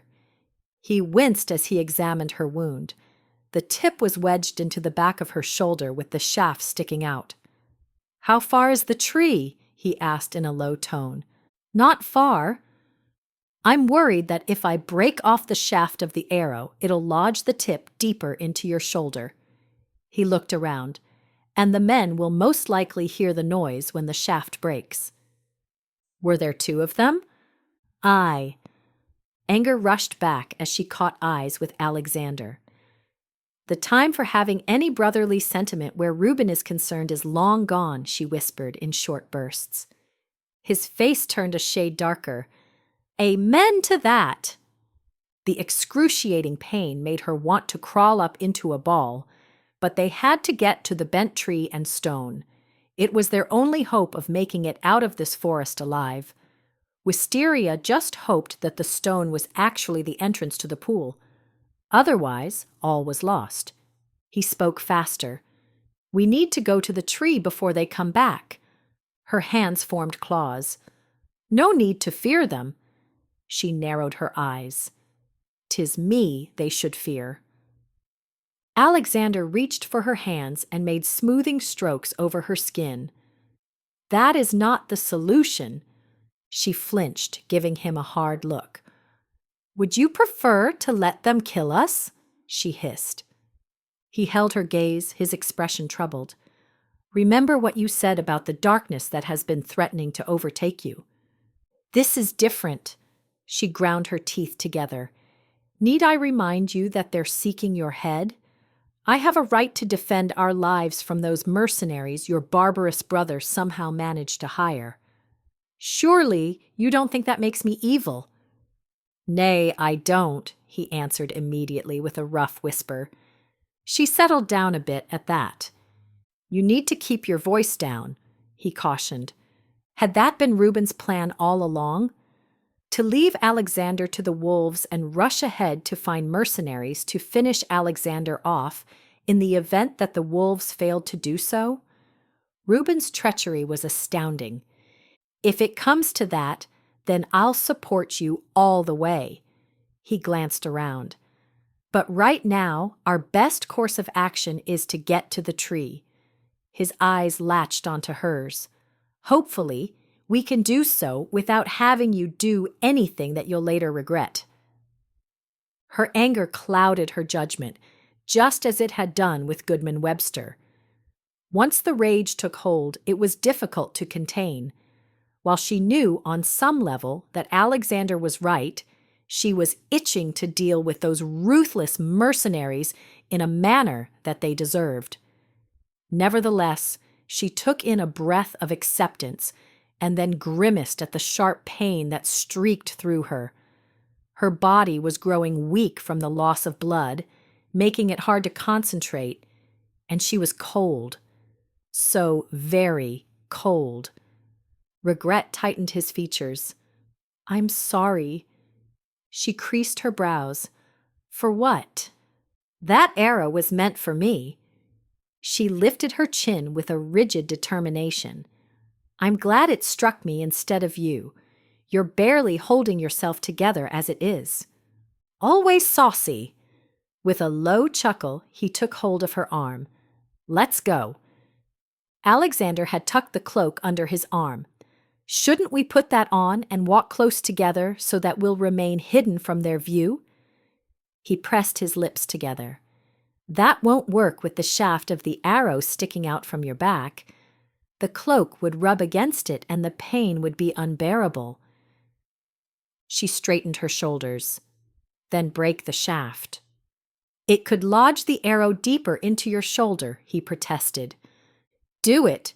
We're about to get into the pool and the wound will be healed." "That is the hope," he reminded her. "We're not even sure if this bent tree and smooth stone mark the entrance to the pool. There could be many areas of the forest with those same features." "Break the shaft. The blade could go deeper, but I'm willing to take that chance to keep us safe. We haven't much time, Alexander," she whispered hoarsely. Reluctantly, he nodded. "Let's get the saddlebag off you." He helped her remove it and placed it over his shoulder. "Now you're carrying both packs," she said in dismay. "I'll be fine," he assured her in a firm tone. "Now turn around." She did so, bracing herself for what was to come. He broke the shaft with a loud crack, sending hot stabs of pain through her shoulder. She couldn't stop the gasp that escaped her throat as her knees buckled. White lights exploded before her eyes, and she was pummeled by waves of dizziness. She would have fallen had Alexander not caught her. "Did you hear that?" A man's deep voice floated ominously through the forest. "Aye," the other one said. "It was this way." Footfalls came rushing towards them. With no time to waste, Alexander draped the cloak around them. He slid his arm around Wisteria's shoulders. She leaned against him, her body trembling. Her hands were drawn into tight fists as she tried to get a grip on the excruciating pain, racking her body. The men scoured the area, coming unnervingly close to where Alexander and Wisteria stood. Wisteria's fingertips prickled, and she thought of how easy it would be to just wrench the bow from the short, burly man's hands and do the same to the sword the tall man was holding.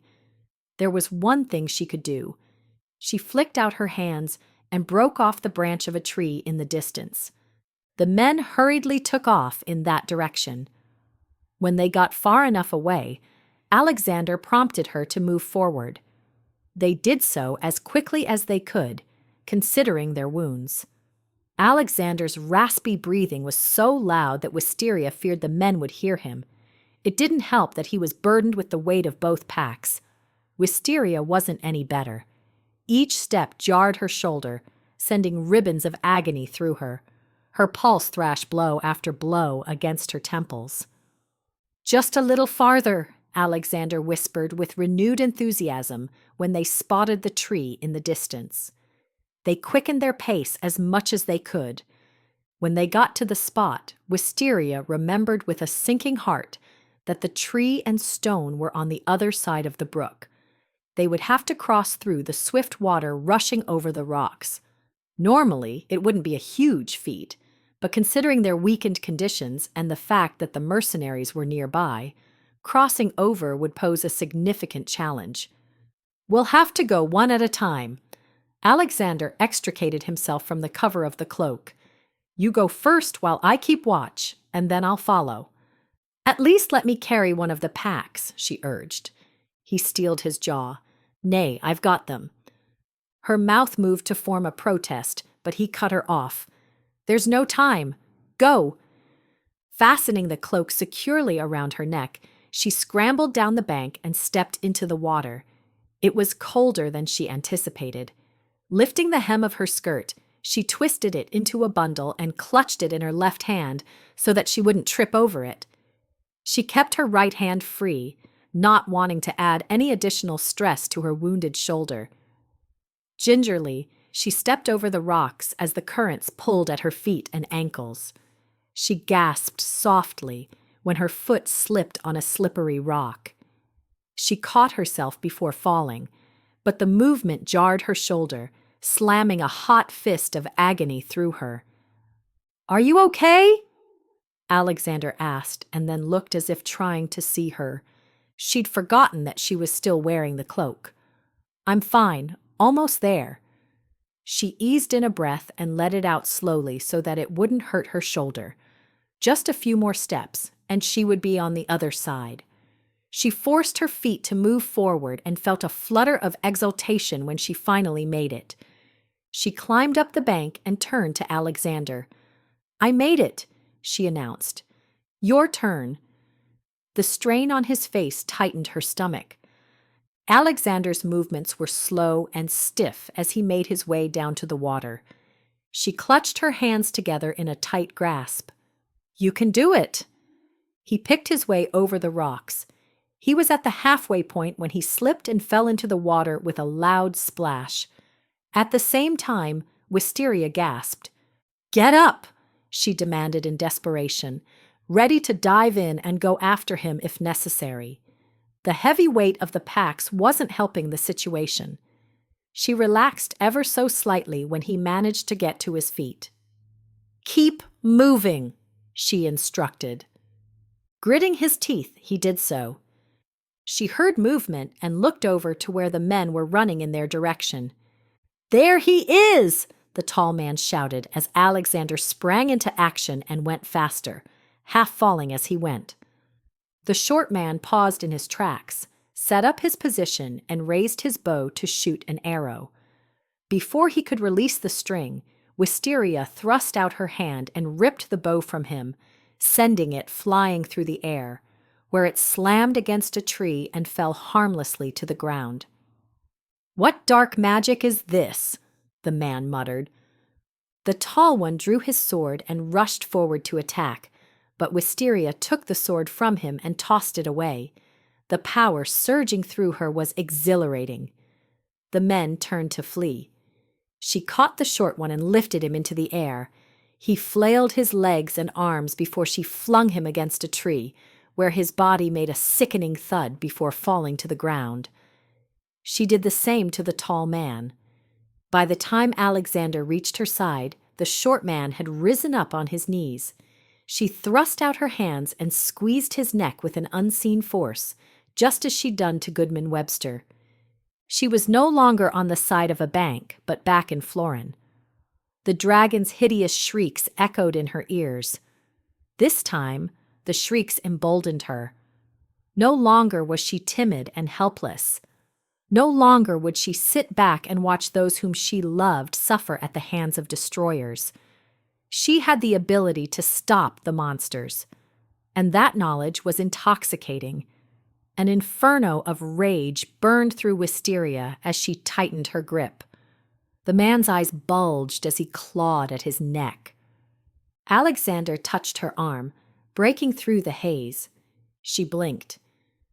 "Enough," he said gently, bringing her fully back to the present. She released the man and lowered her hands, letting them rest at her sides. Still clutching his neck, the man fell forward, coughing and sucking in ragged gasps of air. The tall man rose to his feet, glaring at Alexander. What type of sinister sorcery is this? It was only then that it occurred to Wisteria that she was wearing the cloak. The men could only see Alexander. Sorcery that will steal your breath and rip out your entrails, Alexander declared boldly as he straightened his shoulders and raised his hands as if preparing to act. The men shrank back. Please, the tall man quaked. We have no wish to die. It was all Wisteria could do to hold back the brittle cackle climbing up her throat. And yet you were seeking my head, Alexander growled with the authority of a prince about to do some serious damage. My brother hired you. Tell me how he did it. When the men remained silent, Alexander's tone grew musing. Perhaps I should give you a taste of my power, so that you will learn to never trouble me again. Nay, the burly man's lower lip trembled. Please, no more. Right on cue, Wisteria held out her hands and squeezed the men's necks, one with each hand. They gagged and sputtered. Alexander lowered his hands, but Wisteria still held on.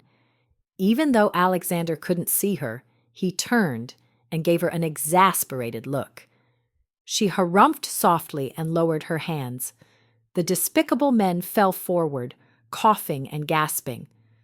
How did Reuben hire you? Alexander demanded. The burly man coughed before managing to answer. We were on the edge of Briarbane Forest. He entered our camp and paid us gold coins to go and bring him back your head. We got half the coins up front and were promised the other half upon delivery. Wisteria jerked, shocked that Reuben had made it through Briarbane Forest so quickly, and that he possessed the persuasive abilities to get these mercenaries to do his bidding. The day when Alexander took her to Briarbane Forest for the first time, he told her that it was a 3-day walk to the Northland Kingdom. Reuben must have practically run the entire way. How could she and Alexander possibly catch up to him at this point? Where are you to deliver my head? At the foothills of Dragon's Perch, the tall man answered in a halting tone as if embarrassed to divulge the plan to the intended target, who held their lives in his hands. When? Alexander barked. 2 days from now. You will not go and meet my brother, Alexander roared as the veins in his neck turned to ropes. And you will never speak of this encounter with anyone. His voice turned menacing. For if you do, I will find you and end your miserable lives. Wisteria was awed by Alexander's forthrightness. No doubt he was born to be a king. However, in order for that to happen, they would have to somehow beat Reuben to Dragon's Perch. At least Alexander would have to do so, since it was required of him to go the last leg alone. Do I make myself clear? Alexander shouted. Aye, the men squeaked. Alexander flicked his hand in disgust. Now scatter before I change my mind and finish you off here and now. The men got to their feet and scampered off like frightened vermin. Well done, Wisteria appraised when the men were out of hearing range. Alexander staggered and then collapsed. She realized then that Alexander had exerted all of his remaining strength to put on a bold front to the men.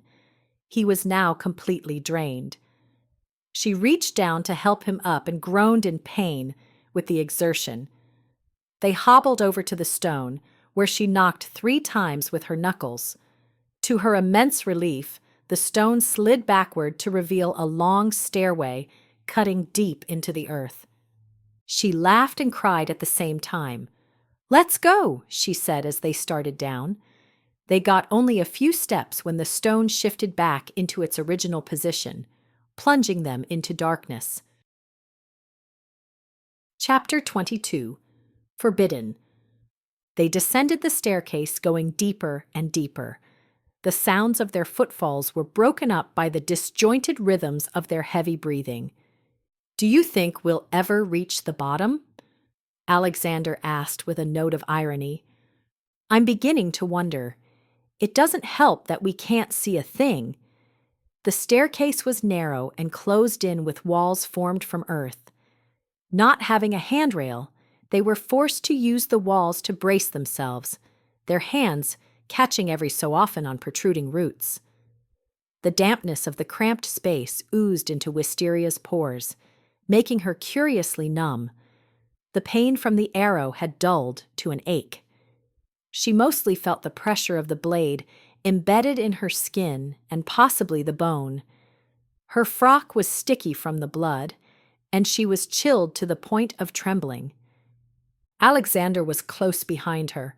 She glanced back even though she couldn't see a thing. "How are you holding up?" "Do you want the real answer?" he asked dryly. "If you start to collapse, let me know." A wave of dizziness assaulted Wisteria as she used the wall for support.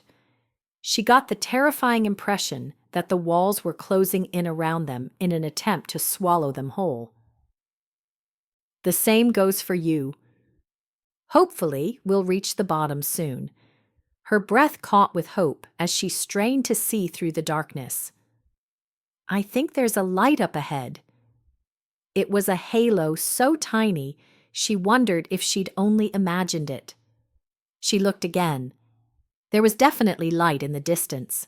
She kept her eyes fixed on it, welcoming the comfort it provided. Several moments later, the brightness increased. Finally, they reached the bottom and stepped into the cavity of a cave. "Where are you?" Alexander's voice was laced with concern. For an instant, she didn't know what he was talking about. Then she remembered that she still had on the cloak. Oops. Hastily, she unfastened it and slid it off her shoulders, grimacing when the fabric brushed against the remaining stub of the arrow shaft. "Much better." Alexander grinned in relief. She bundled up the cloak and tucked it under her left arm before looking around. There was an arched opening directly in front of them with light coming through. They stepped through it and into the warmth of the golden sunlight. Wisteria gasped. "It's exactly like I dreamt." She took it all in with astounded eyes. There was the crystal blue pool framed by a grove of trees, and the valley that divided the mountains in the distance. Flowers of all varieties covered the ground in a fanciful display of perfection. Their scent was divine. Colorful butterflies delicately fluttered their wings before lighting on the petals of flowers. "I was standing here when Father came toward me." She looked to the right, halfway expecting to see him. Alexander reached for her hand and linked his fingers through hers. She looked down at their clasped hands, which were sticky and covered in dirt and grime from the moist walls of earth. It seemed incomprehensible that such a cramped and uncomfortable climb down into the belly of the earth had led to this splendorous place. Here, in such bliss, she could almost be made to believe that the other world, dismal and trying in all aspects, was but a dream, and this was their new reality.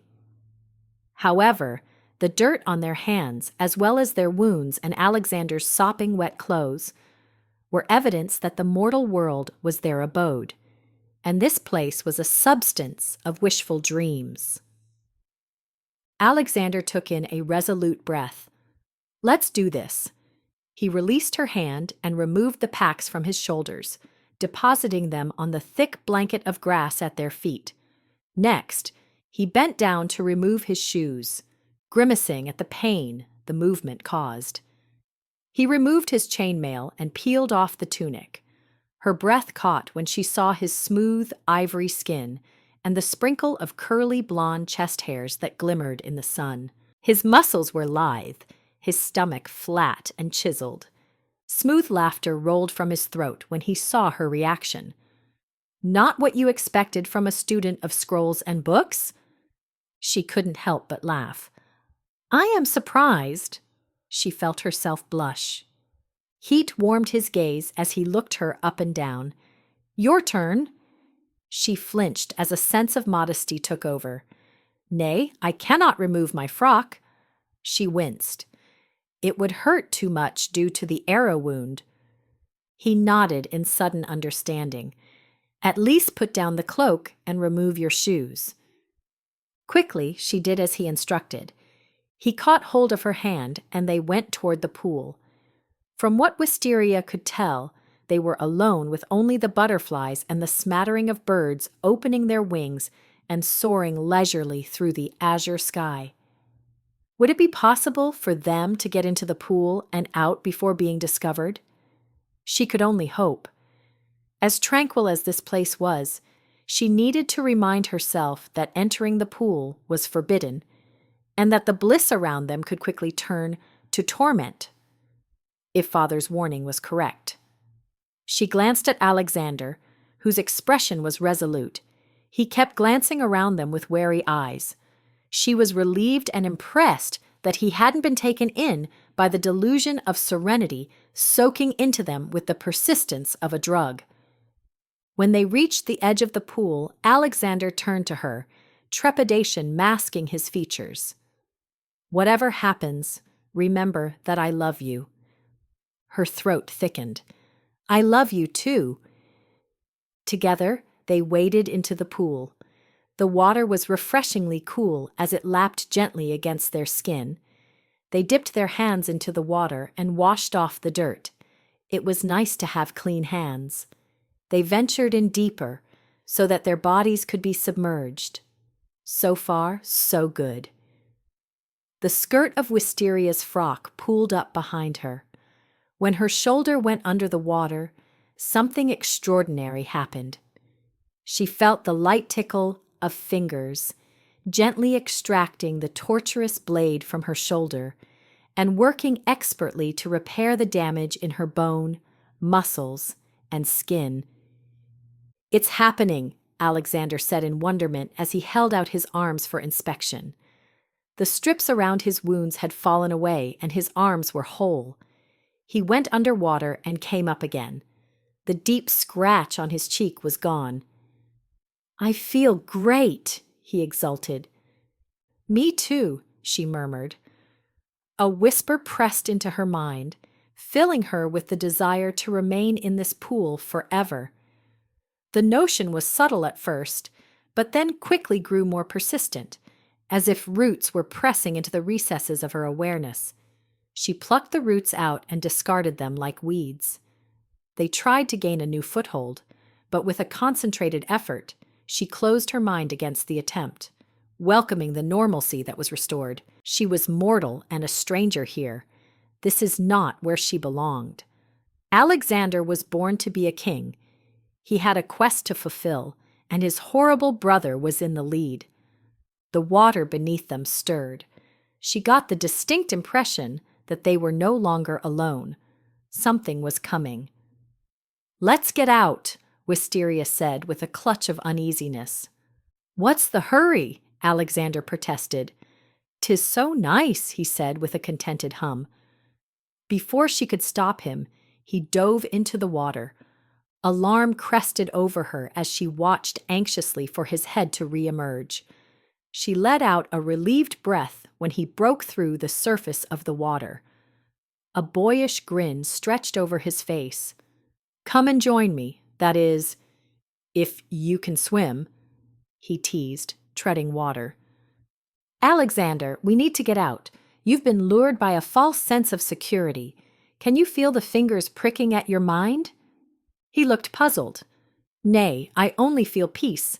It's sublime. Exactly, she said in exasperation. That's not normal, given our current state. Remember your quest. We have to get out and continue the journey. He blinked, his expression confused. It can't hurt to tarry here a while longer. He swam farther out into the pool. Alexander, she fumed. Come back. We have to get out. The wind picked up as clouds gathered in the sky. Wisteria hurried to get out of the pool. Perhaps if Alexander saw her standing on the shore, then he would be persuaded to join her. She just stepped out of the water and onto dry land when a clap of thunder shook the ground. "Alexander!" she called, but he ignored her. A ceiling of leaden clouds crowded the sky as waves formed in the pool and rose like mountains that beat against the shore. "Alexander!" Wisteria called out in terror, but her voice got snatched away in the howl of the wind. She tried to catch sight of him, but it was no use. "Please!" she cried out in anguish. "Let him go!" A whirlpool formed in the center of the pool and rose high in the air. Out from it came the most magnificent man she'd ever beheld. Sleek ebony hair fell to his shoulders, a stark contrast to his alabaster skin, which sparkled like gemstones. His face was thin, ears pointed.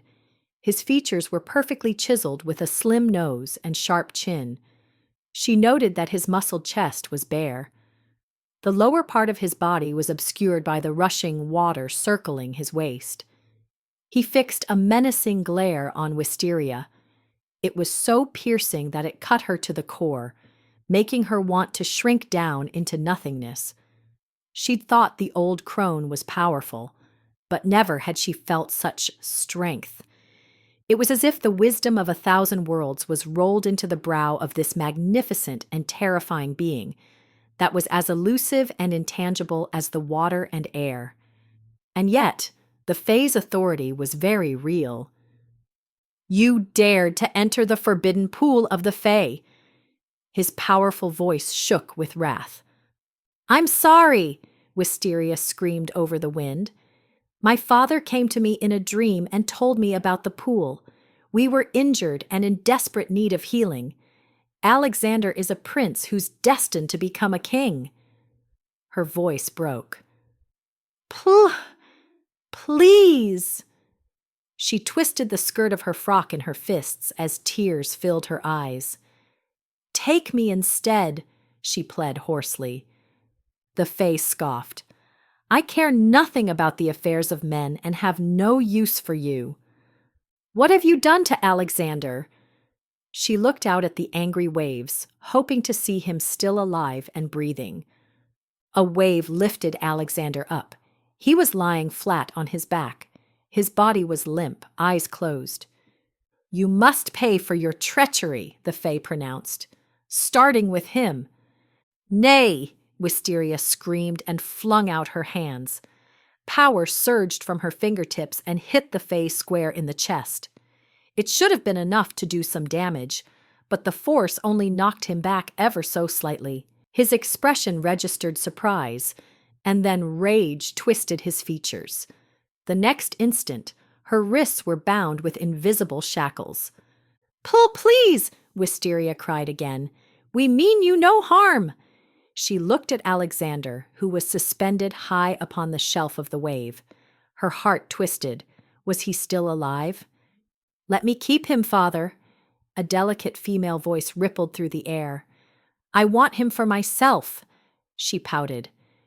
A bolt of jealousy streaked through Wisteria. No other woman, be she Fae or human, would lay claim on Alexander. "Silence, daughter," the Fae commanded. He leveled a glare at Wisteria. "You must pay." "My father's name was Cedric de Avalonia," Wisteria croaked. "You helped him once as he hoped you would help us." "Liar!" the Fae snarled, revealing a row of straight, white teeth so perfectly formed they didn't look real. "I speak the truth." "Sing the lullaby," her father seemed to be encouraging. She began to sing the lyrics of the second verse. "Could it be?" the Fae asked in astonishment. His reaction emboldened Wisteria as she sang louder, her voice flowing out from her mouth and swelling into the air. When she reached the end of the verse, she grew silent as tears streamed down her face. She looked at Alexander, wishing, with everything in her, that she could save him. However, she was utterly powerless to do so. As quickly as they had come, The waves died down, and the menacing clouds parted and allowed the merry sunshine to once again take her place in the sky. The wave carrying Alexander rolled smoothly to the shore and laid him gently on the grassy bank. With a sob, Wisteria rushed to his side and threw herself down beside him. She touched his face. "Please, come back to me, please." His eyelashes fluttered, and then he groaned. His shoulders shook as he coughed and turned to the side to expel the water from his mouth. "You're alive!" she exclaimed as grateful tears trailed down her face. Alexander coughed again and sat up in a daze. What happened? Wisteria looked out at the pool. The whirlpool moved forward through the water and delivered the Fae to the shore. When the water recessed from his body, Wisteria was shocked to see that he was dressed in a tunic of vivid emerald. It was fastened at his shoulder with a gold clasp, and his feet were shod with sandals. He strode towards them with a nimble grace. When he reached them, he stood, observing Wisteria with keen crystal eyes, the identical color of the pool, which was now as placid as a sheet of glass. "You are Cedric's daughter?" "Aye." Regret pinched the Fae's perfect features. "I was sorry to hear of Cedric's death. He was a good mortal." A lump formed in Wisteria's throat. "Arise!" the Fae commanded with a flick of his smooth, slender hand. She and Alexander got to their feet. The Fae waved his hand over the general area of their bodies, and they were suddenly dry. "Hup! How did you do that?" Alexander blustered, looking down at his leggings. The Fae pointed to his chest and stated in a regal manner, "I am Dorian Lorella, the keeper of the realm of sunlight and shadow, son of the elders and king of the Fae." Wisteria did a curtsy and offered a nod of deference. "I am Wisteria de Avalonia, daughter of Cedric de Avalonia and the Honorable Lady Eleanor." A petulant scoff pulsed through the air. Both Wisteria and Alexander glanced around to see where the sound had come from. Annoyance tightened the edges of the Fae's eyes and mouth. "Forgive my daughter Elwyn for her impertinence. She has a tiresome fascination with mortal men." Once again, Wisteria felt the tight clutch of jealousy as she moved closer to Alexander. Dorian looked around at the space surrounding them. "Daughter, show yourself," he ordered. A fair-haired Fae materialized beside him.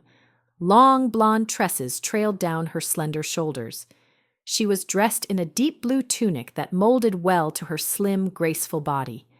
Her face was exquisite, with delicate features and long lashes. She wore an expression of mischief on rosy red lips. Her sapphire eyes twinkled with interest as she homed in on Alexander.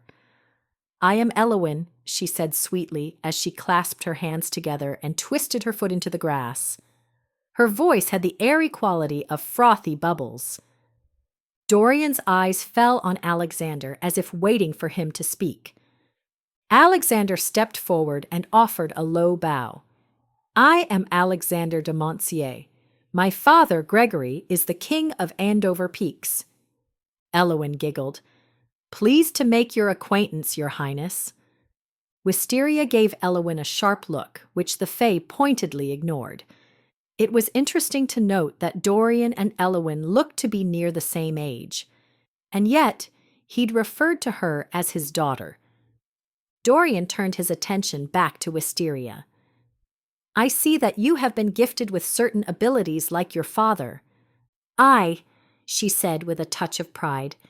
"Few have ever been able to resist the lure of the pool," Dorian appraised. "Your father also resisted. Most mortals who dare enter the pool foolishly remain in the water until they eventually perish from exhaustion." Alexander looked mortified. "I suppose I'm to be counted amongst the foolish." Wisteria caught hold of his arm and gave it a reassuring squeeze. "'Tis not your fault that you were not born with magical abilities. Curiosity kindled in her breast as she lowered her hand from Alexander's arm and looked at Dorian. "How did you come to know my father?" Now that the terror of nearly losing Alexander had passed, Wisteria felt the tremble of one who had survived a near brush with death. Dorian flicked his hand. "You must join us at the feast, and we will discuss the matter further." A hopeful smile curved Eowyn's lips as she batted her eyes at Alexander. "Perhaps you would agree to sit beside me?"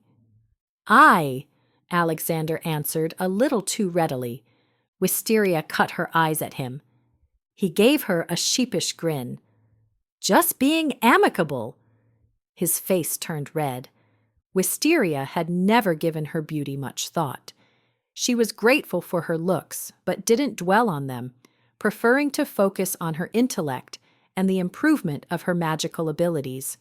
However, she didn't like feeling inferior to Eowyn, who was more glorious and perfect than any mortal could ever hope to be. Her hair shimmered like spun gold, and her soft cheeks held an inviting blush of pink. Her dark lashes fluttered demurely against her velvet skin. Everything about Eowyn was alluring. She had the rare combination of exuding both vulnerability and strength. Wisteria didn't blame Alexander for being taken with her. He was a mortal man, after all. Just because Wisteria understood the situation didn't mean that she had to like it. Eowyn turned to Dorian and spoke to him in a language that only they could understand. Similar to the high-pitched tone children often use when excited, it was spoken at a rapid pace that floated on the air like musical notes. The sound was lyrical and enticing to the human ear. Even though Wisteria had no understanding of what was being said, she could listen to the cadence all day long and never grow tired of it. Finally, Dorian turned a critical eye on Wisteria and Alexander. "You are correct, daughter. They must not be seen at the feast in such a shabby appearance." He waved his hand. Suddenly, Wisteria and Alexander were wearing matching tunics of sparkling white. The fabric was light and airy. Wisteria looked down, noting that expertly crafted leather sandals were on their feet. "Alexander is on a quest to become the next king of Andover Peaks," Wisteria explained. "While we would enjoy the prospect of feasting with you, we must be on our way." She couldn't allow her and Alexander to get swept up in this enchanting land and its inhabitants. They had to stay focused on their goal. A wise smile curled Dorian's thin lips as he spoke to Alexander. "There will be time yet for you to catch up to your brother." Wisteria's jaw dropped. "Ha! How do you know this?" She frowned. "I thought you didn't concern yourselves with the affairs of men." "I don't, normally." Dorian gave her a pointed look. "Be grateful that I made an exception for your sake." She was immediately quelled by his veiled reminder that they were completely at his mercy. "Thank you," she said, with a magnanimous nod of her head. "We would be honored to attend your feast."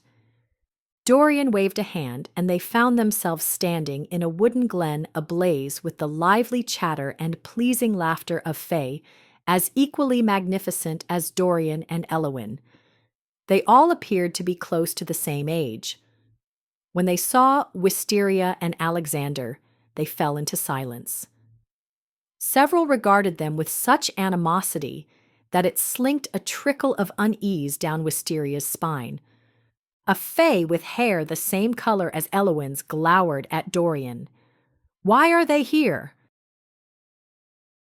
Chapter 23. The Feast. "My dearest queen," Dorian began with a placating smile, "do not be troubled." He motioned to Wisteria. "This is the daughter of Cedric de Avalonia." Murmurs rustled amongst the group. Dorian made a formal flourish with this hand. "This is Sildra, my wife and queen," he said with open affection.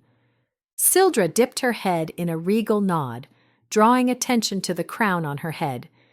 It was made from woven vines, dainty white flowers, and jade jewels. "Pleased to meet you, daughter of Cedric. He was one of the few mortals that my husband has ever been able to tolerate." There was a definite bite in Sildra's voice, and she looked at Dorian as she spoke. Dorian glanced around and clapped his hands. "Let the feast begin!" The soft, muted sound of what might have been a lute or similar instrument began to play a lively tune. Suddenly, a long table appeared before them. It was laden with succulent meats, nuts, an assortment of cheeses and breads and pastries of all kinds. Wisteria's mouth watered, looking at the spread. She'd not realized until this very moment how famished she was. She touched her right shoulder, marveling at the gift of healing and health. She glanced at Alexander, whose expression was as awestruck as she felt. She followed his line of vision to the handsome silver candlesticks dotting the table every so often. They held milky white, unlit candles. Flecks of light were everywhere. Some flickered in the evening air, and others rested in the trees. Wisteria wondered how it had become dark so quickly when the sun was just high in the sky over the forbidden pool. Flecks of light circled through the air, going in a flurry of different directions. Wisteria thought they might have been fireflies, but realized they were tiny fairies with translucent wings that dipped down and lit the candles with their outstretched pointer fingers. Wisteria had thought the chairs were impressive upon which the king and queen sat at the midsummer ball. However, the chairs surrounding this table were so delicate and intricately carved that Wisteria feared they might break if sat upon. Dorian motioned to the chairs in the center. "You will sit across from Sildra and me." Wisteria and Alexander did as he bade. She was surprised at the sturdiness of her chair. Annoyance flashed through her when Elowin sat down beside Alexander.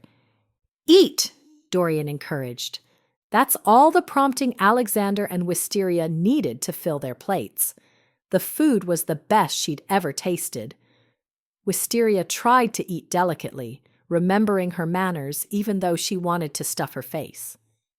Hearing Elowin's laughter, which was a mix of flowing water and bells, Wisteria turned to see what was happening. Elowin touched Alexander's arm, and he laughed at something that she had said. Wisteria's frustration must have shown on her face, because Dorian waved a hand. "Do not be bothered by Elowin's attention to your prince. Elowin is only enamored with Alexander, but she truly loved Cedric." His voice held a hint of sadness. Wisteria jerked in surprise. "But my father was so much older than her." "Our kind does not age as mortals. Cedric was young during his sojourn with us." "You said Elowin loved my father. Was he also in love with her?" Wisteria braced herself, not sure she wanted to know the answer. Dorian's expression grew thoughtful. "I know he was fond of her." He paused. "However, his affinity for Elowin paled in comparison to the love he felt for your mother." His eyes locked onto Wisteria's. "Cedric might have chosen to dwell with us for the remainder of his days, were it not for your mother." "I had no idea," Wisteria uttered softly. "When I was a young girl, my father taught me the song that I sang by the pool. I thought it was a simple lullaby. He never mentioned spending time here." Her voice trailed off as she got lost in her thoughts. After a few moments, she realized that Dorian was watching her patiently, as if allowing her all the time she needed to process her thoughts. She looked around at the surroundings. Even in the nighttime, the air was kissed with a mystical fancifulness that could only exist in an ethereal world. How did my father end up here? Cedric was traveling through the forest and was attacked by thieves who robbed him and left him for dead. Elowin found him and brought him to the pool. He chuckled, remembering. Sildra was livid and wanted to kill him on the spot, even after the pool healed him. Wisteria's eyes widened as she glanced at the Fey Queen seated beside Dorian. She was hauntingly beautiful, but there was a hard, unyielding expression in her ice-blue eyes that gave Wisteria a shiver. Sildra's father was captured and killed by a group of men, Dorian explained. Ever since, she has had a disdain for mortals. Dorian looked her in the eye. I'm sure you, of all people, can understand that hatred. All too well, Wisteria muttered, wondering how much Dorian knew of her history. From the way he watched her, she suspected he knew quite a bit. Or perhaps he was a mind reader like Adele. She projected out to him, "Can you read my thoughts?" His expression remained impassive. "You said the Fae don't age as mortals." "That is correct. We are not subject to illness, disease, or even old age." She tipped her head. "But you can be killed?" "Aye," he said gravely. "That is part of the reason why we keep our world a secret from mortals." He furrowed his sculpted brows. "They are bloodthirsty and power-hungry. They would destroy us to try and usurp our power." "Not all mortals are that way," Wisteria countered, and then thought of something else. "If my father had chosen to dwell with you for the remainder of his days, then he would have gotten old." She made a point of looking around the table. "Whereas everyone else remained young." She crinkled her brows. "I'm sure that factored into his decision, along with his great love for my mother." Dorian waved a hand. "Had Cedric chosen to remain with us, there is a way, albeit difficult and painful, to transform a mortal to the state of a Fae." She blinked. "Really?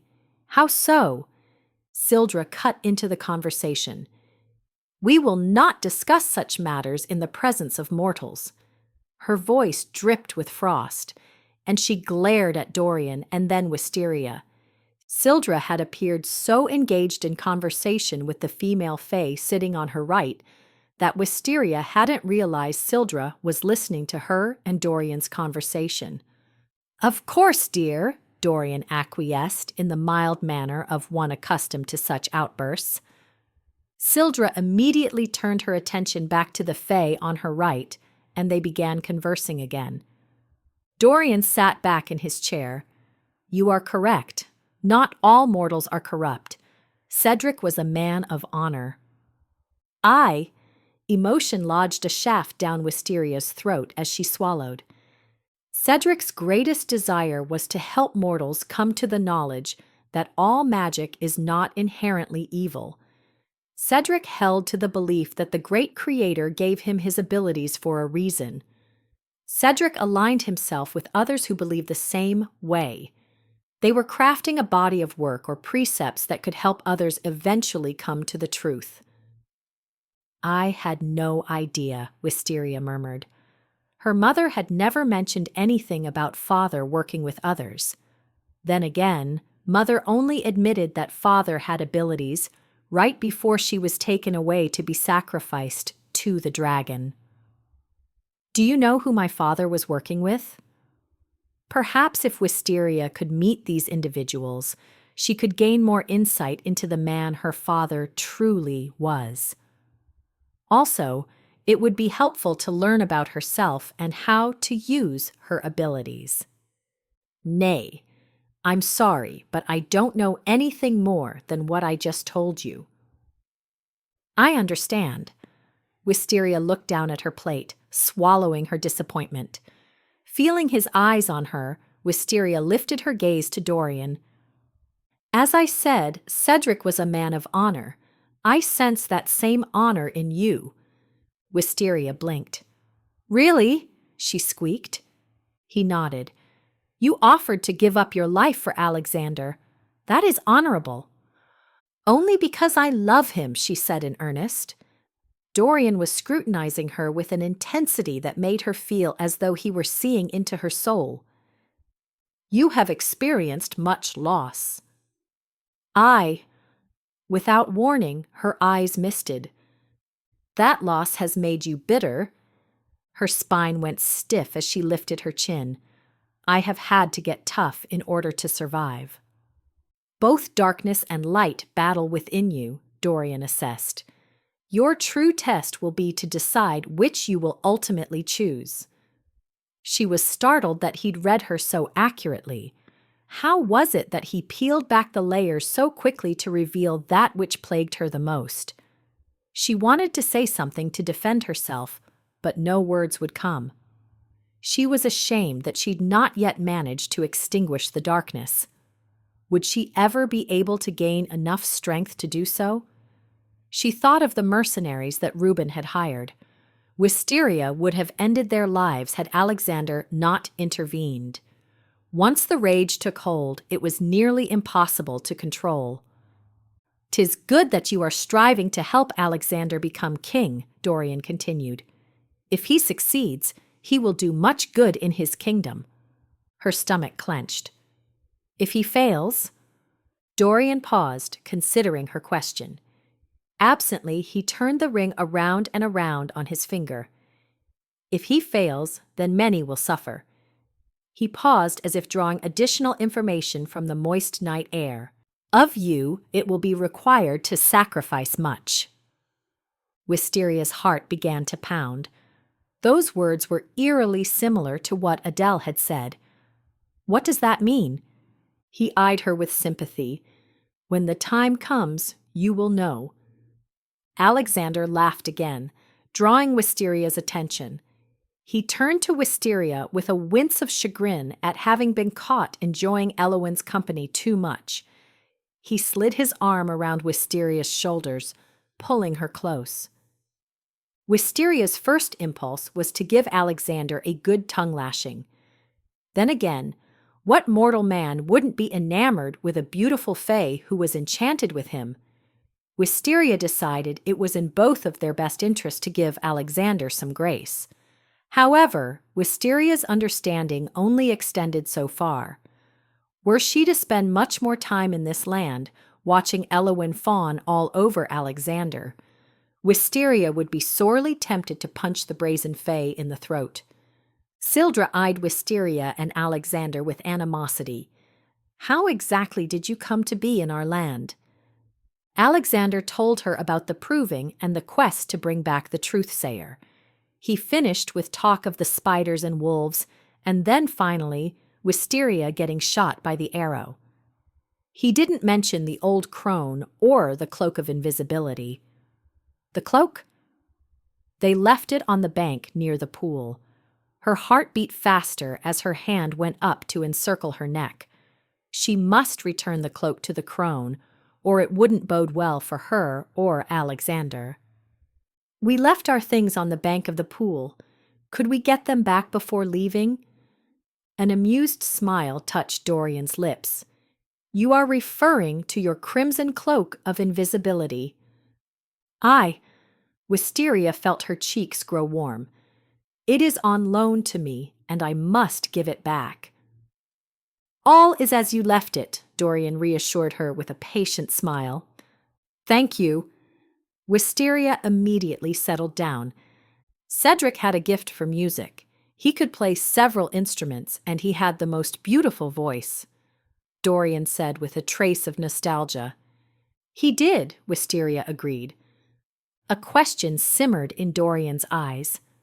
"Will you sing for us?" Wisteria was surprised. She looked around the table at the expectant faces. It was one thing to sing before mortals, but quite another to perform for this extraordinary group. Could she measure up to their expectations? "She would be honored," Alexander chimed in, and then gave Wisteria an encouraging smile, brimming with both adoration and love. Alexander's expression was filled with such devotion that it made her feel a tug of guilt for being jealous of Eloin. What Wisteria and Alexander had together was so strong that no one, be it fae or mortal, would ever come between them. "Sure," she shrugged. She scooted her chair back and stood, moving a few paces away from the table to find a spot suitable enough to serve as a makeshift stage. When satisfied that she could be seen by all, she turned and faced them. A practiced smile overtook her lips as she surveyed the collection of the most exquisitely beautiful beings she'd ever beheld. She wondered again how she could possibly measure up to their expectations. All she could do was her best. "Any requests?" Dorian was the first to answer. "Something poignant that means a great deal to you." Wisteria immediately knew what she would sing. She straightened her shoulders and cleared her throat. The words began to flow with the precision of both her talent for singing and a lifetime of training. Her voice was strong and haunting as it wandered through the air and found its place in the ears of those listening. She'd only gotten past the first couple of lines when a fae with a mop of blonde hair similar to Alexander's stepped up beside her and began playing the lute with swaying movements that fit the tone of the song. She was surprised at how well the music coordinated with her lyrics, as if the two of them had practiced numerous times. Her heart swelled with emotion as she sang of the green countryside of Florin, and a young idealistic maiden who was loved and cherished by her mother and father. Her tone grew morose as she sang about the dragon and how it had taken her father's life. When she got to the part about her mother, she couldn't stop tears from flowing down her cheeks. Her voice rose with wrath as she raised a fist and told of the terrible loss that had nearly overtaken her. Finally, Wisteria ended the song by recounting her first meeting with Alexander, the fair-haired prince, and how he mended her heart and gave her cause to hope for the future. When the last notes faded into the solemn protection of the night, she felt like some part of her soul had been cleansed. Applause broke out as Wisteria bowed and then glided regally back to her seat.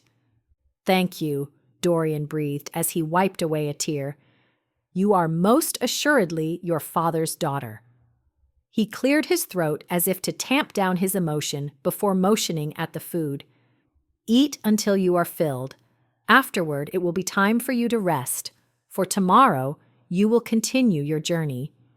He graced Alexander with a resplendent smile that seemed to borrow the radiance of the stars scattered to all parts of the night sky. "Let us hope for the sake of your kingdom that you will earn the right to become king." Wisteria clasped her hands together tightly in her lap, not wanting to voice a protest, but seeing no other alternative. "While it would be divine to get some rest," she began delicately, "we are already several days behind Reuben. We have no time to waste." A cryptic grin lifted a corner of Dorian's mouth. "All will be well. You will see." He turned his attention to the other fae at the table. "Eat!" he proclaimed loudly. Alexander draped his arm around Wisteria's shoulders and murmured in her ear, "Hearing the first part of that song is what made me first fall in love with you." She turned to him, surprised to see that his eyes were glistening. He gave her a tender smile. "I'm honored to now be in the song." Their eyes caught and held for one long moment as her heart expanded with such feeling that she thought her chest might burst. "You're not only in it, but you are the song of my heart," she said meaningfully, "as you are mine, always and forever."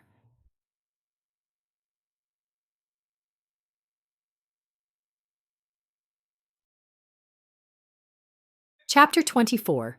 The Last Leg. The next morning, Wisteria and Alexander found themselves standing beside the crystal pool, dressed in their travel clothes. The sun was shimmering in the clear sky, and all was as tranquil as it had appeared the day before when they first stepped foot in this enchanted land. The last memory Wisteria had was of them sitting at the long table, feasting with the fae. Had they slept? She felt rested, but had no memory of sleeping. She turned to Alexander, who wore a puzzled expression. "Let me guess, you have no idea how we got here." "Nay, we were eating with the fae." He looked around. "And now we're here." "Do you feel rested?" He thought for a moment. "Aye, perhaps even more rested than I've ever been before. Me too. A crooked grin tugged his lips. I don't know that I would ever get used to being thrust from place to place with no memory of how I got there. She laughed. I agree. He took in a resolved breath and then glanced around. As wonderful as this reprieve has been, it's time to get back to our world. Time for you to bring back the truth-sayer. She thought back to Dorian's words from the night before. Dorian said that all would be well. What do you think that means? Alexander pressed his lips together. I'm not sure, he admitted. Gratitude welled in her breast as she took in Alexander's ragged tunic and leggings and remembered how close to death he'd come. She looked at her shoulder. Dried blood caked her frock, and the tear from the arrow was still there. And yet, like Alexander, she was completely whole. The cloak, bags, Alexander's clothing, and their shoes rested on the ground, right where they'd left them. There was one welcome addition to their items, a sword. Alexander picked it up by the handle and held the blade up to examine it. The silver metal caught the reflection of the sun with a glimmer. Alexander looked at Wisteria in astonishment. "'Tis the finest metal I've ever seen. It is strong like steel, but lighter." He cut it through the air a few times to test it. Wisteria stepped close to inspect it. She pointed. There are words engraved in the metal near the handle. The delicate writing was slanted to the right and contained many swirls and free-flowing curls. It was written in the language of the Fae. Perhaps the inscription will give the sword added strength. The handle was made from intricately carved wood. Emotion overtook Alexander's expression. This is a treasured gift, truly fit for a king. Thank you, Dorian, he said loudly. As long as I live, I will never forget your kindness to us. The wind rustled in a gentle response that seemed to convey, "You are always welcome here." They got suited up and walked back to the cave. Before going through the entrance, they turned and looked back. "'Tis a slice of perfection," Alexander said wistfully. "I want to capture it in my mind so that I will always remember it." Wisteria nodded, thinking of her father and all that he'd given up by going back to the land of mortals. And he'd done it all for her mother. Wisteria understood that depth of love and sacrifice. There was nothing that she wouldn't do for Alexander.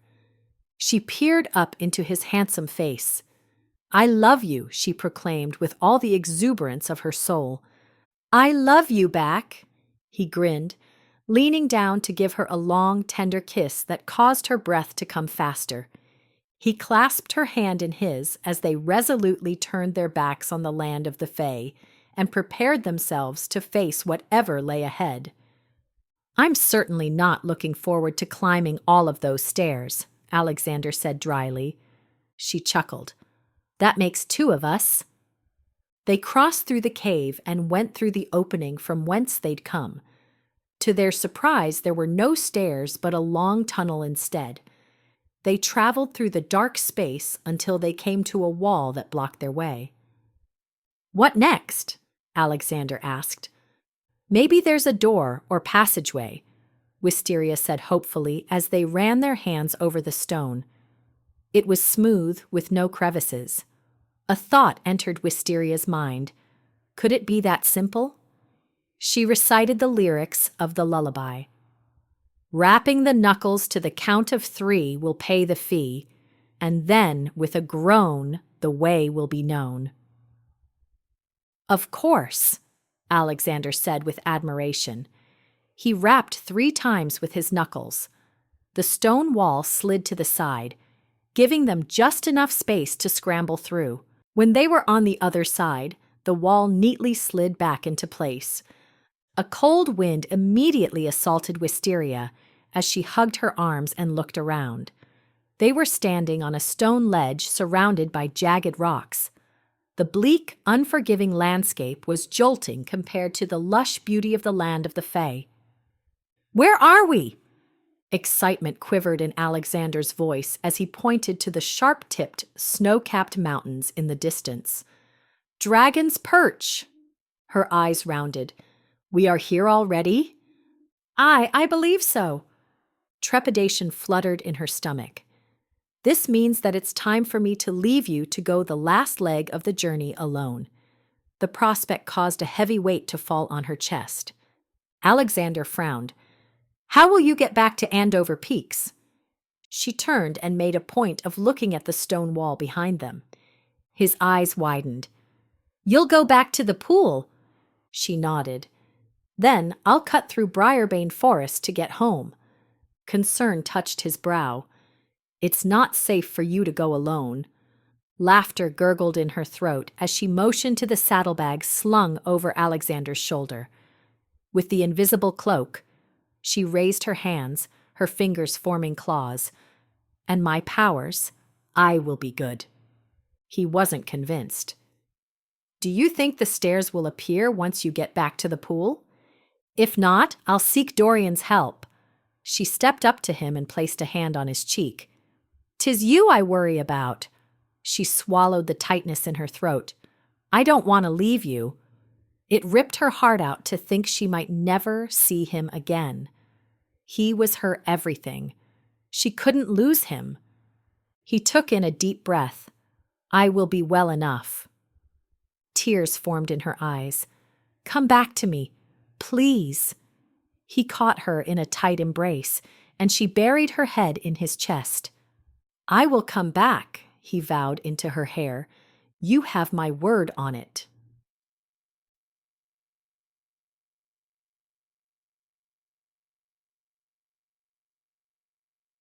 A very large part of Alexander's heart went with Wisteria as he watched her go through the stone wall and vanish from his view. His fate was sealed with the closing of the wall. Like it or not, he was destined to go this last leg without Wisteria's help.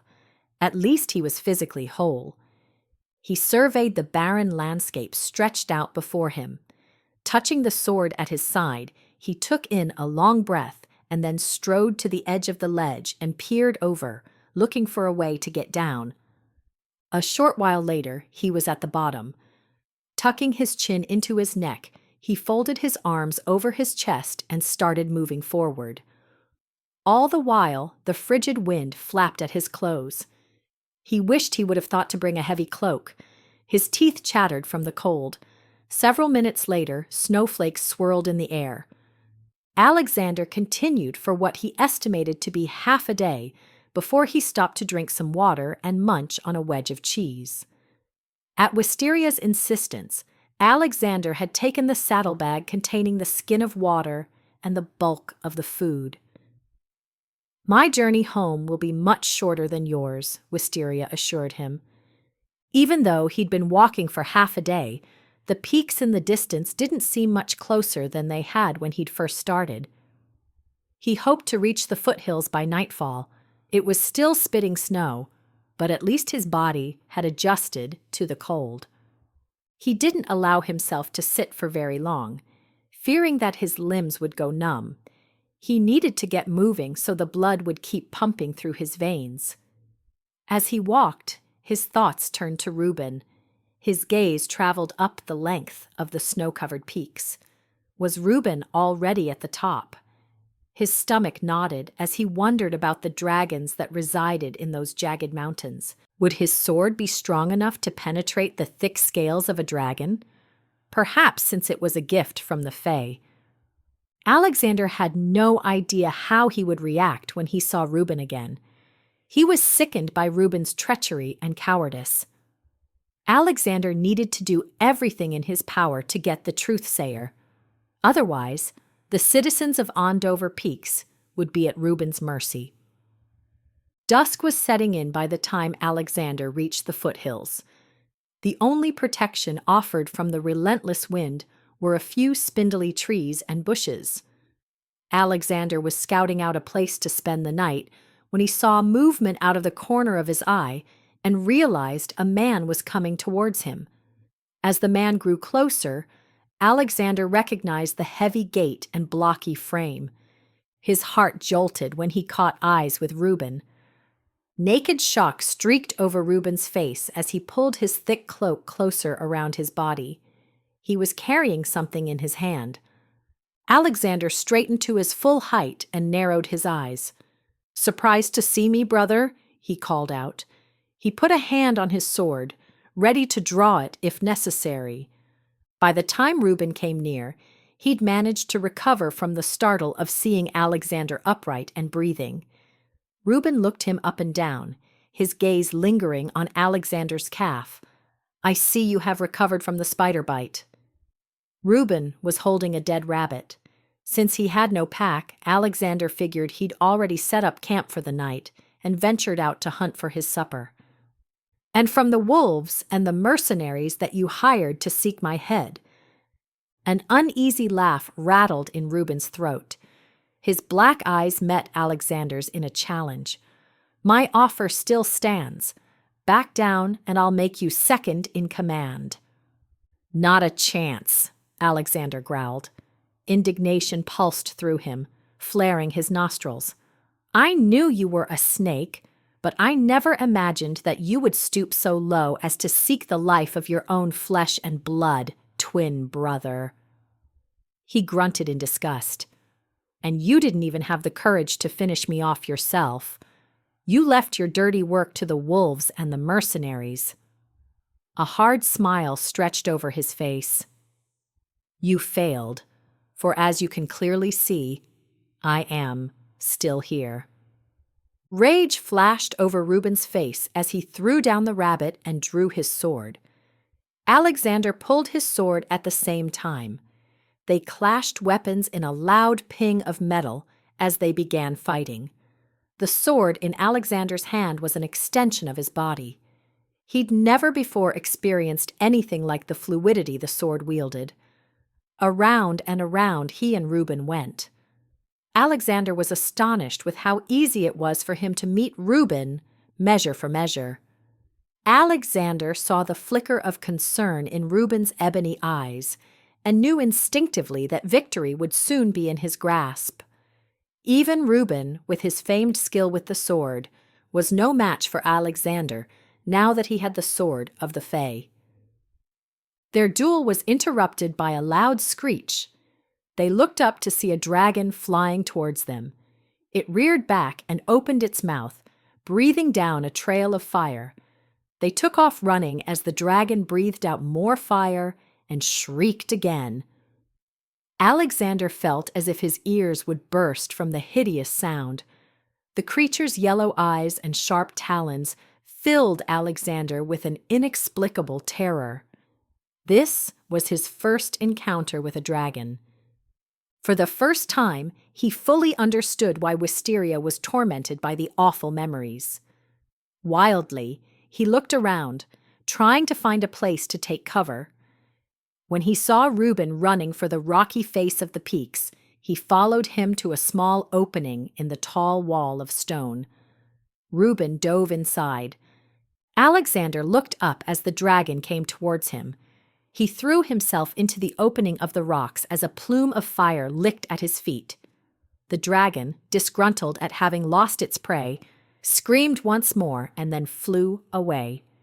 "Get off of me," Reuben grumbled, pawing at Alexander. Alexander jumped to his feet and looked around. It took his eyes several moments to adjust to the dimmer light. They were in a cave the size of a room.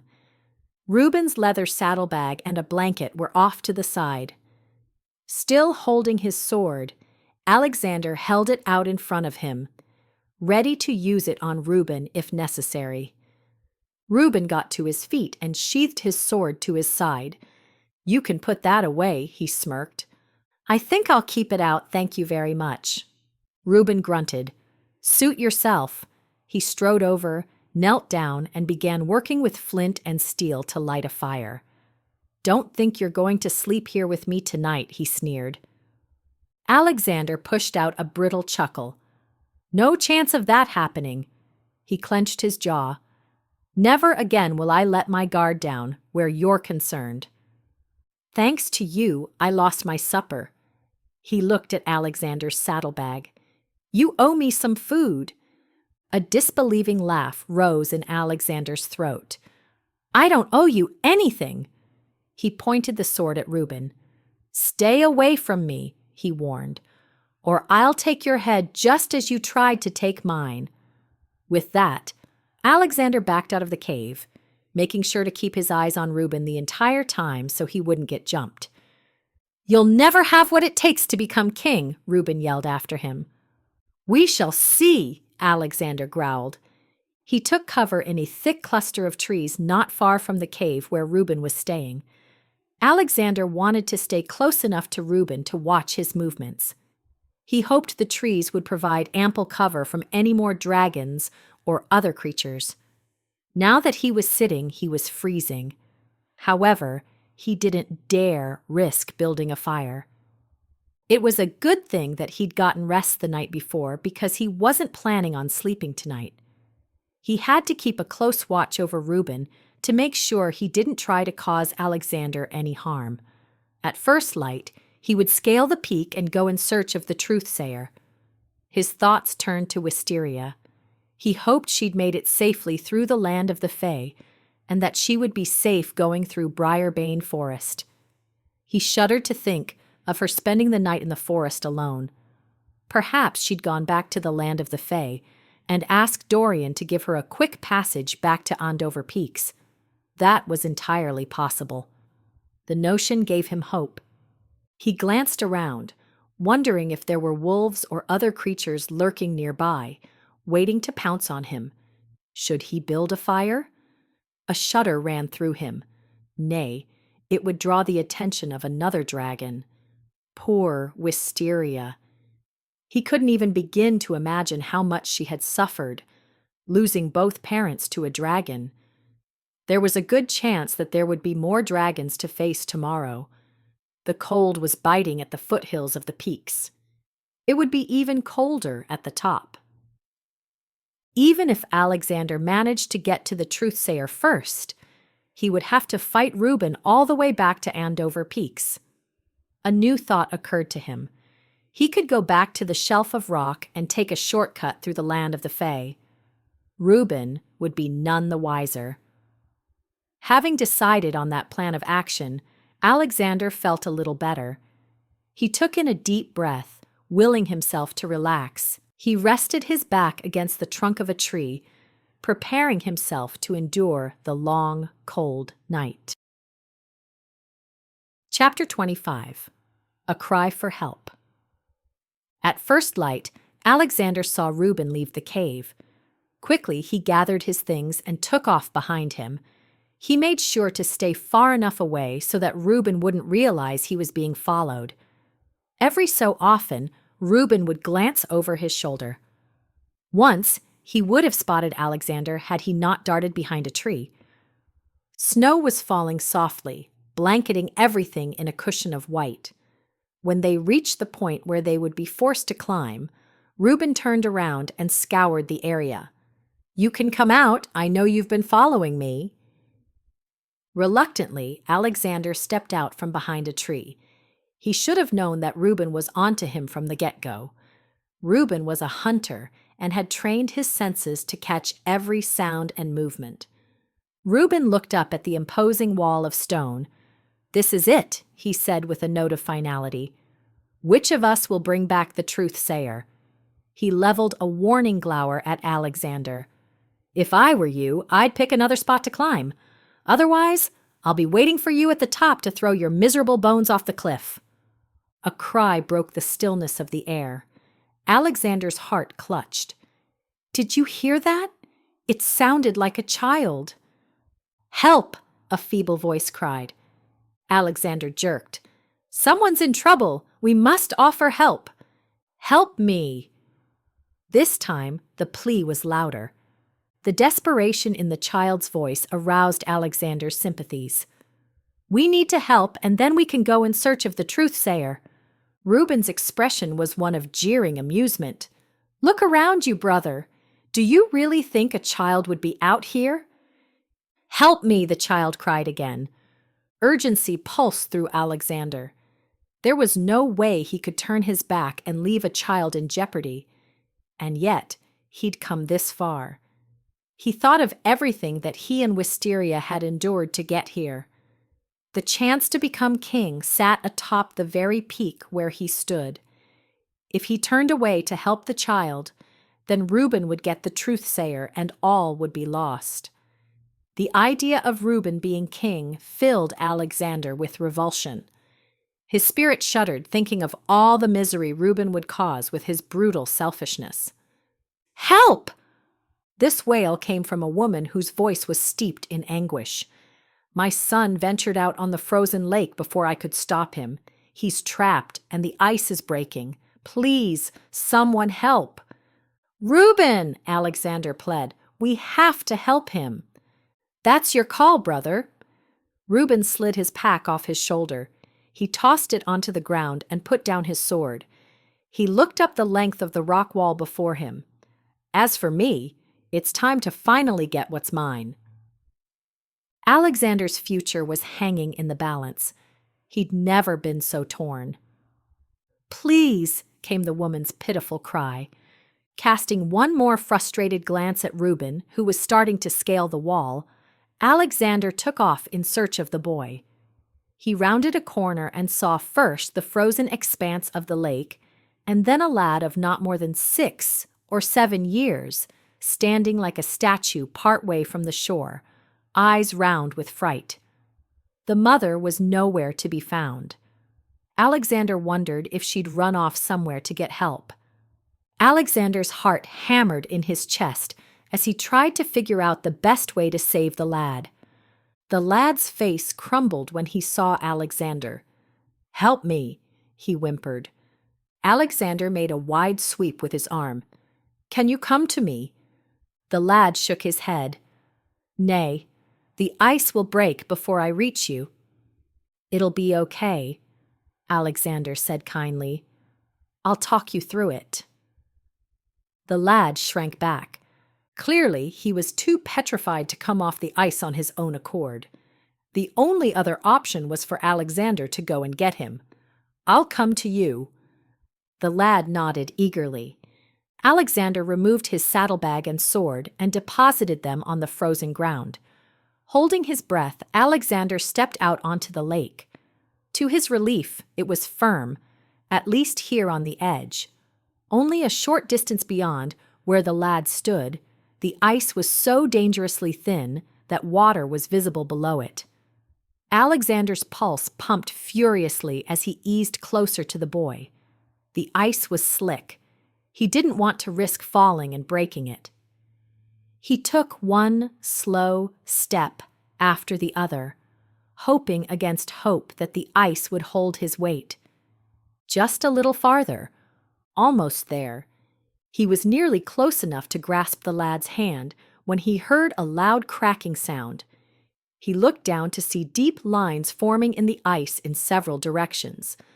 The lad screamed, and then the ice broke, plunging Alexander into the icy depth of the lake. Wisteria had just gotten dressed for the day when she heard a commotion outside of her room. Hurriedly, she slipped on her shoes and stepped out into the hall. A servant was rushing past, her face flush with excitement. "What's happening?" Wisteria asked. The servant spoke animatedly with her hands. "The prince has returned with the truth-sayer. The king will hold a special ceremony in the throne room naming him crown prince at the second ringing of the morning bell." The breath whooshed out of Wisteria's lungs. For a moment she couldn't speak. Just as the servant was going past her, she managed to reclaim her voice. "Which prince brought back the truth-sayer?" The servant paused long enough to call back over her shoulder. "Reuben." Wisteria's stomach shriveled and blackness crowded the edges of her eyes. "Any word from Alexander?" "I'm not sure," the servant responded as she darted off. Wisteria staggered back into her room, closed the door, and fell onto the bed. Tears rushed to her eyes. Where was Alexander? Her throat closed, making it hard to breathe. Ever since getting back to the castle, she'd been anxiously waiting for Alexander to return. After everything they went through, they had failed in the end. Was Alexander still alive? The urge to get to him was overwhelming. She clutched her fists in a tight hold, willing herself to calm down. As long as Alexander was alive, then they could figure out the rest. They could leave Andover Peaks and escape to another kingdom. Perhaps they could even go back to the Fae. Dorian said it was possible for mortals to become Fae. Wisteria and Alexander could suffer through any difficulty or pain so long as they were together. An insistent squawking at the window drew her attention. She looked up to see a fat raven with a maimed eye flapping its wings. She was being summoned, today of all days. She cackled out a bitter laugh. "You certainly have impeccable timing, old crone."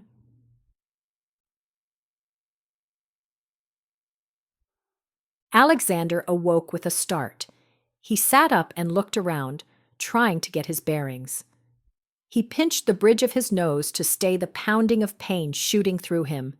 He looked around, surprised to discover that he was in his bedchamber. He heard the door open. Moments later, Simon, his personal servant, entered carrying a tray of food and drink. "Your Highness," he began, "you're awake." Something was terribly wrong. "I shouldn't be here," Alexander mumbled. He threw back the coverlet and got out of bed. How?" he sputtered.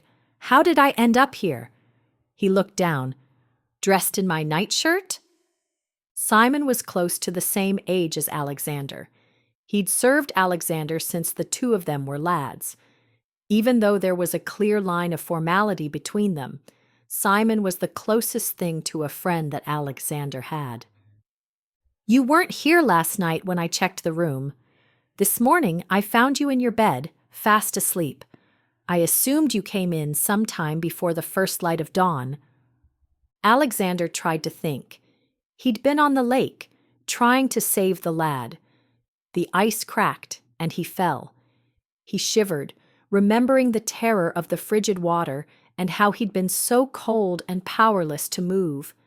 Then everything went black, and now he was here. Simon eyed him with sympathy. "I'm sorry." "For what?" Simon was surprised by the question. That Reuben was the one who brought back the truth-sayer. The words punched the breath out of Alexander as surely as if a fist had knocked him in the stomach. What? "I'm sorry, I thought you knew." The room began to spin. Alexander collapsed onto the bed. "He brought back the truth-sayer?" he asked, as much to himself as Simon. "Aye," Simon answered gravely.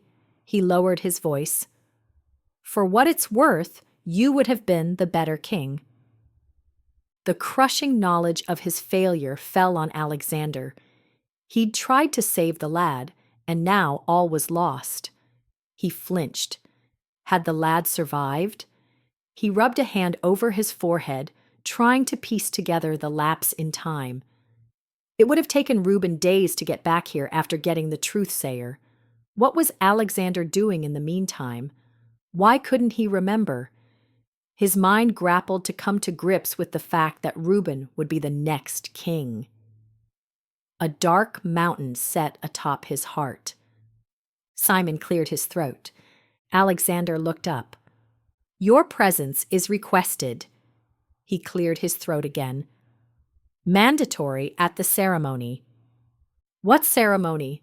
Alexander asked dully. "The one where Reuben will officially be declared the crown prince." "I'm truly sorry," Simon finished with deep sympathy. Wisteria would be devastated.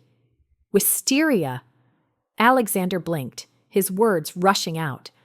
"Has the Lady Wisteria returned?" Simon looked confused. Returned? It occurred to Alexander that Simon would have no knowledge of Wisteria's involvement in the quest. His question came out in a short burst. "Is she at the castle?" His heart clenched with worry. Had she made it back safely? "Aye, she's here." A heady relief swelled over Alexander. "Praise be to the saints," he breathed, and then looked at Simon. "Does the Lady Wisteria know that Reuben is being declared the crown prince?" "I would think so. The entire castle knows.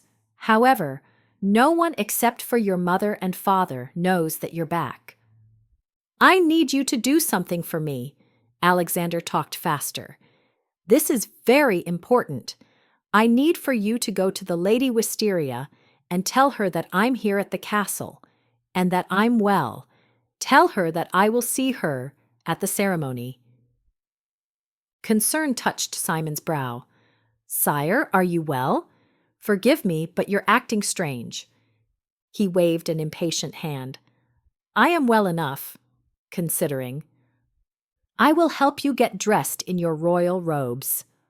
"I'm perfectly capable of dressing myself," Alexander countered. "I need for you to go and deliver the message to the Lady Wisteria immediately." "Aye, sire," Simon nodded and then hurried out of the room. Alexander paced back and forth, his mind still spinning from the devastating news. He needed to see Wisteria.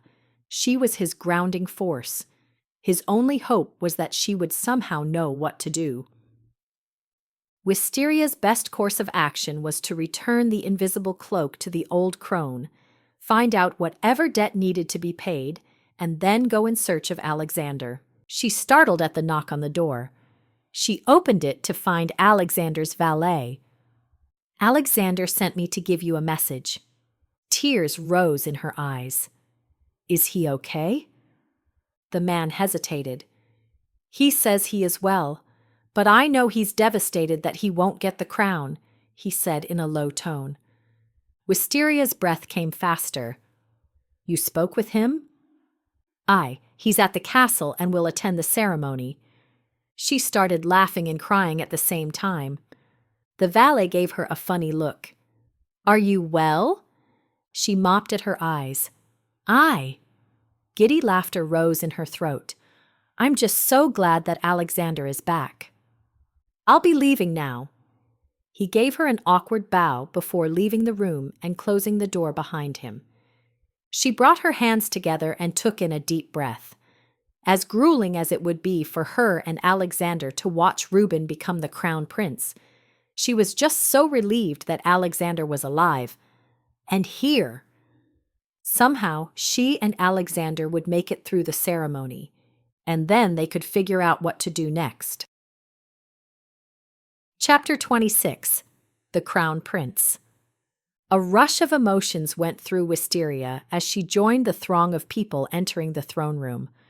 She was so grateful that Alexander had made it back alive.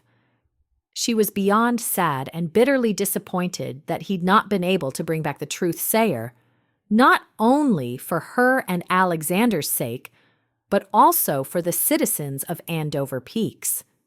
She was frustrated, wondering if the scenario would have played out differently had she stayed by Alexander's side until the end. She was disgusted that King Gregory didn't have enough discernment to see Reuben for the monster that he was. Wisteria took her place alongside the other minstrels, who were lingering a respectable distance away from the platform of thrones, but close enough to still have an adequate view of the ceremony. A long carpet of bold red stretched the length of the room and led up to the throne. The carpet was a grand new addition, marking the significance of this event. Feeling the weight of eyes on her, Wisteria looked across the room to where Rowena was standing with Constance and Hugh. Wisteria and Rowena caught gazes for one brief moment before Rowena looked away. The hurt of their failed friendship tumbled over Wisteria. She'd been so consumed with the quest that she'd not had time to think about Rowena. However, seeing her now brought everything back full force. Wisteria could only imagine how ecstatic Rowena must be that Reuben was being selected as the crown prince. If only Rowena would open her eyes, then she could see that Reuben would only bring her pain.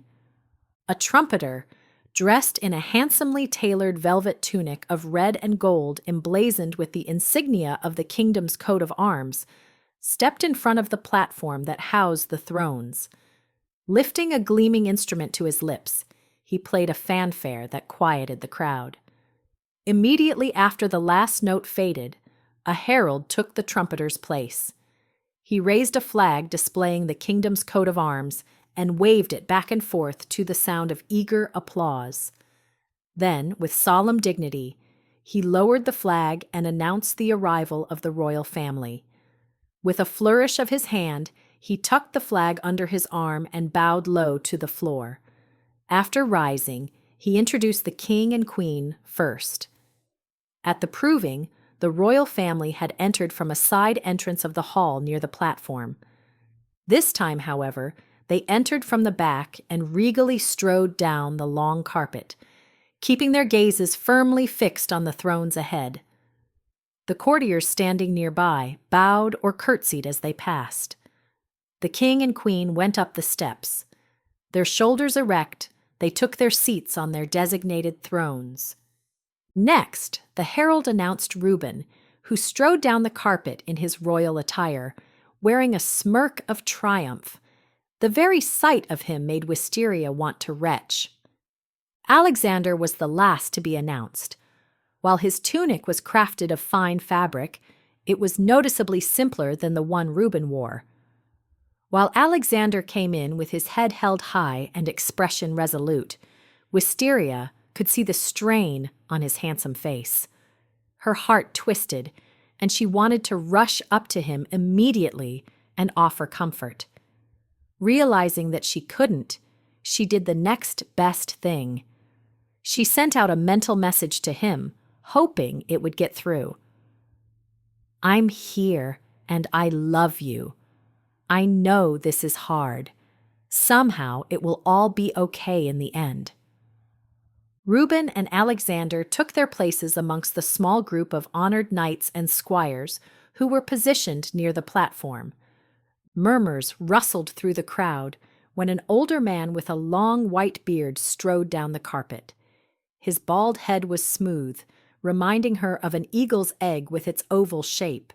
His long, weathered face was etched with wrinkles.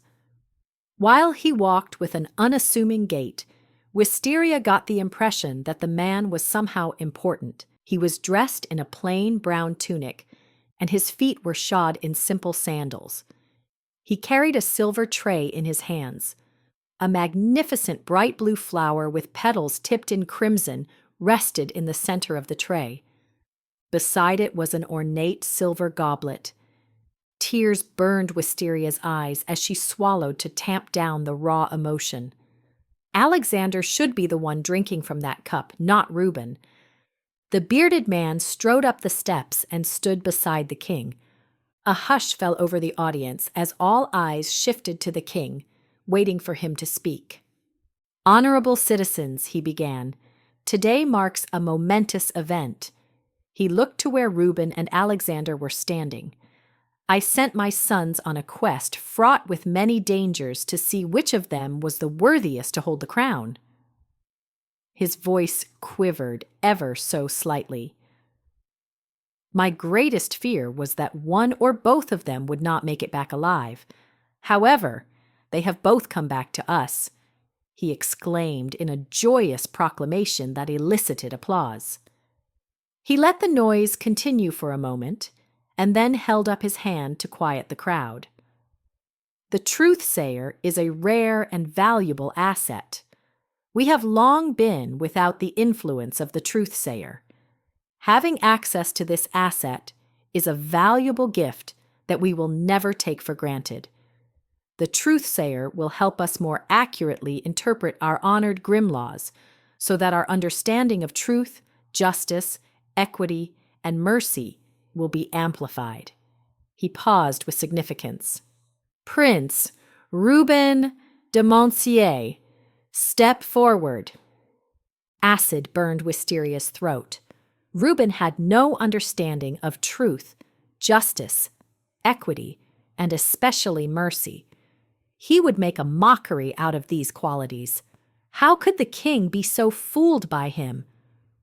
The king turned to the bearded man and flicked his fingers. Carrying the silver tray, the man went over to stand in front of the king. With great ceremony, the king reached for the flower and held it poised over the goblet. The crowd drew in a collective breath, waiting. The king crushed the flower in his fist. The petals crumbled like dust as the contents fell into the goblet. It was on the tip of Wisteria's tongue to scream, "Halt!" Or even better, she wanted to thrust out her hands and knock the goblet from the tray. Power rippled through her skin, ready and willing to act on her command. She balled her fists and held them to her sides. She wanted to shout out Reuben's list of sins at the top of her lungs so that his true nature would be revealed. Her heart wrenched when she looked at Alexander. While his expression was carefully guarded, she knew how grueling this was for him. She wanted to somehow fix the situation, as she'd done so many times before. But the quest was over, and that time had passed. The only thing she could do was to accept the inevitable. There was no way she and Alexander could reside in this kingdom under Reuben's rule. They would have to flee as soon as possible. It would be difficult for Alexander to leave his home and parents. But Wisteria didn't see any other solution. She only hoped that Alexander would agree with her. Offering a formal nod to the bearded man, the king reached for the goblet. The bearded man glided back to his original position, where he stood beside the king, holding the silver tray down by his side. The king studied Reuben for several long minutes, long enough for Reuben to start to squirm. Finally, the king spoke, his ponderous voice swelling like a tide through the cavernous room. A king must have the courage to lead his men into battle. He must be willing to sacrifice his wants for the needs of his people. He must possess a keen intelligence. It was all Wisteria could do to keep from gagging. The king's voice rose to a crescendo. Above all, the crown prince must show kindness and mercy. The king eyed Reuben. "My dear son, are you merciful and kind?" Reuben puffed out his chest. "I." Disgust roiled in Wisteria's stomach. Were the situation not so grave, it would be laughable. The king continued, "When the weak and desperate pled for your help, did you have ears to hear and a will to help?" "Aye," Reuben said again. This time his tone held even more force. The plea of a child echoed through the room and bounced off the walls. "Help me, please!" Gasps rippled through the group as everyone looked around, trying to figure out where the sound had come from. A woman's desperate wail rent the air. "My son ventured out on the frozen lake before I could stop him. He's trapped and the ice is breaking. Please, someone help!" The king leaned forward, his face hardening. "Prince Reuben, when this cry of help came, did you answer it?" he thundered. Reuben remained silent. "Answer me!" the king demanded, pounding a fist on the armrest of his throne. "Father, you sent me to get the truth-sayer," Reuben countered, "not to save some errant lad from his own blunder." He straightened his shoulders. "I am the one who brought back the truth-sayer, and by your own decree, I am the one who should be declared the crown prince," he motioned. "Now, if you will kindly allow me to drink from the goblet, we can get on with the ceremony," he said with a trace of impatience. Wisteria was astounded not only by Reuben's insolence, but also by his condescending attitude toward the king. She looked at the king and queen to gauge their reactions, but they were so expert at masking their emotions that it was impossible to tell what was going on in their heads. The king raised the goblet high in the air and then made a spectacle of pouring the liquid onto the floor. When the goblet was empty, he tossed it onto the floor, where it landed with a loud plink and then rolled to a stop. More gasps and murmurs rustled through the crowd. Wisteria was also astounded. The truth-sayer is not a simple flower whose contents can be consumed to make one wise, the king spat. Wisdom must be gained point by point through one's own experience. He gave Reuben a withering look. Contrary to what you assumed, you did not bring back the truth-sayer. Therefore, you must step back in line. This is outrageous, Reuben growled. He touched his sword as if ready to draw it at any moment. Step back, the king ordered. Reuben stayed where he was long enough to make Wisteria wonder if soldiers would be called in to drag him away. Finally, Reuben stalked back to the group of squires and knights. The king sat back on his throne and took in a breath as if trying to regain his composure. All the while, everyone waited. The king spoke his next words deliberately. Alexander, step forward. Alexander did so. The king looked him in the eye. Do you recognize the cries that we heard? Aye. Wisteria's heart leapt with eagerness. Did she dare hope that the tides were turning in their favor? Tell us what happened, the king prompted in a milder tone. Reuben and I were at the base of Dragon's Perch. We were preparing to scale the rocky cliff to get the flower, which we thought was the truth-sayer. We heard the cries for help. The king interrupted him. Am I to understand that both you and Reuben heard the cries? Aye, Alexander answered in a loud, clear tone. The king cast a blistering look in Reuben's direction before turning his attention back to Alexander. What happened next? I tried to talk Reuben into going with me to help the lad, but he wouldn't. Liar, Reuben snarled. Frantic chattering broke out amongst the crowd. The king held up his hand in a call for silence. When the talking died down, the king continued. Did you go and help the lad? I tried.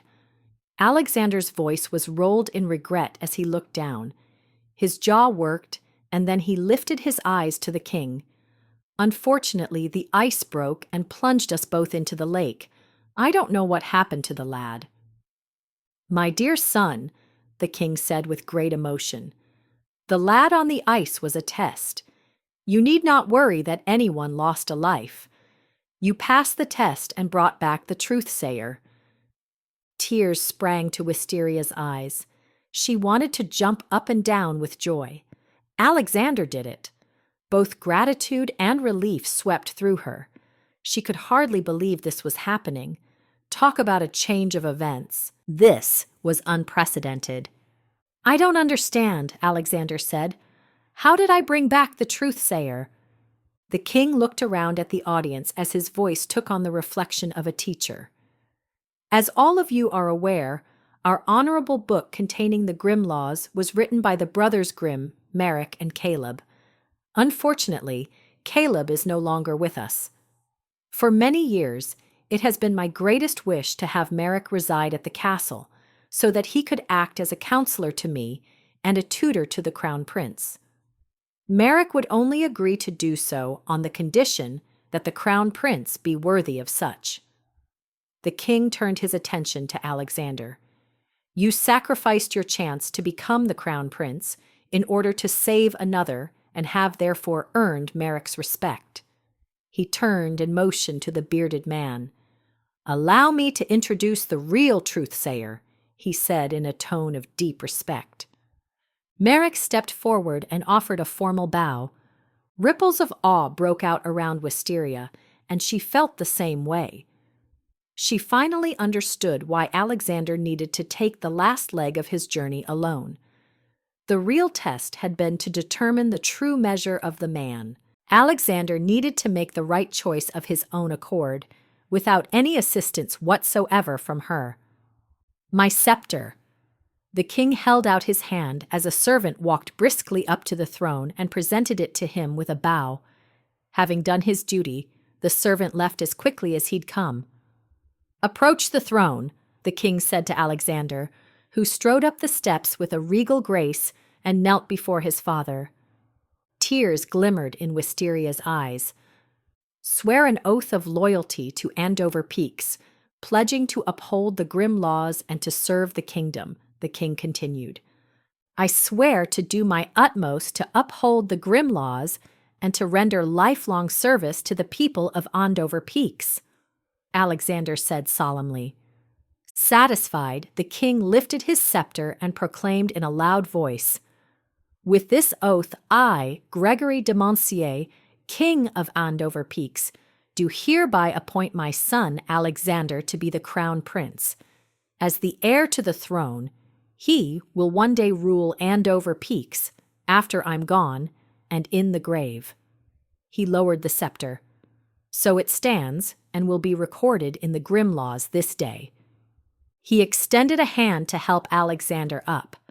The queen had tears glistening in her eyes as she looked at Alexander with both devotion and pride. The king was just as touched, smiling broadly at Alexander.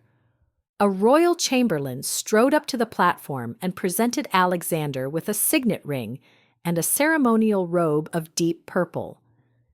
After the robe was placed on Alexander's shoulders and fastened at his neck, he turned to face the crowd.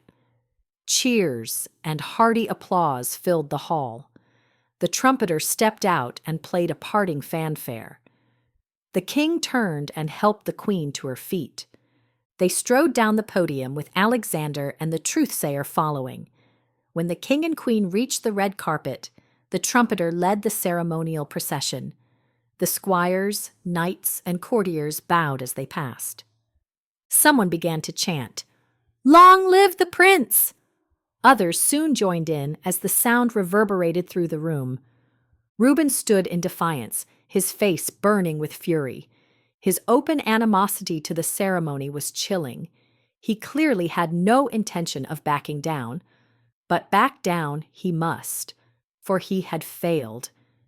Wisteria felt a streak of triumph. Grateful that she'd been able to play a part in Alexander's victory.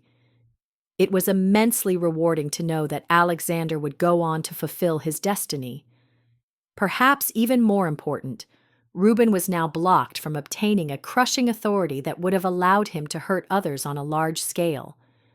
This was a notable occasion where good was literally triumphing over evil. And she'd used her powers to help make it possible. She hoped her father would be proud.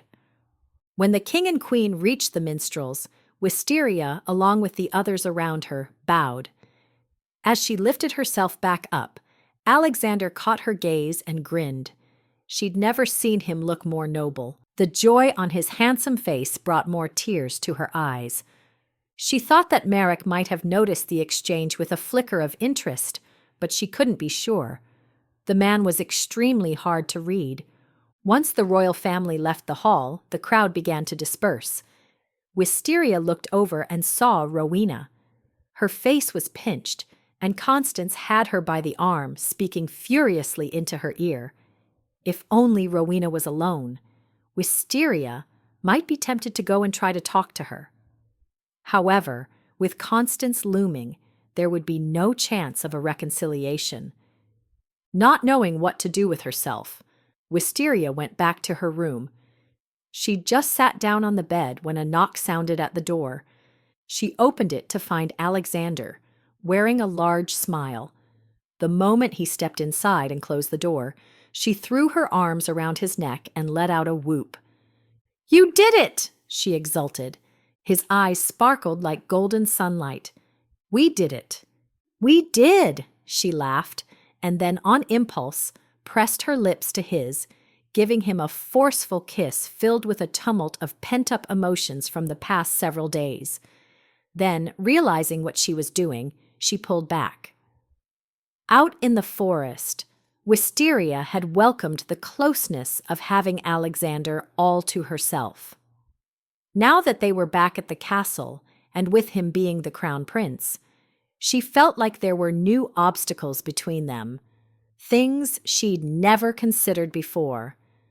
Starting with the fact that it wouldn't look proper for her or the crown prince if the servants saw him routinely coming and going from her room. "We can do better than that," Alexander teased as he encircled her waist and pulled her to him with a quick movement. His eyes deepened with a need that caused her breath to come faster. She parted her lips in anticipation as his mouth came down on hers. She wholeheartedly welcomed the flame that leapt up between them as she slid her hands around his neck and gave herself to the demands of his insistent lips. Everything about him, his scent, his touch, even the tiny groan that elicited from his throat, filled her with euphoria. The kiss was made even sweeter by their victory. When they pulled apart, Alexander's voice was husky as he peered into her eyes. "I love you so much." Emotion thickened her throat. "I love you too." Her eyes grew moist. "When I heard that Reuben had brought back the truth-sayer, my heart sank, and then, when I learned that you had not yet returned to the castle, I was devastated, fearing the worst." She searched his face. "What happened out there?" He led her over to where they sat down on the bed. He angled to face her and gathered her hands in his. He began recounting the events in a ponderous tone that let her know he was still trying to come to terms with what happened. "After you went through the wall, I made my way toward Dragon's Perch." He shuddered. It was painfully cold. "I'm sorry," she murmured. He continued. "I reached the foothills of the peaks and was scouting out a place to spend the night when I looked over and saw Reuben coming toward me." Her eyes rounded. "What happened next?" "Reuben had already found a cave to shelter for the night and had gone out hunting for his supper." A shadow moved over his eyes, turning them greener than gold. "Reuben and I had a few words, drew our swords, and started fighting when a dragon attacked." The horror that streaked through Wisteria must have shown on her face because Alexander squeezed her hands. "'Tis okay," he said gently. "I am here. I survived." She relaxed her shoulders. Sympathy touched his features. "I'm so sorry for all that you endured. The creature was hideous." Her stomach tightened. She uttered. "Reuben and I ran from the river of fire the dragon breathed out. I followed him. He dove into a crevice at the base of the cliff for protection. I followed on his heels and discovered the cave. Not wanting a repeat of what happened in Briarbane Forest the night Reuben and I camped by the fire, I opted to leave the cave and find another spot to spend the night." His jaw hardened. "I made sure to pick a location where I could keep watch over Reuben." "That was wise," she appraised. "The next morning, when Reuben set out, I followed him to the place where he planned to scale the cliff. He told me that if I tried to climb up after him, he would throw me off when I reached the top." "He's so horrible," she muttered. "The next events happened just as I described in the throne room. We heard the child's plea for help and then the mother's. I urged Reuben to go with me to help them, but he refused. He started scaling the cliff, and I went to help the child." He paused, pressing his lips together. "When I reached the frozen lake, the mother was nowhere to be found." He shrugged. "I thought she must have gone for help. I tried to persuade the lad to come to me, but he was too frightened. I ventured out to him. I got almost close enough to touch his hand when the ice cracked and then broke, plunging us into the lake. The next thing I knew, I woke up in my bed this morning at the castle, with no memory of how I got here." She sat back, contemplating his words. "We never would have guessed that the truth-sayer was a person." Excitement kindled in Alexander's eyes, bringing out the gold flecks. "Not just a person, but one of the architects of the Grimm laws." She nibbled on her lower lip as she formulated her thoughts. "It makes more sense that the truth-sayer is a person rather than a flower." A low chuckle sounded in his throat. "Aye, much more sense." He shook his head, grinning. "When Father took the goblet and poured out the contents, I was astonished." She laughed. "You and everyone else, including me." Her eyes grew moist. "All the while I watched the first part of the ceremony, I kept questioning how the king could be so blind where Reuben was concerned. I wondered the same. I thought we would have to flee the kingdom, perhaps go back to the land of the Fae. That same thought entered my mind, he admitted. He released her hands, a large smile overtaking his handsome face. But that will not be necessary. Thanks to you, I am now the crown prince. Thanks to us, she said meaningfully. His eyes softened. Thanks to us, he repeated. His expression grew curious. How did you make it back? Did you speak to Dorian? Nay, I went back through the stone wall. The tunnel was gone. Instead, there were those same wretched steps closed in by the damp walls of earth. I climbed the stairs and came out at the bent tree. The look of surprise on his face caused her to smile. She'd also been surprised. I think I figured out how it works. When one enters through the passageway, it takes you to the place you want to go. Realization settled over him. Ah, that makes sense. With the cloak of invisibility, I got through Briarbane Forest quickly and then came back to the castle to wait for you. Her stomach growled noisily. She touched it, embarrassed. Alexander laughed. I suppose we should get you some food. Haven't they been feeding you since you got back? I was planning on eating this morning when someone's servant showed up at my door and interrupted my schedule, she said saucily. A playful smile curved his mouth. I'm so sorry to have interrupted your schedule. It was worth it, she said with a breathy conviction. Let's see if we can get you something to eat. He moved to rise, but she touched his arm. A clutch of anxiety returned. Alexander, now that you're the crown prince, you will be under more scrutiny. I don't think it's a good idea for you to be seen frequenting my room here in the servants' quarters. Amusement ringed his eyes in gold as he sat back and stroked his chin. You make a valid point. Aye, she agreed, glad he was being sensible about the situation. I have the perfect solution. She sensed a catch. What's that? You will move into my bedchambers right away. Her eyes popped open wide. Alexander, she exclaimed, surely you know me well enough to realize that I would never go for that type of arrangement. She threw him an irritated glare as she primly adjusted the fabric of her skirt. He laughed in response, thoroughly enjoying ruffling her features. Fair enough, he said evenly. Then I see only one other solution. She arched an eyebrow. It had better be good. Oh, it is. His expression turned serious. Marry me. Her breath caught. He leaned in, cupping her face in his hands. The tenderness in the depth of his eyes nearly melted her heart. Marry me, Wisteria de Avalonia, he said with conviction. Be my wife, my best friend, my companion. One day my queen. My everything, he finished softly. Joy swelled in her chest before cascading through her entire body. I would be honored. Her words came out throaty as tears filled her eyes. I love you. And I love you. He gave her a brilliant smile that lit his face. We'll make the announcement at tonight's feast. Feast? She said dubiously. He nodded as he lowered his hands. The one celebrating my new station. A thought entered her head, causing her stomach to tighten. The king and queen won't be pleased with the announcement. His eyes shadowed. Nay, they will not, he admitted. He tightened his jaw with resolution. But they will eventually come around. I hope so.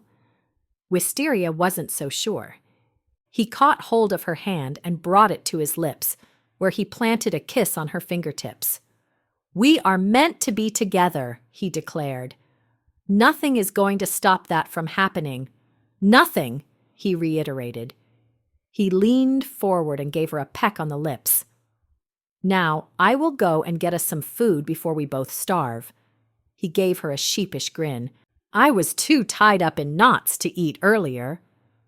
I can certainly understand why. She tipped her head. Did you lose your sword in the lake? The one Dorian gave you? I thought I had. However, it was in my bedchamber, along with the saddlebag and clothes I was wearing when I fell into the lake. His eyes lit with excitement. The sword is outstanding. When Reuben and I were fighting, right before the dragon attacked, I had the upper hand, and it didn't even require much exertion. The sword is light and so finely crafted that it felt like an extension of my hand. I'm so glad, she sighed. It will serve you well as crown prince and later king. Aye, he agreed, and then looked thoughtful. Do you think that Dorian knows that I am now the crown prince? I'm not sure. He said he didn't concern himself with the affairs of men. But he made an exception for us, for you. Your father left quite the legacy, he said with admiration. He did. She swallowed the ball of emotion that rose in her throat. She thought back to Reuben's defiance at the ceremony when he realized that Alexander would be the crown prince. A fist gripped her stomach. What will happen with Reuben? Do you think he'll back down? Alexander narrowed his eyes. He'll have to. I hope you're right. A shudder went through her. She couldn't shake the impression that Reuben wasn't done with them yet. Alexander rose to his feet. I will bring back food. We'll eat and then go for a long walk in the gardens. Later this afternoon, I have been summoned to my first royal council. Her eyes widened. Already? Excitement sparkled in his eyes. And so it begins. A smile stretched over her mouth. So it does. I will return shortly, he promised. He'd no sooner left the room and closed the door when she heard a loud squawk. She looked toward the window. The fat raven was sitting on the perch, staring into the window with its one eye. Wisteria startled. The crone summon! In all of the commotion, she'd completely forgotten about it. Apprehension trickled through her, wondering what debt the crone would require from her. She brushed the worry aside, not wanting to taint this glorious day. The raven squawked again and flapped its wings against the glass. The maimed eye, combined with the raven's bloated appearance, was off-putting. Wisteria rose to her feet and went to the small, hinged window. She pushed it open, forcing the bird to move out of the way to keep from getting knocked off the perch. The raven puffed its feathers and let out a raspy groan of irritation. Tell your master that I will visit her in the forest first thing tomorrow morning, she snipped. Some important events have transpired today, making it impossible for me to break away at the moment. The raven tipped its head curiously from one side and then the other as it made several clicking sounds. Wisteria had no idea if the raven could understand her words. Perhaps it didn't even know why it had been sent here, but was only compelled to obey its master's command. However, Wisteria would do her part to keep the crone apprised of the situation. Then, she could claim as much when she saw the crone. Do you understand me? The raven made a warbling sound and then shuffled its skinny feet, causing its body to teeter from side to side as it wheeled itself around. It then spread its wings and flew off with a surprising amount of grace. She closed the window, grateful that the raven was gone. Perhaps it was good that she was meeting with the crone tomorrow. Wisteria could find out what debt the crone required of her, do her best to pay it, and then she and Alexander could begin their life together. A smile tipped her lips. The two of them were to wed. More joy broke forth in her chest. But the bliss was tinged with trepidation over how the king and queen would react to the news. Also, Wisteria couldn't help but think about her mother and father, desperately wishing that they could be here to attend the wedding. Chapter 27. Rowena. Later that afternoon, Wisteria was trying to decide which gown she should wear to the feast when someone knocked at her door. She opened it, surprised to see Constance. Her eyes were puffy, her round cheeks streaked with tears, and she was wringing her hands. Wisteria's heart twisted. What is the matter? Has something happened to Rowena? Aye. She stepped inside the room, closed the door, and burst into tears. Never before had Wisteria seen this hardened woman shed a single tear, much less weep. A merciless fist squeezed Wisteria's stomach. What happened? Constance gulped and took in a breath. She made a guttural, choking sound as if trying to gain control of her emotions long enough to speak. It's our... Reuben. Anger flamed over Wisteria. What did he do? She demanded. He cruelly violated her. Constance's face crumpled as she began sobbing. She grabbed the skirt of her frock, twisting it in her hands. Rowena said that you warned her against Reuben. If only we had listened. Rage pulsed through Wisteria with such force that it was nearly blinding. Tingles rushed to her fingertips. Where is Reuben? She growled. I don't know, Constance whimpered. Her lower lip trembled. How could I have let this happen? Where's Rowena? Back at my home. Constance's shoulders shook. It was horrible to see her in such a wretched state. She looked at Wisteria in outrage. How could a person be so cruel? This is my fault. I should have never allowed Rowena to spend so much time with Reuben. I thought him to be noble and above reproach. She buried her face in her hands and wept in long gasps. Wisteria's head was on fire.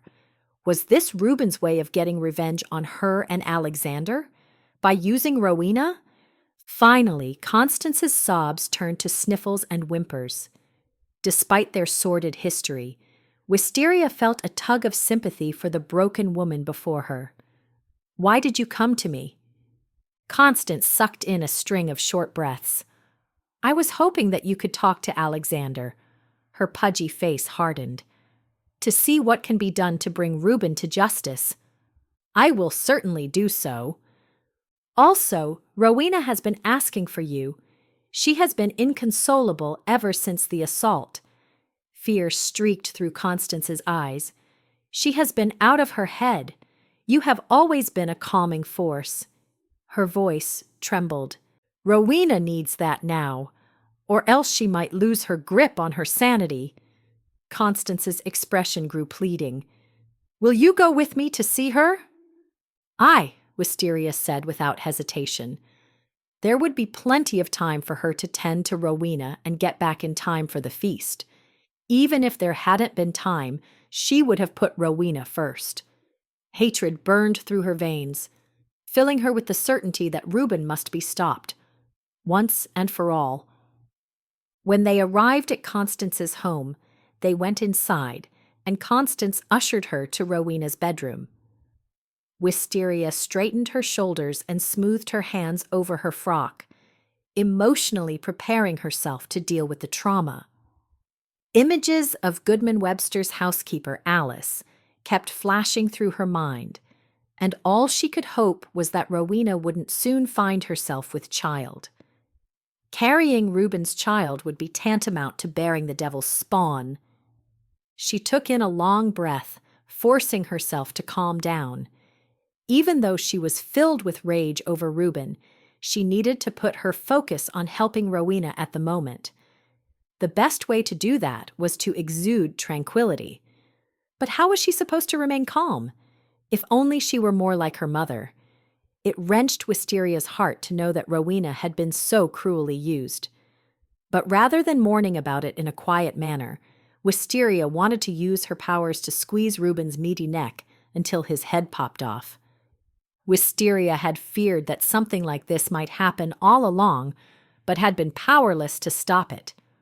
Constance looked at Wisteria. Thank you for being so willing to help Rowena. Of course, Wisteria answered quickly. I misjudged you. For that, I'm sorry." She pinched her lips together in regret and looked down at the floor. "We all make mistakes," Wisteria said in as kind of a tone as she could muster. Much of the blame for Rowena's condition could rightfully be laid on Constance's shoulders. However, now was not the time to point that out. Constance was hurting. No mother should have to endure the treachery of seeing her daughter defiled. Taking in a breath, Constance opened the door and motioned for Wisteria to step in first. Wisteria's attention was immediately drawn to the still form beneath the covers. She stepped forward. Wisteria felt more than heard a rush of movement. At the same time, a sharp pain went through the base of her skull. She staggered, realizing that she'd been struck from behind. Just as she prepared to whirl around and release the force that had instinctively gathered in her fingertips, Constance grabbed her arms and held her fast. "What are you doing?" Wisteria demanded, struggling with all her might to get out of the woman's grasp. But it was no use. Constance was too large and strong. Roughly, Constance pressed a wet handkerchief over Wisteria's nose and mouth. She gagged and coughed, trying to keep from inhaling, but the bitter scent of herbs and alcohol invaded her senses all the same. A suffocating panic pressed against her mind as she realized what was happening. She was being drugged. Why? Waves of dizziness pummeled over her. She felt her body go limp, and then everything faded to nothingness. "Time to wake up," a deep voice chimed, and then a hand patted her cheek. Wisteria groaned. Her head was as heavy as a stone. "Wake up!" the voice demanded, patting her cheek more insistently. With a jolt, Wisteria's eyes popped open. She looked around wildly. It was dark, and she was outside, lying on the hard ground. Orange flames from a campfire flickered in the distance. Her head swam. She tried to sit up but realized her wrists and feet were bound.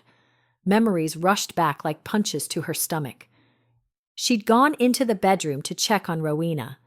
Constance hit her from behind and then drugged her. She struggled against the ropes that bound her wrists and ankles. Deep, jeering laughter stopped her cold. Her vision focused, and she realized that Reuben was sitting on the ground in front of her. She looked past him and saw numerous shadowy figures lingering around the campfire in the distance. Her brain worked to connect the pieces. "You used Constance to kidnap me," she growled. Just when she thought that Constance was finally coming around, the woman revealed her black heart. Had Rowena been a party to the kidnapping? He laughed again. "You've always had a knack for grasping things quickly." The fury she'd experienced earlier fired through her veins. She looked down at the ropes around her wrists and feet and had to fight the urge to laugh. Reuben had no idea what he'd gotten a hold of. These pitiful ropes couldn't hold her. She forced herself to think clearly. The wise course of action would be to learn of Reuben's plan. Then she could finally put an end to him. A black, terrible hatred poured through her body like sludge. He took hold of her arms and yanked her up to a sitting position. He scooted her so that her back was resting against a nearby tree. "Much better," he said pleasantly. He positioned himself so that he was sitting directly in front of her, so close that their legs were nearly touching. He pulled up his knees and wrapped his arms around them. "What do you want?" she demanded. "You have no right to hold me." The reflection of the fire cast a curious blend of light and shadows over Reuben's face, making him look more monster than human. "Alexander will never be king," he vowed. A hard amusement ripped through Wisteria. She leaned forward, locking eyes with him. "That's where you're wrong." She expected him to go into a rage, but he smiled instead. "I'm going to make you an offer." She grunted. Can't wait to hear this. Reuben continued as if she hadn't spoken. I have many men under my allegiance, he boasted, glancing in the direction of the campfire. I will take my men and reclaim what's mine, he growled. Despite everything you tried to do to Alexander on the quest, he was the one who brought back the truth-sayer, she hissed. He has always been the better man. The slap came out of nowhere, knocking her head back. She winced at the pain that shot through her. Reuben pointed his meaty finger. You would do well to remember who you're talking to. I know exactly to whom I'm talking. A monster. He laughed. Call me what you want, but I will take the throne. He looked her up and down. And everything else that I want. Revulsion welled inside her. Did you defile Rowena? Or was that merely a ploy to get me to go with Constance? He scoffed. Rowena has come to me willingly enough, numerous times. Wisteria's stomach roiled. Is Rowena here? Was she a part of this treachery? That was the part that hurt the most. Being betrayed by her once friend. Don't concern yourself with Rowena. Why did you kidnap me? A gruesome grin stretched over his square face. Why do you think? He pushed out a short laugh. Tell me, Lady Wisteria, how long do you think it will take Alexander to come for you after reading the note that was delivered to him? The one that specified that he must come alone, or else he'll never again see you alive. He leaned forward and caressed her cheek with the back of his fingers. His hot breath on her skin made her want to vomit. She tried to avert her face, but he grabbed it in his hand, holding her jaw so that she couldn't move. How long? He roared, squeezing her so tightly that she feared he would crush her bones. I'll kill him like I should have done on the quest. Then my father will have no choice but to make me the crown prince. Lust flickered in his eyes. Alexander's fate is sealed, but you still have a chance. An incredulous chortle gurgled in her throat. What chance is that? Join me, and I will make you my queen.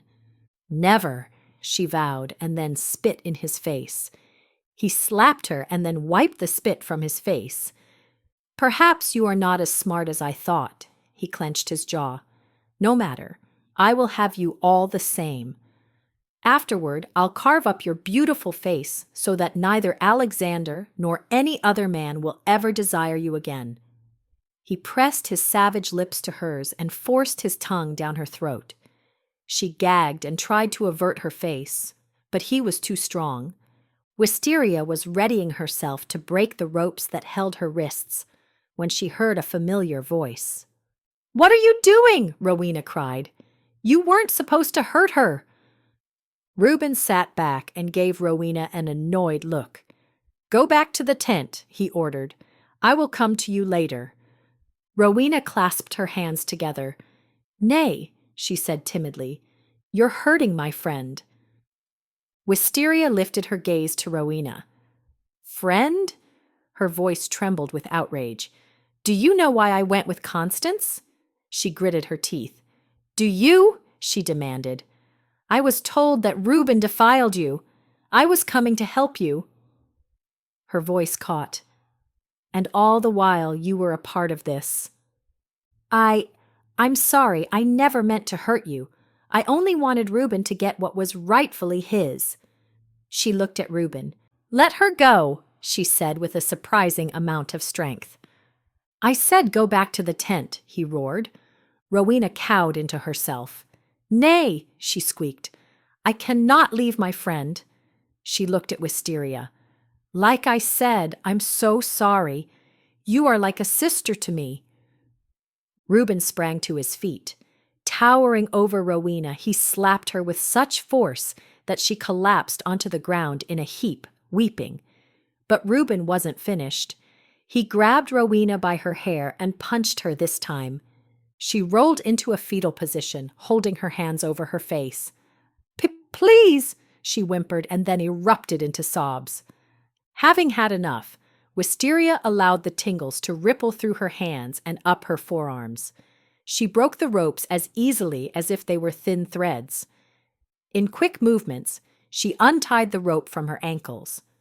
She wondered if the men around the campfire would notice that she was no longer bound, but they were oblivious. Perhaps it was because she was shadowed by darkness. By the time Reuben turned back around to face her, she was standing on her feet in a blaze of fury. "How?" he blustered. "You are a monster," she seethed, "and you must be stopped."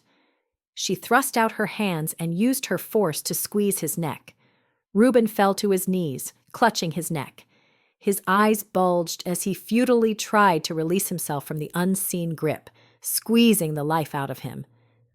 "What is this witchery?" Constance bellowed as she marched towards them. Realizing what was happening to Reuben, Rowena let out a ragged scream and threw her arms around him.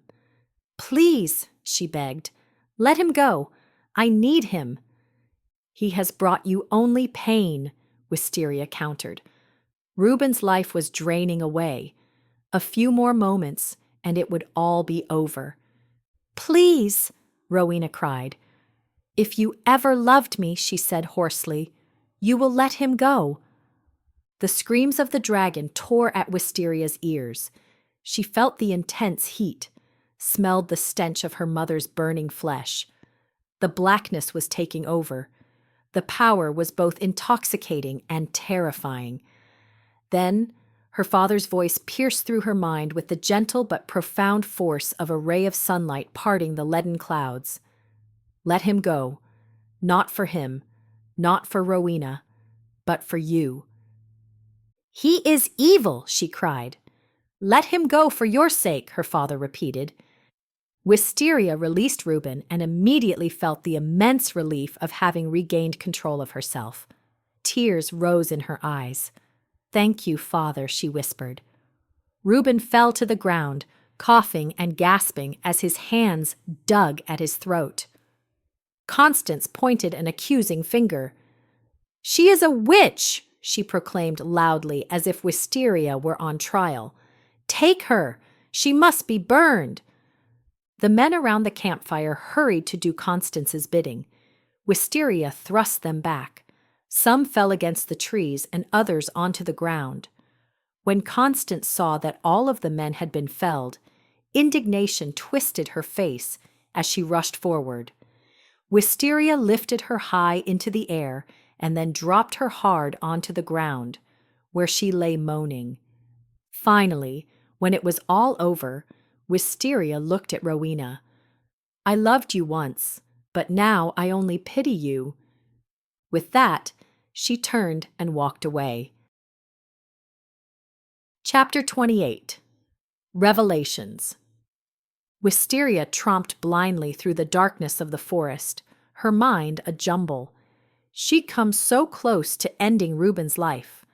While she was grateful that she'd not lost herself to the darkness, she worried about the repercussions of leaving Reuben alive, especially now that he knew her secret. It wasn't until she saw the tall shadow of the rock formation looming ahead that she realized where she was, the two towers. The moon shone overhead, a partial circle of feeble light amidst the dark sky. Hugging her arms, she walked past the formation, eager to get out of the forest and back to the castle. Her face and jaw ached from Reuben's rough treatment, and the skin on her wrists and ankles was raw. She couldn't believe that after everything he'd done, Rowena had pleaded for Reuben's life. It was with a sad realization that Wisteria finally understood that her friend was now lost to her forever. It wasn't a cold evening, but she shivered nonetheless, anxious to get to safety. Her head hurt from the effects of being drugged, and she felt sluggish. She was still incensed that Constance had used Wisteria's affection for Rowena against her. She was starting to think the woman was as ruthless as Reuben. Was Alexander on his way here? Reuben said he'd sent Alexander a note. How foolish Reuben had been to think he could use her as bait, to draw Alexander into a trap. She heard the crack of a twig from behind and spun around, her fingers preparing for action. The crone hobbled out from behind one of the trees, using her cane. Dread knotted Wisteria's stomach. She was in no condition to speak to the old crone tonight. However, doing so now would make it so that she hopefully wouldn't have to come back in the morning. "I see that you decided to pay me a visit tonight, after all," the crone rasped with more than a hint of amusement. "Sorry, I didn't bring the cloak of invisibility. I was kidnapped and brought out here to the forest," Wisteria explained, even though she suspected the crone already knew. "You are chilled," the crone observed. "A little," Wisteria admitted, surprised that the crone was concerned about her well-being. The crone motioned, and suddenly there was a roaring fire where there had been only darkness. "Come, there is much we need to discuss." Wisteria moved close to the fire and saw two large stones resting near the warmth, perfect for sitting. With some effort, the crone folded herself down onto one and motioned for Wisteria to do the same. Turning her hideous face to Wisteria, the crone studied her with an intensity that made Wisteria squirm. She was ready to get this conversation over with so that she could get back to the castle. Alexander was most likely on his way here. Urgency clutched at her, bringing home the knowledge that she must cross paths with Alexander and stop him from falling into Reuben's trap. "I understand that congratulations are in order." Blinking, Wisteria pulled herself out of her thoughts. Congratulations? Did the crone somehow know of her and Alexander's engagement? A faint amusement shimmered in the crone's watery eyes. "Alexander's appointment to the station of Crown Prince." Wisteria jerked. "Aye, 'tis a great honor." The crone eyed her. "Is there some other good fortune for which I should be offering my congratulations?" "Nay," Wisteria answered quickly, not wanting the crone to be privy to any more details about her personal life than absolutely necessary. "Forgive me for being caught in a fog. It has been a long evening, and I am weary." Impatience thrummed in her breast as she got right to the heart of the matter. "What is the debt which you require of me?" Grating, wet laughter mixed with phlegm rattled in the crone's throat. "You are direct. I can respect that." She straightened her bony shoulders. "Alexander's new mentor has something that belongs to me." Her eyes flashed with malice. "And I want it back." Wisteria was totally taken off guard. "Merrick," she stammered, "what possible association do you have with him?" Wisteria's head began to spin as she tried to figure out the connection. Although understated and simple in his manner of dress, Merrick wielded an aura of authority that commanded respect, even from the king. He was one of the venerable Grimm brothers, whereas the crone was a loathsome creature who skulked in the shadows of the forest. "I have a very close association with Merrick. One might even call it familial." She laughed as if amused by her words. Wisteria was astounded. "Familial? As in the two of you are related?"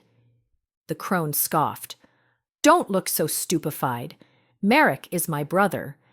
Wisteria was at a loss for words. Was the crone speaking the truth? The notion of her being related to Merrick seemed so far-fetched, and yet the crone was powerful enough to exceed anything Wisteria had ever encountered except for the Fae, which were not of this realm. Remnants of the story which Alexander had told her about the Grimm brothers came drifting back. There were two brothers and a sister, but Alexander said the sister and Caleb had both died, leaving only Merrick. Perhaps the crone suffered from delusions of grandeur that made her crave an association with one such as Merrick. Realizing the crone was studying her, Wisteria asked a question that she hoped would give her more insight into the situation. "What did Merrick take from you?" My bloodstone. She made a face. Bloodstone? Aye. Her face twisted with bitterness. He killed my brother so he could take his stone. The stones, given to us by our Father who sent us to this world, amplify our powers. The crone's words matched what Alexander had told her. Are you also a guardian of mankind? Aye, the crone said with a humble nod. That is the real reason I have taken such a keen interest in you. I knew your father and the scope of his abilities. Wisteria's jaw dropped. You knew my father? Everything was coming at her too fast to comprehend. I did. He was a good man, and his abilities were similar to yours. Why didn't you tell me this sooner? The crone gave her a censuring look. Would you have believed me? Resentment flashed in her eyes. Look at me. Everything about me is repulsive. I see the repulsion in your eyes every time you look at me. Wisteria couldn't argue with that. Sorrow quivered in the crone's voice as she looked into the fire. The night Caleb died was horrible. She shuddered and drew her cloak closer around her skeletal frame. The memories of his screams still plague me. Wisteria thought of her mother and father and how their brutal deaths would forever plague her. In that moment, she felt a surprising kinship with the crone. Merrick was drunk with power. He and Caleb had written the Grimm laws. She looked at Wisteria as if suddenly remembering that she was there. Your father was close friends with Caleb. In fact, he assisted him in refining various points of the laws. Wisteria remembered what Dorian said, how her father had been working on a book of great importance. Never could she have imagined that it was the Grimm laws. The crone stared back into the fire as if seeing events from another time. Merrick claims to be good, but he cloaks his desire for power in a show of benevolence. As the eldest, he believed that Caleb and I should follow his every demand to the letter. Caleb tried to break free from the control. Her voice held the sharp edge of a blade. Merrick killed him and took his bloodstone. When I tried to protect Caleb, Merrick took my stone and turned me into this hideous creature you see before you. But I thought the sister was dead. The crone's eyes narrowed to black slits. That is what Merrick wants everyone to believe. Wisteria looked at the crone, trying to decide if she believed her. Wisteria sensed goodness in Merrick this morning at the ceremony, and she sensed great evil in the crone. However, if what the crone said was true, then perhaps, whatever curse Merrick put on the crone was the cause of Wisteria feeling such revulsion towards her. How would she ever know which of the siblings was good and which was evil? I see that you are not convinced of my words, the crone observed with a touch of sadness. Not knowing how to respond, Wisteria remained silent. Very well, the crone sniffed. I will show you the truth, and you can decide for yourself. She gave Wisteria a pointed look. But you must not resist.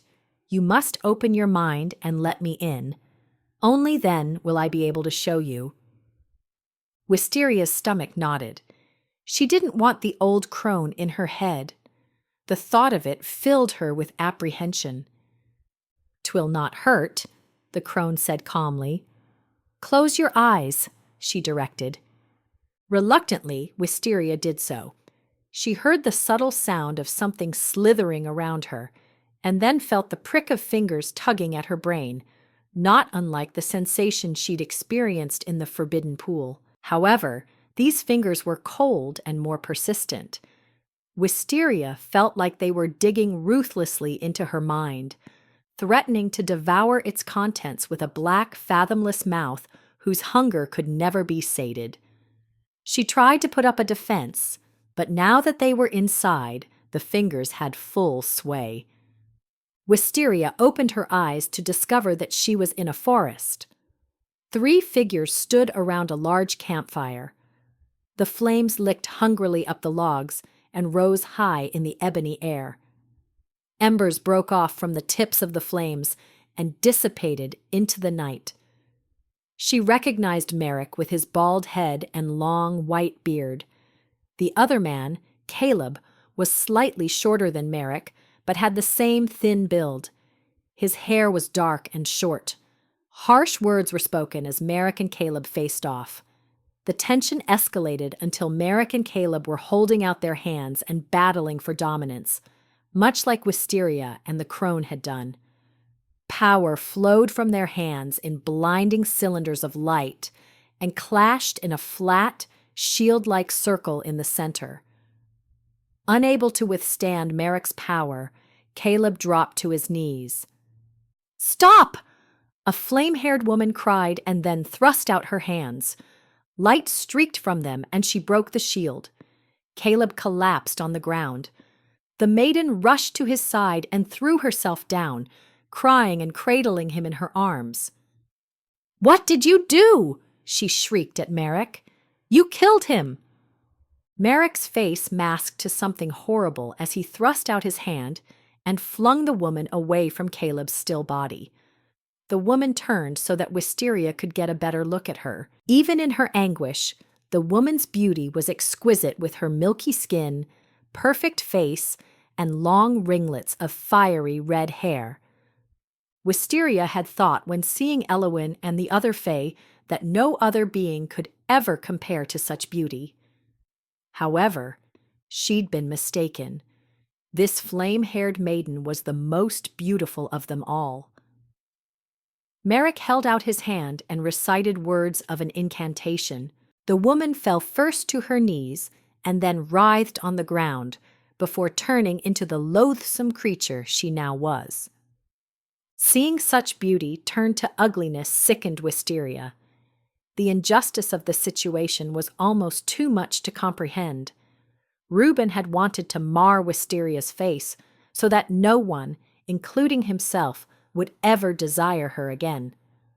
The crone was living out a reality far worse, and her brother was the one who caused the misery.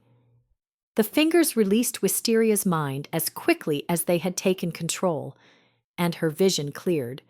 She looked at the crone, who was watching her carefully.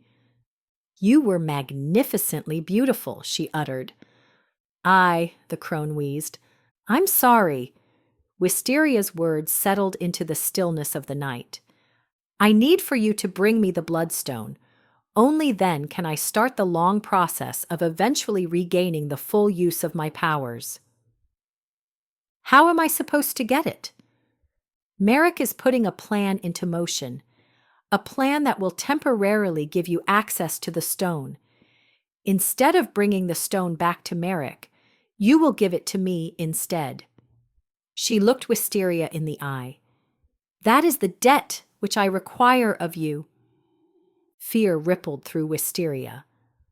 "As much as I would like to help, I cannot go up against a being as powerful as Merrick. I will craft a stone similar to the bloodstone. You can give that stone to Merrick. It will pacify him for a time." Wisteria scrunched her brows. He will realize that he has been tricked. Eventually, but by then, I will have rebuilt my power enough to protect you from him. Wisteria's stomach churned. "I don't feel good about this." She didn't like the idea of being the crone's pawn, nor did she want to go head-to-head with Merrick. "This is the debt which I require of you," the crone asserted in a tone so grating that it jarred Wisteria's insides. "Do not forget that I hold Alexander's life in my hands." Wisteria had no other choice but to do as the crone demanded, but some part of this whole thing wasn't ringing true. If you are as benevolent as you claim to be, then why are you holding Alexander's life over my head? The crone let out a cackle. "Don't mistake me, dearie. I never claimed to be benevolent. I only wanted to be left alone to live my life as I pleased. But you said that as a guardian, you took interest in me. The crone gave her an appraising look. So I did. Wisteria connected the dots. But only because you realized that I would be of use to you. The words cut coming out of her mouth because she knew that they were true. She'd loved Rowena like a sister, but Rowena betrayed her in the end, all because of her devotion to a monster. Would Alexander eventually betray her? Her parents were gone. Wasn't there anyone or anything she could hold on to?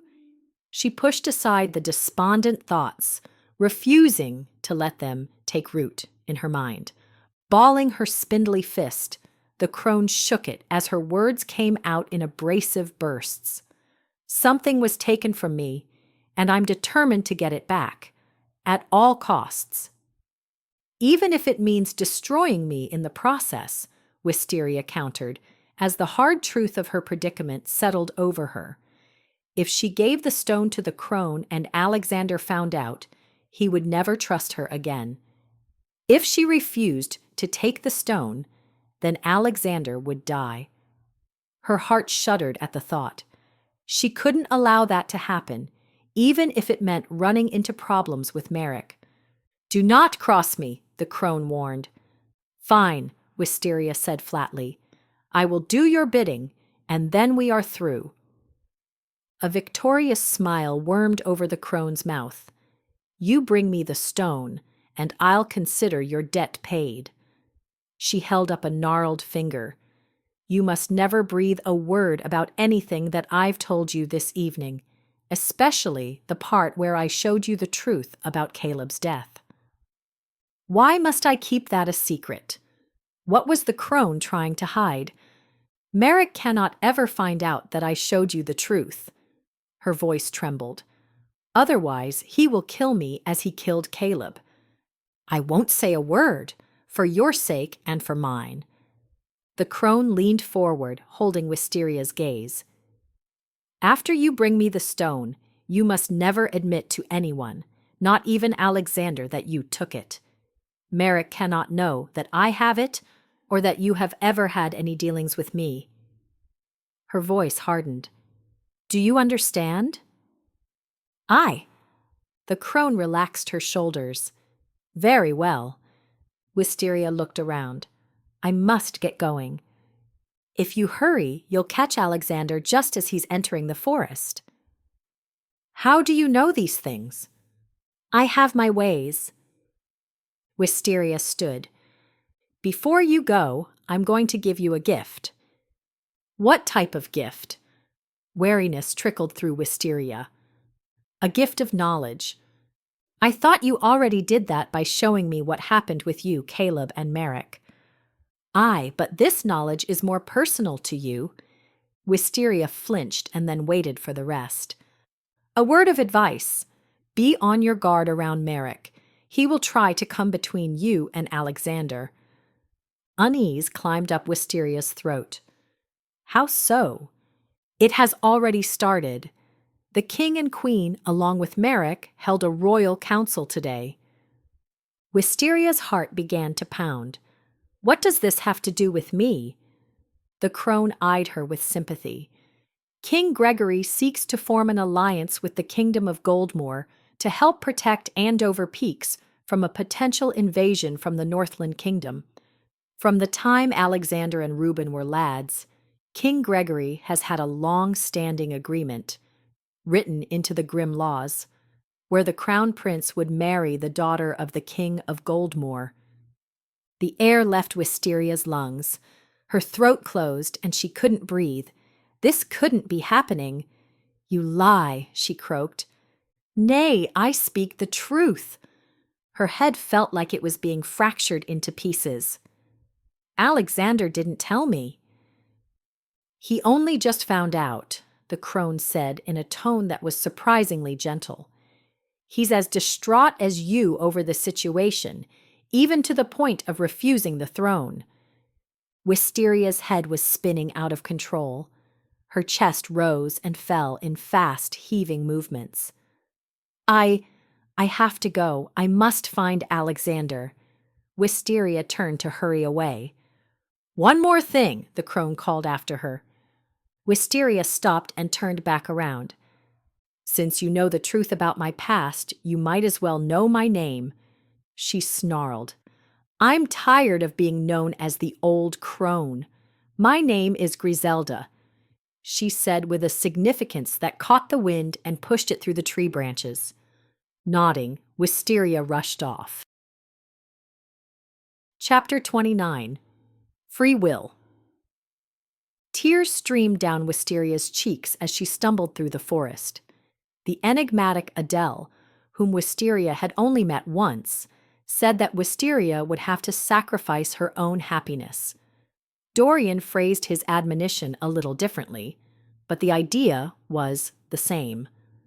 Of you, it will be required to sacrifice much. Those were Dorian's exact words. Were Adele and Dorian referring to this situation? Would Wisteria be required to give Alexander up? Everything in Wisteria revolted at the notion. She wouldn't do that. It would kill her. It was so unfair to think that from the time he was a lad, Alexander's future was already bargained away with the terms written up in the Grimm laws, and he never even knew. No wonder the king and queen were so resistant to the idea of their son choosing his mate. Wisteria and Alexander assumed their reluctance to accept her was due to her minstrel status. However, it had more to do with an alliance and the fact that they had to wait to see which of their sons would be the crown prince before announcing the arranged engagement. A white-hot anger pierced her heart, causing it to bleed out resentment. All this time, when she'd been ardently helping Alexander become the crown prince, she had no idea that the triumph would soon rip him away from her. Just as the crone predicted, the moment she left the forest, Alexander came galloping up on his horse. When he saw her, he disembarked and ran to her, pulling her into his arms. "I was so worried about you," he breathed. She couldn't stop the sob that ripped through her throat and shook her shoulders. She gave in to the grief that engulfed her. Being in his arms was both heaven and torture. Everything about him felt familiar and right. And yet, she was destined to lose him. Her heart couldn't bear it. Alexander rubbed her back. "It'll be okay," he soothed over and over. Finally, when she managed to stifle the crying, she pulled back and looked up at him. "Nay, it will never be okay." Rage tightened his face. "What did Reuben do to you?" he demanded. "Nothing." She narrowed her eyes. "He tried to do his worst, but I put a stop to it." "Good," he punched out. She tightened her jaw. "I would have killed him had I not heard my father's voice." He blinked in surprise. "You let him live?" He sounded disappointed. I'm not sure it was the right move." She paused. "But my father somehow spoke to my mind. He said that I needed to let Reuben live. Not for him, but for me." Understanding registered in Alexander's eyes. "He didn't want the darkness to overtake you." She nodded. He looked confused. "If Reuben didn't hurt you, then why is everything not okay?" Another sob rose in her throat. She swallowed it down before it could escape. "You know why. I can see the weight of it hanging in your eyes. You will be forced to marry another." Even as she spoke the words, they encircled her heart in heavy chains. Both surprise and anguish flicked over his face. "How did you find out?" Desperation clawed at her. "I just know."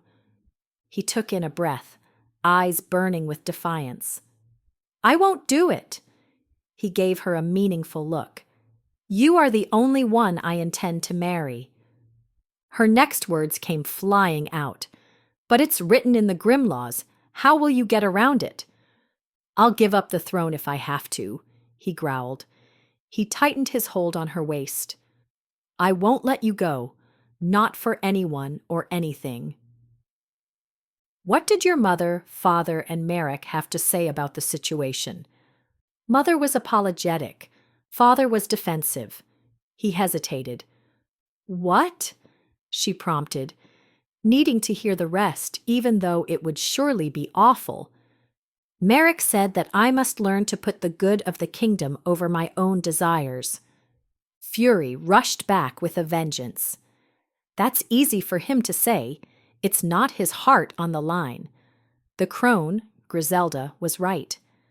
Merrick was already trying to come between her and Alexander, and it was only the first day of Alexander's new station. Resentment heated up her body. We will find a way to fix this, Alexander promised. Merrick is working on a plan that involves the both of us.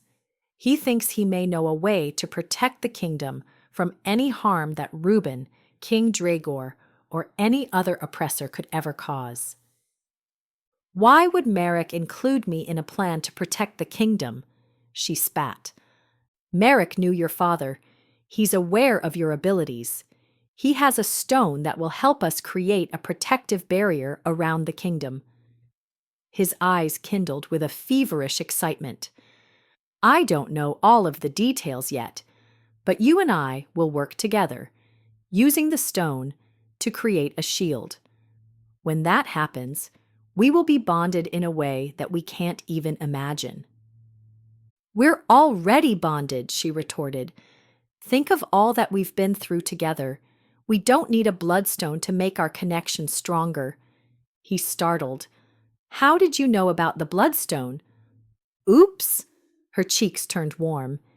You just said that Merrick wanted us to use a stone. His eyes grew wary. I said stone. I never mentioned anything about a bloodstone. Her blood pumped faster as she remembered Griselda's warning. She couldn't utter a word about their conversation, or else Alexander would die. She looked him in the eye, going on the defensive. You said bloodstone, she hissed. Otherwise, how would I have known? Why are you making a big deal about this? Okay, he said with a huff. You don't have to go on the attack. She took in a long breath to calm her temper. We're both just upset about the situation. It won't help for us to rip each other apart. Aye, he agreed. How much do you know about Merrick? He looked thoughtful. I don't know much, only that he's the truth-sayer and one of the Grimm brothers. Can you trust him? What kind of question is that? Of course I can trust him. He's one of the authors of the Grimm laws. He furrowed his brow. Where is this coming from? She offered a contrite smile. I suppose I'm just upset about the situation. There was no way she could dive deeper into this conversation without admitting that she'd spoken to Griselda. Also, Wisteria wasn't sure what the real truth was about Griselda, Caleb, or Merrick. She got the feeling that there was so much more to the story that she didn't yet understand. Perhaps in time, the truth would be revealed. Alexander nodded in understanding. She looked up at his face. What are we going to do? Perhaps an arranged marriage to a princess has been your destiny all along, she said dully. He hardened his jaw. Like I said, I'm not giving you up. We will be married, he vowed, eyes blazing with determination. I love you, he murmured. You are my everything. I love you too. A sly grin stole over his lips. What is it? Here's where free will comes into play. I have an idea, a way for us to get married tonight. She rocked back. Tonight? Eagerness bubbled in her chest. She would like nothing more than to become Alexander's wife. She wanted them to be joined together in body and soul.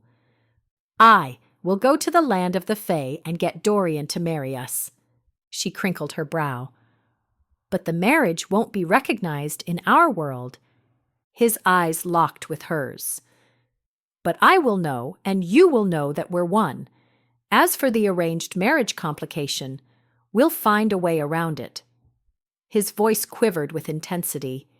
I promise you that. We'll do what we've always done. We'll bond together, and we'll fight. Tears gathered in her eyes.